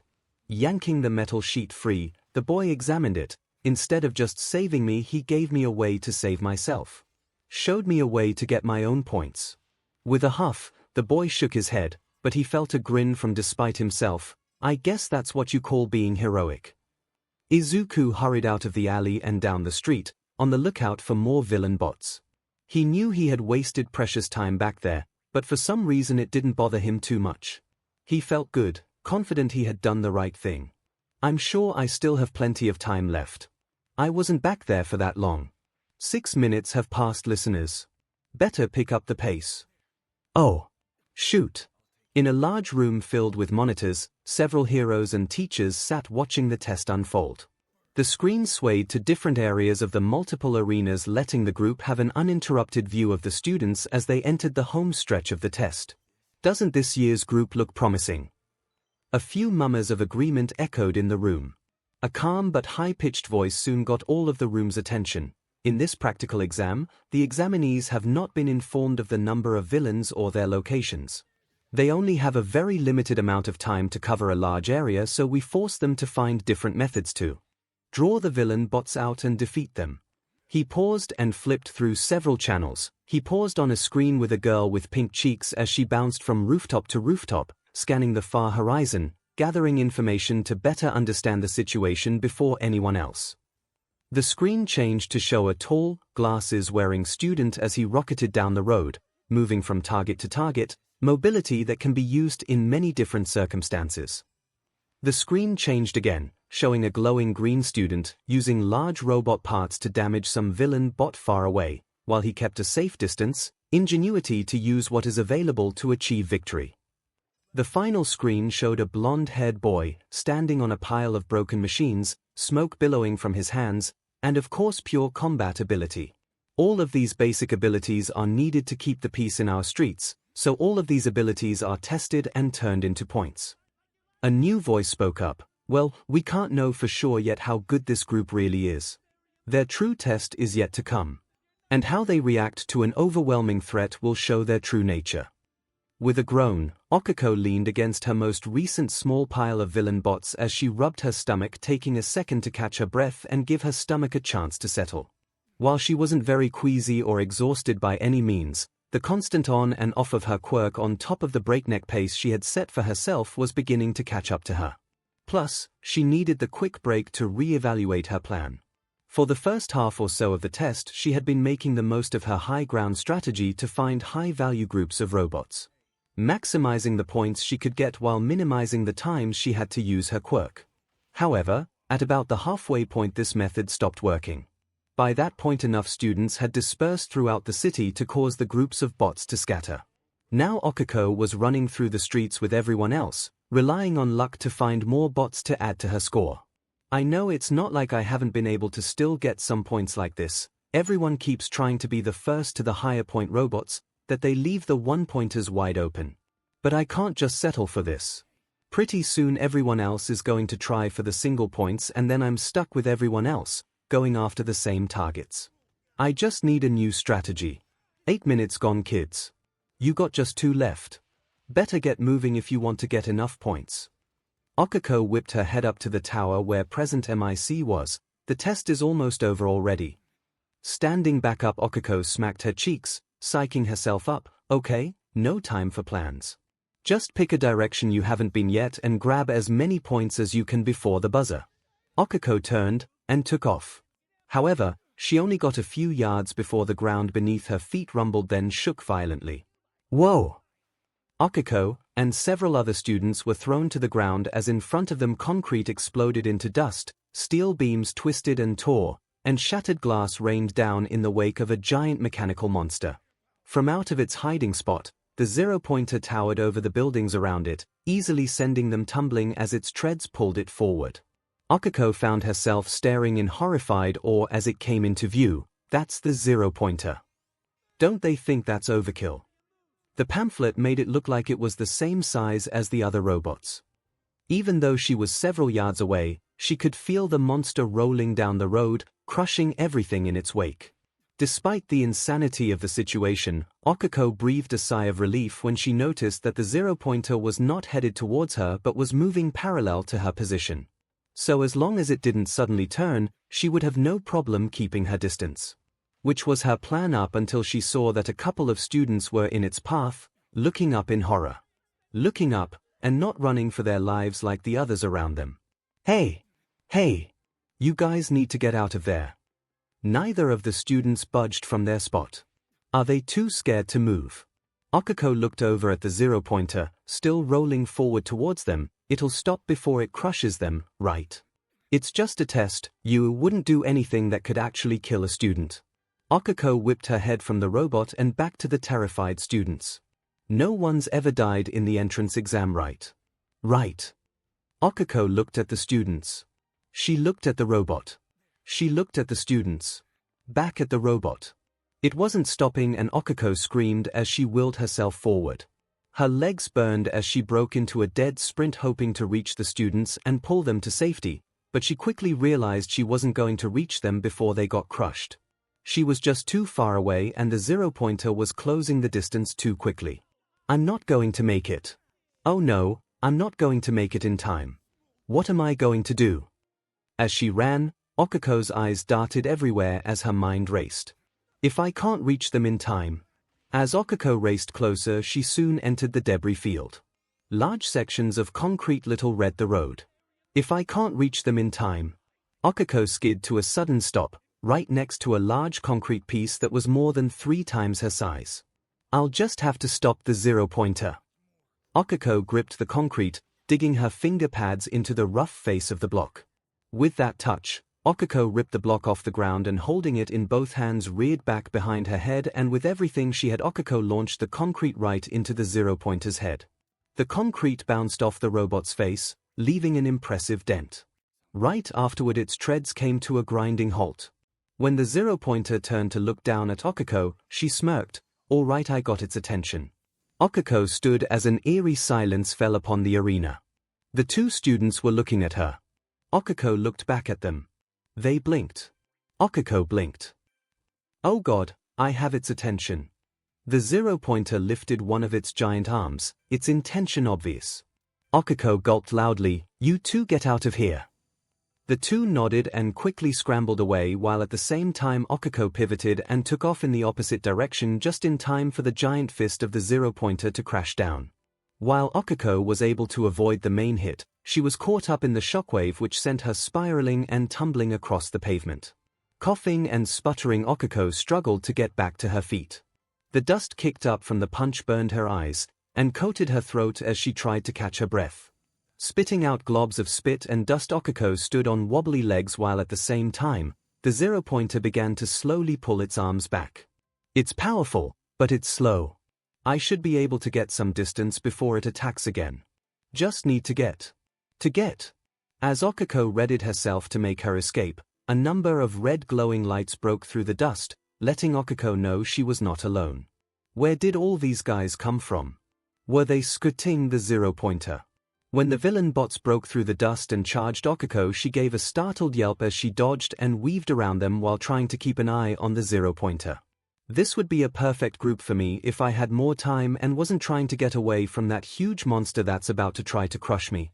As 𝐒𝐴 rolled under a wild swing from a 3-pointer, she was struck with an idea. I don't have time to float and neutralize all these robots. Not when that thing is about to throw another punch. But maybe I don't have to be the one to deliver the kill shot. Glancing back up, and seeing the 0-pointer was almost fully turned around and already pulling its arm back, 𝐒𝐴 narrowed her eyes and set her jaw in determination. Okay 𝐒𝐴, if you're going to do this, do it. 𝐒𝐴 dived forward, scrambling more than running, between as many robots as she could and floating them, but being careful not to push them away. She needed them all in one place, around her. Once 𝐒𝐴 floated the last robot, she could hear the 0-pointer's arm lock into place. The gears and pistons straining under its own weight. Out of time. 𝐒𝐴 quickly pressed her fingers into her arm and kicked off the ground as hard as she could. floating away just as the 0-pointer pulverized the spot she had just been. Destroying everything, the road, buildings and robots. The shock wave hit 𝐒𝐿𝐼, sending her tumbling end over end until she hit a wall, knocking the air out of her. Back against the wall, 𝐒𝐿𝐼 gasped for air and watched in horror as the 0-pointer pulled itself back up and began to reach for her. I didn't get far enough. This is bad. Dazed and out of breath, 𝐒𝐿𝐼 couldn't do anything as the 0-pointer's hand inches closer and closer to her. And that's time. The 0-pointer's hand stopped right in front of 𝐒𝐿𝐼, who stared at it, eyes wide. Slowly the giant hand retracted and 𝐒𝐿𝐼 pushes herself down, floating calmly and gently back to the ground. Pressing her fingers together and mumbling, "Release," 𝐒𝐿𝐼 let herself stand tall. Proud that she had completed the entrance exam. And 𝐒𝐿𝐼, after a few seconds, proudly and promptly, threw up. Getting thrown off his feet, Izuku looked around in a panic as everything around him began to shake violently. Several other students cried out in alarm as they tried to steady themselves. What the hell is going on? Is it an earthquake? Nearby a building exploded in a shower or glass, steel and concrete as the largest thing Izuku had ever seen poked through the dust and smoke. Izuku's jaw hit the ground in shock. How big is that thing? The exam pamphlet wasn't to scale at all. Around him, students began to panic as they climbed over themselves to try and get away, with Izuku scrambling to his feet to join them. I know President 𝗵𝐼𝐶 said that thing isn't unbeatable, but come on. Why would anyone want to even try? Izuku, now on his feet, was ready to make a break for it when, over the loud screams and horrific metallic sounds, he heard something that made his heart stop beating, and blood go cold. Help! As people ran by him, Izuku turned around, wondering if he had imagined it. Help! Me? He hadn't. From the large pile of debris and rubble that was the remains of the building, a hand was sticking out, grasping fruitlessly at the air. A feeling Izuku hadn't felt since he had saved Katsuki from that monster almost a year ago filled him. Something else took control of Izuku, pushing basic survival instincts to the side. Someone was in trouble, and Midoriya Izuku was not going to stand by and do nothing. Taking off into a sprint, Izuku rushed to the person's aid, pushing past other students as they ran to get away. One student gave a startled yell as he brushed past him. "Hey, are you crazy? What are you doing?" Izuku didn't bother to look back as he screamed back, "There's someone trapped under there. They'll get crushed." Even as the huge 0-pointer rumbled closer, Izuku didn't slow down, running as fast as he could, determined to reach the trapped person. Sliding to a stop, Izuku grabbed the student's hand. "I'm here. Don't worry. I'll get you out." Izuku examined the pile. While most of it was made of very large sections of concrete, it looked like almost all of it had fallen around him, forming a small tented pile, giving enough space to not get crushed to death, but small enough that he couldn't get out. If he had been anywhere else, he'd probably be dead. Isn't this supposed to just be a test? How could something like that 0-pointer just be allowed to run loose? No, focus on helping first, then worry about other stuff. Bending down, Izuku looked into the small opening past the student's arm. "Is there anything pinning you? Holding you down directly?" The boy's arm pulled back into the hole, allowing Izuku to see his face for the first time, while also letting the boy see who had come to his rescue. "No, I'm trapped in a small pocket. I can't believe I let my engine stall at a time like this." "Wait, you." Izuku was shocked. It was the tall student who had berated him from before. "No, that doesn't matter. He needs help. Listen, I'm going to lift this stuff off you. I need to let me know if anything shifts and starts to press against you."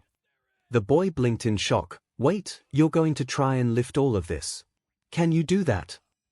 "Can I?" Izuku glanced up at the approaching 0-pointer. "I have to. I'm going to start now. I can't tell exactly what's going to move around and shift when I start. It's all tangled together and stacked up. I'll try to be careful as I pick stuff off you, but that huge robot is getting closer, so we don't have much time." The boy nodded. "I understand. Okay, I can do this. I picked up all that stuff at the beach. And that was like 3 tons. And all of this is probably more than that, but it's just a number. The only limits are in my head, and I just spent months learning that I can overcome those." No more limits. No more holding myself back. So let's do this. Reaching out, Izuku let his quirk flare to life as he took hold of the rubble. If he felt he had time, he would try and pick at it, one piece at a time, making sure he didn't dislodge anything and cause it to collapse. But since he was being forced to hurry, he grabbed everything that was in front of him. Izuku could feel the strain already pressing against him, his forehead already throbbing even before trying to lift the heavy load. Alright, I'm going to start now. Just hold on a little longer. Turning his palms upward, Izuku lifted his hands up and pushed. The pain in Izuku's head went from a dull throbbing to hammer blows in an instant. But it didn't matter, he had a job to do and nothing was going to stop him. Slowly, inch by inch, the rubble began to rise up. I got this. Just a little longer. Hey! Hey! Behind you! There is a villain bot behind you. Nothing but that. Glancing over his shoulder, Izuku gulped as he confirmed that not only was there a villain coming up from behind him, but one on each of his sides as well. They were surrounded. You have got to be kidding me. Can you squeeze out? I can't fight them and hold this stuff up. Two arms stuck through the larger opening, but it was clear to both that the student's large build was not going to fit just yet. The robots were charging in fast and Izuku couldn't lift the rubble off the student any faster. They were out of time. Put it down. Defend yourself. Izuku shook his head. I can't do that. I'd have to drop it, and it might crush you. Foe villains moving in from the sides and behind. The zero-pointer closing in from the front. Izuku was at a loss. One of the robots broke off from the rest, charging in with an arm raised, ready to attack. Izuku closed his eyes as he braced himself for the hit. Don't let go. Keep lifting and don't let go. Just as Izuku was sure he was about to get hit, there was a screech of metal against metal, then a loud thud. Confused, Izuku peeked back and saw the robot laying on the ground broken. And just behind it, still using the same piece of armor he'd given him, it's you, the purple guy. Yanking the plate out of the robot, the boy held it up like a shield, putting himself between the two remaining robots and Izuku. Hurry and get that guy out already. I'll keep these guy back. And it's Shinso Hitoshi, not purple guy. Thank you. I'm Midoriya Izuku, by the way. Despite the gravity of the situation, it would be rude not to introduce himself. The trapped student stuck his hand back through the hole, waving it like he was shaking someone's hand. Ida Tenya. Hitoshi sighed. Great, we all know each other. Now let's get out of here before that big guy gets any closer. Right. Izuku turned his full attention back towards the rubble, while Hitoshi kept the other two robots busy, bashing at them and forcing them to roll backwards. The plate hit an axle holding the robot onto its wheel, snapping it and toppling it to the ground. Almost there. Just a little more. Tenya poked his arms out and started to push his upper body through. Hitoshi, after smashing the flat plate down on the last robot's head, sprinted over and grabbed a hold of Tenya's wrists. Planting himself, he gave one hard tug and pulled Tenya through the rest of the way. I'm out. Drop it. Immediately, Izuku let go of most of the rubble. A few remaining blocks floated in the air. As Izuku turned his attention upwards, something Hitoshi noticed right away. Midoriya, what are you doing? We need to run. Tenya, who was leaning onto Hitoshi favoring one of his legs, nodded in agreement. Yes, we must get away while we can before that monster is upon us. We look out of its range, but we won't be for long. Izuku shook his head. It's still thrashing around. Someone else could end up getting hurt if this thing keeps on going. And what? You're going to stop it? Izuku glanced back at Hitoshi, a determined glint in his eyes and confident grin. President MIC did say they could be defeated. Please take Ida. Turning back to face the zero-pointer, Izuku's green glow brightened as he focused on his next move. I'm going to stop this thing before someone else gets hurt. Crazy BS. Hitoshi mumbled under his breath as he helped Tenya stumble away. Is your leg broken? No, I think it's just a sprain. Should we really be leaving him like this? You're hurt, and I know for a fact I can't do anything to that giant. Besides, you saw that Midoriya guy, he wasn't going to back down. The two didn't get very far when they heard a loud crash. Looking back, They watched as 𝐒𝐬𝐽 launched another large block of building rubble at the 0-pointer. 𝐒𝐬𝐽 grunted as he threw a third, then a fourth. Each piece hitting the 0-pointer, but bouncing off its armor, leaving little damage. Darn it, this isn't working. This stuff is too small to do any real damage to it. I can't break through its armor. Dropping the rest of the smaller blocks, 𝐒𝐬𝐽 changed to a much larger piece of debris, though this was much harder for him to throw. Arcing up like a toss-up, more than getting shot out, resulting in it hitting much lower than his other shots. And with less force, and if I try the larger stuff, I can't get the force I need. This isn't working at all. Wiping his nose, 𝐒𝐬𝐽 confirmed what he had already figured, and my nose is bleeding. Great. Okay, I need a new plan. It wouldn't be much longer until 𝐒𝐬𝐽 would be in reach of the 0-pointer. A quickly running out time limit, pumped up on way to much adrenaline, with a pounding headache and now bleeding from either the initial lift of the rubble or him throwing so many pieces, 𝐒𝐬𝐽 was not in the best of conditions to come up with a new plan on the fly. As evident with his very next decision. Dropping the rubble, and ignoring it completely now, 𝐒𝐬𝐽 reached out with both hands and focused solely on the 0-pointer. For the briefest of moments, the robot's whole body lit up bright green as 𝐒𝐬𝐽 grabbed hold of it. 𝐒𝐬𝐽 even started to yell out in victory, but this was quickly crushed. The 0-pointer just kept rolling forward, ripping itself free of 𝐒𝐽𝐽's quirk and sending the boy back several paces, holding his head as pain ripped through his skull. That was not a good idea. Oh God, my head. Maybe I do need to get out of here. Looking up, 𝐒𝐽𝐽 found himself in the shadow of the 0-pointer. Well within its strike range. Before he could finally decide to try and run, from a safe distance away he could hear Hitoshi screaming, "Shouldn't that thing have an off SWCH like the rest of the robots? Or a wire you can cut to shut it down? Off SWCH? I can't remember. And a wire. I wouldn't even know where to look to use my quirk on it. I'd waste all my time just feeling around inside for it. Wait. Inside.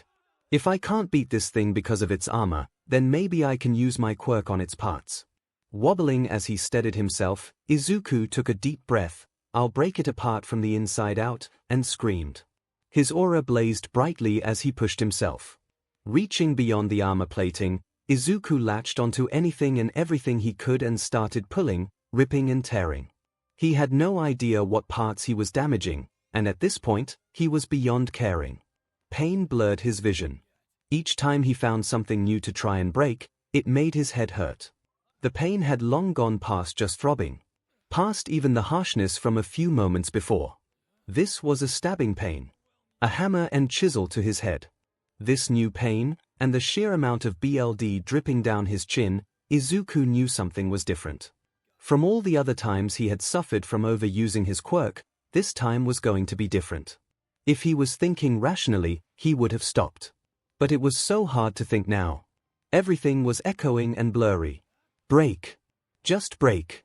Something snapped. Everyone in the battle arena could hear it. Something from deep inside the 0-pointer snapped. Lights flickered. Its body no longer moved smoothly. More snaps. Crackles. Smoke was escaping from vents. Dark black smoke. For a second the 0-pointer stopped moving, before an explosion ripped apart a section of armor. Followed by another, then another. A chain reaction was taking place, turning the robot into smoldering shrapnel. 𝐒𝐽𝐽 sighed, letting his quirk fade, then collapsed to his knees. Holy CRP. Tenya could only nod in agreement with Hitoshi. He must have broke a power cable or damaged some reactor to cause that. Don't care. Just, holy CRP. Hitoshi looked down from the exploding behemoth and pointed at 𝐒𝐽𝐽. Hey. Shouldn't he be getting away? Tenya frowned, perhaps. His admiring his accomplishment. Hey Midoriya. Get away from that thing.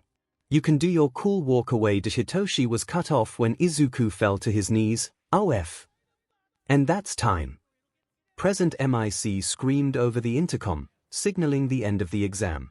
Hitoshi and Tenya hurried back to 𝐒𝐽𝐽, crouching down beside him. 𝐒𝐽𝐽's glazed-over eyes weren't focused on anything.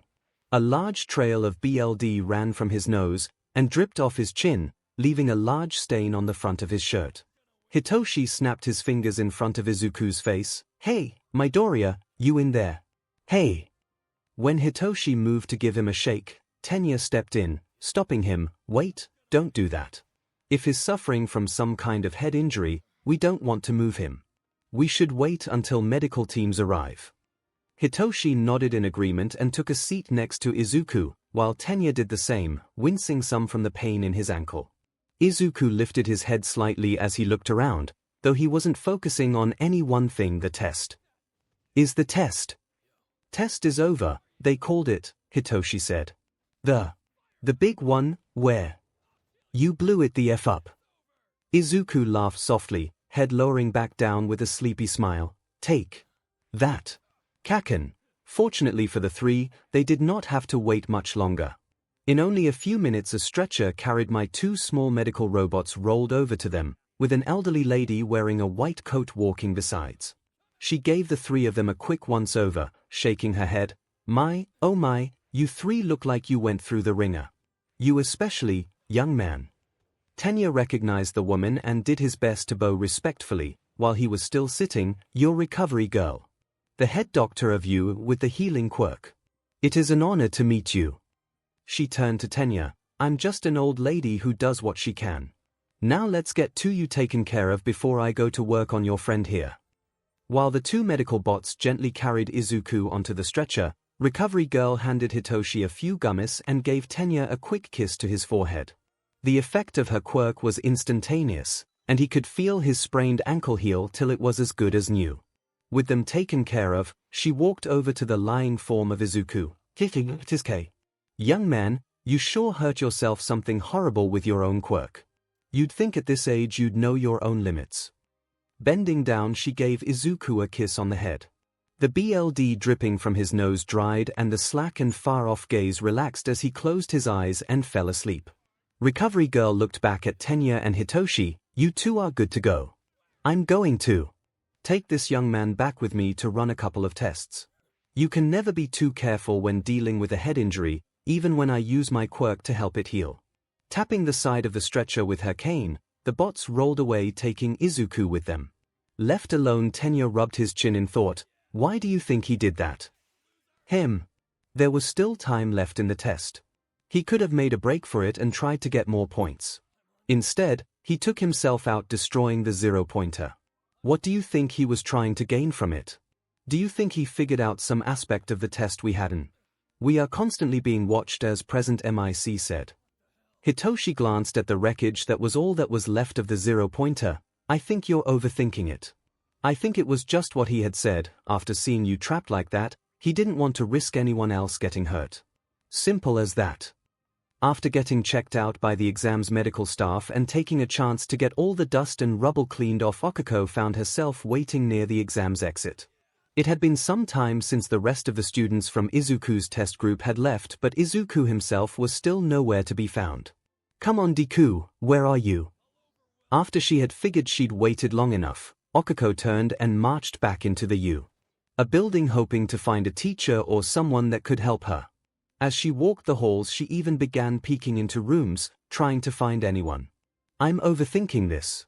I'm sure nothing bad happened to Deku. I'm sure he's fine."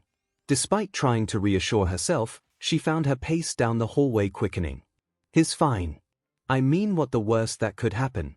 Memories of the 0-pointer and the scared students flashed through Okako's mind. Visions of the treads of that monster crushing everything in its path. Cars, hydrants, lampposts, buildings, and people. People with messy green hair. Okako broke into a sprint down the hall. Logically, she knew she was overreacting. If something bad had happened, the group of students wouldn't have been so chipper as they left. But after her own experience during the practical exam, especially with the 0-pointer, Okako wasn't sure logic applied to anything at UA. As she rounded a corner, Okako gave a startled gasp as she collided with someone and almost sent herself tumbling to the floor. "Whoa there, little listener." Fortunately for Okako, President MIC was able to quickly grab her and hold her up. After finding her feet, Okako quickly apologized, stumbling over her words as she tried to get them out as quickly as possible. "I'm so sorry. I wasn't looking where I was going. I was just trying to find someone and 𝗃 raised his hands as he tried to calm Okiko down. Easy, easy there. No harm done. Why don't you take a second and breath? Okiko nodded and forced herself to slow down, taking several deep breaths until she was no longer looking like she was ready to jump out of her own skin. 𝗃 smiled. That's better. Now little listener, what are you doing running through the halls? The exam signed off, so you should be headed back home. I know, but I'm looking for my friend. He took the exam too, but he wasn't with the rest of his group when they got back and left. Oh. Yes, his name is Midoriya Izuku. He has green messy curly hair. And freckles. Oh, his quirk makes him glow green when he uses it. 𝗃 scratches his chin for a moment as he thought over Okiko's description, then snapped his fingers. Oh, the green glow stick. Can throw stuff around with his quirk. Yes, that's him, Okiko said excitedly. Oh, I know where your friend is. You do? He's in the infirmary with Recovery Girl getting smooched on. 𝗃 spent the whole walk to the infirmary trying to assure Okiko that her friend was fine and that despite her name, Recovery Girl was a nice elderly lady. Okiko never actually asked about Recovery Girl, mostly she spent the time worrying about what her friend had done to be sent to the infirmary, but something about the way her eye twitched made him think it would be better to make sure there were no misunderstandings. For Izuku, the past few minutes had been more than a little confusing. The last thing he could remember was doing everything he could to stop the giant rampaging zero-pointer from potentially hurting any more students. After that, everything was a blur up till he woke up lying on a metal table with an older woman, who introduced herself as Recovery Girl, looking over him. How are you feeling, young man? Glancing around, Izuku answered, I'm okay, I guess. I do feel a little sleepy. Where am I? Izuku tried to sit up, but a firm hand from Recovery Girl kept him lying down. You just stay there. It looks like you overused your quirk and gave yourself a head injury. I healed you, which is why you are feeling tired, but I want to run a quick scan on you. Brain injuries can be tricky. It won't take long. With a press of a button, the table Izuku was on retracted into a large CT machine. I hurt myself. Normally I just get a headache then a nosebleed if I push my quirk. Well, congratulations young man, you've discovered a new extreme symptom of overusing your quirk. Now hold still for a bit, I'm going to start the scan. As the machine hummed to life, Izuku couldn't help but feel a little proud of himself, despite lying where he was. He had blown up that huge robot all on his own. Though I wonder how many points I gave up to do that. It wasn't the wrong thing to do, but what if it costs me passing the test? He frowned at that thought, worry creeping into his mind. Recovery Girl looked over the images that popped onto her screen. Well, it looks like you got lucky. Your scans look just fine. Oh. Well, that's good then. Nothing to worry about. When the table pulled back out, Izuku gulped when he saw the look of disapproval on the healing hero's face. Young man, you need to be careful. Just because nothing happened this time, there's no guarantee the next time you hurt yourself there won't be permanent damage that can't be healed. Understand? Izuku nodded quickly. Good. Now you can sit up. I'm just going to run a few more tests, then you'll be good to go. Izuku tried to keep his eyes open as Recovery Girl pulled out a small flashlight and shone the light into his eyes. She hummed to herself, apparently happy with what she was seeing. With a click she turned the light off and pocketed it. Holding up a finger she instructed Izuku, follow the tip of my finger with your eyes. Keep your head still. Izuku did as he was told and once again seemed to do exactly what Recovery Girl wanted. Well, I think I've kept you long enough. You're free to go. Just try to take better care of yourself. I'll try. Thank you for healing me. Getting off the table, Izuku looked down at himself and gulped at the sight. The front of his green tracksuit was stained red with blood. Oh, I really bleed a lot, didn't I? You sure did, young man. Concussions aside, that kind of blood loss can be dangerous on its own. So be careful. Yeah. As Izuku looked down at himself, the door to the room opened and much to Izuku's shock, 𝗃 walked in. Our Recovery Girl, looks like your patient is all healed up. Yes, the boy is in perfect health.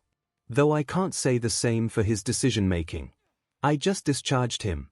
Though, why are you here? 𝗵𝗃𝗻𝐵𝐶 rubbed a hand through his long slicked back hair. Well, I ran into a young lady who was beside herself looking for the kid. Izuku blinked. Someone was looking for me. Oh no. Uraraka. 𝗵𝗄 smiled and then stepped aside, allowing Okiko to come inside. See, here's your friend. And his in perfect. A near perfect condition. Deku. What happened? Did you get hurt? Okiko's voice trailed off and her eyes widened in shock as she looked at him. At first, she thought he looked fine, but now that she had a good look at him, she saw all the blood on his clothes. Before Okiko could start to fret over him, Izuku leapt off the table to defuse the panicked questions he knew were coming his way. Uraraka. It's great to see you. How'd your test go? I'm sure you did fine. Great, even. I'm fine by the way. There's no reason to worry, Recovery Girl just wanted to check a few things, but I'm free to go, since nothing is wrong. Nothing at all. Right. I'm totally fine and there is no reason at all to panic or ask any questions. Okiko, still in shock at the sight of so much dried blood on Izuku's top, and the sudden deluge that came pouring out of his mouth, was stunned to silence. 𝗵𝗃𝗻𝐵𝐶 just looked between the two while Recovery Girl rubbed her temple, laying it on a little thick, don't you think? Izuku laughed nervously, but I am free to go, right? Sighing, Recovery Girl waved him off. Yes, yes. Just do a better job of taking care of yourself. I don't want to see you here again. Nodding, Izuku pulled a still stunned Okiko along, ready to leave the room, but stopped and turned to look at the two heroes. Before we go, can I ask you two a favor? Recovery Girl and 𝗵𝗃𝗻𝐵𝐶 glanced at each other before 𝗵𝗄 shrugged. Sure, listener. What do you need? Izuku held up his hero notebook. Can I have your autographs? Okiko, 𝗵𝗃𝗻𝐵𝐶, and Recovery Girl all blinked while thinking the same thing. Where was he hiding that? A short time later, Izuku and Okiko were on their way home, with Izuku smiling at the newest addition to his notebook while Okiko walked beside him, arms crossed. You know I'm not letting you off the hook. I still want to know what happened to you. It's not that big a deal, Uraraka. Izuku had hoped that he wouldn't have to tell Okiko what had happened during the test. Partly because he was worried he may have hurt his chances with his impromptu rescue and didn't want to worry or let her down. Also, she could be a little overprotective, and learning that he had given himself a concussion might get him chewed out. Okiko's eyes narrowed as she gave her final warning. Deku. Izuku held up his hand in defeat. Okay. So, do you remember during the orientation over the practical test, when 𝗵𝗃𝗻𝐵𝐶 talked about the robot that was worth no points? Visions of a giant hand reaching towards her flashes through Okiko's mind. She shuddered before nodding her head. Yeah, I remember. He told us to avoid it. Izuku rubbed his neck. Yeah, I didn't do that. Oh, was Okiko's quick reply. I guess I wasn't the only one who decided to take some risks today. Maybe I should let him know that. I may have been coming off too strong. Before she could speak up, however, Izuku continued. I kind of fought it and blew it up.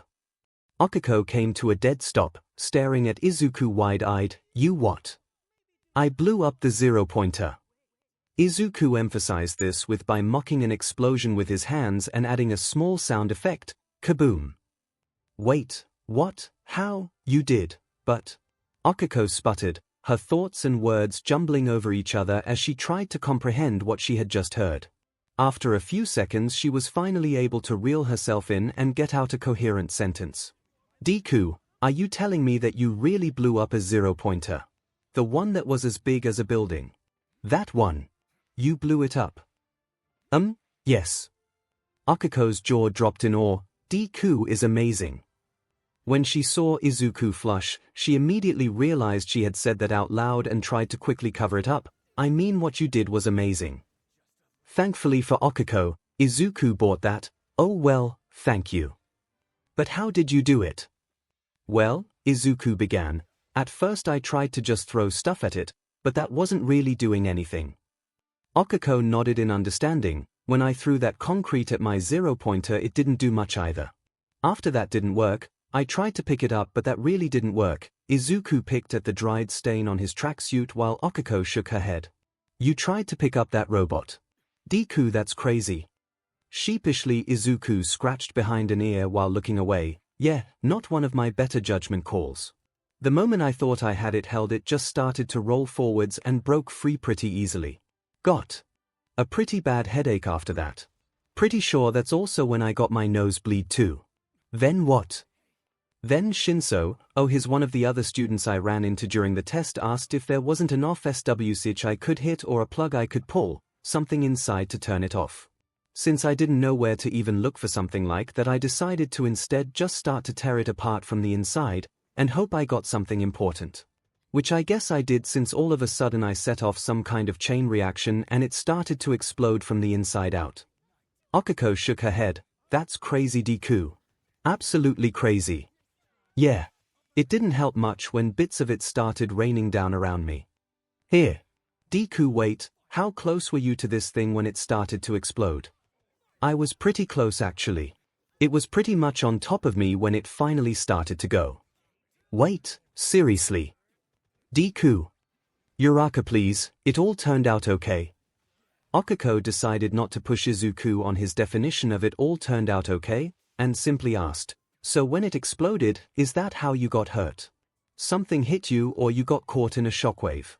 Oh, not really. Izuku looked away, something that Okiko immediately caught on to that. Deku. Izuku took a deep breath before he began his explanation. Well, you know how if I overuse my quirk I get bad nosebleeds. Okiko glanced down at the large BLD stain on Izuku's top. She had seen Izuku have bad nosebleeds before, but this one looked like it had been the worst one yet. Yeah. Is that why you were in there? BLD loss. Sorta. Recovery girl did say losing BLD like that isn't healthy. No kidding, Okiko added dryly. Izuku continued, trying to keep his voice light and almost playful. Trying to play off what he was about to say as no big deal. So here's the thing. Turns out if I really push my quirk, there's an even worse symptom I get after nosebleeds. I can give myself a concussion. There were a few seconds of silence before Okiko exploded. How is that a thing you know? Izuku did his best to look innocent as he answered, because I gave myself a concussion destroying the 0-pointer. You did what? Okiko, in a state of shock and horror, latched onto Izuku's shoulder and began shaking him. What is the matter with you? His vision spinning, Izuku tried to get some control of the situation. At the very least he wanted the world to stop moving in circles. Uraraka. Stop. Shaking. My head can't take anymore. Abuse. Snapping back to reality, Okiko let Izuku go and looked away, feeling ashamed she had snapped like she had. I'm sorry, Deku. I didn't mean to yell at you like that. Izuku smiled as he reassured her. It's okay. I know you're just worried about me. Though I think you forget how strong you are sometimes. The two continued to walk some more in silence before Okiko spoke up, though she made sure to keep her voice calm and level. Reasons aside, she was not going to manhandle her friend again. Was it an accident? When you overused your quirk on the 0-pointer. Did you know you were pushing yourself so hard? Or did it just happen? Momentarily Izuku was tempted to say that it was. It was an easy out. He was still getting used to his quirk, so it was believable that he hadn't meant to push himself so hard. No, I knew exactly what I was doing. Immediately after using my quirk on that robot, it started to hurt. It wasn't a full throb like my normal headaches. It was a shooting pain, like someone was jabbing a knife into my skull.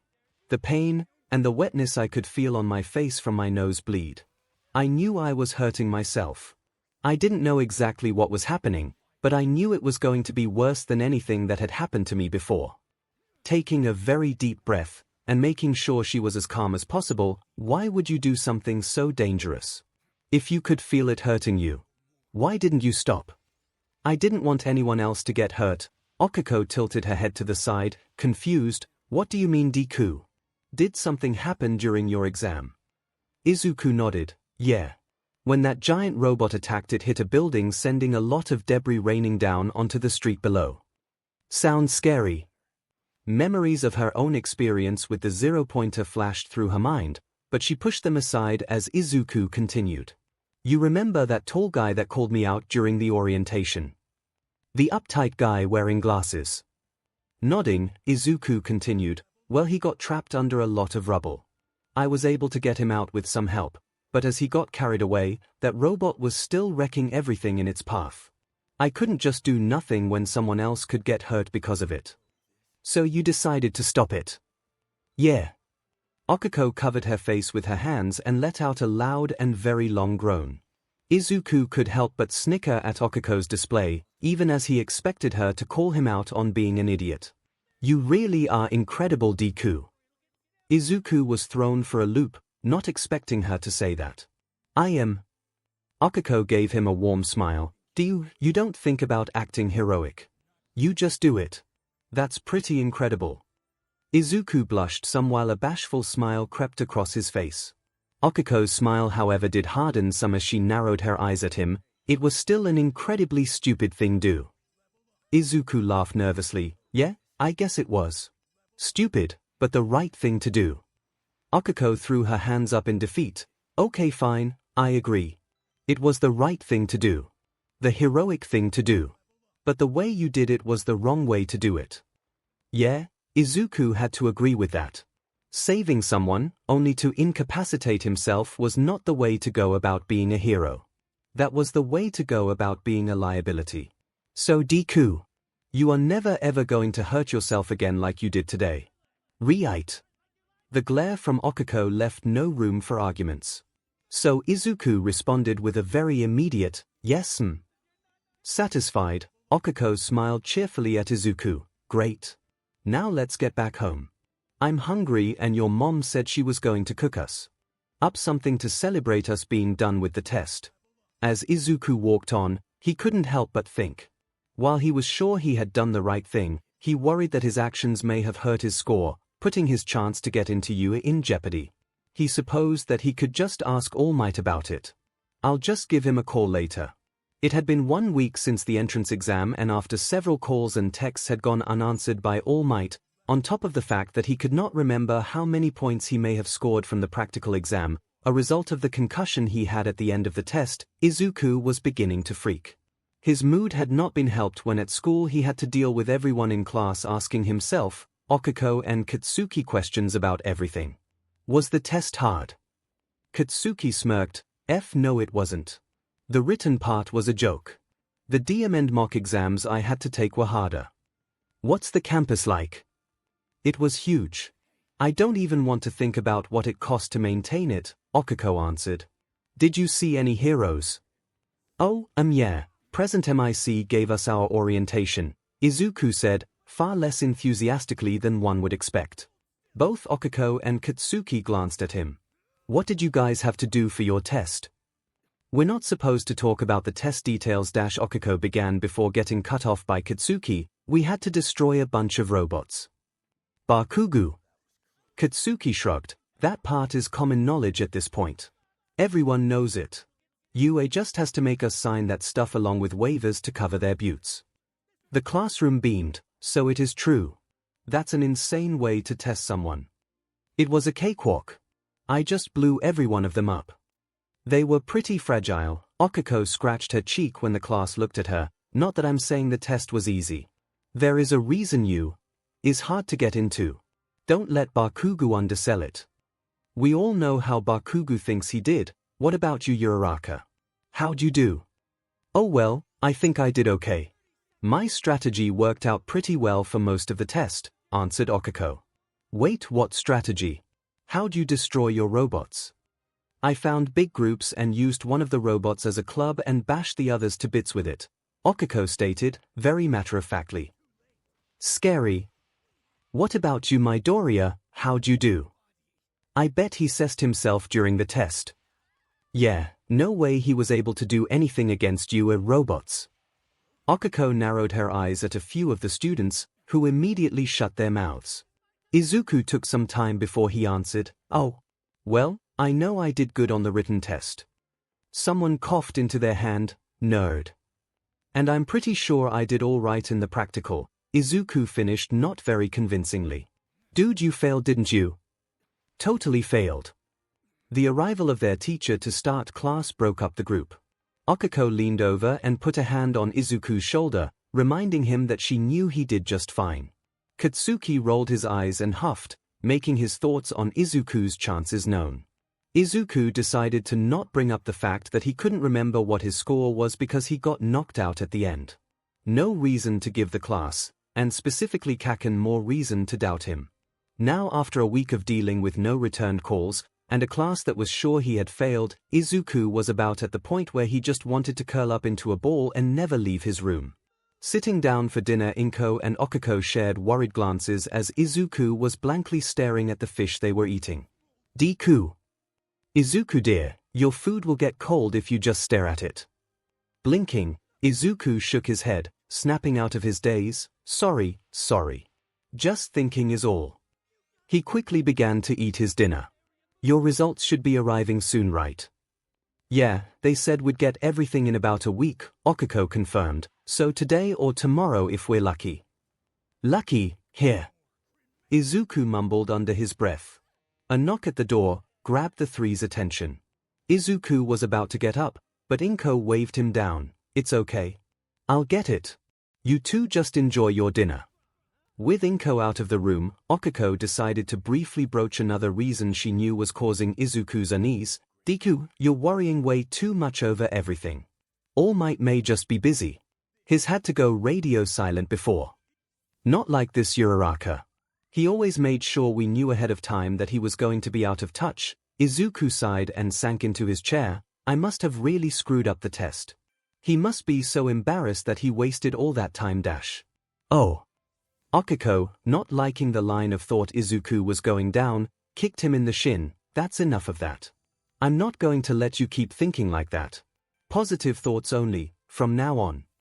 Bending down and rubbing his shin, Izuku looked up at Okiko over the lip of the table. You're going to beat positivity into me. If I have to. I think you've been hanging around Kaken too much. Izuku smirked, the first smile he had had in some time.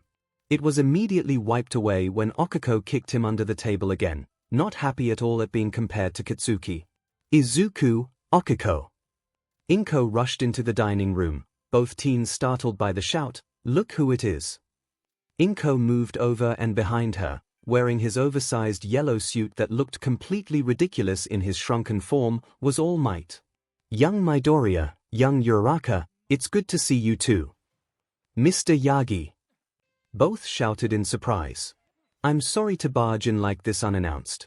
Especially after not getting back to you sooner, young Midoriya. Oh, I'm sure you must have not been getting my messages or something, sir. Sheepishly, All Might took out his phone and flipped over a few screens and showed the group the long list of missed calls and texts. No. I got them. Oh, the room dropped a few degrees as Inko crossed her arms and glared at All Might, sending a shiver up the pro-hero's spine. I'm sure you have an excellent excuse for worrying my son for such a long time. The room got even colder as Okiko also glared at All Might as well. All Might, sensing the incredible amount of danger he was in, reached into his suit pocket and pulled out 2 envelopes, stamped with the US sigil. Yes, about that. Since I wasn't able to respond sooner, I thought I'd personally come down and deliver these to you too. Izuku looked at the envelopes. Are those our test results? Okiko finished. Yes. I thought you'd want to open them together, so I picked them up and well, here they are. Okiko glanced over at Izuku and found him frozen in his chair. With a huff, Okiko quickly stood up and took the letters from All Might. Thank you.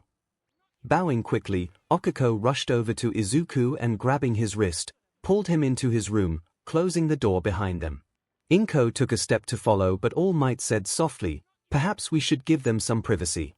This is the moment they worked so hard towards together, after all. Sighing, Inko nodded in agreement. I suppose so. With the door closed behind them, Izuku and Okiko stood facing each other, holding their letters in varying states of nervous excitement. So, Okiko finally broke the silence. You going to open yours? Izuku glanced down at the envelope in his hands in uncertainty. Why don't you go first, Uraraka? Me first. No, you've been worried about these results all week. I don't mind waiting till after you. Uraraka, you've been anxious about your results too. I can tell. Waya. I have not. 𝐒𝐭𝐻𝐲 found one of Izuku's posters very interesting as she answered. Your hands are shaking, Uraraka. 𝐒𝐭𝐻𝐲 quickly hid her hands behind her back. She was about to deny Izuku's point but stopped. Both looked at each other before they broke into a small fit of giggles. Okay, this is pretty sad, Deku. Yeah. So, who's going first? 𝐭𝐻𝐲 thought about it for a second. Why don't we play for it? Rock, paper, scissors sound good to you? Yeah, that sounds alright. Great, let me put these on your desk and we can play. Izuku handed 𝐒𝐭𝐻𝐲 his envelope, which then she immediately torn the end off. Uraraka. 𝐒𝐭𝐻𝐲 grinned brightly. Oh, yours is open now, would you look at that? You cheater. Yep. How did I fall for that? Really easily, so here you go. 𝐒𝐭𝐻𝐲 handed Izuku back his open envelope, who took it back while giving 𝐒𝐭𝐻𝐲 an annoyed look, which she returned with an even bigger grin. Reaching in, Izuku blinked in confusion as he pulled out a small disc. Before he could ask what it was, it suddenly turned on, with a projection of All Might, startling both teens, and making Izuku drop the disc onto the floor. I am here as a projection. All Might. I had to do some paperwork that took quite a bit of time, and I had to record all these videos for all examinees, so I wasn't able to contact you. 𝐒𝐭𝐻𝐲 glanced quickly at the door behind her, and to the room that All Might was in, before she could decide if paperwork was a good enough excuse for making Deku worry for so long. The message continued. Plus I had to wait to record this one last since the director here wouldn't give me enough time to talk to you two when we still had other videos to make. Izuku and 𝐒𝐿𝐻𝐲 looked at each other. Talk to? You too. You see, I know you'll both be watching this, so I figured to save time and give you both your results at the same time. That's right, both discs have the same message. As All Might laughed at his brilliance, 𝐒𝐿𝐻𝐲 rubbed her brow, so that whole thing was a waste of time. Izuku smirked, enjoying your Pyrrhic victory. You hush. Still, not contacting you soon was wrong of me. I'm sorry. The projection of All Might bowed deeply, but let us get down to business. I'm sure you both want to know how you did on the exam. Take heart, you both passed the written exam with flying colors. All that time you two spent studying paid off spectacularly. You should both be proud. Too often the public, and even some heroes, forget that one's mind is just as important as one's body. And these scores show you both take that to heart. 𝐒𝐿𝐻𝐲 smiled. Awesome. It'd SCK if it was the written part that did us in. Yeah, but after we self-corrected, I wasn't too worried about that. But now, let's get to the meat of the exam and what I'm sure you're both eagerly waiting for, practical results. Both 𝐒𝐿𝐻𝐲 and Izuku gulped. Here we go. So let's see, young Uraraka, let's go over your performance during the exam. Pyrrhic victory. I will float you. All Might turned to a screen to his side, which flickered to life and replaced All Might as the main projection. All Might talked over the video that showed a recording of 𝐒𝐻𝐲 as she ran through the exam. Izuku gasped in shock as he watched 𝐒𝐻𝐲 fly from building to building. Young Uraraka, your decision to use your quirk to take the high ground and survey your surroundings was a slide of genius. And attacking groups that were far enough from the rest of the examines to maximize your points while also only using your quirk a minimal amount to dispatch the foe villains shows you understand the importance of thinking ahead. With such an impressive tactic, it should come as no surprise that you would get an equally impressive score. 𝐒𝐻𝐲 rubbed the back of her head, as she tried to not let it show too much how happy she was at the moment from All Might's praise, though her smile gave that away. The screen then swayed to show Izuku, kneeling at the entrance of the battle arena. Izuku gulped as he realized it was now his turn to see how he had done. Now for you, young Midoriya. Right away you started off strong. While your fellow examinees were left startled by the suddenness of the start, you were off the line and closing in on your first target. Breaking the robots and using their own parts as ammunition showed great ingenuity, and the stamina you displayed being able to stay on the move constantly as you went from target to target was a testament to the work you put into your training. However, Izuku winced. He had a feeling he knew what was coming next. While you made excellent progress during The first half of the test, you slowed down a great deal during the second half. Twice you stopped focusing on the faux villains, hamstringing yourself and your final score. Izuku sighed sadly, I knew it. Deku, if that was all there was to the test, that is. Hey. Wait, what did he say? Sorry to lead you both on, but I am also an entertainer. You see, this test was not graded by villain points alone.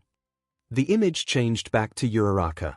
Clips of her running towards frightened students, and then throwing a huge chunk of debris at the 0-pointer flashed by quickly, ending with her floating several villain robots to get destroyed by the 0-pointer's attack. Young Uraraka, when you saw those students too afraid to move, you didn't hesitate to throw yourself into danger to save them.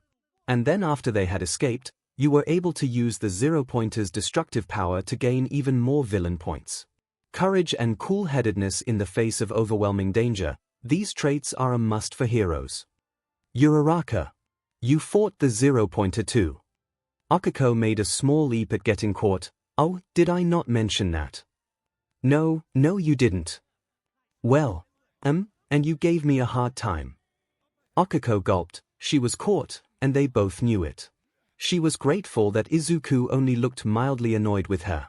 The screen swayed again to show Izuku. And you, young Midoriya. When you saw another examinee struggling, you didn't just save him and take the points for yourself, but gave him the tools to save himself. Then when the 0-pointer attacked and a student was trapped, you rushed forward to save him. What's more, your actions inspired others to come to your aid. Even after rescuing the student, you were worried for the safety of everyone else. So much so, you took it upon yourself to protect them by stopping the threat, even at the cost of taking yourself out of the test. The screen ended with Izuku, collapsed on his knees, before All Might took center stage again. Izuku flinched at the image of himself, while Akiko held a hand over her mouth, horrified. She had guessed it had been bad, but seeing just how bad Izuku was after destroying the 0-pointer was something else entirely. How can a school for heroes not consider the actions of people who save others and do the right thing? Some may call that lip service. But you see, this is a job that requires risking one's life to put that lip service into practice. That is why we have rescue points. These points are given by a panel of judges. This quality is what we look for at UA. You both showed this quality. Uraraka Akiko, 58 villain points and 28 rescue points for 86 points total.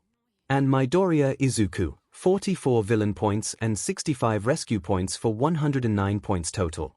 Not only do you pass, but first and second place are yours. It is my honor, privilege and joy to welcome you both to your hero academia. The projection faded, leaving the two standing in stunned silence. But not for very long. Akiko screamed as she leapt at Izuku in pure joy, wrapping her arms around in the biggest hug she could muster. Izuku didn't bother trying to stop the tears as he caught her and gleefully returned the hug even as he lost his balance and the two tumbled onto his bed. We did it, Deku. We did it. We did, we really did. Together they cheer and cried, rolling over the bed and getting tangled in the covers in a state of unfiltered bliss, wrapped in each other's arms. With a dull thud, the two rolled off the bed, taking the top cover with them. Akiko landed on her back with Izuku on top of her. Neither cared. They were too happy to be worried about anything else. They had done it. They were in UA. And nothing was going to bring them down now. The door to Izuku's room slid open as Inko rushed inside. Are you two okay? I heard screaming and a crash and dash. Inko's eyes went wide as she looked down and saw Izuku and Akiko all wrapped up in covers and each other. All Might peeked in behind her, seeing if anyone needed help, but was quickly pushed back by Inko. You two seem to be busy. I'll take Toshinori with me so you two can celebrate in peace. Inko quickly closed the door behind her, leaving Izuku and Akiko alone again. Turning away from the closed door, Izuku and Akiko looked at each other, and the sudden realization of how they must look, and what Inko must think they were doing, hit both of them like a truck. Faces red, the two scrambled to get off of each other and chase after Inko and All Might before they left the apartment. No. It's not what it looks like. Mrs. Midoriya. No.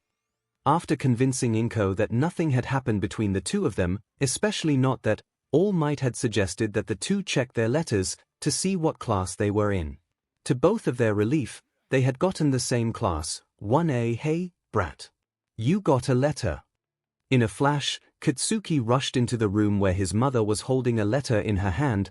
Give me that hag. Snatching the letter from his mother, and ducking a slap aimed at the back of his head, Katsuki ran off to his room, his mother's screams echoing behind him. Closing the door to his room, and locking it for good measure to keep his meddling parents out, Katsuki plopped into a chair and stared down at the letter in his hands. He already knew he was going to get in. No one could have gotten more points than him after all. And that written test had been a joke. So this letter was just a formality. A little something extra to add to his growing legacy. It'll get put into a museum after I've retired as the greatest hero in the world, Katsuki thought with a smirk. Reaching into his desk, he pulled out a letter opener and sliced through the top to the paper. Opening the letter up, Katsuki ignored the folded paper inside, and picked out a small disc. The F is this thing. I am here as a projection. Startled, Katsuki dropped the disc onto the floor. The F. All Might. Surprise. Allow me to introduce myself. I am All Might. Everyone knows who you are. And I am the new teacher of A's heroics course. Katsuki promptly shut up when he heard that. Holy F, All Might's teaching at you. Now let's get down to your test results. Young Bakugo, you passed the written portion of the exam expertly. A hero is more than just a person of action. You must have a sound mind as well, and you showed that with these exemplary scores. Well done. The projection of All Might gave a thumbs up. Katsuki rolled his eyes. But now, the other results I'm sure you are waiting for. Finally, to say that you simply passed would be an understatement. Your use of your explosive quirk to draw in the villains, then counterattacking them, was a genius strategy, and the fact that you were able to use this tactic for so long is a testament to your toughness. Your hard work not only has earned you a spot into 𝐒𝐽𝐽𝐽, but also the highest villain point score recorded. Congratulations. With his message over, the projection blipped away, replaced with a chart of different names and scores, but Katsuki had stopped paying attention. He was too busy leaning back in his chair laughing. A new record. Did you hear that, you hag? There was a pounding on his door. You brat, if you want to talk to me, open the damn door. Oh right, locked that SHT to keep her out. Oh what the F. Getting up, Katsuki snapped the lock off and went back to his seat, grinning widely as his mother slammed the door open and walked in. Brat, what the hell are you yelling about? Katsuki pointed a thumb at himself, his cocky grin getting even wider. You're in the presence of greatness, so show some respect. Mitsuki ped her head to the side. What the hell are you talking about? Not only did I pass that SHT show of an exam, I got the highest villain score in the school's history. Mitsuki groaned. Great. That's just what his ego needs. A new school jerking it off. Taking her eyes off her son, she looked over at the display still being projected. It took her only a few seconds reading it before both her eyebrows shot up in surprise. Holy SHT, that's Inko's boy. I'll be DM'd. What was your score, brat? If I know, they didn't say. Doesn't matter, I got the record. Most villain points. I won. Mitsuki shook her head. Now it made sense. He hadn't seen the list behind him yet. He's so caught up on one thing, he never bothered to look. Yeah, you sure did good. Too bad you did such a SHT job getting rescue points. Katsuki's smirk faltered. The F are you talking about? Rescue points. Pointing at the projection, Mitsuki couldn't hide her smirk. Learn to finish what you're watching before you start running your mouth. 3rd place. Now I'm going to call a friend to send some congratulations. You keep your DMN voice down, don't want her hearing your screaming. Mitsuki turned and, closing the door behind her, left Katsuki alone looking confused. 3rd place. What the F is she talking about? Turning around, Katsuki finally saw the scoreboard. What in the F is this bullshit? I told you to keep your voice down. A few days after receiving their acceptance letters, Izuku and Okiko along with Katsuki were called into the principal's office to go over their acceptance into 𝐒𝐽𝐽𝐽. The three had mostly stayed quiet as the man spent most of the time self-congratulating his school and his own incredible and inspiring leadership. That must have been the reason that 3 of his school's students were getting into the greatest hero school in the country. After staying just long enough to let the man rub his own ego, the 3 were excused. Now outside, Izuku let out a long groan as he walked beside Okiko. Man, I'm glad that's over. All he needed was a copy of our acceptance letters for their records. How'd that become a 10-minute meeting? Okiko crossed her arms and gave out a huff of annoyance. Her cheeks puffed out as she grumbled under her breath. Izuku glanced over at her, not sure what had her in such a bad mood. Uraraka. What's wrong? Stopping, Okiko rubbed the bridge of her nose. That principal is a 𝐒𝐬𝐽. Izuku turned his face upward as he thought about that. I'd go more with boring than anything. He sure knows how to talk about himself. The way he went on, it was almost like he thought he had taken the test. Didn't what he said bother you? You'll need to be a little more specific. He said a lot of stuff in there. He said it was a miracle of miracles that you got in. Oh. That. Well. Izuku shrugged his shoulders. I've had worse stuff said to me. Okiko raised her hands, along with her voice in exasperation. Here's our principal. He's not supposed to say that kind of stuff to his students. You've been to this school for how long, and you still get surprised by this kind of stuff? We've had the same teachers, right? Izuku deadpanned. Okiko recrossed her arms and started walking. I really hate this school. It'll be so great once we get out of here. Izuku moved to followed after her, opening his mouth to reassure her that they had both accomplished their goal, so she shouldn't let some cringy teachers and principal get to her. But before he could, someone grabbed a hold of his collar and yanked him into a shadowed alcove in the side of the school building. Slammed against the wall, Izuku's eyes watered after the back of his head bounced off the concrete. Dazed, and blinking away the stars in his eyes, Izuku hoped against all odds that the person holding him by the collar was not who he thought it was. That for once, when something horrible happened to him at school, or anywhere really, it wasn't the same person it always was. Don't be 𝐭𝐽𝐻. Don't be 𝐭𝐭𝐻. When Izuku was finally able to focus on his attacker, his heart sank. It was indeed Katsuki that had him grabbed him. Because of course it was. You little 𝐻𝑇. And he's in a mood today. Great. Finally getting a good look at him, Izuku was taken aback from not just the anger emanating from the other boy, but the look of absolute hatred he wore. A look Izuku hadn't seen since the start of the school year. When Katsuki had learned that he was also applying for U, Izuku tried to step to the side, but Katsuki only tightened his grip and pushed Izuku all the more into the wall. I told you. I told you to not go to UA. Katsuki's voice quaked as he shook with barely controlled rage. His hands were smoking. He very clearly wanted to blow Izuku up and was only just holding himself back. I guess he doesn't want to take too big a risk of getting in trouble so soon to starting at you. 𝐭𝐽𝐻, I was supposed to be the only one to get into you. My legacy was supposed to start here. When people looked back they were going to see how much better I was than everyone else. Izuku wasn't sure what to do. He was walking a razor's edge right now, and any mistake, be it saying the wrong thing, or even doing nothing, could set Katsuki off. Now my dream has been torn to pieces. But that wasn't enough, was it? Not only did you take my dream, you went and embarrassed me in the exam. Gulping, Izuku recalled the scores from the practical exam. With the addition of the rescue points, he had gotten first place, while Katsuki had gotten third. 𝐭𝐽𝐻, you got the highest villain point score ever recorded at UA. How is that embarrassing? Katsuki seethed. I got third place behind you, you shitty Deku. I was behind someone with a lower score. But the rescue points, Izuku tried to explain calmly, but was cut off. 𝐴𝐵𝐴𝐻𝑇. The test was to get the highest score from destroying those robots. I destroyed the most, and got the highest score. Izuku could feel his heart pumping in his chest and hear is thundering in his ears. His flight or fight instincts were kicking into overdrive. Katsuki was so close to snapping.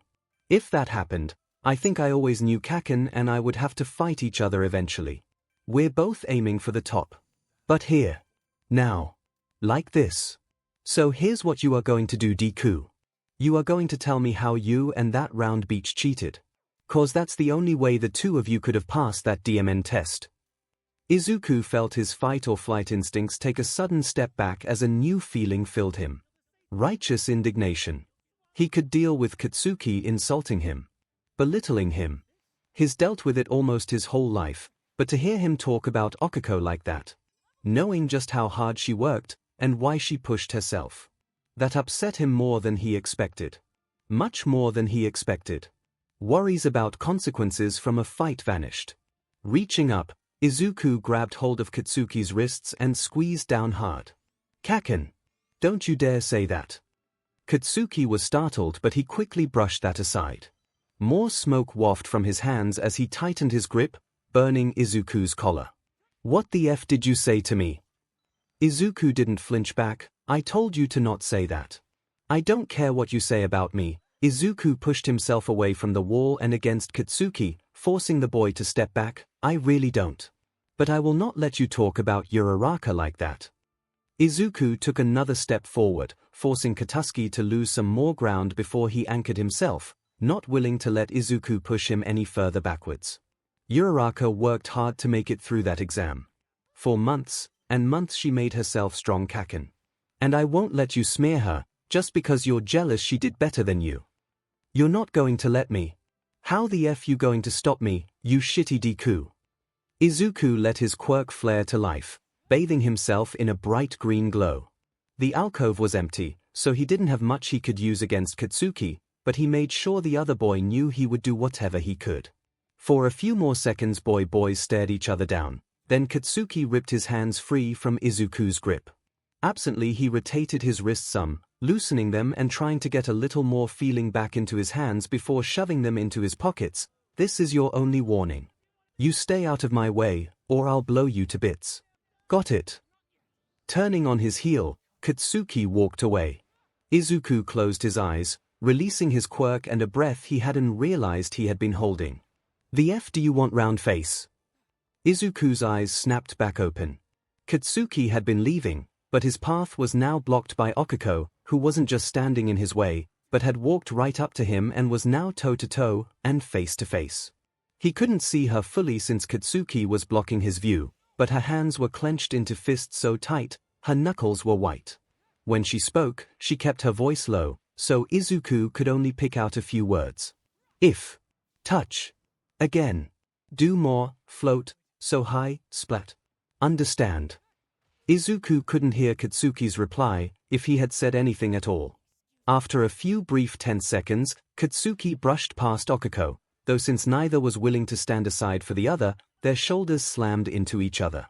If Katsuki was surprised at how hard it had been to try and move Okiko, he didn't show it. Glaring down at her as she held her ground, before stomping off. After watching Katsuki finally leave, she whirled around and ran towards Izuku, her anger gone in a flash, replaced with concern and worry. The quick mood change was enough to throw Izuku for a bit of a loop. "Oh gosh, Deku, I'm so sorry. I should have noticed you had disappeared sooner. I just thought you were being quiet." Her hands waved about as she fretted over him. "Are you okay? Your collar is all burnt up. He didn't hurt you, did he?" "No, I'm fine. Hit my head on the wall, but dash." Izuku clamped his mouth shut when Okiko got even closer, so she could rub a hand over his head. Her fingers brushing through his hair felt uncomfortably good. Distracted, Izuku wasn't ready when her fingers pressed against the back of his head, causing him to wince and sk in a quick breath through his teeth. Sorry. Much gentler, Okiko brushed her fingers over the same spot, feeling the small bump. Pulling her hand back, Okiko examined her fingers and let out a relieved sigh. "At least you aren't bleeding." "Yeah, when Kaken grabbed me, he slammed me against the wall. Guess I got lucky he didn't do it too hard." Bakugu. Before Izuku could reassure her that he was fine, a sound he had never heard before reached his ears and stopped him dead in his tracks. It took him several tries before he could definitely assure himself that he hadn't misheard. Did Uraraka just growl? Doing his best to ignore the funny feelings that started to bubble to the surface, Izuku quickly moved to calm Okiko down, not wanting her to get upset over something he saw as trivial. "Hey, Uraraka. Hey, I'm fine. Like you said, no bleeding. It's just a little lump. It'll probably be gone before tomorrow morning. You're sure you're okay? We could go to the nurse's office if you want. Izuku waved the idea off. I'm fine. Really, it's not that big a deal. Akiko sighed. My best friend was just assaulted. I'm allowed to make that into a big deal, Deku. Come on, Uraraka. I wouldn't go that far. Kaken and I were just having an aggressive discussion. Rolling her eyes, Akiko simply said, I happened to hear some of it too. Oh, you did? How much did you hear exactly? Just around when Bakugo asked how we cheated to pass the test. Oh. So Deku, two things. Akiko smiled at Izuku, which coupled with the fact she was still so close to him, brought a blush to his cheeks. 1. Thank you for standing up to Bakugo for me. It means a lot to me to know you think so highly of me. Of course, Uraraka. After everything you've done, you deserve to be respected. The same goes for you too. Izuku blinked. Here. Akiko poked Izuku in the chest. You did everything I did. So if I deserve respect, you better believe that you do too. Izuku rubbed the back of his head. I suppose it does. Old habits, I guess. Well, work on it. I don't want to hear you being okay with anyone talking badly about you. Don't just stand up for me, stand up for yourself too. I'll be sure to try, Uraraka.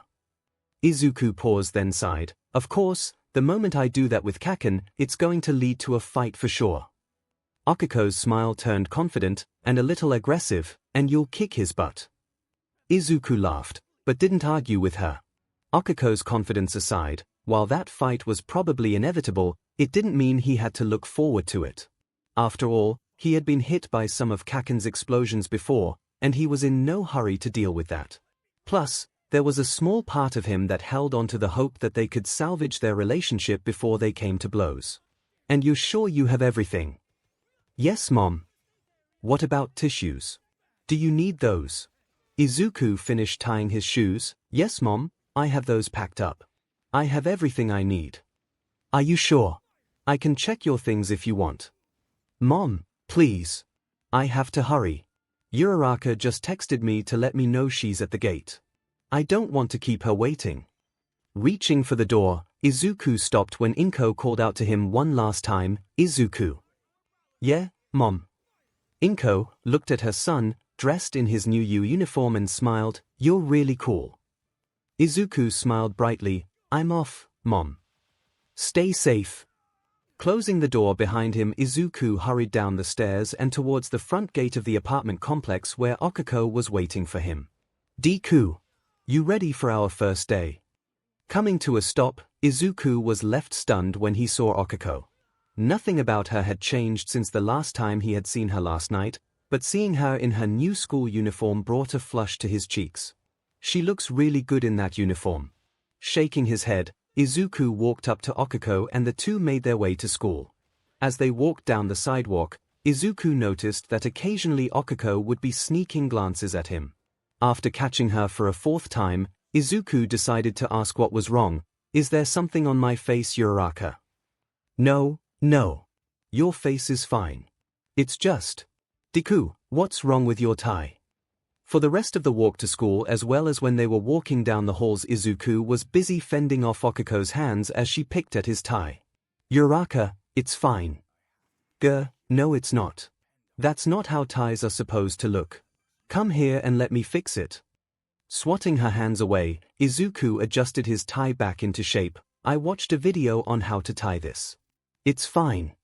Akiko crossed her arms in a huff. Ties are not supposed to be less than 6 inches long, Deku. Izuku ignored her and continued on. Come on, our class is just down here.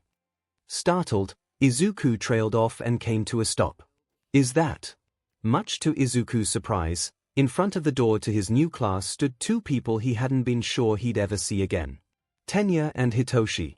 Tenya noticed them first and raised a hand in greeting. Midoriya, it is you. Hitoshi followed up behind, told you he was going to make it. Ida, Nshinso, you both passed. That's great. Are you both in 1A? We are indeed. I assume that you are as well, unless you got lost on your way to 1B. Izuku shook his head. Nope, I'm 1A. It's great seeing you guys again.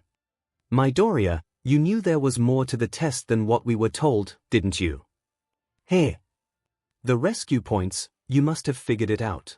I didn't suspect anything until after the test.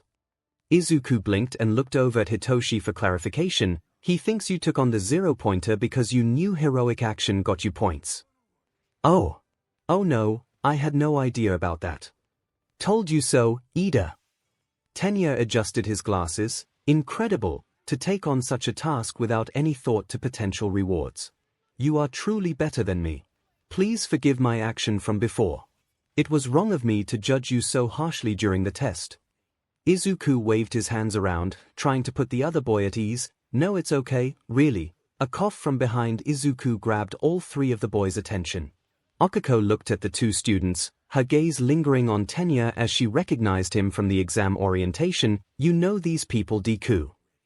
Izuku gasped as he realized he hadn't given Akiko a chance to introduce herself. I'm sorry, Uraraka, yeah. These are the two I, ran into during the test. Hitoshi rolled his eyes. He means the two he saved. I'm ♯ Hitoshi. Uraraka Akiko, have we met before? I ran into you when you were about to get into a fight with that loud blonde guy. Oh. Yeah. I remember now. Tenya stepped forward, and I am Ida Tenya. You are an acquaintance of Midoriya's. Akiko tried to not let her voice get too curt. I'm his best friend. Tenya bowed deeply. Then I must also apologize to you as well. You were right to defend your friend after my unjust and callous words. Please accept my most humble apologies. Akiko blinked a few times before smiling. Hey, we're all starting fresh here. And it seems like you're already on good terms with Deku. So let's just say it's water under the bridge and move on. You are a truly kind and forgiving person. Thank you. Akiko sighed in relief. Perhaps she had been a little harsh in her opinion of Tenya.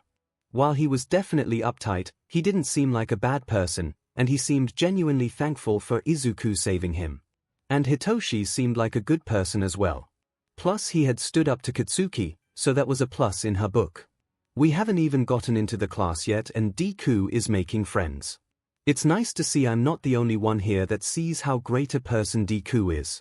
Before the four could head into class, however, a loud yell grabbed everyone's attention. It is you, Izuku. In a flash, someone rushed past the group and tackled Izuku to the ground. Everyone stood in shock, not sure how to process what had just happened. Akiko gaped, wide-eyed, as some girl bounced on Izuku's lap, laughing hysterically. Ida's hands chopped at the air as he tried to comprehend the utter disrespectful display he had just seen. Who tackles a fellow student like that? And other such thoughts running through his head. Hitoshi just rubbed his head, wondering what kind of crazy situation his new friend was going to drag him into if this happened on the first day, before classes had even begun. Izuku, once he had recovered from the initial shock of getting knocked to the ground, finally looked up to see who it was that was on top of him. Izuku promptly determined it was a girl sitting on his lap. Her skirt had ridden up more than enough to show him much of her pale, but healthy-looking thighs. Looking further up, Izuku was drawn to the girl's wide, fanged grin and flushed cheeks. Then Izuku's green eyes met the girl's yellow eyes. Those piercing eyes that brought back memories from months ago. Memories of scary thugs, and an almost kiss rushed back to the forefront of his mind. You remember me, right? My cute hero remembers me, doesn't he? Toga. Izuku couldn't believe it. Was this really the same girl that he pulled from those thugs in that alley? She was cleaned up, all the grime washed away. Her hair was not hanging loosely by her shoulders but tied back into two messy buns, and she no longer wore the ripped and tattered old uniform but the same uniform that Akiko wore, minus the tights. No, the bright yellow eyes were the same, and the wide grin and fangs were the same. This was the same girl. Toga, is that you? Himiko's hands covered her blushing cheeks as her smile widened and she began to giggle and bounce uncontrollably, giving Izuku an immediate reminder that she wasn't just sitting on him, but straddling him. You do remember me. I knew my hero wouldn't forget about me. I just knew it. Himiko let her hands fall from her face and as she leaned down, pressing them into the floor on either side of Izuku's head. If not for the fact that the two were in the middle of a school hallway, their position would look a lot like a pair of lovers. Licking her lips and grinding herself just enough to make Izuku SEK in a sharp gasp, Himiko brought her face right next to Izuku's. "You have no idea how long I've waited to see you again, Izuku. And you know what?" Izuku's throat was dry. His head was spinning, so he was only just able to squeak out a soft, "What?" The tip of Himiko's nose brushed against Izuku's and she huskily answered, "I think I still owe you that kiss, hero." "Excuse you. What are you doing to Deku? I must insist that you stop this behavior at once. This public display is no way for heroes in training to act. There's a janitor's closet down that way if you need it."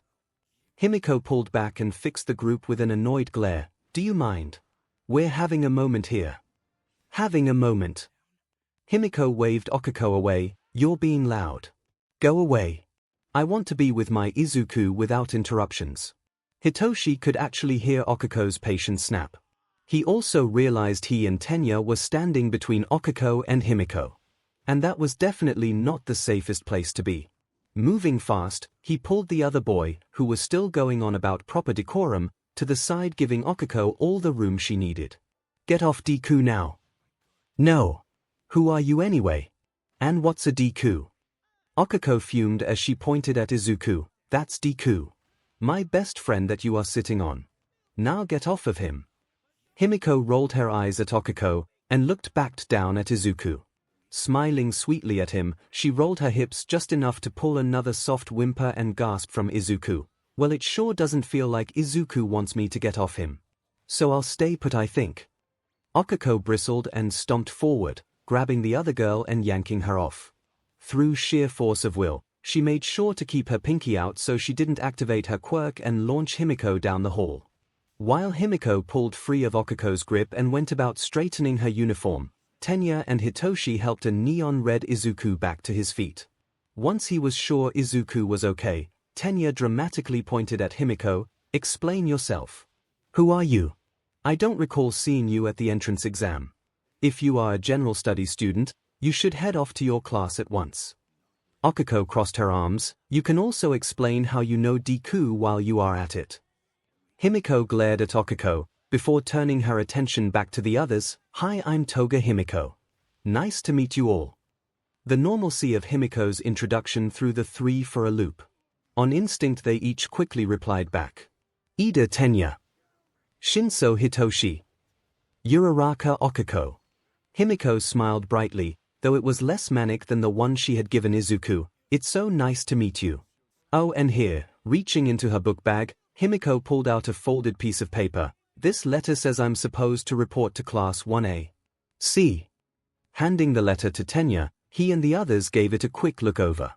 Okiko tilted her head in confusion. "It's an acceptance letter, but it's different than the one Deku and I got." Hitoshi nodded. "Yeah, it's not like mine at all. Strange." Tenya continued reading through the full thing before stiffening. "This is a recommendation acceptance letter." Okiko yanked the letter out of Tenya's hands. "Wait, seriously? I guess that explains why we didn't see her during the exam," Hitoshi reasoned. Izuku, now recovered from getting pounced on, looked over at Himiko in awe. "That's incredible, Toga. You must be incredibly talented to get a recommendation." Himiko's cheeks flushed as her smile started to take a more manic state, more determined than anything. "It was my best chance to see you again, so I did what was necessary to get in." Everyone turned to look at Izuku, who was doing his best impression of a deer caught in the headlights. Before anyone else could ask any more questions, Tenya glanced at a nearby clock on the hallway wall. The bell is about to ring. We don't want to be any more late than we are." Izuku looked at the time, confused, but the warning bell is still a ways off. Heroes in training must be in their seats at least 10 minutes before the first bell.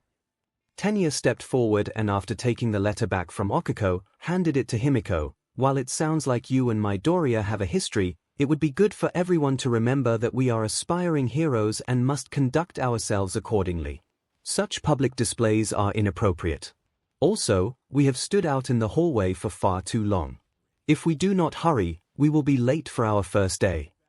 Himiko stared at Tenya blankly. "Wow, you are a special kind of person, aren't you?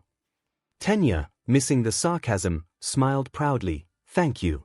Now let us head into class, while we still have time to find our seats before the bell rings.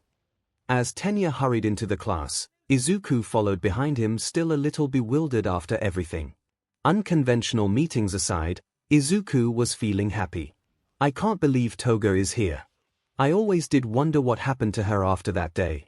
I guess if she's here everything worked out for her. And I ran into Shinso too. I'm so glad he was able to make it. He helped me so much when I was trying to save Ida. It'd be horrible if he didn't pass the exam. And Ida. He's nowhere near as scary as he seemed back during the test. What a great start to the school year. I wonder who else is in class. I can't wait to see what everyone's quirks. Oh no. Okiko, noticing Himiko was giving Izuku her undivided attention again, quickly stepped between the two. To prevent any more displays or other actions from the girl.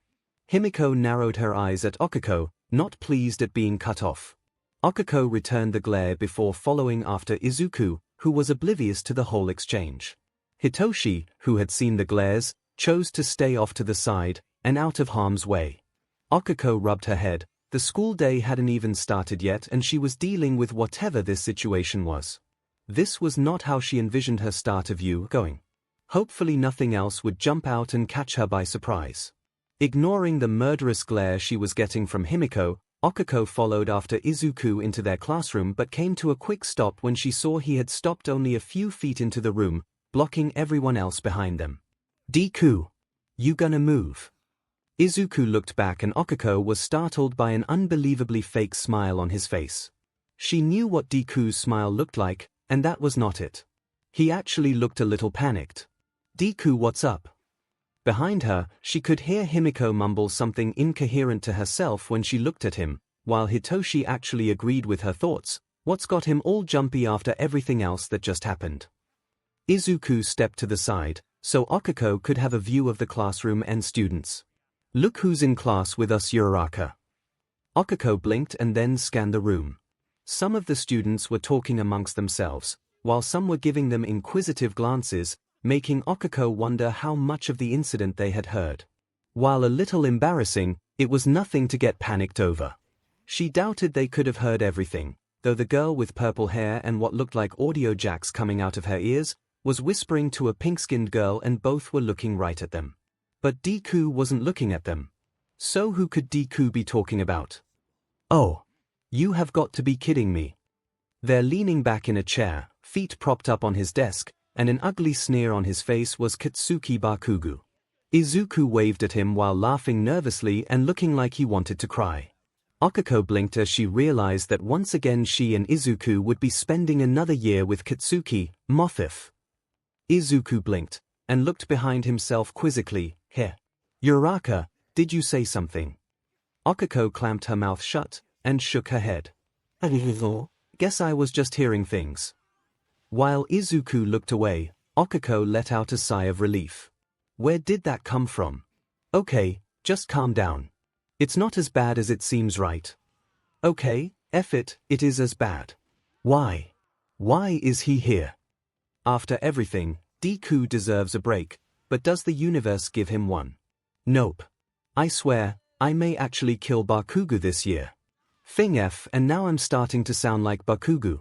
Stop swearing. F. A soft cough from behind made Okiko turn around. Hitoshi and Himiko were giving her looks. So, I take it you two aren't a fan of that guy, then? Hitoshi asked. Oh. What makes you say that? Well, Midoriya looks like he's looking for a hole to hide in, and you just dropped a bomb that I cannot believe Midoriya missed. Gah. So, what gives? The way you two are acting, I guess when I ran into that guy he wasn't just having a bad day. Okiko shook her head. No, that's just normal Bakugo. Hitoshi deadpanned. Seriously. All that yelling, screaming, and cursing is normal. There are reasons why Deku is so nervous around him. Himiko looked away from Okiko, and stared directly at Katsuki. She didn't know who this person was, but if he was making her Izuku so nervous, then he was someone she was going to need to take care of. Stabbing was a solution that popped into her mind. Malice dripped from Himiko's voice as she asked, "And what reasons would those be? I'd love to know why my Izuku looks so unhappy. What did that boy do to my poor Izuku? Where do I even begin?" Before Okiko could start, however, she was interrupted by a very worn-out and tired voice. "You lot will never learn anything if you keep standing in the doorway." 4 pairs of eyes blinked in confusion and looked down to find out who had spoken. A thing with horrible black bed hair and huge bags under its eyes was cocooned in a yellow sleeping bag lying behind them in the hallway. "This is the hero course, you don't have time to waste just standing around." The thing finished by pulling out an energy gel pack and sking it dry.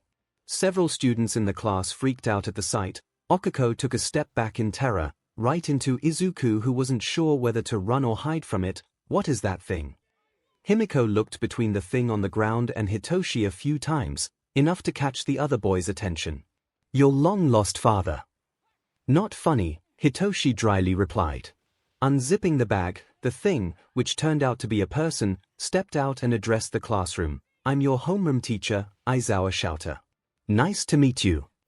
Izuku blinked in surprise, looking at the teacher more closely. "He's our teacher. That means he must be a pro hero, right? But I don't think I've ever seen a hero who looks so worn out before.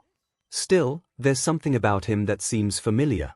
Could he be one of those underground heroes?" As the class settled down, Aizawa looked down at his watch. "It took you all 8 seconds to calm down.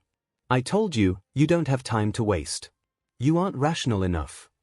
Reaching into his bag, he pulled out a set of gym tracksuits. "It's short notice, but I want you all to put these on and meet me outside on the track field." "Here."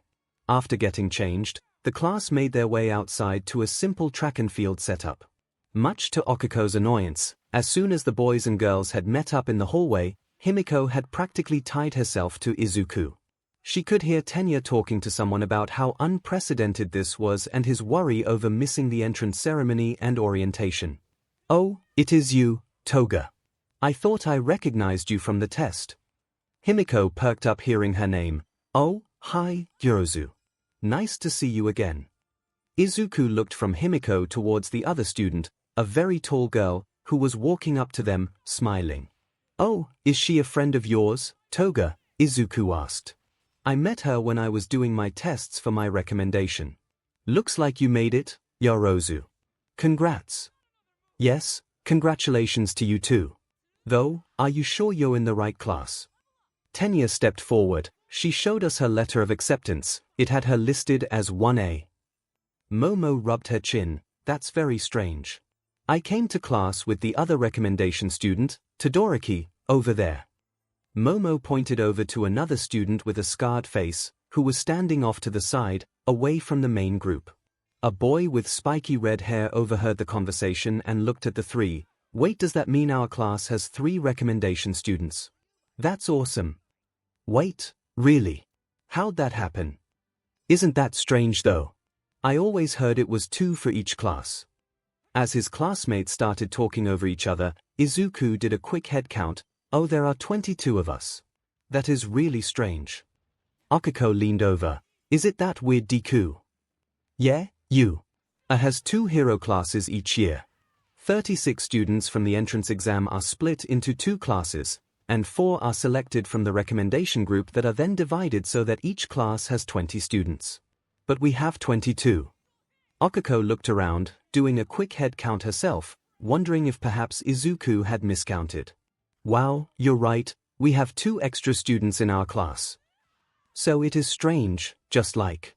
Izuku turned toward the other girl, suddenly remembering he didn't know her name. Hearing Izuku blank, Momo smiled. "Oh, I'm sorry, let me introduce myself." She turned to face Izuku and the others. "My name is Yorozu Momo. It is a pleasure to meet you all. Perhaps we should take this time to introduce ourselves, before our teacher arrives and explains what we are doing out here." So formal with everyone gathered, people began to introduce themselves, some more boisterous than others. They had only just gotten through basic introductions when a tired voice cut them off. "If you want to play with your friends, go somewhere else. You're here to become heroes, act like it." The class turned to see their teacher, Aizawa, walking up behind them and dropping a small bag to his side. Satisfied they had all quickly quieted down, he continued, "As you all have noticed, this class has extra students than what is normal. This is because our principal is not rational in the slightest. On a whim, he decided to allow the entry of a 5th recommendation student. Aizawa looked right at Himiko, who just rolled her eyes at him. He continued, but what's worse is that to avoid one class having an odd number of students, he also decided that instead of the normal 36 candidates, we would take 37 from the entrance exam. So one class will have the normal number of 20, and my class will have, as I said, our principal is not rational, so it's up to me to fix this mistake. Mistake. Bakugo stepped forward. Katsuki frowned as he stepped out of the group of students.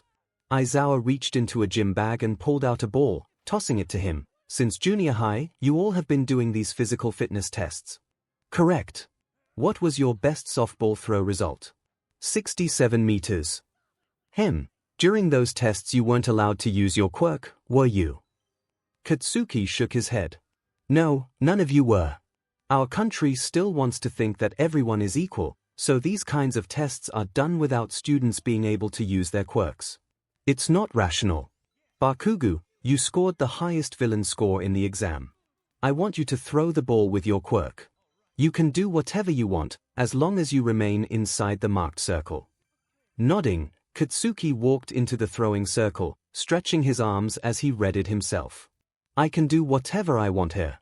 Then I'll add a blast to the pitch. Winding up, Katsuki screamed out, "Die!" as the ball exploded from his hand, the blast sending the ball rocketing out, and the shockwave sending a few students scurrying back, some covering their ears and cursing under their breaths. Thanks for the warning, 𝐒𝐽𝐽𝐻, Kyoka grumbled in annoyance. Izuku gulped. He had never seen Katsuki just unleash himself like that, while Okako groaned, "Die. What are you, some emo 10-year-old? Aizawa held up a small device, with a score of 705. 2 meters flashing on the digital screen. This test is the most rational way to form the foundation of a hero. Learn what you are able to do, and build from that.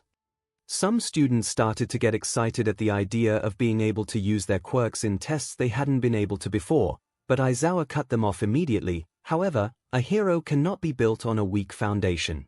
I told you, our principal is not rational, and I am going to fix his mistake. Having an odd number of students is not an issue. Having an extra student who does not belong in the hero course brought in to make things even is an issue. I will not have liabilities in my class. There were several audible gulps from the group. No one liked where this was going. So here's what's going to happen. You will each take part in a series of tests, and you will be allowed to use your quirks while you do so. These tests will determine who does not belong in this course. So after the tests are done, the person with the lowest score will be expelled. What? Expelled? That's not fair. Life isn't fair. The sooner you all learn that, the better. Villains, natural disasters, these things do not care about fairness. Aizawa cut in coldly. Tenya frowned and stepped forward. Sir, is this kind of action even allowed? To let a single test determine if someone belongs here seems cruel, not to mention unethical. What do you think the entrance exam was, but a test to see who belongs here? Tenya flinched as Aizawa continued. As for ethics, teachers at 𝐸 are given free range to teach their class how they see fit. 𝐸 is well known for being unrestricted to common school traditions. Now does anyone else have a question, or are you all through wasting time? No one said anything. Katsuki smirked at the news, but kept it to himself. At least I won't have to worry about Deku anymore after today. He's getting kicked out for sure. Good. I want you all to line up on the other side of the ball toss circle. We will do that test first. Midoriya, come carry this bag. It has all the ball we'll need for the test. As everyone else started to go where Aizawa pointed, Izuku hurried to collect the bag. Standing up, he was startled to see that Aizawa had paused beside Hitoshi, saying something to him by himself. Walking by, Izuku overheard some of what his teacher was saying, and it made his stomach drop. Got the lowest exam score. You are the 37th student. You wouldn't be here if the principal hadn't changed the rules. If you fail to impress me during any of the tests, I will expel you on the spot. No second chances, and regardless of the final scores. Do I make myself clear? Hitoshi nodded quickly, and hurried to get back to the rest of the students. Izuku gulped as he also hurried to catch up. Shinsu. This isn't right. There has to be something I can do to help him. Right. Dropping the bag next to the circle, Izuku took his place with everyone else. Akiko to his side frowned when she noticed how on edge he was. Hey, it's going to be fine, Deku. One by one, Aizawa called out the name of a student and they would walk up and take their throw. A few clearly didn't have quirks that were suited for this test, while some did. Even while nervous about the test, Izuku didn't pass up a chance to record all the quirks being used in front of him, mumbling to himself and quickly scribbling down notes into his notebook. A few students gave him strange looks when he started.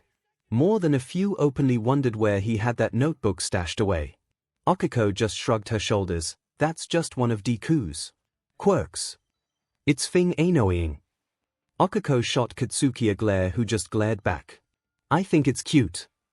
Himiko added, earning her a glare of her own from Katsuki, and a strained look from Akiko. After a few names, Hitoshi was called up. Izuku was impressed the other boy didn't look more freaked out. He was, at least externally, calm. I could probably push the ball after he threw it. Give it some more distance. But people will see me glow. Well, I can try and tone it down, and play it off as nerves maybe. But is it the right thing to do? Shouldn't I trust that Shinsu will be able to do this? Hitoshi stood in the circle, ready to make his throw. As Izuku continued to think over if he should do something, he felt a cold shiver run up his spine. What was that? Is someone looking at me? Izuku shook his head. He must be imagining it. Hitoshi threw the ball, grunting loudly as he put as much power into his throw as he could. Izuku watched the ball arc in the air. If he was going to do something, now would be the time. No, even if I want Shinsu to pass, it wouldn't be fair to everyone else. I just have to believe he'll make it. By the time Izuku was paying attention again, Hitoshi had been given his score and was back with the group. A few more students went before Tenya was called up. He surprised everyone by not throwing the ball, but kicking it instead and sending it several hundred meters. Some students looked over at Aizawa, wondering if that was even allowed, but the teacher just read off the score and didn't say anything else. Himiko was called next, and smiling turned to Izuku. You'll wish me luck, right, Izuku? Oh, of course, Toga. Gee, good luck. I'm sure you'll do great. Giggling, Himiko poked a finger into Izuku's chest. Well, with a vote of confidence like that, I don't have anything to worry about. Akiko eyed the two intensely, wondering why Himiko had to keep touching Izuku all the time. A couple students noticed and snickered to themselves. Himiko let her hand run down Izuku's chest briefly before leaning in and whispering, You watch me closely now, and I'll show you something good. Satisfied she had left Izuku blushing so much his ears were starting to turn red, she turned and skipped up to the throwing circle. Is she taking this test serious? No kidding. She was like this during the recommendation exam. Oh my god, you talk. Himiko bent over and picked up her ball, and tossed it in her hand a few times. Taking a few steps back until the heels of her feet were up against the white line of the circle, she glanced back and seeing that Izuku was watching her, winked at him. Then turning her focus on her throw, Himiko shocked everyone by flipping forward and twisting in the air, hurling the ball with both hands as she sailed through the air, using her momentum tumbling in the air to give the ball more force behind it, and then landing just before the white line on the other side of the circle. Whoa! Okay, so girl has some moves, wonder if she dances too. Flexible and cute. A+ combo. Kiro, you're creepy. Not really caring about her score, Himiko skipped back to her place beside Izuku. So, did you like that? That was really incredible. The way you twist in the air was so neat. Did you take gymnastics before coming to UA? Himiko shook her head. No, nothing like that. Just a few tricks I learned while I was out and about, but I'm glad you enjoyed the show. It was really cool. Himiko laughed, while Akiko felt her eye twitch. Midoriya, you're next, Aizawa called out. Katsuki's ears perked up and smirked. He hadn't been paying much attention to the other students. None of them had been able to match his score, as expected of a bunch of extras.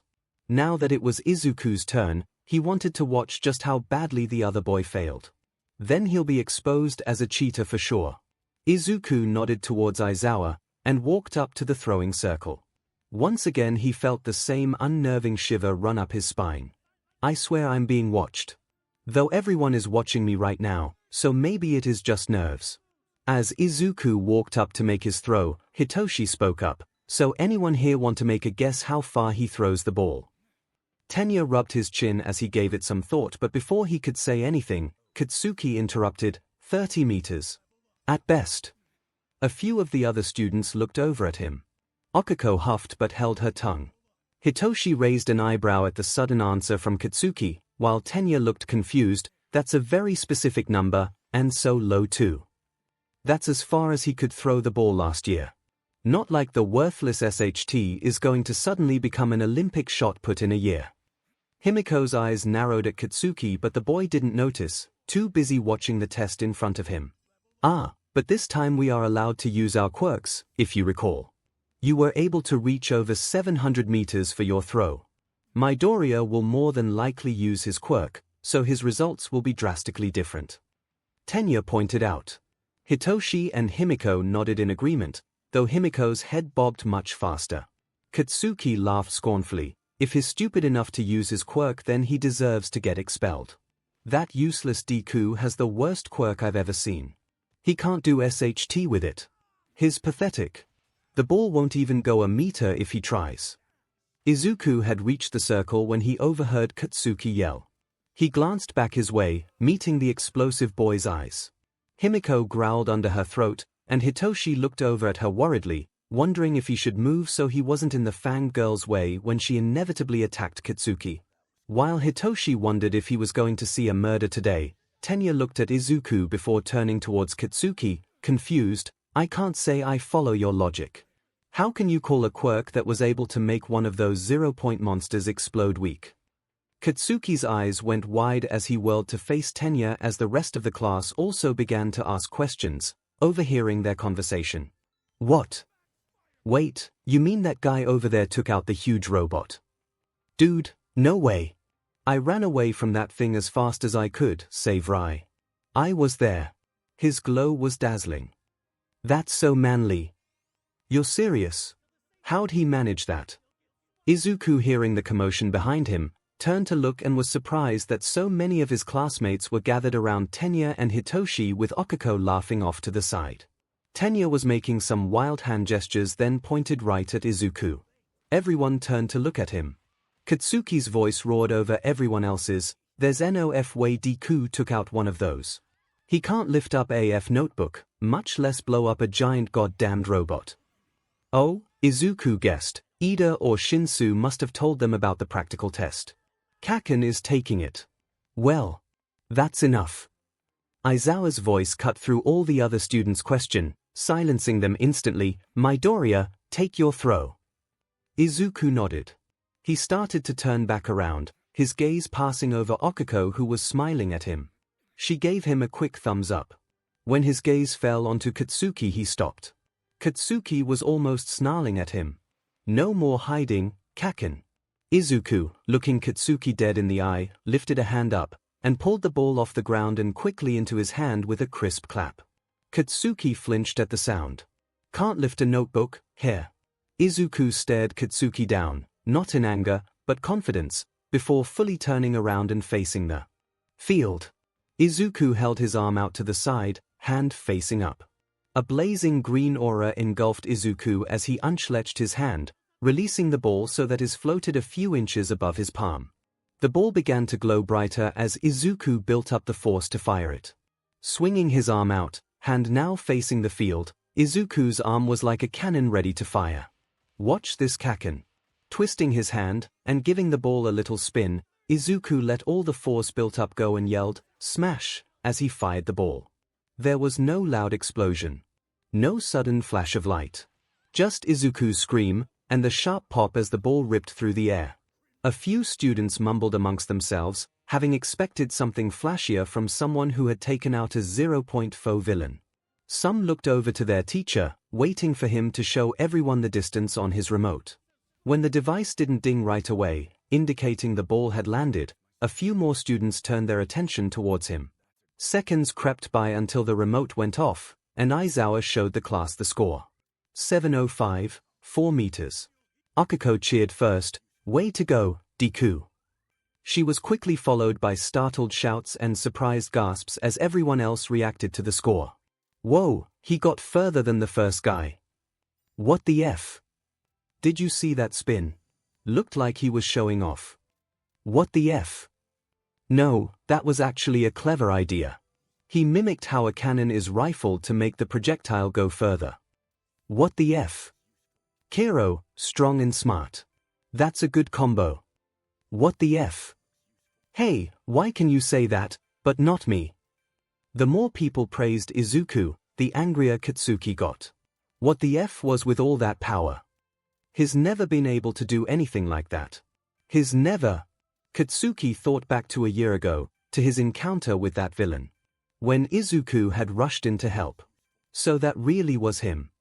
For a few days after the attack, Katsuki was convinced Izuku had been lying about his quirk. However, after his talk with Akiko, and the fact that Izuku never showed that kind of power again, Katsuki had convinced himself that something else had happened that day. What it was, he'd never decided on, but he was sure that Izuku was not the reason he had been thrown clear of that monster. But now, after seeing Izuku use his quirk to beat his score, he knew. So all this time he's been like this. Was it all some kind of game to him? Did he think it was funny, tricking me? Was he laughing at me behind my back? Sparks and fire flashed in Katsuki's palms as he yelled and charged out onto the field, making a beeline right for Izuku. "Deku. You lying bastard. You're going to tell me what the fuck?" Katsuki was so focused on Izuku, he never saw that someone had chased after him. Only making it halfway to his goal, his world came to a sudden, screeching halt. A vice-like grip grabbed his wrist and stopped all his momentum before yanking him backwards and flipping him up and over, slamming him onto his back and into the ground with a hard thud. Immediately after, both of his hands were wrenched upward and twisted outward, so that his explosions could not reach his attacker. Katsuki looked up, wanting to see who had the ball to touch him. He only had just enough time to register the attacker's yellow eyes and fanged snarl. Opening his mouth to yell, Himiko cut him off by pressing her foot into his throat, so that the only sound that escaped was a little strained squeak. "And what do you think you were going to do to my Izuku?" Katsuki's hands sparked and crackled, but with his palms facing away, Himiko was safe from them. Initially at least. Himiko could feel Katsuki's arms tense. He was readying himself for a larger explosion to rip himself free, but just as he was about to fight back, the sparks in his palms fizzled out. At the same time, long straps of cloth wrapped themselves around Himiko's arms and body. "That's enough out of both of you. Toga, get off of him. Now." Aizawa gave the long cloth he had Himiko wrapped in a tug, further incentivizing her to relent. Shooting her teacher a dark glare, she eased up the pressure on Katsuki's throat before releasing his hands and taking a step back, holding her arms up in surrender. Katsuki coughed as he sat up, looking down at his hands in confusion. "Why can't I use my quirk? What did you do to me, you beach?" "Toga didn't do anything. I erased your quirk," Aizawa answered. Izuku gasped, wide-eyed. "You erased Kaken's quirk?" Izuku saw the red gleam coming from his teacher's eyes and then noticed a pair of goggles hanging from the teacher's necks that had been hidden by the straps of cloth. "Those goggles. And you can erase other people's quirks just by looking at them. You're the erasure hero, Eraserhead." While the rest of the class talked amongst themselves over this revelation, Aizawa released Himiko and looked away from Katsuki, pulling his capture cloth back around his neck. "You two settle down. I'm not going to put up with fighting amongst my students. And stop making me use my quirk when I don't need to. I have dry eye. Now, all three of you, get back in line so the next student can go." Standing up, Katsuki glanced back at Izuku angrily before stomping back to his place with the other students, ignoring the death glare he was getting from Himiko. Once he was back with the others, Izuku walked up to Himiko. Thank you, Toga. I can't believe how easily you took down Kaken." Himiko's head snapped back, her frown disappearing instantly, replaced with a huge smile. "Oh, Izuku, it was nothing really. But how are you? That must have been so scary." Here, let me walk you back, just in case that Mini decides to try again. Oh no, that's 𝐒𝐭𝐚𝐲 trailed off when Himiko wrapped her arms around Izuku's arm and pressed herself against him. Dumbfounded, Izuku could only obediently walk beside Himiko as they walked back. Urozu, you're next. 𝐒𝐭𝐴 politely pushed by a few students as she hurried to get to Izuku. When passing by Katsuki, however, she made sure to accidentally bump her shoulder into him, whispering enjoying second place. She didn't bother to listen to his retort as she moved on, finally getting to Izuku. With Himiko still wrapped around him, she forced herself to smile, grinding her teeth as she did. Thank you, Toga, for looking out for Deku. But he's fine now, so you don't have to hold on to him like that anymore.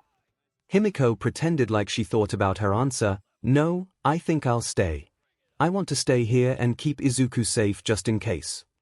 𝐒𝐴's eye twitch, but Deku's fine. And you're making him uncomfortable. Right, Deku? Himiko rubbed herself against his arm. I don't think I'm bothering him at all.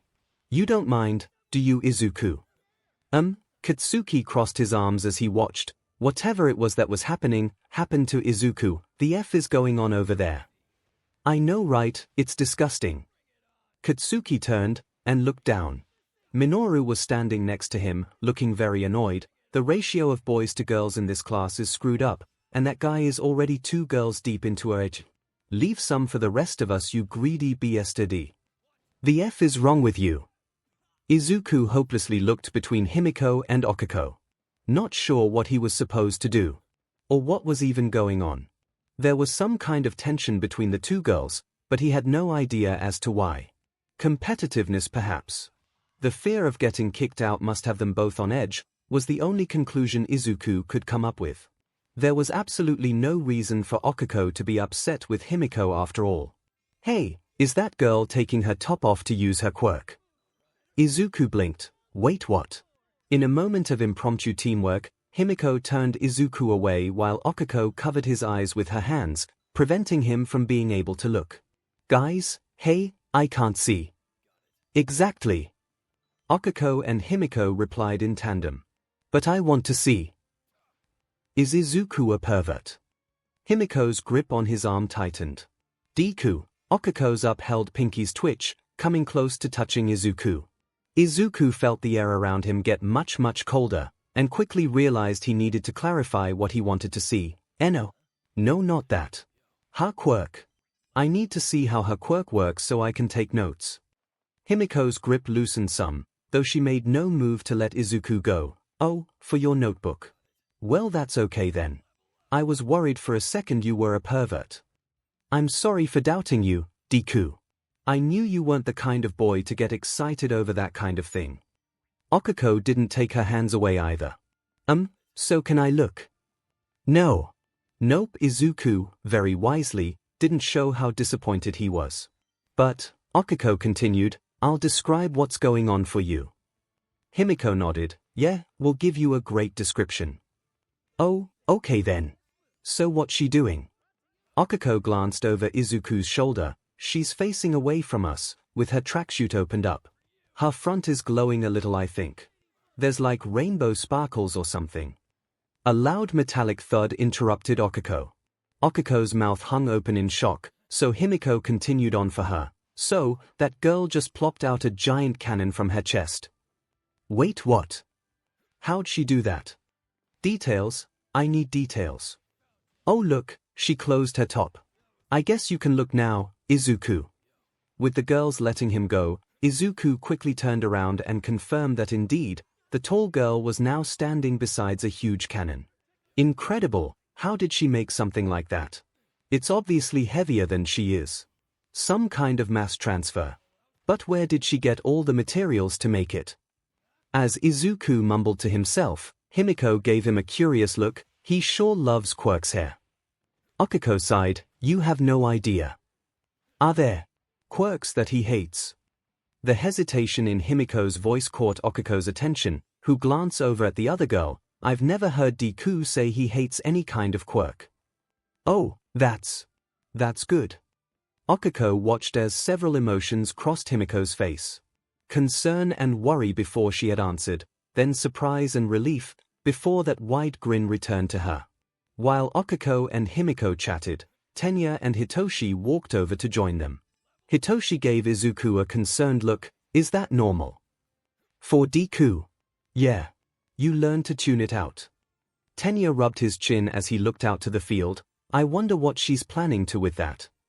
Well, the whole point is to use our quirks to throw the ball right, Okiko reasoned, so I think it's pretty obvious. Sure enough, while everyone in the class was busy talking, Momo calmly dropped the ball into the cannon's barrel. Turning towards her classmate, she smiled, please cover your ears.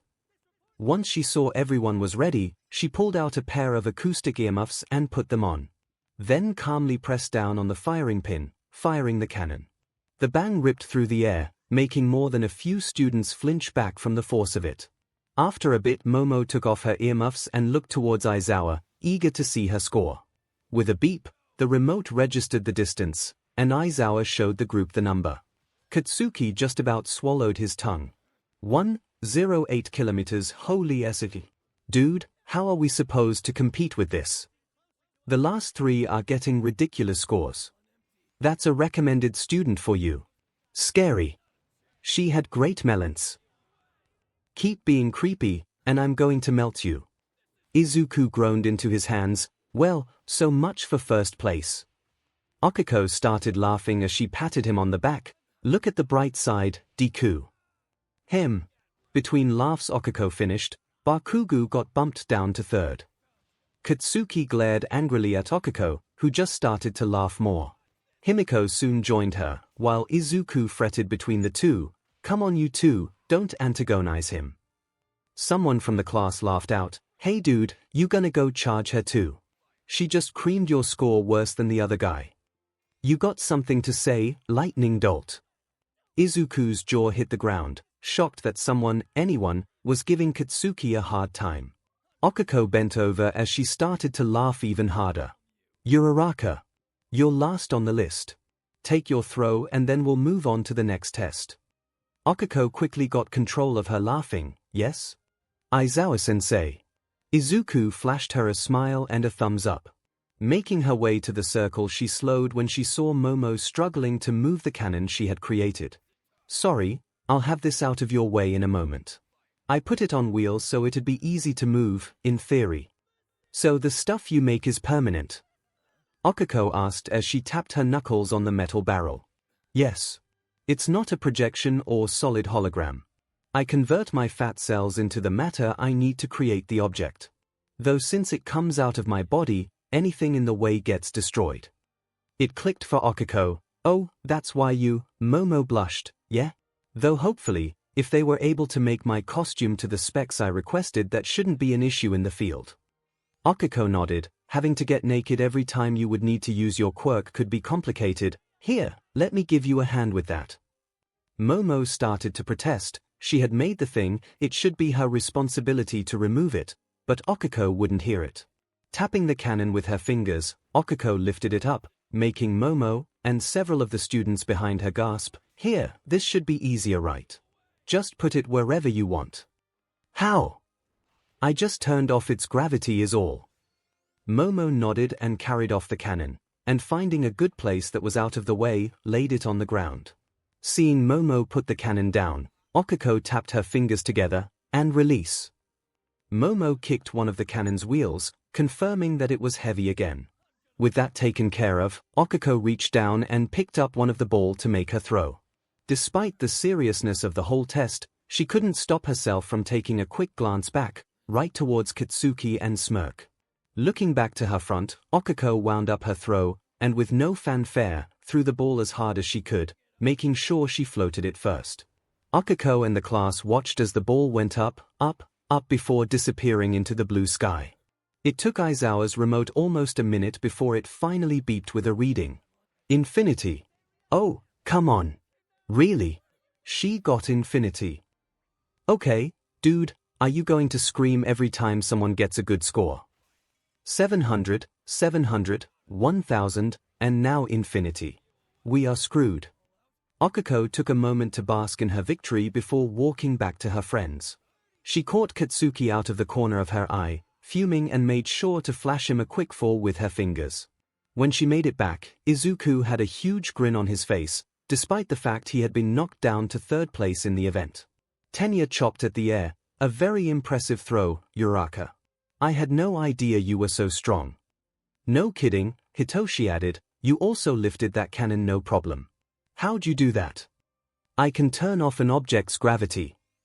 Izuku added, that's how the other girl was able to carry the cannon after Okiko handed it to her. Ah, Hitoshi nodded, now that makes sense. Alright, Aizawa cut off the students' discussions, next will be the long-distance run. I want you all on the oval track. Your goal is to complete as many laps as you can before the time runs out. Get to your places, I'll signal when you are to begin. The class quickly moved to the track, not wanting to give their scary new teacher a reason to get annoyed with them. As everyone took up their places, Izuku glanced over at Hitoshi worriedly. He hadn't scored the lowest in the last test, but he had still been pretty low. Aizawa's warning still echoed in his mind. If Hitoshi didn't impress him even for one of the tests, he was going to be expelled. It wasn't fair, and he wanted to help so badly, but it wouldn't be the right thing to do. So he had held back during the ball toss. He wanted to have faith in him. He did have faith in him. But it was still nerve-wracking. Deku. You alright? Izuku quickly tried to smile. Sorry Uraraka. This is a heck of a first day. Hey, we got this. A little run around a track is a piece of cake compared to the runs we had to do before. Yeah, we got this. No problem. With the class now all lined up, Aizawa raised his hand, getting everyone's attention. One by one, each student prepared themselves for the run. Hitoshi crouched down, ready to sprint forward, when to his side he saw the cannon girl, Momo, take a few steps back, putting herself behind everyone else. Curious, he watched as she pulled her tack suit up, not all the way, and pulled a bicycle out of her stomach. Hitoshi looked up to see if this got any reaction from their teacher, but he was clearly unfazed. He did say we are supposed to use our quirks to take these tests. And if a cannon is allowed, a bike is fine too, I guess. Hitoshi looked back at Momo deep in thought. It wasn't fair what he was thinking of doing, but fairness wasn't what was being tested here. I'll apologize later. Getting up, Hitoshi hurried over to Momo. Excuse me, that's a neat bike you have. Momo smiled. Why thank you. Hitoshi felt his mind control quirk take effect right as she responded to him, give me the bike. Mechanically, Momo rolled the bike to Hitoshi, who took it and got on just as Aizawa dropped his hand, signaling for them to start. Hitoshi made sure to give Momo a hard bump, knocking her out of his control as he rode off. Wait, what just happened? Where's my bike? Izuku, who had been able to pull ahead of most of the group, was startled when Hitoshi passed him by, ringing the bell on the bike as he did. Where did he get that? After the long-distance run was the 50-meter sprint. Izuku, not having a quirk that boosted his speed, was still able to run near the middle of the pack. Okiko had done what she had done back in the practical exam and flew down the track after floating herself and getting a good kick off the running blocks. Hitoshi finished near the end of the group, while Himiko showed off some impressive speed, beating Izuku by over half a second. To no one's surprise, however, Tenya came in first easily, with the help of his engines. Katsuki came in second, much to his annoyance. The next event was the standing long jump. A few classmates groaned when Okiko took up her position. They already knew or had a good guess as to what was coming, and Okiko was more than happy to prove them right. With a jump and touch, Okiko floated over the sandbox and didn't stop until she reached the other side of the field, and grabbed hold of the fence, not wanting to float out of the school. Aizawa ended up giving her another infinity score. Many other students were able to clear the sandbox as well, though nowhere near as far as Okiko. Himiko landed in the sand, though she explained to Izuku later that her flip and twist in the air helped her get further. Izuku wasn't sure how true that was, but it was a very impressive jump, so he was sure to compliment her. She seemed to really like that a lot. Izuku watched intently as Hitoshi walked up to the line, the longing to help eating away at the back of his mind.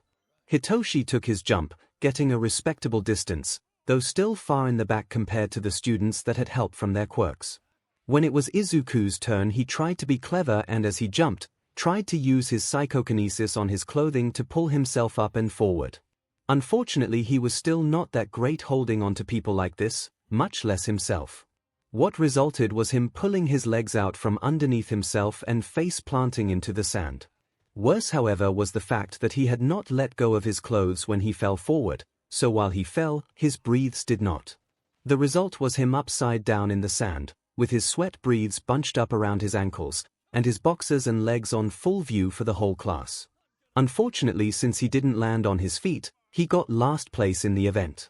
While Katsuki didn't hide how funny he thought it was, most of the other students held themselves back to only soft chuckles or turned away, so as to not to make Izuku any more embarrassed. Okiko had quickly covered her eyes, and absolutely hadn't peeked through her fingers.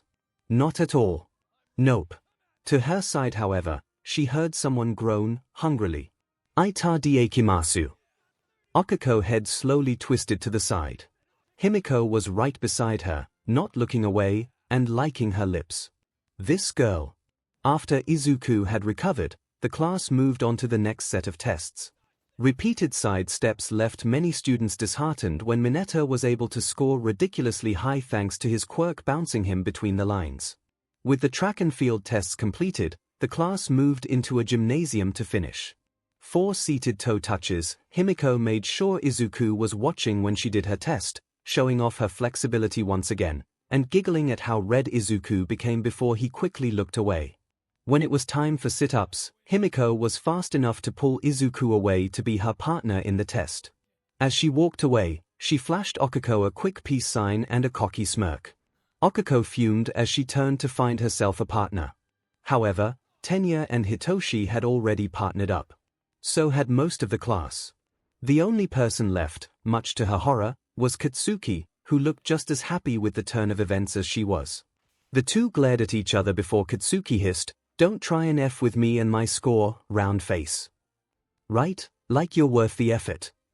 The two ended up grinding their heels into each other's toes as they held down their feet for sit-ups. This did nothing to stop the two from putting on good scores for their test. Their contempt for each other was a great motivator. Himiko smiled happily as she knelt down to hold Izuku's feet in place as he did his sit-ups.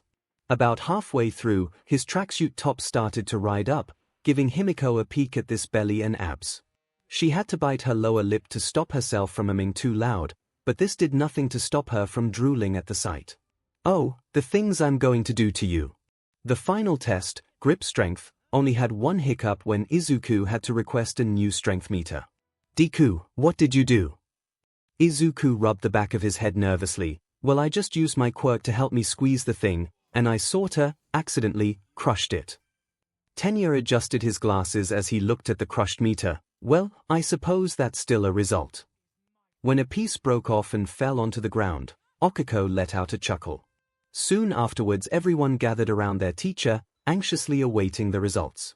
Aizawa looked at the results on his device, before looking up at the class. Anyone hoping to a hint from his facial expressions were out of luck. He still had the same tired look to his face. "Going over all these results will take too much time, so I'll post the final scores." With a press on the screen, a holographic display flashed up. Immediately everyone started looking for their names, praying they were not at the bottom. First, Yorozu Momo second. Todoroki Shoto third, Bakugo Katsuki fourth, Uraraka Okiko fifth, Ida Tenya sixth, Tokoyami 𝗵𝐵 seventh, Midoriya Izuku eighth, Shuji Mizu ninth, Ojiro Mashirao 10th, Toga Himiko 11th, Kirishima Eijiro 12th, Ashido Mina 13th, Koida Kuji 14th, Seitu Rikidu 15th, Asui Tsuyu 16th, Emi Yuga 17th, Siro Hanta 18th, Kaminari Denki 19th, Jiru Kyuka 20th, Hagakyo Toru 21th, Shinsu Hitoshi 22th. Mineta Minoru Izuku let out a huge sigh of relief. Not only was he and Okiko in the clear, but Hitoshi was too. He hadn't been pulled after any of the tests and he had not come in last. Though looking at the results again, seeing that Katsuki was above him was a little annoying, but he couldn't argue that his quirk gave him an edge with most of the tests they had run. He was sure though that Okiko was going to have some words about it too. He was happy for Tenya finishing so high. His engines really gave him a leg up, so to speak, on many of the events. Himiko finishing in the top 10 was also a welcome sight, even though, thinking back, he wasn't sure she ever used her quirk once. All the tests she did, she completed using her own physical abilities. The same could be said for Hitoshi, with the exception of the distance run when he had somehow gotten a hold of one of Momo's bikes, he never used his quirk. Though thinking back, he wasn't even sure what their quirks were. Momo making first wasn't that much of a shock to Izuku either. While she may not have gotten first in all the events, her versatility always kept her near the top for every event. While almost everyone was feeling some kind of relief, one student looked like he had seen a ghost. Minoru stared at his name at the bottom of the list. Oh no, the students that heard him looked down at him in sympathy. Reasons aside, it was still a cruel twist to come this close to reaching your dream only for it to be snatched away. Oh, one more thing. I lied about last place getting kicked out.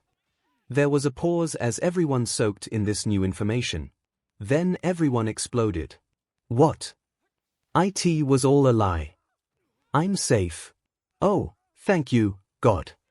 It was all a clever ruse to make you all fight to your fullest and bring out your quirk's potential.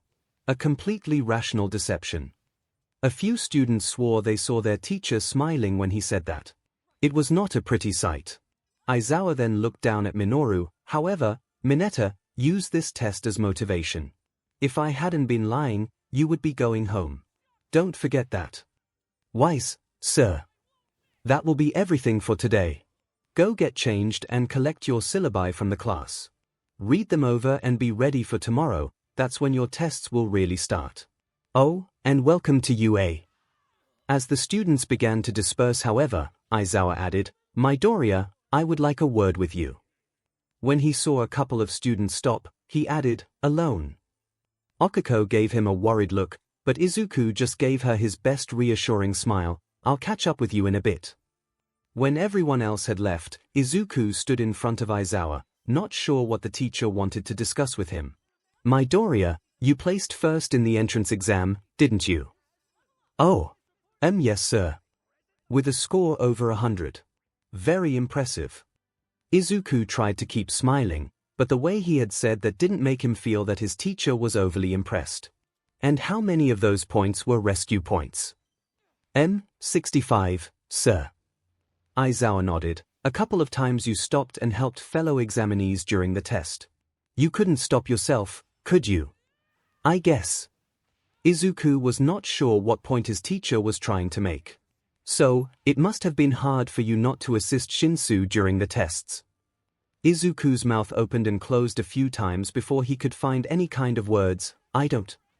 You overheard my conversation with Shinsu, did you not? Izuku wanted to disappear. Aizawa's cold gaze pierced right through him. Finally, Izuku swallowed and nodded his head. Yes sir, I did hear you. I'm in trouble. I shouldn't have eavesdropped and now I'm in trouble. Of course you did. I made sure you were nearby when I talked to him. Hey. If I wanted to have a private discussion with a student, I'd make sure no one else was around. Like now. Not call someone over, and then have the conversation. Hey. The gym bag. I had you come get it, remember? Wait a second. Aizawa-sensei, are you saying you wanted me to hear you threaten to expel Shinsu? Why? Because I wanted to see what you would do. You'd already demonstrated you did not understand when to step into a situation and when to step back. Izuku blinked in confusion, before it clicked for him. You mean when I destroyed the 0-pointer? How I knocked myself out? Correct. You stepped in to save someone, fine. But afterwards you left yourself in a situation where you were the one that needed to be saved. What would have happened if the wreckage had started to fall on you? Would you want someone to risk their life to save you when it wasn't necessary? I just didn't want anyone else to get hurt. And yet, someone did. I said I didn't want liabilities in my class, Midoriya, and I meant that. Izuku had nothing to say. As far as I was concerned, you were a liability. Someone that rushes into danger without thinking of the consequences is a danger not just to themselves, but the people around who would then try and save them. Aizawa paused as he looked down at Izuku. The boy was quelled and cowed, not even looking up at him anymore. So knowing what I know about you so far, you being someone that does not hesitate to stick his neck out for others, why didn't you try and help Shinsu, knowing he had the greatest chance to be kicked out? I wanted to. I really did, but the more I thought about it, the more it didn't seem right. Helping Shinsu would be the same as hurting one of my other classmates. And it also meant I didn't have faith that he'd be able to make it, and that wasn't fair to him either. Those are the only reasons. I also wasn't sure I'd be able to do it, and not be completely obvious about it. I glow after all. Hard to make that not noticeable. So you exercised restraint. Ah yes. Good, then you did exactly what I wanted you to do. Izuku's eyes widened as he looked up at his teacher. I did. You did. I was watching you, to see what you would do. I guess that explains all the cold shivers I was getting. And if you had tried anything, I would have expelled you right then and there. Izuku gulped loudly. But you didn't. You exercised restraint and better judgment. I expect you to keep doing that from now on, understand? Yes, yes sir. Good. You can go now. I'm sure you have friends waiting for you.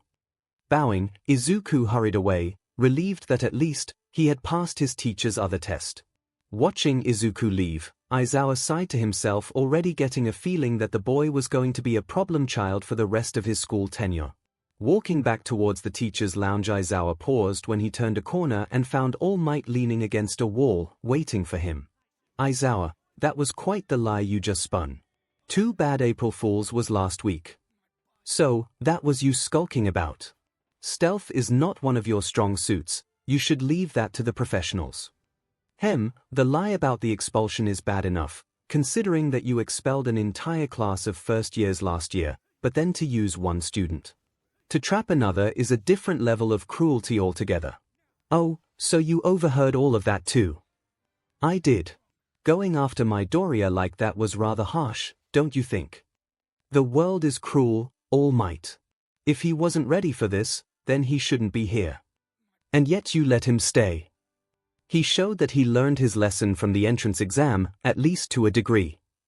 All Might smiled, so you see the same potential in him too then. Aizawa turned and looked at All Might, an eyebrow ped up, too. You seem to be rooting for him pretty hard. Is that something a teacher should be doing when he has over 40 other students he has to teach?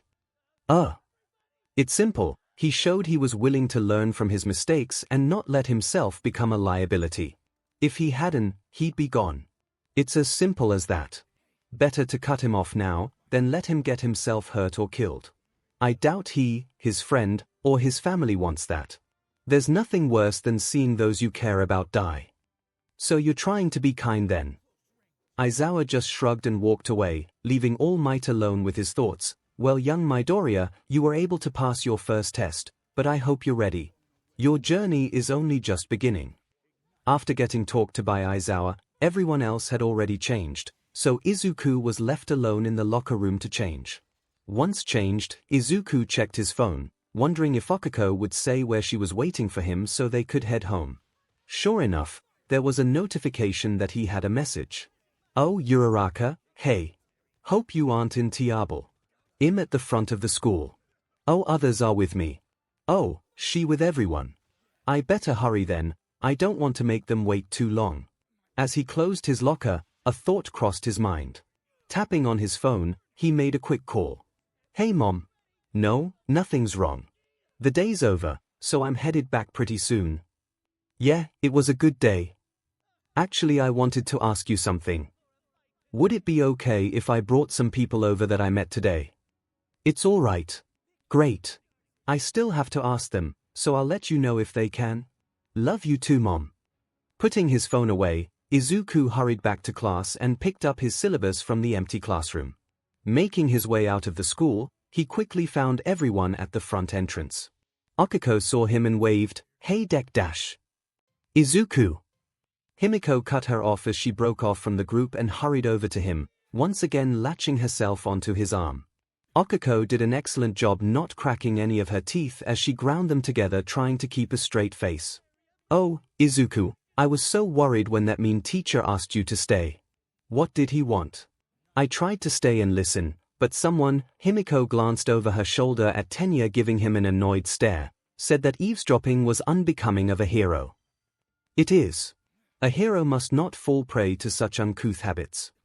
Himiko stuck out her tongue at him, sending the boy into a sputter. Okuko walked up to the two, pulling Himiko off the blushing green boy and moving so that she was between the two, though she tried to be subtle about it. Or as subtle as she could, anyways. Ignoring the look Himiko was giving her, Okuko asked, "What did 𝐬𝐽-sensei want, Deku? Any problems?"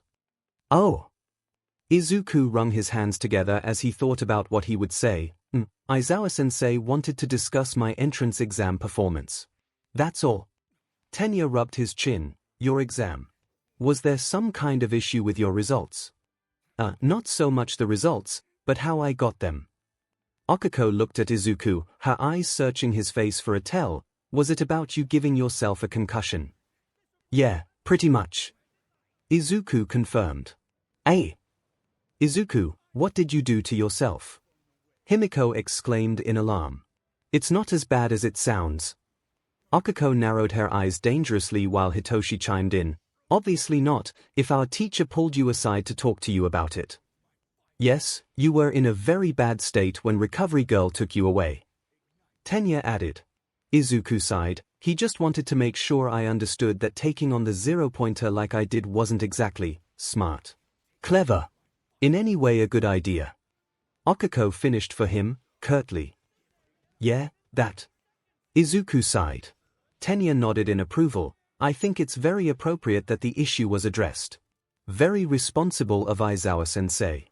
Though I cannot say I approve of his past deception. Lying in such a way is unbecoming of a hero. Unbecoming or not, it was a hell of a motivator. It sure got me going, that's for sure." Hitoshi said, shuddering slightly at the memory of the tests, his own talk with the teacher, and what could have happened if he had failed. Himiko looked at him. "You did seem pretty nervous during the tests." "I did. I thought I kept myself calm." Himiko shook her head. "I'm pretty good at watching people. You might as well have been in the middle of a freak-out."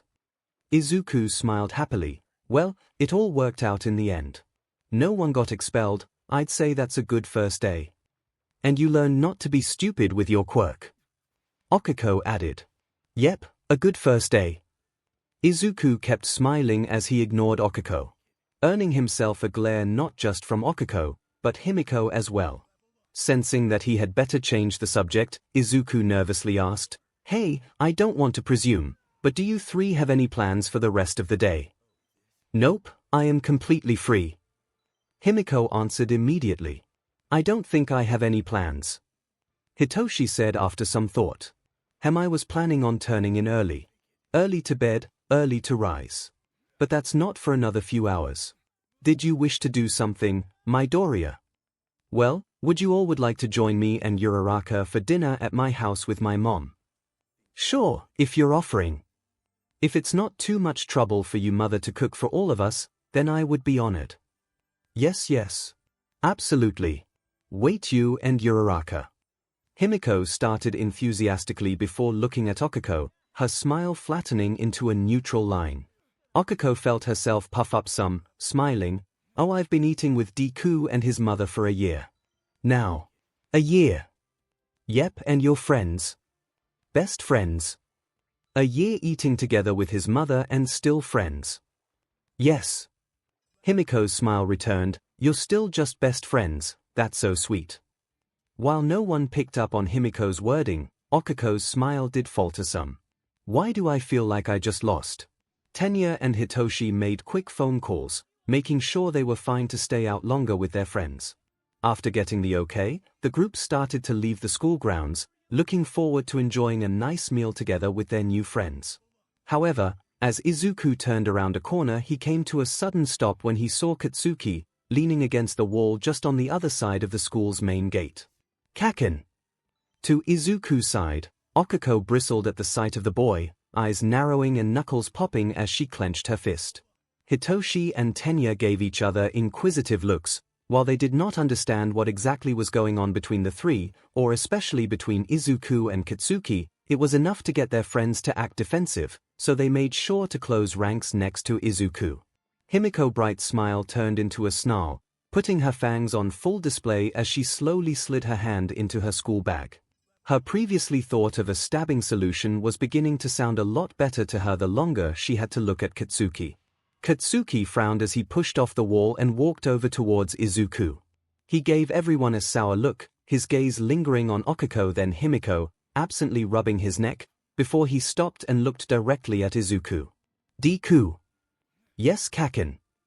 F you. His message delivered, Katsuki stomped off, leaving the group in several different stages of bewilderment and sputtering offense. Tenya's arms chopped at the air towards the direction Katsuki walked off. That is the most disrespectful, unheroic person I think I have ever seen. Did he seriously wait at the gate just to say that? Hitoshi shook his head, not sure what to make of Katsuki at all. Izuku laughed. Yeah. Kaken's a character for sure. Himiko pulled her hand out of her bag and crossed her arms. Is he in love with you or something? What? No, it's not that at all.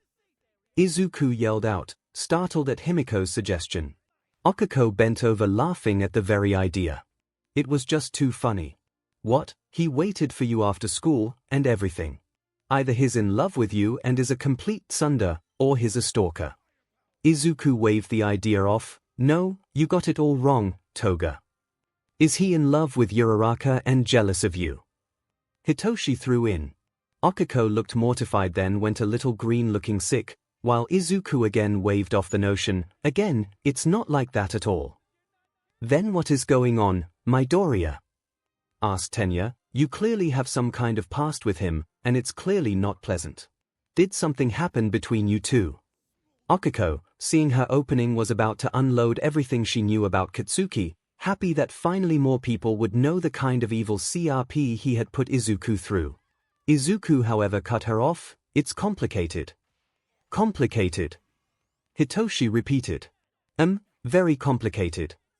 Tenya, Hitoshi, and Himiko looked at Izuku in varying degrees of doubt, then turned to look at Okiko, who was absolutely besides herself. Deku. Okiko was doing an excellent job not exploding at that very moment. Izuku quickly continued, Look, Kaken and me do have a history, but since it's a new year, and we're at a new school, I'd rather not drag up old history. If you could leave it at that, I'd be very grateful. Deku. He charged you after your throw. He was probably waiting here to do something else then curse at you. If everyone wasn't here then dash. Uraraka, please. This is my choice. Please respect it. Okiko's face contorted and twisted, before she took a very, very deep breath. Fine. Everyone else nodded. If that's what you want, Midoriya, we won't pry further, Tenya said. Thank you. With that issue dealt with, at least for the moment, the five continued on their way to Izuku's house. The walk was pleasant, with everyone taking part in the small talk. When they finally arrived at Izuku's place, Inko was waiting for them, a huge smile on her face. Welcome to our home. It's so nice to meet more of my boy's friends. We're honored by the invitation, Mrs. Midoriya. Thank you so much for allowing us into your home. Tenya said as he bowed respectfully. Oh please, any friend of my son is welcome here. Himiko moved past everyone. Is there anything you need help with for dinner? Anything to prep or wash? I can cut stuff up, I'm really good with a knife. Hitoshi shook his head at what Himiko was obviously doing. Wow, she's not even going to hide how much she's trying to butter his mom up. Looking to his side, he confirmed he wasn't the only one to notice as Okiko's eye was twitching something fierce. Oh, aren't you just precious? So nice to be willing to help, but no, I was able to get everything ready before you all arrived. Izuku, why don't you show them where they can wash up and get seated? I'll have everything ready then. Soon everyone was seated at the table, Himiko quickly grabbing a chair next to Izuku, and Okiko grabbing the other. Inko blinked as she watched the two, covering her mouth to hide a soft chuckle. With food served, everyone was chatting happily. Soon the topic of that morning's test was brought up, with Izuku happily recalling all the different quirks that each classmate used along with everyone. Then there was that other recommendation student, Todoroki. All the different ways he was using his ice was crazy. Making one of the lanes in the track a skating rink was pretty clever. Hitoshi said after finishing a bite of food. Okiko nodded. I was impressed with just how much ice he made and how much force he can put behind it. When he made that ice spike to launch the ball. What was it, like 20 feet long when he was done? His strong sure, but his as cold as his quirk. During the recommendation test some guy tried to be friendly with him and he got the cold shoulder. Himiko recalled. Tenya thought back, he was pretty standoffish this morning, but so were a few of the other students. Okiko shrugged, could be first day jitters. Not everyone is super friendly right off the bat. Okiko shot Himiko a quick side-eyed glare, but the other girl made no sign she saw or cared. There was the other thing that he did that was super interesting, Izuku mentioned, getting everyone's attention. What other thing, Deku? Well, after each test, he melted and evaporated all the ice he made, so he must have some kind of heat-based quirk. Tenya rubbed his chin, I never considered that. Incredible, your powers of observation are truly remarkable. Only when it comes to quirks, Okiko teased. Izuku blushed. Well, it makes sense when you think about who his father is. I'm actually surprised he has an ice quirk. Hey. What do you mean, Deku? Izuku looked at everyone surprised they couldn't follow his logic. Todoroki, his last name. Himiko scratched her head. Yeah, what about it? The number 2 hero in 𝗳𝗲 is Todoroki Enji. Okiko's eyes went wide, while Tenya slapped his forehead. Oh, of course. It's so obvious. He must be 𝗳𝗲's son. How did I miss that? Yeah, like I said, it's weird he has an ice quirk. He must have some kind of fire like his dad if he can melt all that ice. I wonder why he wasn't using it during the test. If he could do stuff like his dad, he probably would have gotten first place in the final scores. Hitoshi shrugged, maybe it's a control issue, or maybe heating things is the limit of what he can do. Just because his dad has a fire quirk doesn't mean he'd have it. Technically 𝗳𝗲's quirk is Hell Flame, not fire. Everyone stared blankly at Izuku, who slumped into his chair. Like I said, only quirks. Himiko laughed while Hitoshi shook his head. Any more quirk knowledge you want to drop on us, Midoriya? No, don't say that. That notebook he has is his 14th. Okiko cried in mock horror. Uraraka. Well, it is. Once you start, you don't stop. Izuku pouted, but soon broke into a small laugh. Okay, maybe I am a little bad. This time Inko was the one to laugh. Not you too. I'm sorry dear, really. But a little. It's not nice to lie to our guests. Everyone laughed while Izuku took a few bites of his dinner in silence. Then he looked over at Himiko and Hitoshi. Actually, speaking of quirks, there was something I wanted to ask you too, if that's okay. Hitoshi and Himiko glanced at each other before shrugging. Sure, Midoriya, what did you want? Well, during the test, I don't think I saw either of you use your quirks. I was just wondering what your quirks are. Himiko's smile faltered while Hitoshi rubbed the back of his head nervously. Izuku, seeing that neither were entirely comfortable with the subject, added quickly, I'm sorry, if you don't want to you don't have to. I didn't mean to upset you guys. No, it's fine, Midoriya. Honestly, since I'm in the hero course, people are going to figure out what my quirk is sooner rather than later. Yorozu already knows about it after I used it on her during the test, and apologized to her. So glad she was so understanding. I don't think I want a person that can just make a cannon angry at me. Does your quirk have something to do with how you were able to get that bike from her? Okiko asked. Tenya nodded. I was wondering about that too. She did seem quite upset with you right after that test. Hitoshi sighed. Yeah, like I said, very lucky she was so forgiving and understanding. So what did you do? Does it have something to do with your quirk? Yeah. See, my quirk is brainwashing. When someone responds to something I say, I can take control of their body. Hitoshi waited for the inevitable. He'd grown up with people freaked out by his quirk, so he had no reason to expect anything different here. No matter how kind a person was, they would always be unnerved by the idea of someone else being able to control them. That's so cool. Does it have a range? How many people can you control at a time? Does it have to be a vocal response or would something like nodding set it off? Izuku let loose a barrage of questions. Oh, that explains how you were able to get her bike. That's very clever, Okiko added. Tenya agreed, yes, for a test that was supposed to test us on using our quirks to get the best score, you were able to capitalize on a chance expertly. With a quirk like that, I bet you'd be super dangerous for villains, Himiko reasoned. Hitoshi was thrown for a loop, clearly not expecting this kind of reaction at all. Wait. None of you think my quirk is scary. Everyone exchanged some quick glances before Izuku spoke up. Why would we think that? I mean, it's a pretty evil quirk, right? Izuku jolted up, alarmed. Says who? That's just how it is. When you think about it, my quirk would be great if I was a villain. Okiko frowned. Do you want to be a villain? No. Have you ever used your quirk to hurt someone? No. Then why would we be scared? You're a good person. You want to help people, and I think you have a quirk that will let you do that. Hitoshi looked at everyone at the table. You all think that? Of course. You have nothing to worry about. You do realize there are people and heroes out there that have way scarier quirks than that, right? Doesn't the number 2 hero, Firestash or whatever, like, burn people up on a regular basis? That's way scarier than what you got. Hitoshi took a second to compose himself. Thank you. That's the first time anyone has said something nice about my quirk. Himiko shrugged. Then it sounds like you were dealing with idiots. It does sound like you were dealing with some of the same issues my Izuku was dealing with in junior high as well. Inko added. Hitoshi looked over at Izuku. Wait, you had problems with a powerful quirk like yours? Izuku rubbed his head embarrassed. Yeah, sorta. I spent the last year preparing for the entrance exam, as a result my quirk is like it is now. But before that, I couldn't really do much with it, and I got picked on a lot because of it.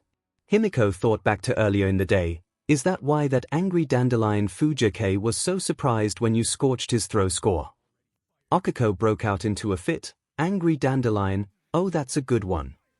Yeah, that was the first time Kaken has ever seen me use my quirk like that. Okiko grumbled loud enough for everyone to hear. Second time actually. But he likes to forget you saved his freaking life. Inko sighed sadly. Oh dear, you're in the same class as Kitsuki again. Tenya waved his hands, as he tried to make sense of what he had just heard. Wait. You saved his life, and he talks about you in such a disrespectful manner. Izuku chuckled sadly. Like I said, Kaken and I are complicated. Everyone stared at Izuku dumbfounded.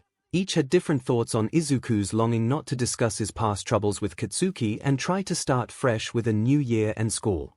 Izuku, sensing the unease around him, quickly moved to try and change the subject. So, Toga.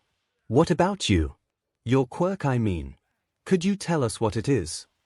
Okiko, knowing Izuku was just trying to change the subject, begrudgingly let it slide. Yeah. Did you even use your quirk once during the tests? The attention now on her, Himiko shifted around in her chair. Oh, no. My quirk is a little complicated. I need certain resources to use it, which I didn't have at the time. Izuku perked up at that. Your quirk needs resources. Like what? How interesting.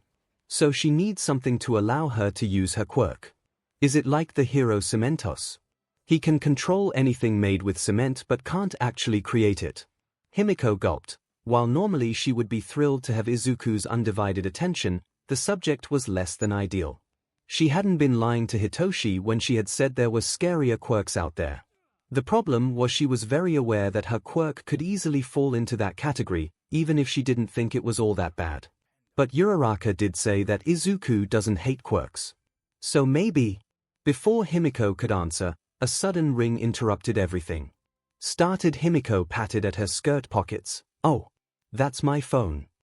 Pulling the phone out, Himiko checked the caller ID and groaned. Oh, I may be in trouble. Toga, what's wrong?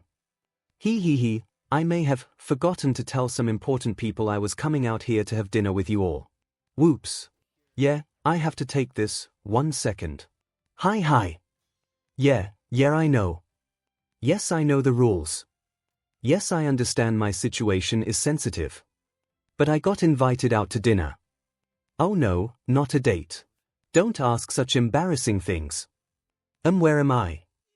My friend Izuku's place. Can I prove it? Himiko blinked as turned to look around.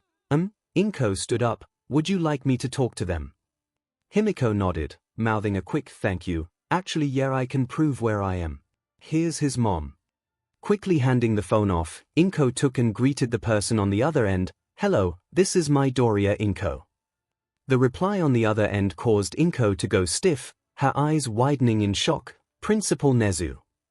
Everyone else at the table stopped dead and stared at Inko in surprise before looking at Himiko, who smiled sheepishly. Yes sir, my son just wanted to have dinner with his new friends. Oh no, she has been an angel. Very well behaved. She said she just forgot to call. Oh, I'm sure it was just an accident. After such an exciting first day of class, I think it's perfectly believable that some things just slip by. I agree, spending time with new friends is important. You have a good night too, sir. Good night. Hanging up, Ina handed the phone back to Himiko. That was Principal Nezu. Yep. The principal of UA. The very same. Inko took a deep breath. I think I need to sit down. As Inko took her seat, Himiko was relieved that at least for now, all focus was off the question of her quirk, and onto something new. At least this topic she didn't mind sharing. As long as she didn't give away too much info.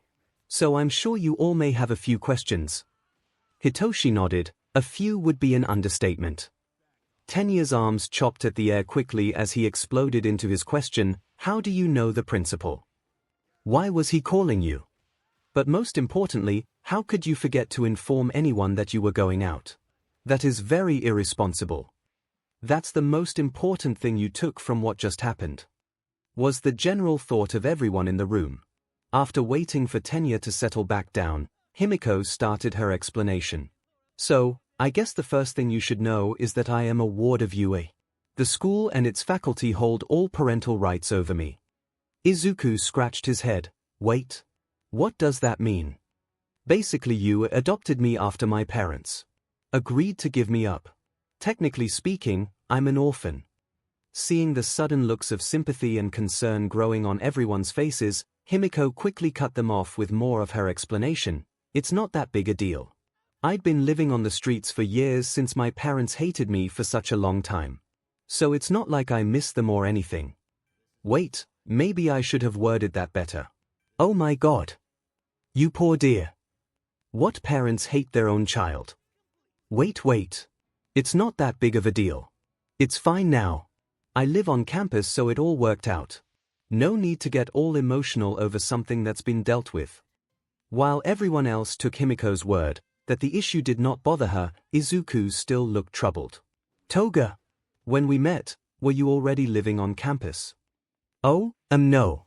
That only happened like a couple of months ago.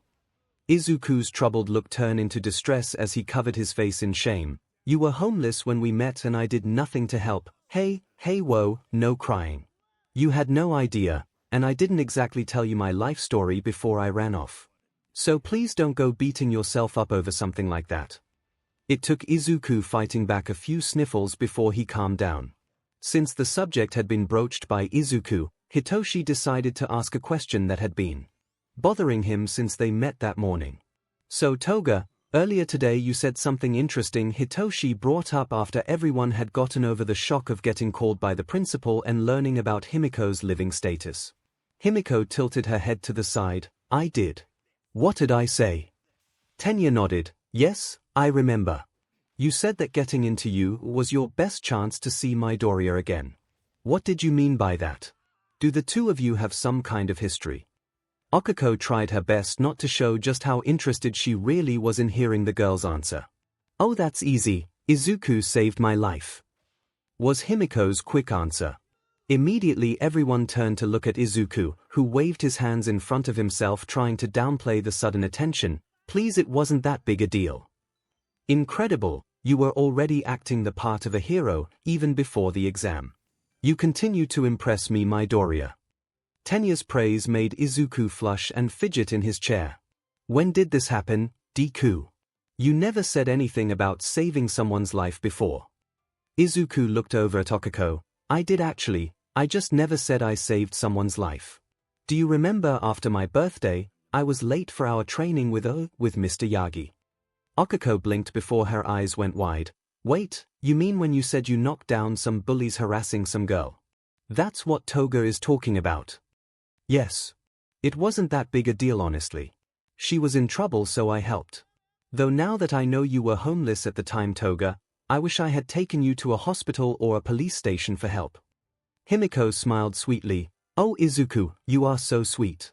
And kinda really naive if I'm being honest. Hey. Himiko just shrugged. First off, no way was I going to go with you to a police station. I was a runaway for a reason. Like I mentioned before, me and my parents are not on great terms. Still, Izuku began but Himiko cut him off. I was enjoying living out in the wild, nothing you could have done would make me go with you. Plus I had someone, sorta looking after me. Honestly, I wouldn't have made it where I am now if not for him. He showed me how to survive and fight in the harsh world. Tenya rubbed his chin in thought. He sounds like a strong person. Oh, he is. Really strong. Incredible even. Himiko lost herself in her thoughts for a bit, before Okako spoke up. What did you mean when you said Deku was naive, Toga? What? Oh yeah. Sorry, kinda got lost in my head there for a second. Inko leaned forward. Are you alright, dear? Yep, totally fine. Just remembering some fun times is all. But, back to what's important. Izuku and being naive, that's where I left off, right? Everyone nodded. Okay, Izuku, what exactly do you remember from that day, leading up to the alleyway and during? Izuku thought back. I was heading towards the beach for morning training when you rushed past me and ran into an alley. Then those other guys followed after you. I think one was laughing about something. When I saw them standing over you, I figured they were trying to rob you or something. I think they were talking about money but I can't really remember. So I knocked them down and ran off with you. That's about it. Nothing too special, I just gave you a hand with some douches is all. Himiko actually looked surprised after hearing Izuku's memory of that encounter. He really has no idea, does he? It's probably never crossed his mind what was going on. He's not just naive, but innocent too. Like a little green lamb. Izuku, that is a very G-rated version of what happened. Oh. Yeah. See those guys, they thought I was a down-on-her-luck prostitute. Izuku and everyone else were shocked when Himiko said this. She didn't, however, give them a chance to ask any questions as she continued on, giving her version of events. So I was just out on the corner of the street, trying to see if I saw someone that might be willing to give a girl some money for food and such when those guys came up and said they'd gladly pay for my services. Now I was hungry, sure, but I wasn't hungry enough to want food to do that with them, so I turned them down. Course, some guys just don't know what the word no means. Inko covered her mouth with her hand. Oh my, Tenya frowned deeply. Horrible degenerates. Hitoshi said nothing, but the dark frown on his face spoke volumes.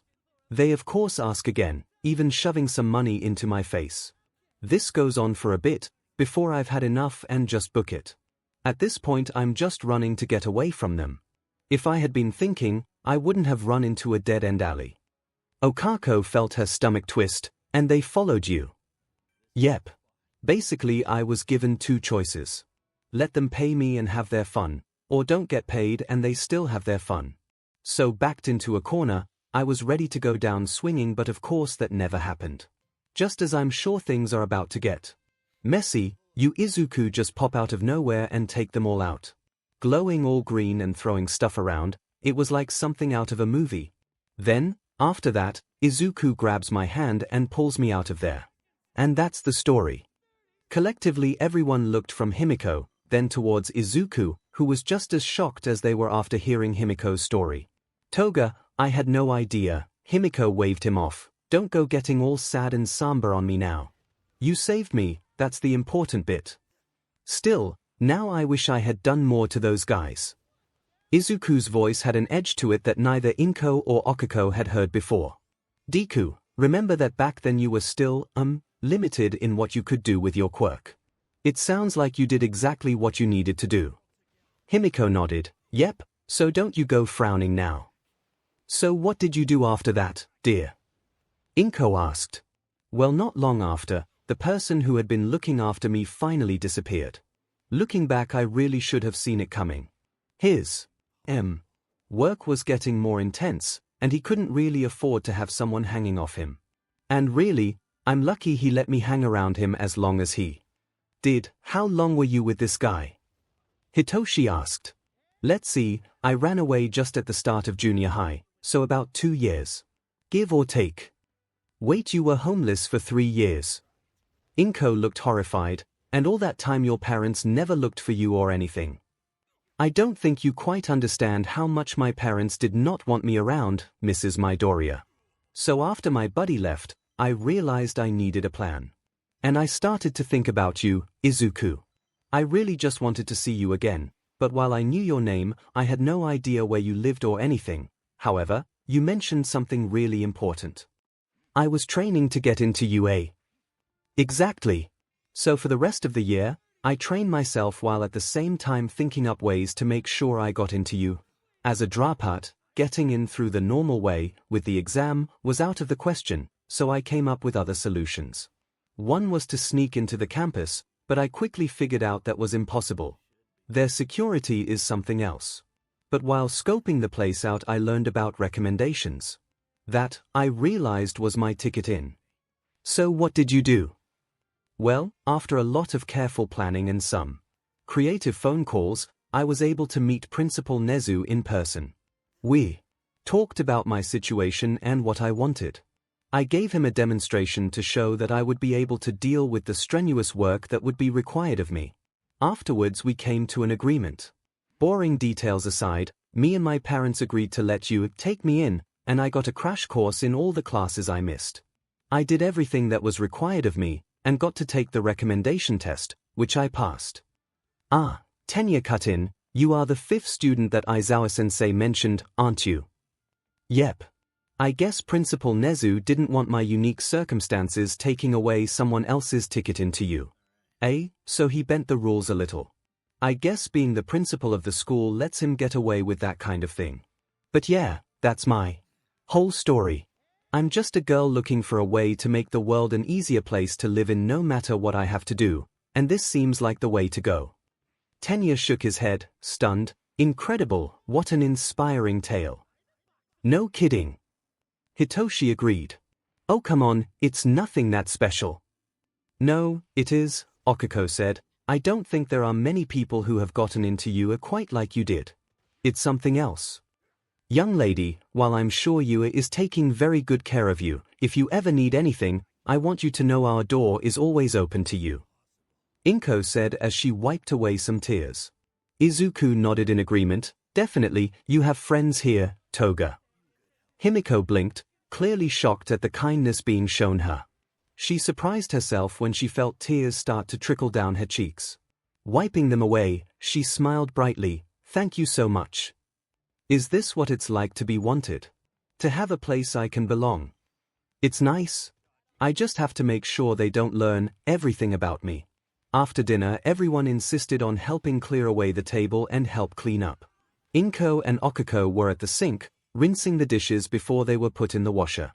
Well, it sounds like you and Izuku had quite the first day. Okiko sighed. Technically today was just supposed to be orientation and the opening ceremony. Not sudden tests and risks of expulsion. Makes me wonder what the actual first day is going to be like. It couldn't have been that bad. It was just a trick to motivate you, and you two did make some new friends. Okiko smiled at that. Looking up, she saw Tenya and Hitoshi clearing off the last of the plates and utensils from the table, while Izuku and Himiko were putting away leftovers into Tupperware. Yeah, it's been. Okiko watched as Himiko accidentally brushed up Izuku, her face right next to his as she leaned down to pick up some of the containers. Really great. Inko looked over at the table, then back at Okiko. A knowing smile crossed her face. Everything okay? You seem a little distracted. Startled, Okiko went back to scrubbing the dish in her hands. I'm totally fine, just thinking about School and stuff. 𝐭𝐴 hummed, I have to say, Himiko sure sounds like she had a rough life. Yeah, 𝐭𝐴 couldn't argue with that. What she had learned about the other girl was surprising to say the least. That she had made it to you was a testament to her determination. I'm so proud that my Izuku was able to help her so much. Though it does worry me that he seems to be developing a habit of putting himself into dangerous situations. 𝐭𝐴's head dropped dramatically, no kidding. If I'm going to have to keep an eye on him all year, I've got my work cut out for me. 𝐭𝐴 chuckled, well, with your new friends around, hopefully you won't have to do it alone. Still, 𝐭𝐴 trailed off, catching 𝐭𝐴's attention, still. It warms my heart knowing that you are with him, 𝐭𝐴. 𝐭𝐴 could feel her cheeks heat up a little, but she ignored that and smiled proudly at 𝐭𝐴. You don't have to worry, as long as I'm around, nothing will touch Deku. Thank you, dear. 𝐭𝐴 smiled happily, then after making sure the others were out of earshot, leaned forward some, and whispered to 𝐭𝐴, just between you and me, I want you to know that I'm rooting for you. She then quickly righted herself and went back to finishing her dishes. 𝐭𝐴 blinked, not entirely sure what 𝐭𝐴 had meant by that. But even still, 𝐭𝐴's words filled her with a warmth that left her with a big grin on her face. The sound of horns blaring out in the dead of night jolted 𝐭𝐴 from her slumber. Spellbooks that she had taken to bed to read tumbled to the stone floor as she blindly looked for the candle she left on her tiny bedside table. Her hand brushed against the small brass ring of the candle holder more than once before her sleep-addled mind figured out how to make her hand grab it. Pulling the candle close to herself, 𝐭𝐴 pinched the wick in between her thumb and finger, and whispered, Ignis. 𝐭𝐴 felt the smallest spark of magic spark from her fingers, lighting the candle, and casting the room into flickering shadows. Holding the candle up, 𝐭𝐴 looked around her small room, looking to find the source of the horrible noise that had dared to awaken her after she had finally found the time to rest after spending so long studying. It's coming from outside. Who in their right mind is tooting those horns at this hour? Pulling herself out of her comfy bed, 𝐭𝐴 hissed as her feet touched the cold floor as she dragged herself, grumbling, over to her window, and pushed the heavy wood shutters open. Sticking her body out, 𝐭𝐴 held up the candle fruitlessly, trying to illuminate the darkness more than the moon already was. From her tower in the magician's courtyard she could see almost the whole of the castle grounds. Below, people were running around with no rhyme or reason. Knights and guards moved from one side of the yard to the other, their metal boots sending out a sharp echo that bounced off the stone walls. People yelled or barked orders. It was pandemonium. Couldn't they be a little more quiet? Certain mag's apprentices were trying to sleep after all. Again horns blared. Once, twice, 3 times, then 4. 𝐭𝐴 rubbed the bridge of her nose. They were being so loud. Why were they being so loud? If they kept that up, they would wake up the royal family for sure. Her Majesty the Queen and her son were kind and wise, but even they would be cranky if they got woken up by all this racket. 4 times the horns were blown again. 𝐭�A's sleepy mind tried to tell her that the number was important. Why was it important though? Fighting back a yawn, 𝐭𝐴 finally recalled the importance of the horns and the number 4. Oh yeah. If the horns blow 4 times, the royal family is in danger. That's right.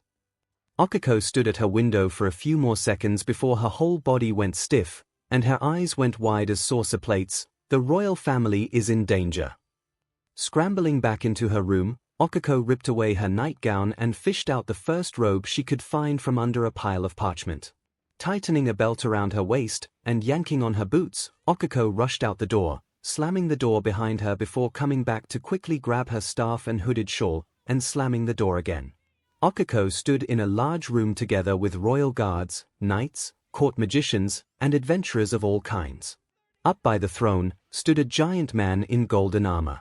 He was the captain of the royal guard, All Might. Once the room had quieted, he finally addressed the large crowd. Last night, a villain infiltrated the palace and kidnapped the royal prince. 𝐭�A felt her grip on her staff tighten while around her people began to murmur, wondering who could be so evil as to touch the young prince. 𝐭�A knew the prince well. They had met when she first began her apprenticeship to become a mage. He would sneak out and play with her when they were young. Watch her train as they got older. Talk to her about his dream of becoming a great knight like the captain. Prince Izuku was good, kind, and brave. The very thought that some villain had dared to lay their hands on him brought forth a rage inside of her she had never known herself capable of. Who had done this horrible thing? We must ride out at once and save the prince. Where has the prince been taken? It was the demon of the mountain. Silence gripped the room. The mere mention of the demon was enough to sap the bravery from the whole room. Everyone knew that the demon of the mountain was a man-eater. We, the royal guard, must remain here and guard the queen, so it falls to you to rescue the prince. Who among you will venture to the mountain and save the prince? While everyone stayed silent, too afraid to speak, 𝐒𝐿 stepped forward. I will save the prince. The journey to the demon's lair had been arduously, but 𝐒𝐿 now found herself at the mouth of a great cave. Inside was the demon's lair, the demon, and the prince. Steadying herself, 𝐒𝐿 marched in determined to save her prince. Moving further inside the cave, 𝐒𝐿 began to make out a soft sound. Humming. Someone was humming a song. With each step the song became louder until 𝐒𝐿 found herself inside a large open room. In the center was a stone altar where the prince lay. Still and unmoving. Fear gripped at 𝐒𝐿's heart. Had she been too late? Had she failed to save the prince? Had she failed to save her dear friend? Oh, don't worry, he's not dead. Just asleep. Alarmed, 𝐒𝐿 held up her staff, ready to defend herself. Demon! Show yourself. You will answer for what you have done to the prince. Laughter echoed in the room. So scary. Fear not, little mage, I haven't done anything to the little prince. Yet. I will not let you harm him. Harm him? Now why would I do something like that? Do not try and trick me with your games. I know what you are. You are the demon of the mountain. A horrible monster, and everyone knows you are a man-eater. You stole the prince, so you can eat him. More laughter. Oh, a horrible monster, am I? A black figure stepped out of the shadows from behind the altar. 𝐒𝐿 gasped as the demon revealed itself, and she was nothing like 𝐒𝐿 had expected. Horns crowned her head peeking through her blonde hair, and black wings stretched out, casting a large shadow. Besides the features though, the demon looked like a young maiden. A very scantily clad young maiden. You're a succubus. The demon grinned, showing off the fangs in her mouth. Oh, aren't you so observant? But what would a succubus want with the prince? The demon ran a hand over the prince's chest, pulling at the strings that tied his nightshirt on. I'm going to eat him, of course. But, your kind doesn't eat the flesh of men. No, but what we eat does come from men. 𝐒𝐿's eyes widened. You mean to? My. Aren't you such a precious little thing? The prince would never do something so lewd with you. That's why I've put him under my spell. He will sleep and dream and feel pleasure that no earthly woman could ever give. I will fulfill his deepest, darkest desires, and he will fill me. 𝐒𝐿 pointed her staff at the demon, ready to fight. You will not have him. You will not take him from me. Then come, little mage. Come and take him back, if you can. The battle was hard fought, but in the end, 𝐒𝐿 stood victorious. The demon lay defeated, and 𝐒𝐿 made her way up to the altar ready to bring the prince home. Gently, 𝐒𝐿 shook the prince, trying to wake him up, but he did not stir. When shaking did not work, she patted his cheeks, then moved on to spells and incantations. Nothing worked. After so many failed attempts, 𝐒𝐿 began to fall into despair. Had she come all this way just to fail her prince now? Foolish girl. That's not how you awaken someone from an enchanted sleep. 𝐒𝐿 looked down at the defeated demon. What do you mean? What magic spell have you cast on the prince? I defeated you, so you must answer my questions. It's such a simple spell, but oh so effective. A simple sleeping beauty curse is all it is. I needed a spell that would keep my prey asleep, no matter what I did to them. Sleeping beauty. 𝐒𝐿 thought back to everything she knew of sleeping spells. Wait. But to break that spell, someone must. The demon smirked. Only true love's kiss can break the spell. So tell me, little mage, do you think yourself up to the task? 𝐒𝐿 gulped, turning away from the demon and looking down at the prince. Her prince. To save him, it would take more than just a kiss.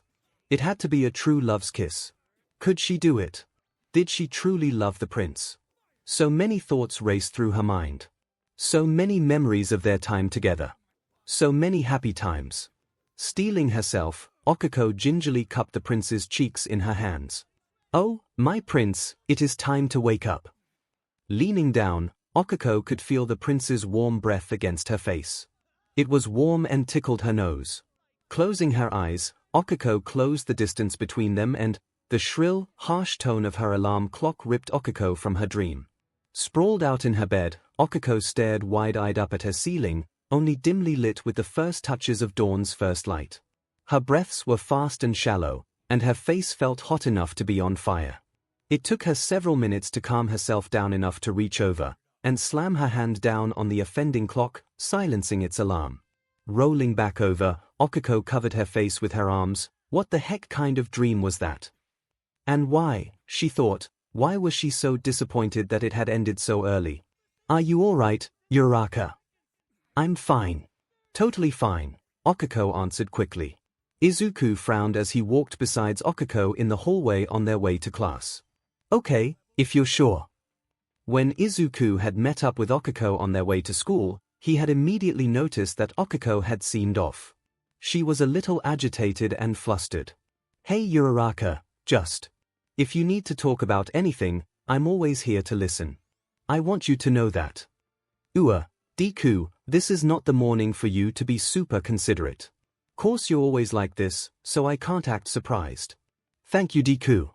That means a lot. I just didn't get the best sleep last night is all." "Oh, did you have a bad dream?" "Bad? Let's go with weird. Really, really weird. Did you go to sleep after eating a bag of mochi chips again?" 𝐒𝐭𝐻𝐲 laughed. "I should have never told you I did that, it was one time." Sure." Izuku didn't sound convinced, but he didn't push anymore.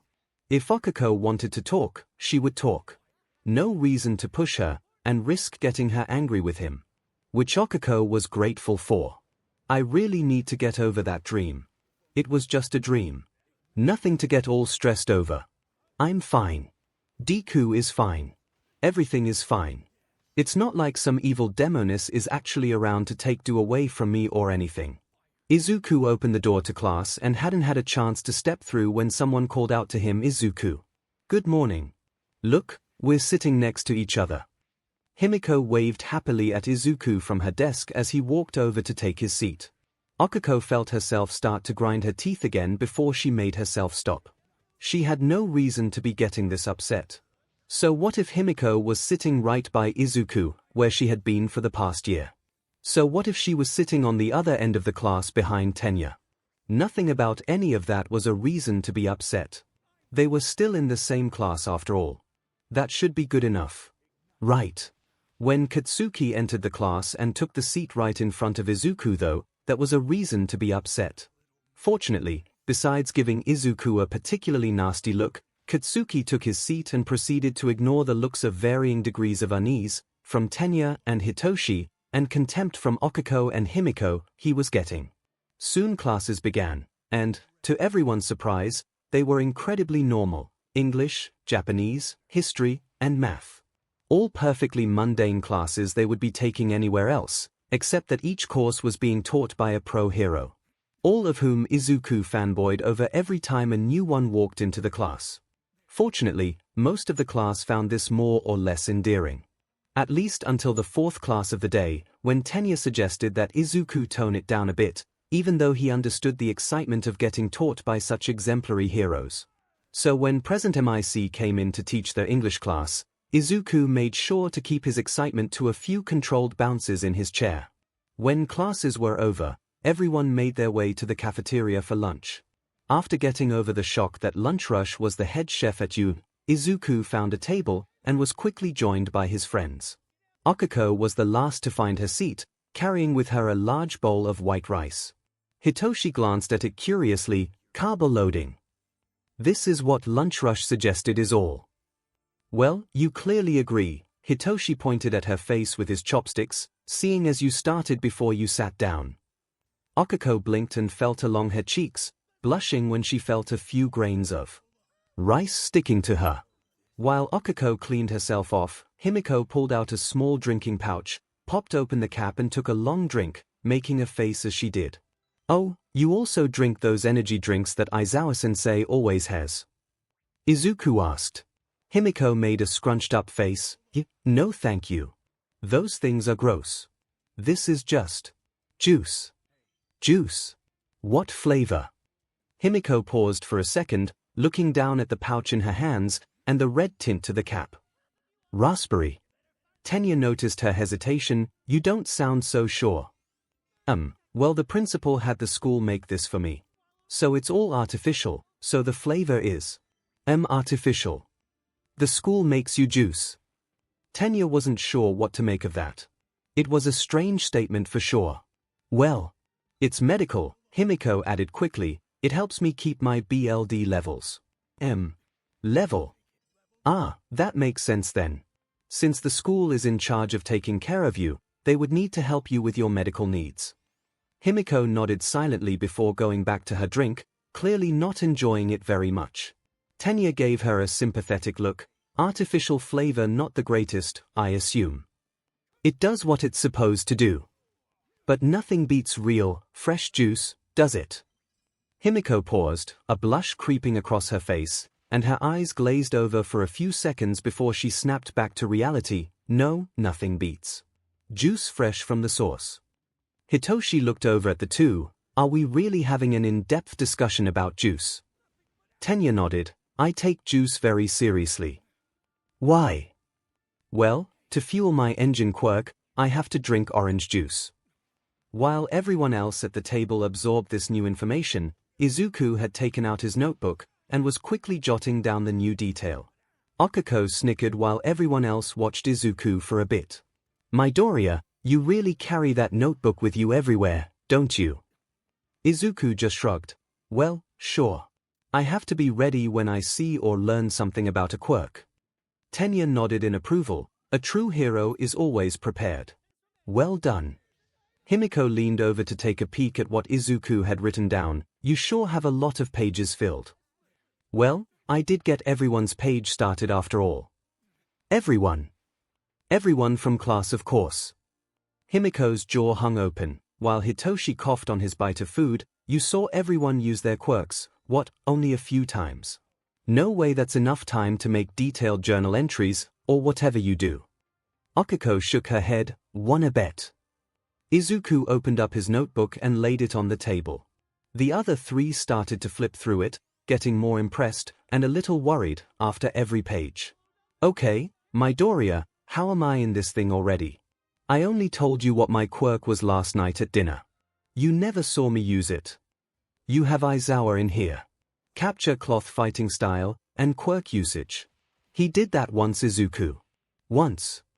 "Some of these hero entries are extraordinarily detailed. Strength and weaknesses. Best team-up options for most effective quirk combos." Izuku blushed while 𝗂𝐭𝐽 beamed at the praise he was getting. "Oh, you and Uraraka are in here too," Tenya said as he flipped through the pages. Izuku immediately pulled the notebook back. "Gah. Wait. Those are personal notes. Not done yet." 𝗵𝐽𝐽 watched Izuku put the book away. "What? You got a secret you don't want us to see, Izuku?" "Yeah, Deku," 𝗂𝐭𝐽 began slowly. "What do you have written in there?" Izuku immediately caught into 𝗂𝐭𝐽's meaning. "Oh, no secrets. Nothing like that. It's just some notes that I haven't finished yet, and it's kinda embarrassing to have someone look at them. I don't really show people my notes that often to begin with." 𝗂𝐭𝐽 let out a short sigh of relief. She had really hoped that Izuku had not written down anything that could connect them to All Might. "Don't take it personal, guys. I don't get to look at his notes that often either. And I got him that book. It's a little unfair." Desperate to change the subject, Izuku brought up their remaining class that he knew everyone was looking forward to. "So, we have heroics coming up. Are you all looking forward to it too?" "Well, if it's true that All Might really is actually teaching the class, I'd say I'm more nervously waiting than looking forward to it." Tenya agreed. "Even though it was All Might himself saying he was going to be teaching the class in the projection, I still can scarcely believe it. The very idea that we could be taught by the greatest hero of a generation, it's hard to wrap my mind around. I have to say, Midoriya, you seem to be handling yourself very well. After your, how can I say, excessive fanboying over every teacher we've had so far, Hitoshi interjected. Yes, that. I was expecting you to be more, well, all over the place. Izuku and Okiko shared a quick secretive look. That's fair. I guess the idea still has me in shock. It's still sinking in. It was an excuse everyone found believable, much to Izuku's relief. Himiko leaned back, not really looking at anything. It'll be interesting to finally see if the man lives up to the hype. Everyone seemed shocked by how bored she sounded. Especially Izuku. Do you not like All Might? No, nothing like that. I've seen those news reports about him. I know he's a great hero. It's just everyone makes him out to be this Heracles of heroes. The guy who looked after me, he was obsessed over him. He talked about him all the time. And that's not an exaggeration either, it was practically every other day that he'd bring up All Might. After hearing him get talked up so much, I just find it hard to believe he can live up to that kind of hype. Hitoshi could understand where she was coming from. I guess I can see that. We live in a society full of heroes and people with incredible quirks.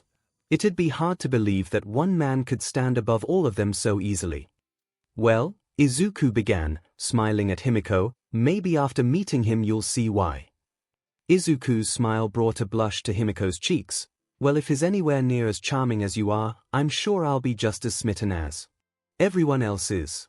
While Izuku covered his red face with his hands, Okiko grumbled at how corny that line was. With a yell announcing his arrival, the door to the classroom slid open and All Might leapt through the doorway, coming through the door like a normal person. Izuku, despite knowing he was coming, couldn't help but smile as All Might walked dramatically over to the teacher's desk. He had to fight the urge to wave at the hero. Oh man, it's All Might. Denki gasped. Then that recording was the real deal. He really is a teacher. A hero exclaimed happily. Himiko leaned over. Is that a new costume? I don't remember him ever having a cape. Oh, it's actually his Silver Age costume. The one you're thinking of is his current Golden Age costume that doesn't have the cape, Izuku explained to her. All Might stood behind the desk and put his fists against his hips in a classic heroic pose, and addressed the class. Greetings. I will be your teacher in heroics this year. In this class you will learn the basics of being a hero. As students in the Heroes course, you will of course be taking this class the most during your time at UA. With a flourish, All Might changed his pose into a flex. Okiko bit the inside of her cheek to stop herself from laughing. She should have guessed that All Might wouldn't change his teaching style too much from when he had trained her and Izuku, but seeing him do the whole shtick for the entire class was almost too much to take. So, let's get into it. Today I have a special lesson for all of you. Today we will be doing combat training. Around the room some students were nervous at the idea of doing combat training so soon. Some were excited, with a few being more so than others. Katsuki grinned maniacally at the idea that today he might get a chance to make Izuku pay for making such a fool of him, and as a bonus, he'd make a good grade while he was at it. If Katsuki had taken a chance to look behind himself, he would have noticed that there were two young women staring right at him, each giving off an aura of menace. But that is not all. To go with your first lesson are these. Pointing at the wall, several long panels slid out, holding large numbered metal briefcases. Your costumes, everyone. Each one made specifically per the blueprints you sent in before school as part of your quirk registrations. All Might smiled as the class cheered, exactly the response he was hoping for.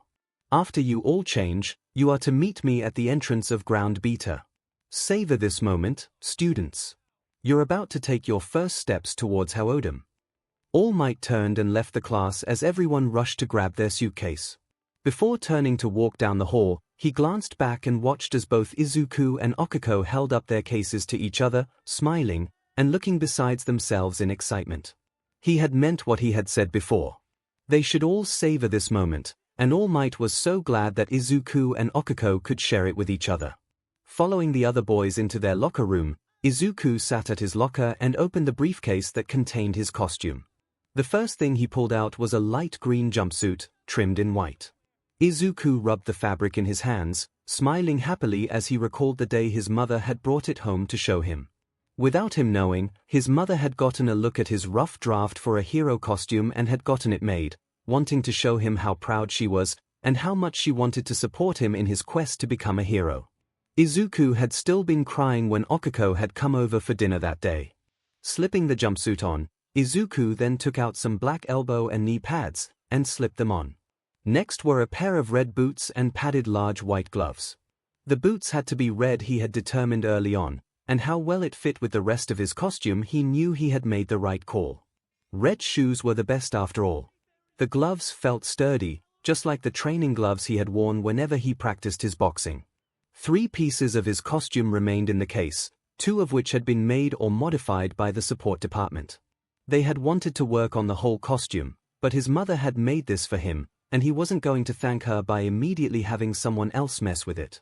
The first piece of kit was a large utility 𝗳𝗏𝗃, colored red to match his boots. His original sketch had been a utility belt, but with the long list of support items he wanted to carry, he needed more pouches and pockets than a simple belt could hold. First aid supplies, capture tools, and combat ammo made the 𝗳𝗏𝗃 a little heavy, but not so much he felt off-balanced. The second item he'd asked the department to modify was his mask. The original mask had been a simple cowl with 2 long ears, as the support people had termed them, attached to the top of the mask. Izuku was too embarrassed to mention that they were modeled after All Might's signature haircut. Showing them the mask, Izuku wondered if they were able to make a slight update. Instead of the ears being attached at the top, would it be possible to have them float or levitate in place?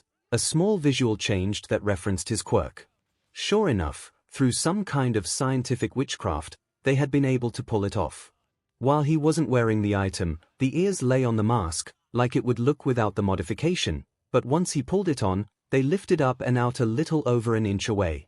Turning his head to the side and then nodding vigorously, the ears moved along with his head perfectly. The last item was one he had customized himself. A respirator that he had painted a big smile on, once again drawing inspiration from his favorite hero. This way he'd always have a smile to reassure people that everything would be okay. I hope no one thinks this is too obvious. Finishing up, Izuku looked at his other classmates in the locker room as they finished putting on their costumes. Ida had just put on the last part of his shining armor, a helmet that covered his head and face. The design struck Izuku as awfully familiar, but he could not place where he had seen it before. He knew he had, and that was going to drive him mad the rest of the day, he was sure of it. A few lockers down, Hitoshi was stretching and twisting himself, making sure everything he was wearing fit perfectly. He tapped the heels and by the sound of it, steel-tipped toes of his dark purple boots on the floor.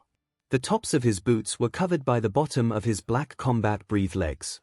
Large pockets lined the sides of his legs, and a simple white canvas belt wrapped around his waist.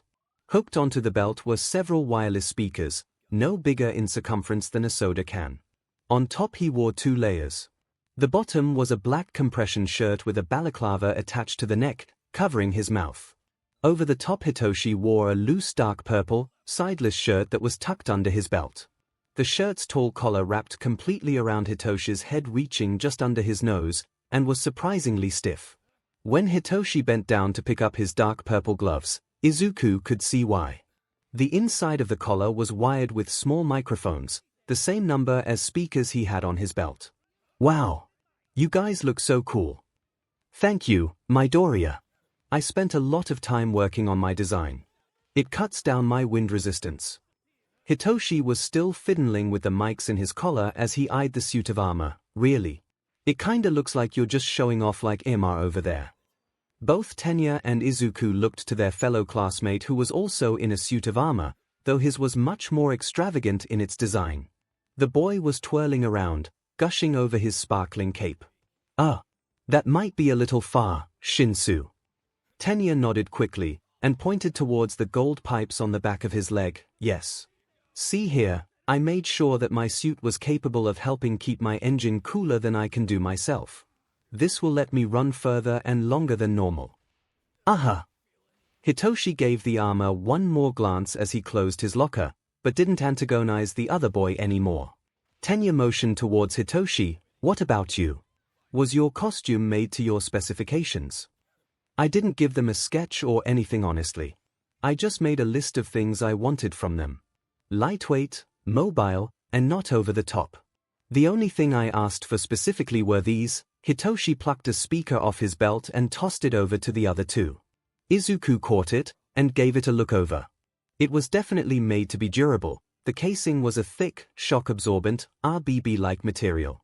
Absently, Izuku ran a finger down the stiff metal wire that connected the speaker to Hitoshi's belt. Hitoshi then moved his collar close to his mouth and spoke into one of the receivers. When he spoke, his voice came from himself and the speaker. I wanted something that would extend the effect range of my quirk. It's not super long, but I can speak around corners or just be out of sight in general. That's really clever, Shinsu, Izuku said as he handed back the speaker, and I think the look really suits you. Very cool. A brash voice from behind interrupted anything else that could be said between the three. Too bad you can't say the same for yourself, Deku. The three turned to find Katsuki leaning against a locker, looking at Izuku scornfully.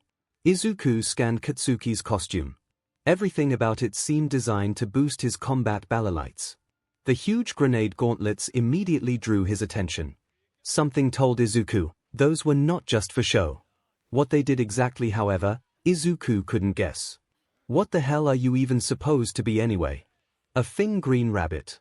Hitoshi crossed his arms. It's a hero costume, so what do you think he is, Bakugo? Watch your mouth, Lavender, or I'll destroy you too. Walking by Izuku, Katsuki reached up and grabbed one of the ears and pulled it. The ear pulled away before whatever held it in place caught and yanked itself back to Izuku's mask. Not caring, Katsuki looked over the costume. Who the F even made this cheap piece of CRP? Your mom. Izuku did an excellent job keeping his voice neutral, even when he really wanted to say something very off the cuff. Katsuki had just made fun of his mother after all. Yes. She did. Katsuki blinked, not expecting that answer at all. Are you kidding me? Before he could say anything else, a hero walked up and motioned to the exit. We should get going. You guys all set? Katsuki scoffed and left the room. A hero paused before he followed. Hey, Midoriya. Cool costume. Really manly to have something made by your mom. Oh. Thank you, Kirishima. Tenya and Hitoshi flanked Izuku as they left the locker room and made their way to ground beta. Midoriya, did your mother really make that costume for you? Izuku nodded. Most of it, yeah. I had the support department help with the HNS and my mask. She wanted to show how much she supported me becoming a hero, so she made this for me. Tenya made to wipe his eyes, forgetting he was wearing a metal visor over his face. Your mother is a true inspiration. A wonderful woman, with such a big heart. Hitoshi nodded, but felt obligated to express some concerns. While I agree with Ida, are you sure that costume is going to be durable enough? I'm sure it'll be fine. I know eventually I'll probably need to upgrade it once we do things like internships and field work, but that kind of stuff isn't till out second year at least. While the boys had gone to their locker room, the girls had gone to theirs. Okako looked at herself in the locker mirror, striking a few poses and moving around, making sure everything was fitting properly. She was elated to be in her own hero costume, but she couldn't help have a few conflicted feelings. I think I should have been a little more specific with what I wanted. Everything she had listed on her request form had been carried out spectacularly. The overall theme she had wanted was space, and she was more than satisfied with that. Her large boots felt perfect, even with all the fancy tech in them. Experimentally, she hopped a few times, feeling the cushion in her sole and spring in her heel absorbing the impact completely. The band around her neck was snug, but not uncomfortable, which was how it should feel, as it was supposed to stimulate the pressure points in her neck. Holding up an arm, she examined her wristbands, gloves, and giant bracer. The two pieces fit into each other like a ball and socket. The wristbands, like the one on her neck, were made to apply pressure to pressure points to reduce her nausea if she oversued her quirk. Her gloves were simple lightly padded gloves, very similar to the ones she wore when she practiced her martial arts. The biggest difference was that these ended at the last knuckle of her finger, leaving her pads uncovered and left her free to use her quirk. Her braces were modeled after her martial arts sensei, Gunhead's quirk, though hers were a little less intimidating. While Gunhead's Gatling quirk made his forearms look like they came off a revolver, her braces had their hard edges rounded off, and instead of metal, the material was a hardened pink polymer, similar to what her belt was made of. They would still hurt when she hit someone with them, of course. I can't wait to show Deku what I have inside these things. Tapping the side of her visor, she smiled when the heads-up display flickered to life, popping up several little screens of information, showing her that everything was cinched up and ready for use. Yes, everything was perfect, save for one glaring issue. Why did they give me a skin-tight bodysuit? While the black and pink material wasn't LTX, it was more than close enough for Okiko's tastes. The material hugged her body so perfectly she had been worried as she was putting it on that it would show what she was wearing underneath. That would have been mortifying. Girl, you got nothing to be worried about. Newsflash, but you are kinda hot. Mina snuck up behind her and smiled into the mirror. I mean, you got curves, softness, and firmness in all the right places. Okiko pushed Mina away playfully, bashfully waving her hands in front of her. You're over-exaggerating. I'm nothing like that. Don't try to hide it, I saw everything.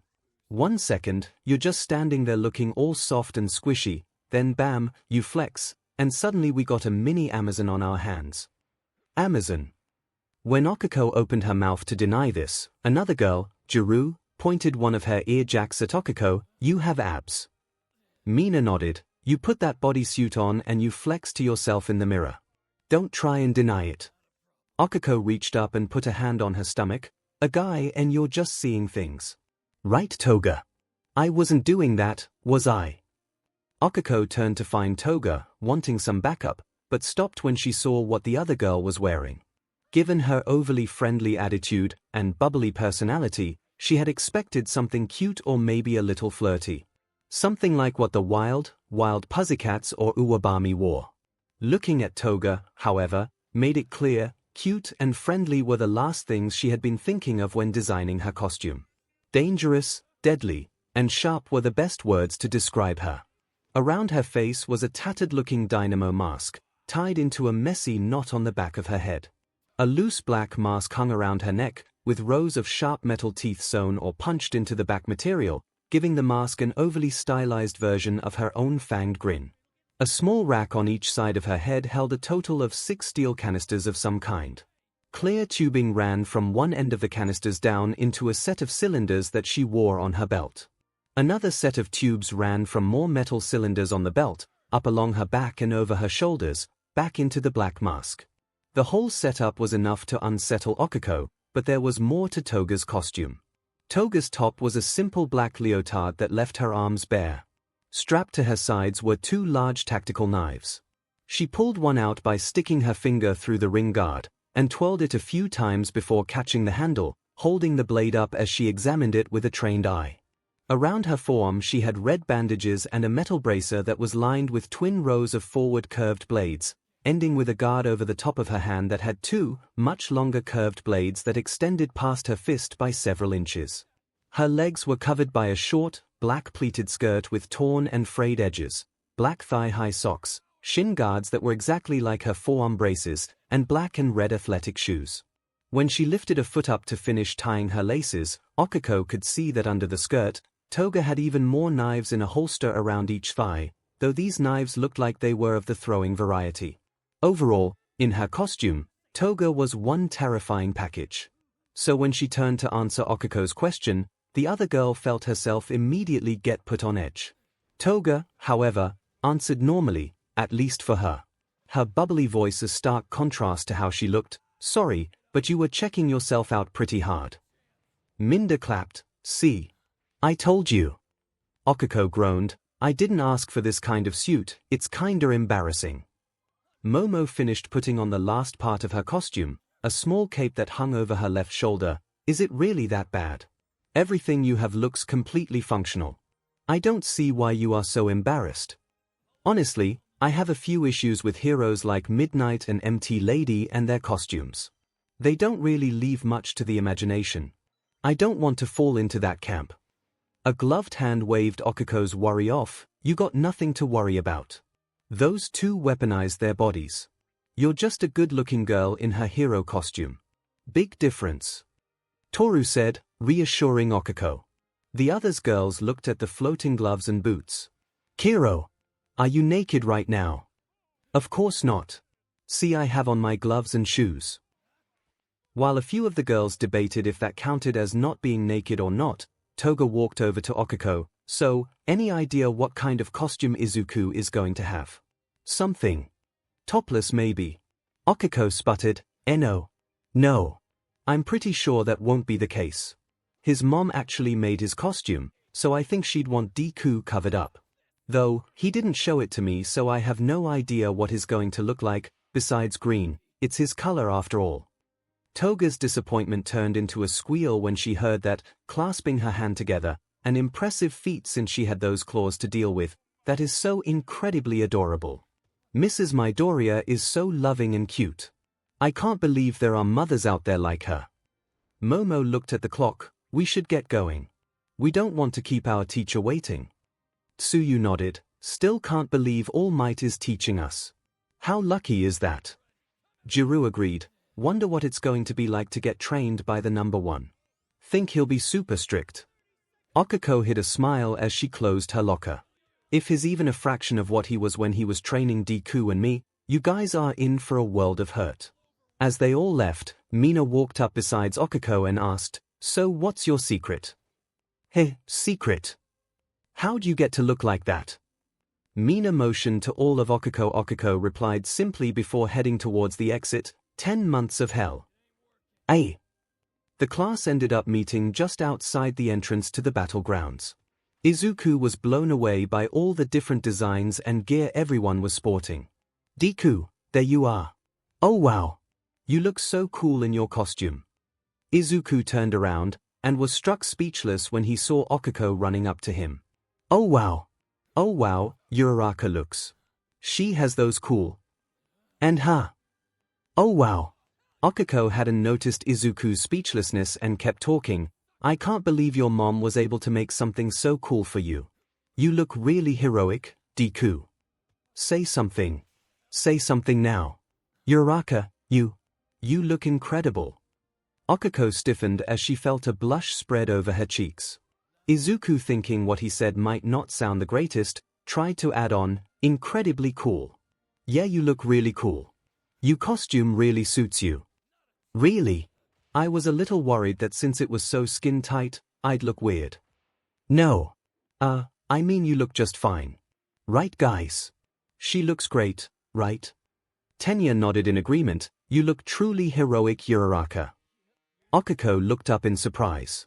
Oh, that's Ida in there. Neat. And that look really suits Shinsu too. What about me, Izuku? Himiko asked as she rushed up from behind Izuku and jumped onto his back, wrapping her arms around his chest. Don't you think I look good too? 𝐒𝐿𝐻𝐻 tensed and almost rushed to Izuku's side. Not so much over the fact that Himiko had again invaded Izuku's personal space, but because way too much sharp metal was around Izuku now. Toga! Please be careful. Both Tenya and Hitoshi were momentarily taken aback when they saw Himiko, while Izuku was none the wiser. He hadn't even looked down yet at the blades adorning Himiko's arms. I can't see you if you're behind me. I can give you a hint, Hitoshi said, sharp. Izuku tilted his head to the side, confused. Sharp. Is she wearing a suit? Himiko burst out laughing and pulled back, giving Izuku a chance to turn around and see her. Oh, that is absolutely not a suit. In a momentary panic, Izuku checked his costume for any cuts, but Himiko dissuaded him. Oh, don't worry. I know what I'm doing. I'm not going to cut you. And Izuku, I have to say, love the costume. You're like some big, green warrior bunny.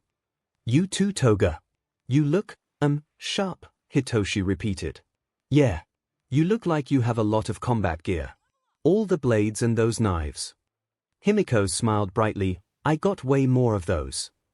To prove this, Toga reached down and grabbed the hem of her skirt, lifting it up to show off her thighs and the numerous throwing daggers she had. Izuku almost fainted on the spot. Tenya's arms chopped vigorously at the air, as he sputtered, unable to form proper words. Hitoshi just looked away. Akiko rushed forward and put herself between Himiko and Izuku. Toga. What are you doing? Himiko shrugged and dropped her skirt. What? I was just showing Izuku what else I had tucked away. You can't just do that though. Pifi, relax, my leotard has all my important bits covered up. Akiko groaned into her hands. That's not the point.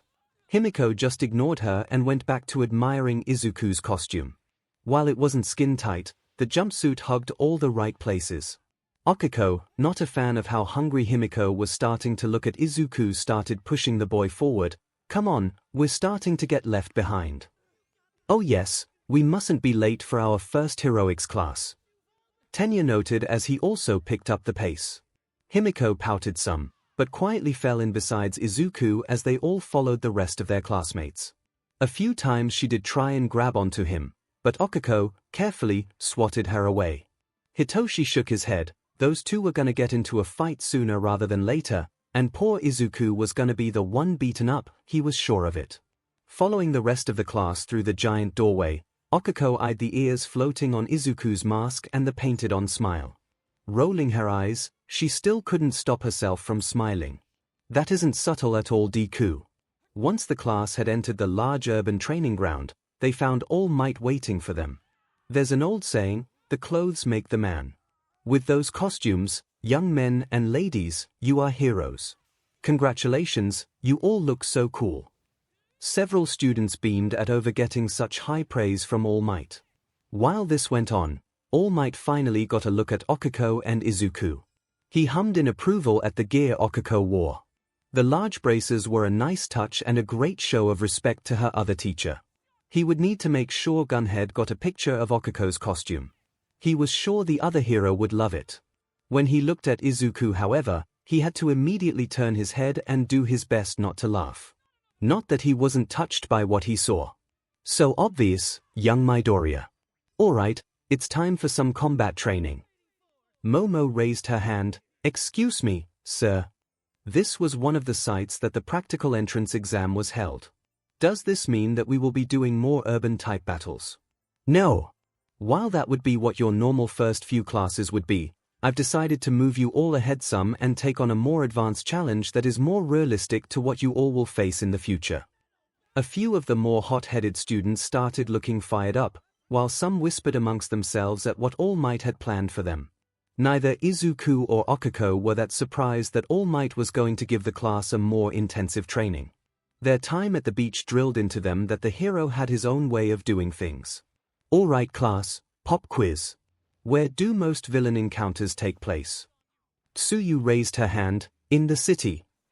All Might laughed. Technically true. But think in more broad terms. Not specific locations. Izuku raised his hand. Outside. Correct. Most of the time, you will be fighting villains outside, such as city streets for example. Now, second question. Where do you find the most atrocious villains? Outside. Denki immediately answered. Wrong. Denki lowered his head dejected, while a few people around him laughed. Himiko raised her hand. Inside. The smart ones anyway. All Might gave Himiko a thumbs up. That is exactly right. Sure, you'll run into many pickpockets and small-time thugs outside more often than not, but the worst kind of villains, the clever ones, the ones that take hostages, make backroom deals, consort, and plan, these are the ones that stay in the shadows where we heroes have driven them. These are the ones that heroes must chase after, into their own domain. The levity the class had evaporated as they listened to All Might. While they had never experienced anything like All Might talked about, they had all heard some news broadcast, or read something online about a hero raiding a villain's hideout, or something along those lines. Sometimes even if the raid captured the villain, the hero didn't come back out alive. So, for this class, you all are going to get a crash course in some indoor combat. You will be split into small teams of villains and heroes and take part in team battles. Sir. Tenya broke in, is that safe with our lack of basic training? The best training comes from experience. Again, neither Izuku or Akiko were surprised by this. What was All Might's idea to give them combat training before? Beat each other up, of course. Soto rubbed his chin. Well, I guess we have some battle experience after going through that entrance exam and everything. All Might shook his head. That's where you are wrong. There is a world of difference between fighting robots that you can just destroy and fighting a living, thinking person. More questions came from the class. How would teams win? Will losing teams be punished? How will teams be split up? Can we destroy the other team anyway? 𝐒𝐭𝐻𝐲 snapped her head to the side to glare at Katsuki after he asked that last question. Izuku just laughed under his breath, though he didn't find the idea at all funny. Easy. I will answer all your questions. Just give me a moment. All Might pulled out a small booklet and opened up to a planned script. 𝐒𝐭𝐻𝐲 covered her mouth to stifle a giggle. All Might shot her a quick look over the top of the booklet that did nothing to stop her. At all. Note to self. Install some proper fear back into young Uraraka. Right, so this is the situation you all will be playing out. The villains have hidden a nuclear warhead somewhere in their secret base. The heroes are trying to save the day by taking control of the weapon. The heroes can win by either capturing the villains or taking control of the weapon in the time limit. The villains win by protecting the weapon for the entire round, or by catching the heroes. Now, a word of warning. While I will stop the fight if things go too far, remember, this will be very close to a real battle. So if you want to win, you will have to go all out, and not worry about getting hurt. Remember, we have the best healer in the country, Recovery Girl. Izuku started to nod in agreement, but stopped when he felt a cold glare directed at him.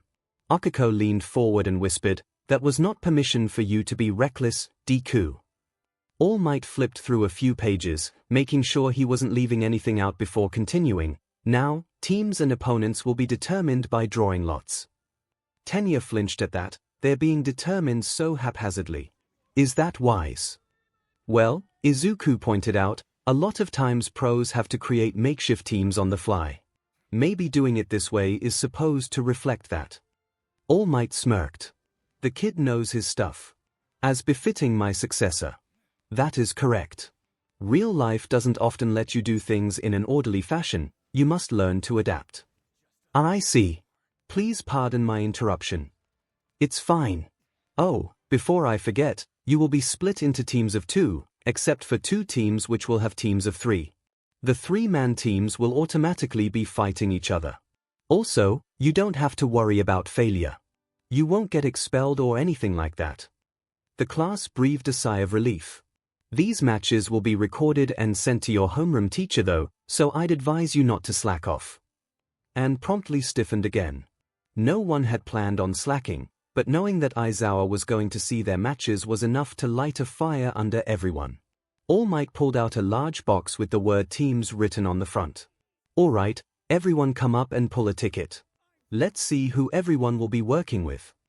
One by one each student pulled out a ticket until all the teams were determined.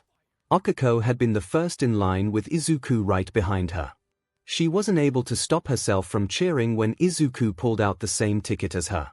While Himiko growled in annoyance, All Might looked down into the lottery box and wondered if he had made sure to mix up the tickets properly. Of course, even if I did forget, I'm not going to be the one to tell those 2 they can't be on a team. I'm not ready to retire just yet. He gave the box a good shake before the rest of the students reached in to pull out their tickets. With the last ticket pulled, the teams were determined. Team A Izuku Midoriya and 𝐒𝐭𝐻𝐲 Uraraka. Team B Sh Todoroki and Mizu Shuji. Team C Momo Yorozu and Hitoshi Shinsu. Team D Katsuki Bakugo and Tenya Ida. Team Ijiru Kirishima and Mina Ashido. Team F Hanta and Yuga Emma and Minoru Mineta. Team G Denki Kaminari and Kyuka Jiru. Team H Fumikage Tokoyami and Tsuyu Asui. Team I Himiko Toga and Toru Hagakyu. Team J Mashirao Ojiro and Kuji Kuda and Rikidu Seitu. Tenya was not thrilled that his partner was Katsuki, nor was he happy when both Izuku and 𝐒𝐭𝐻𝐲 patted him on the back in sympathy. With it already decided that Team F and Team J would be facing each other, All Might prepared the next lottery boxes. These were marked heroes and villains. Now let's see who will be fighting first. All Might declared before dramatically reaching into the twin boxes and pulling out 2 tickets. Team H will be the heroes, and Team A will be the villains.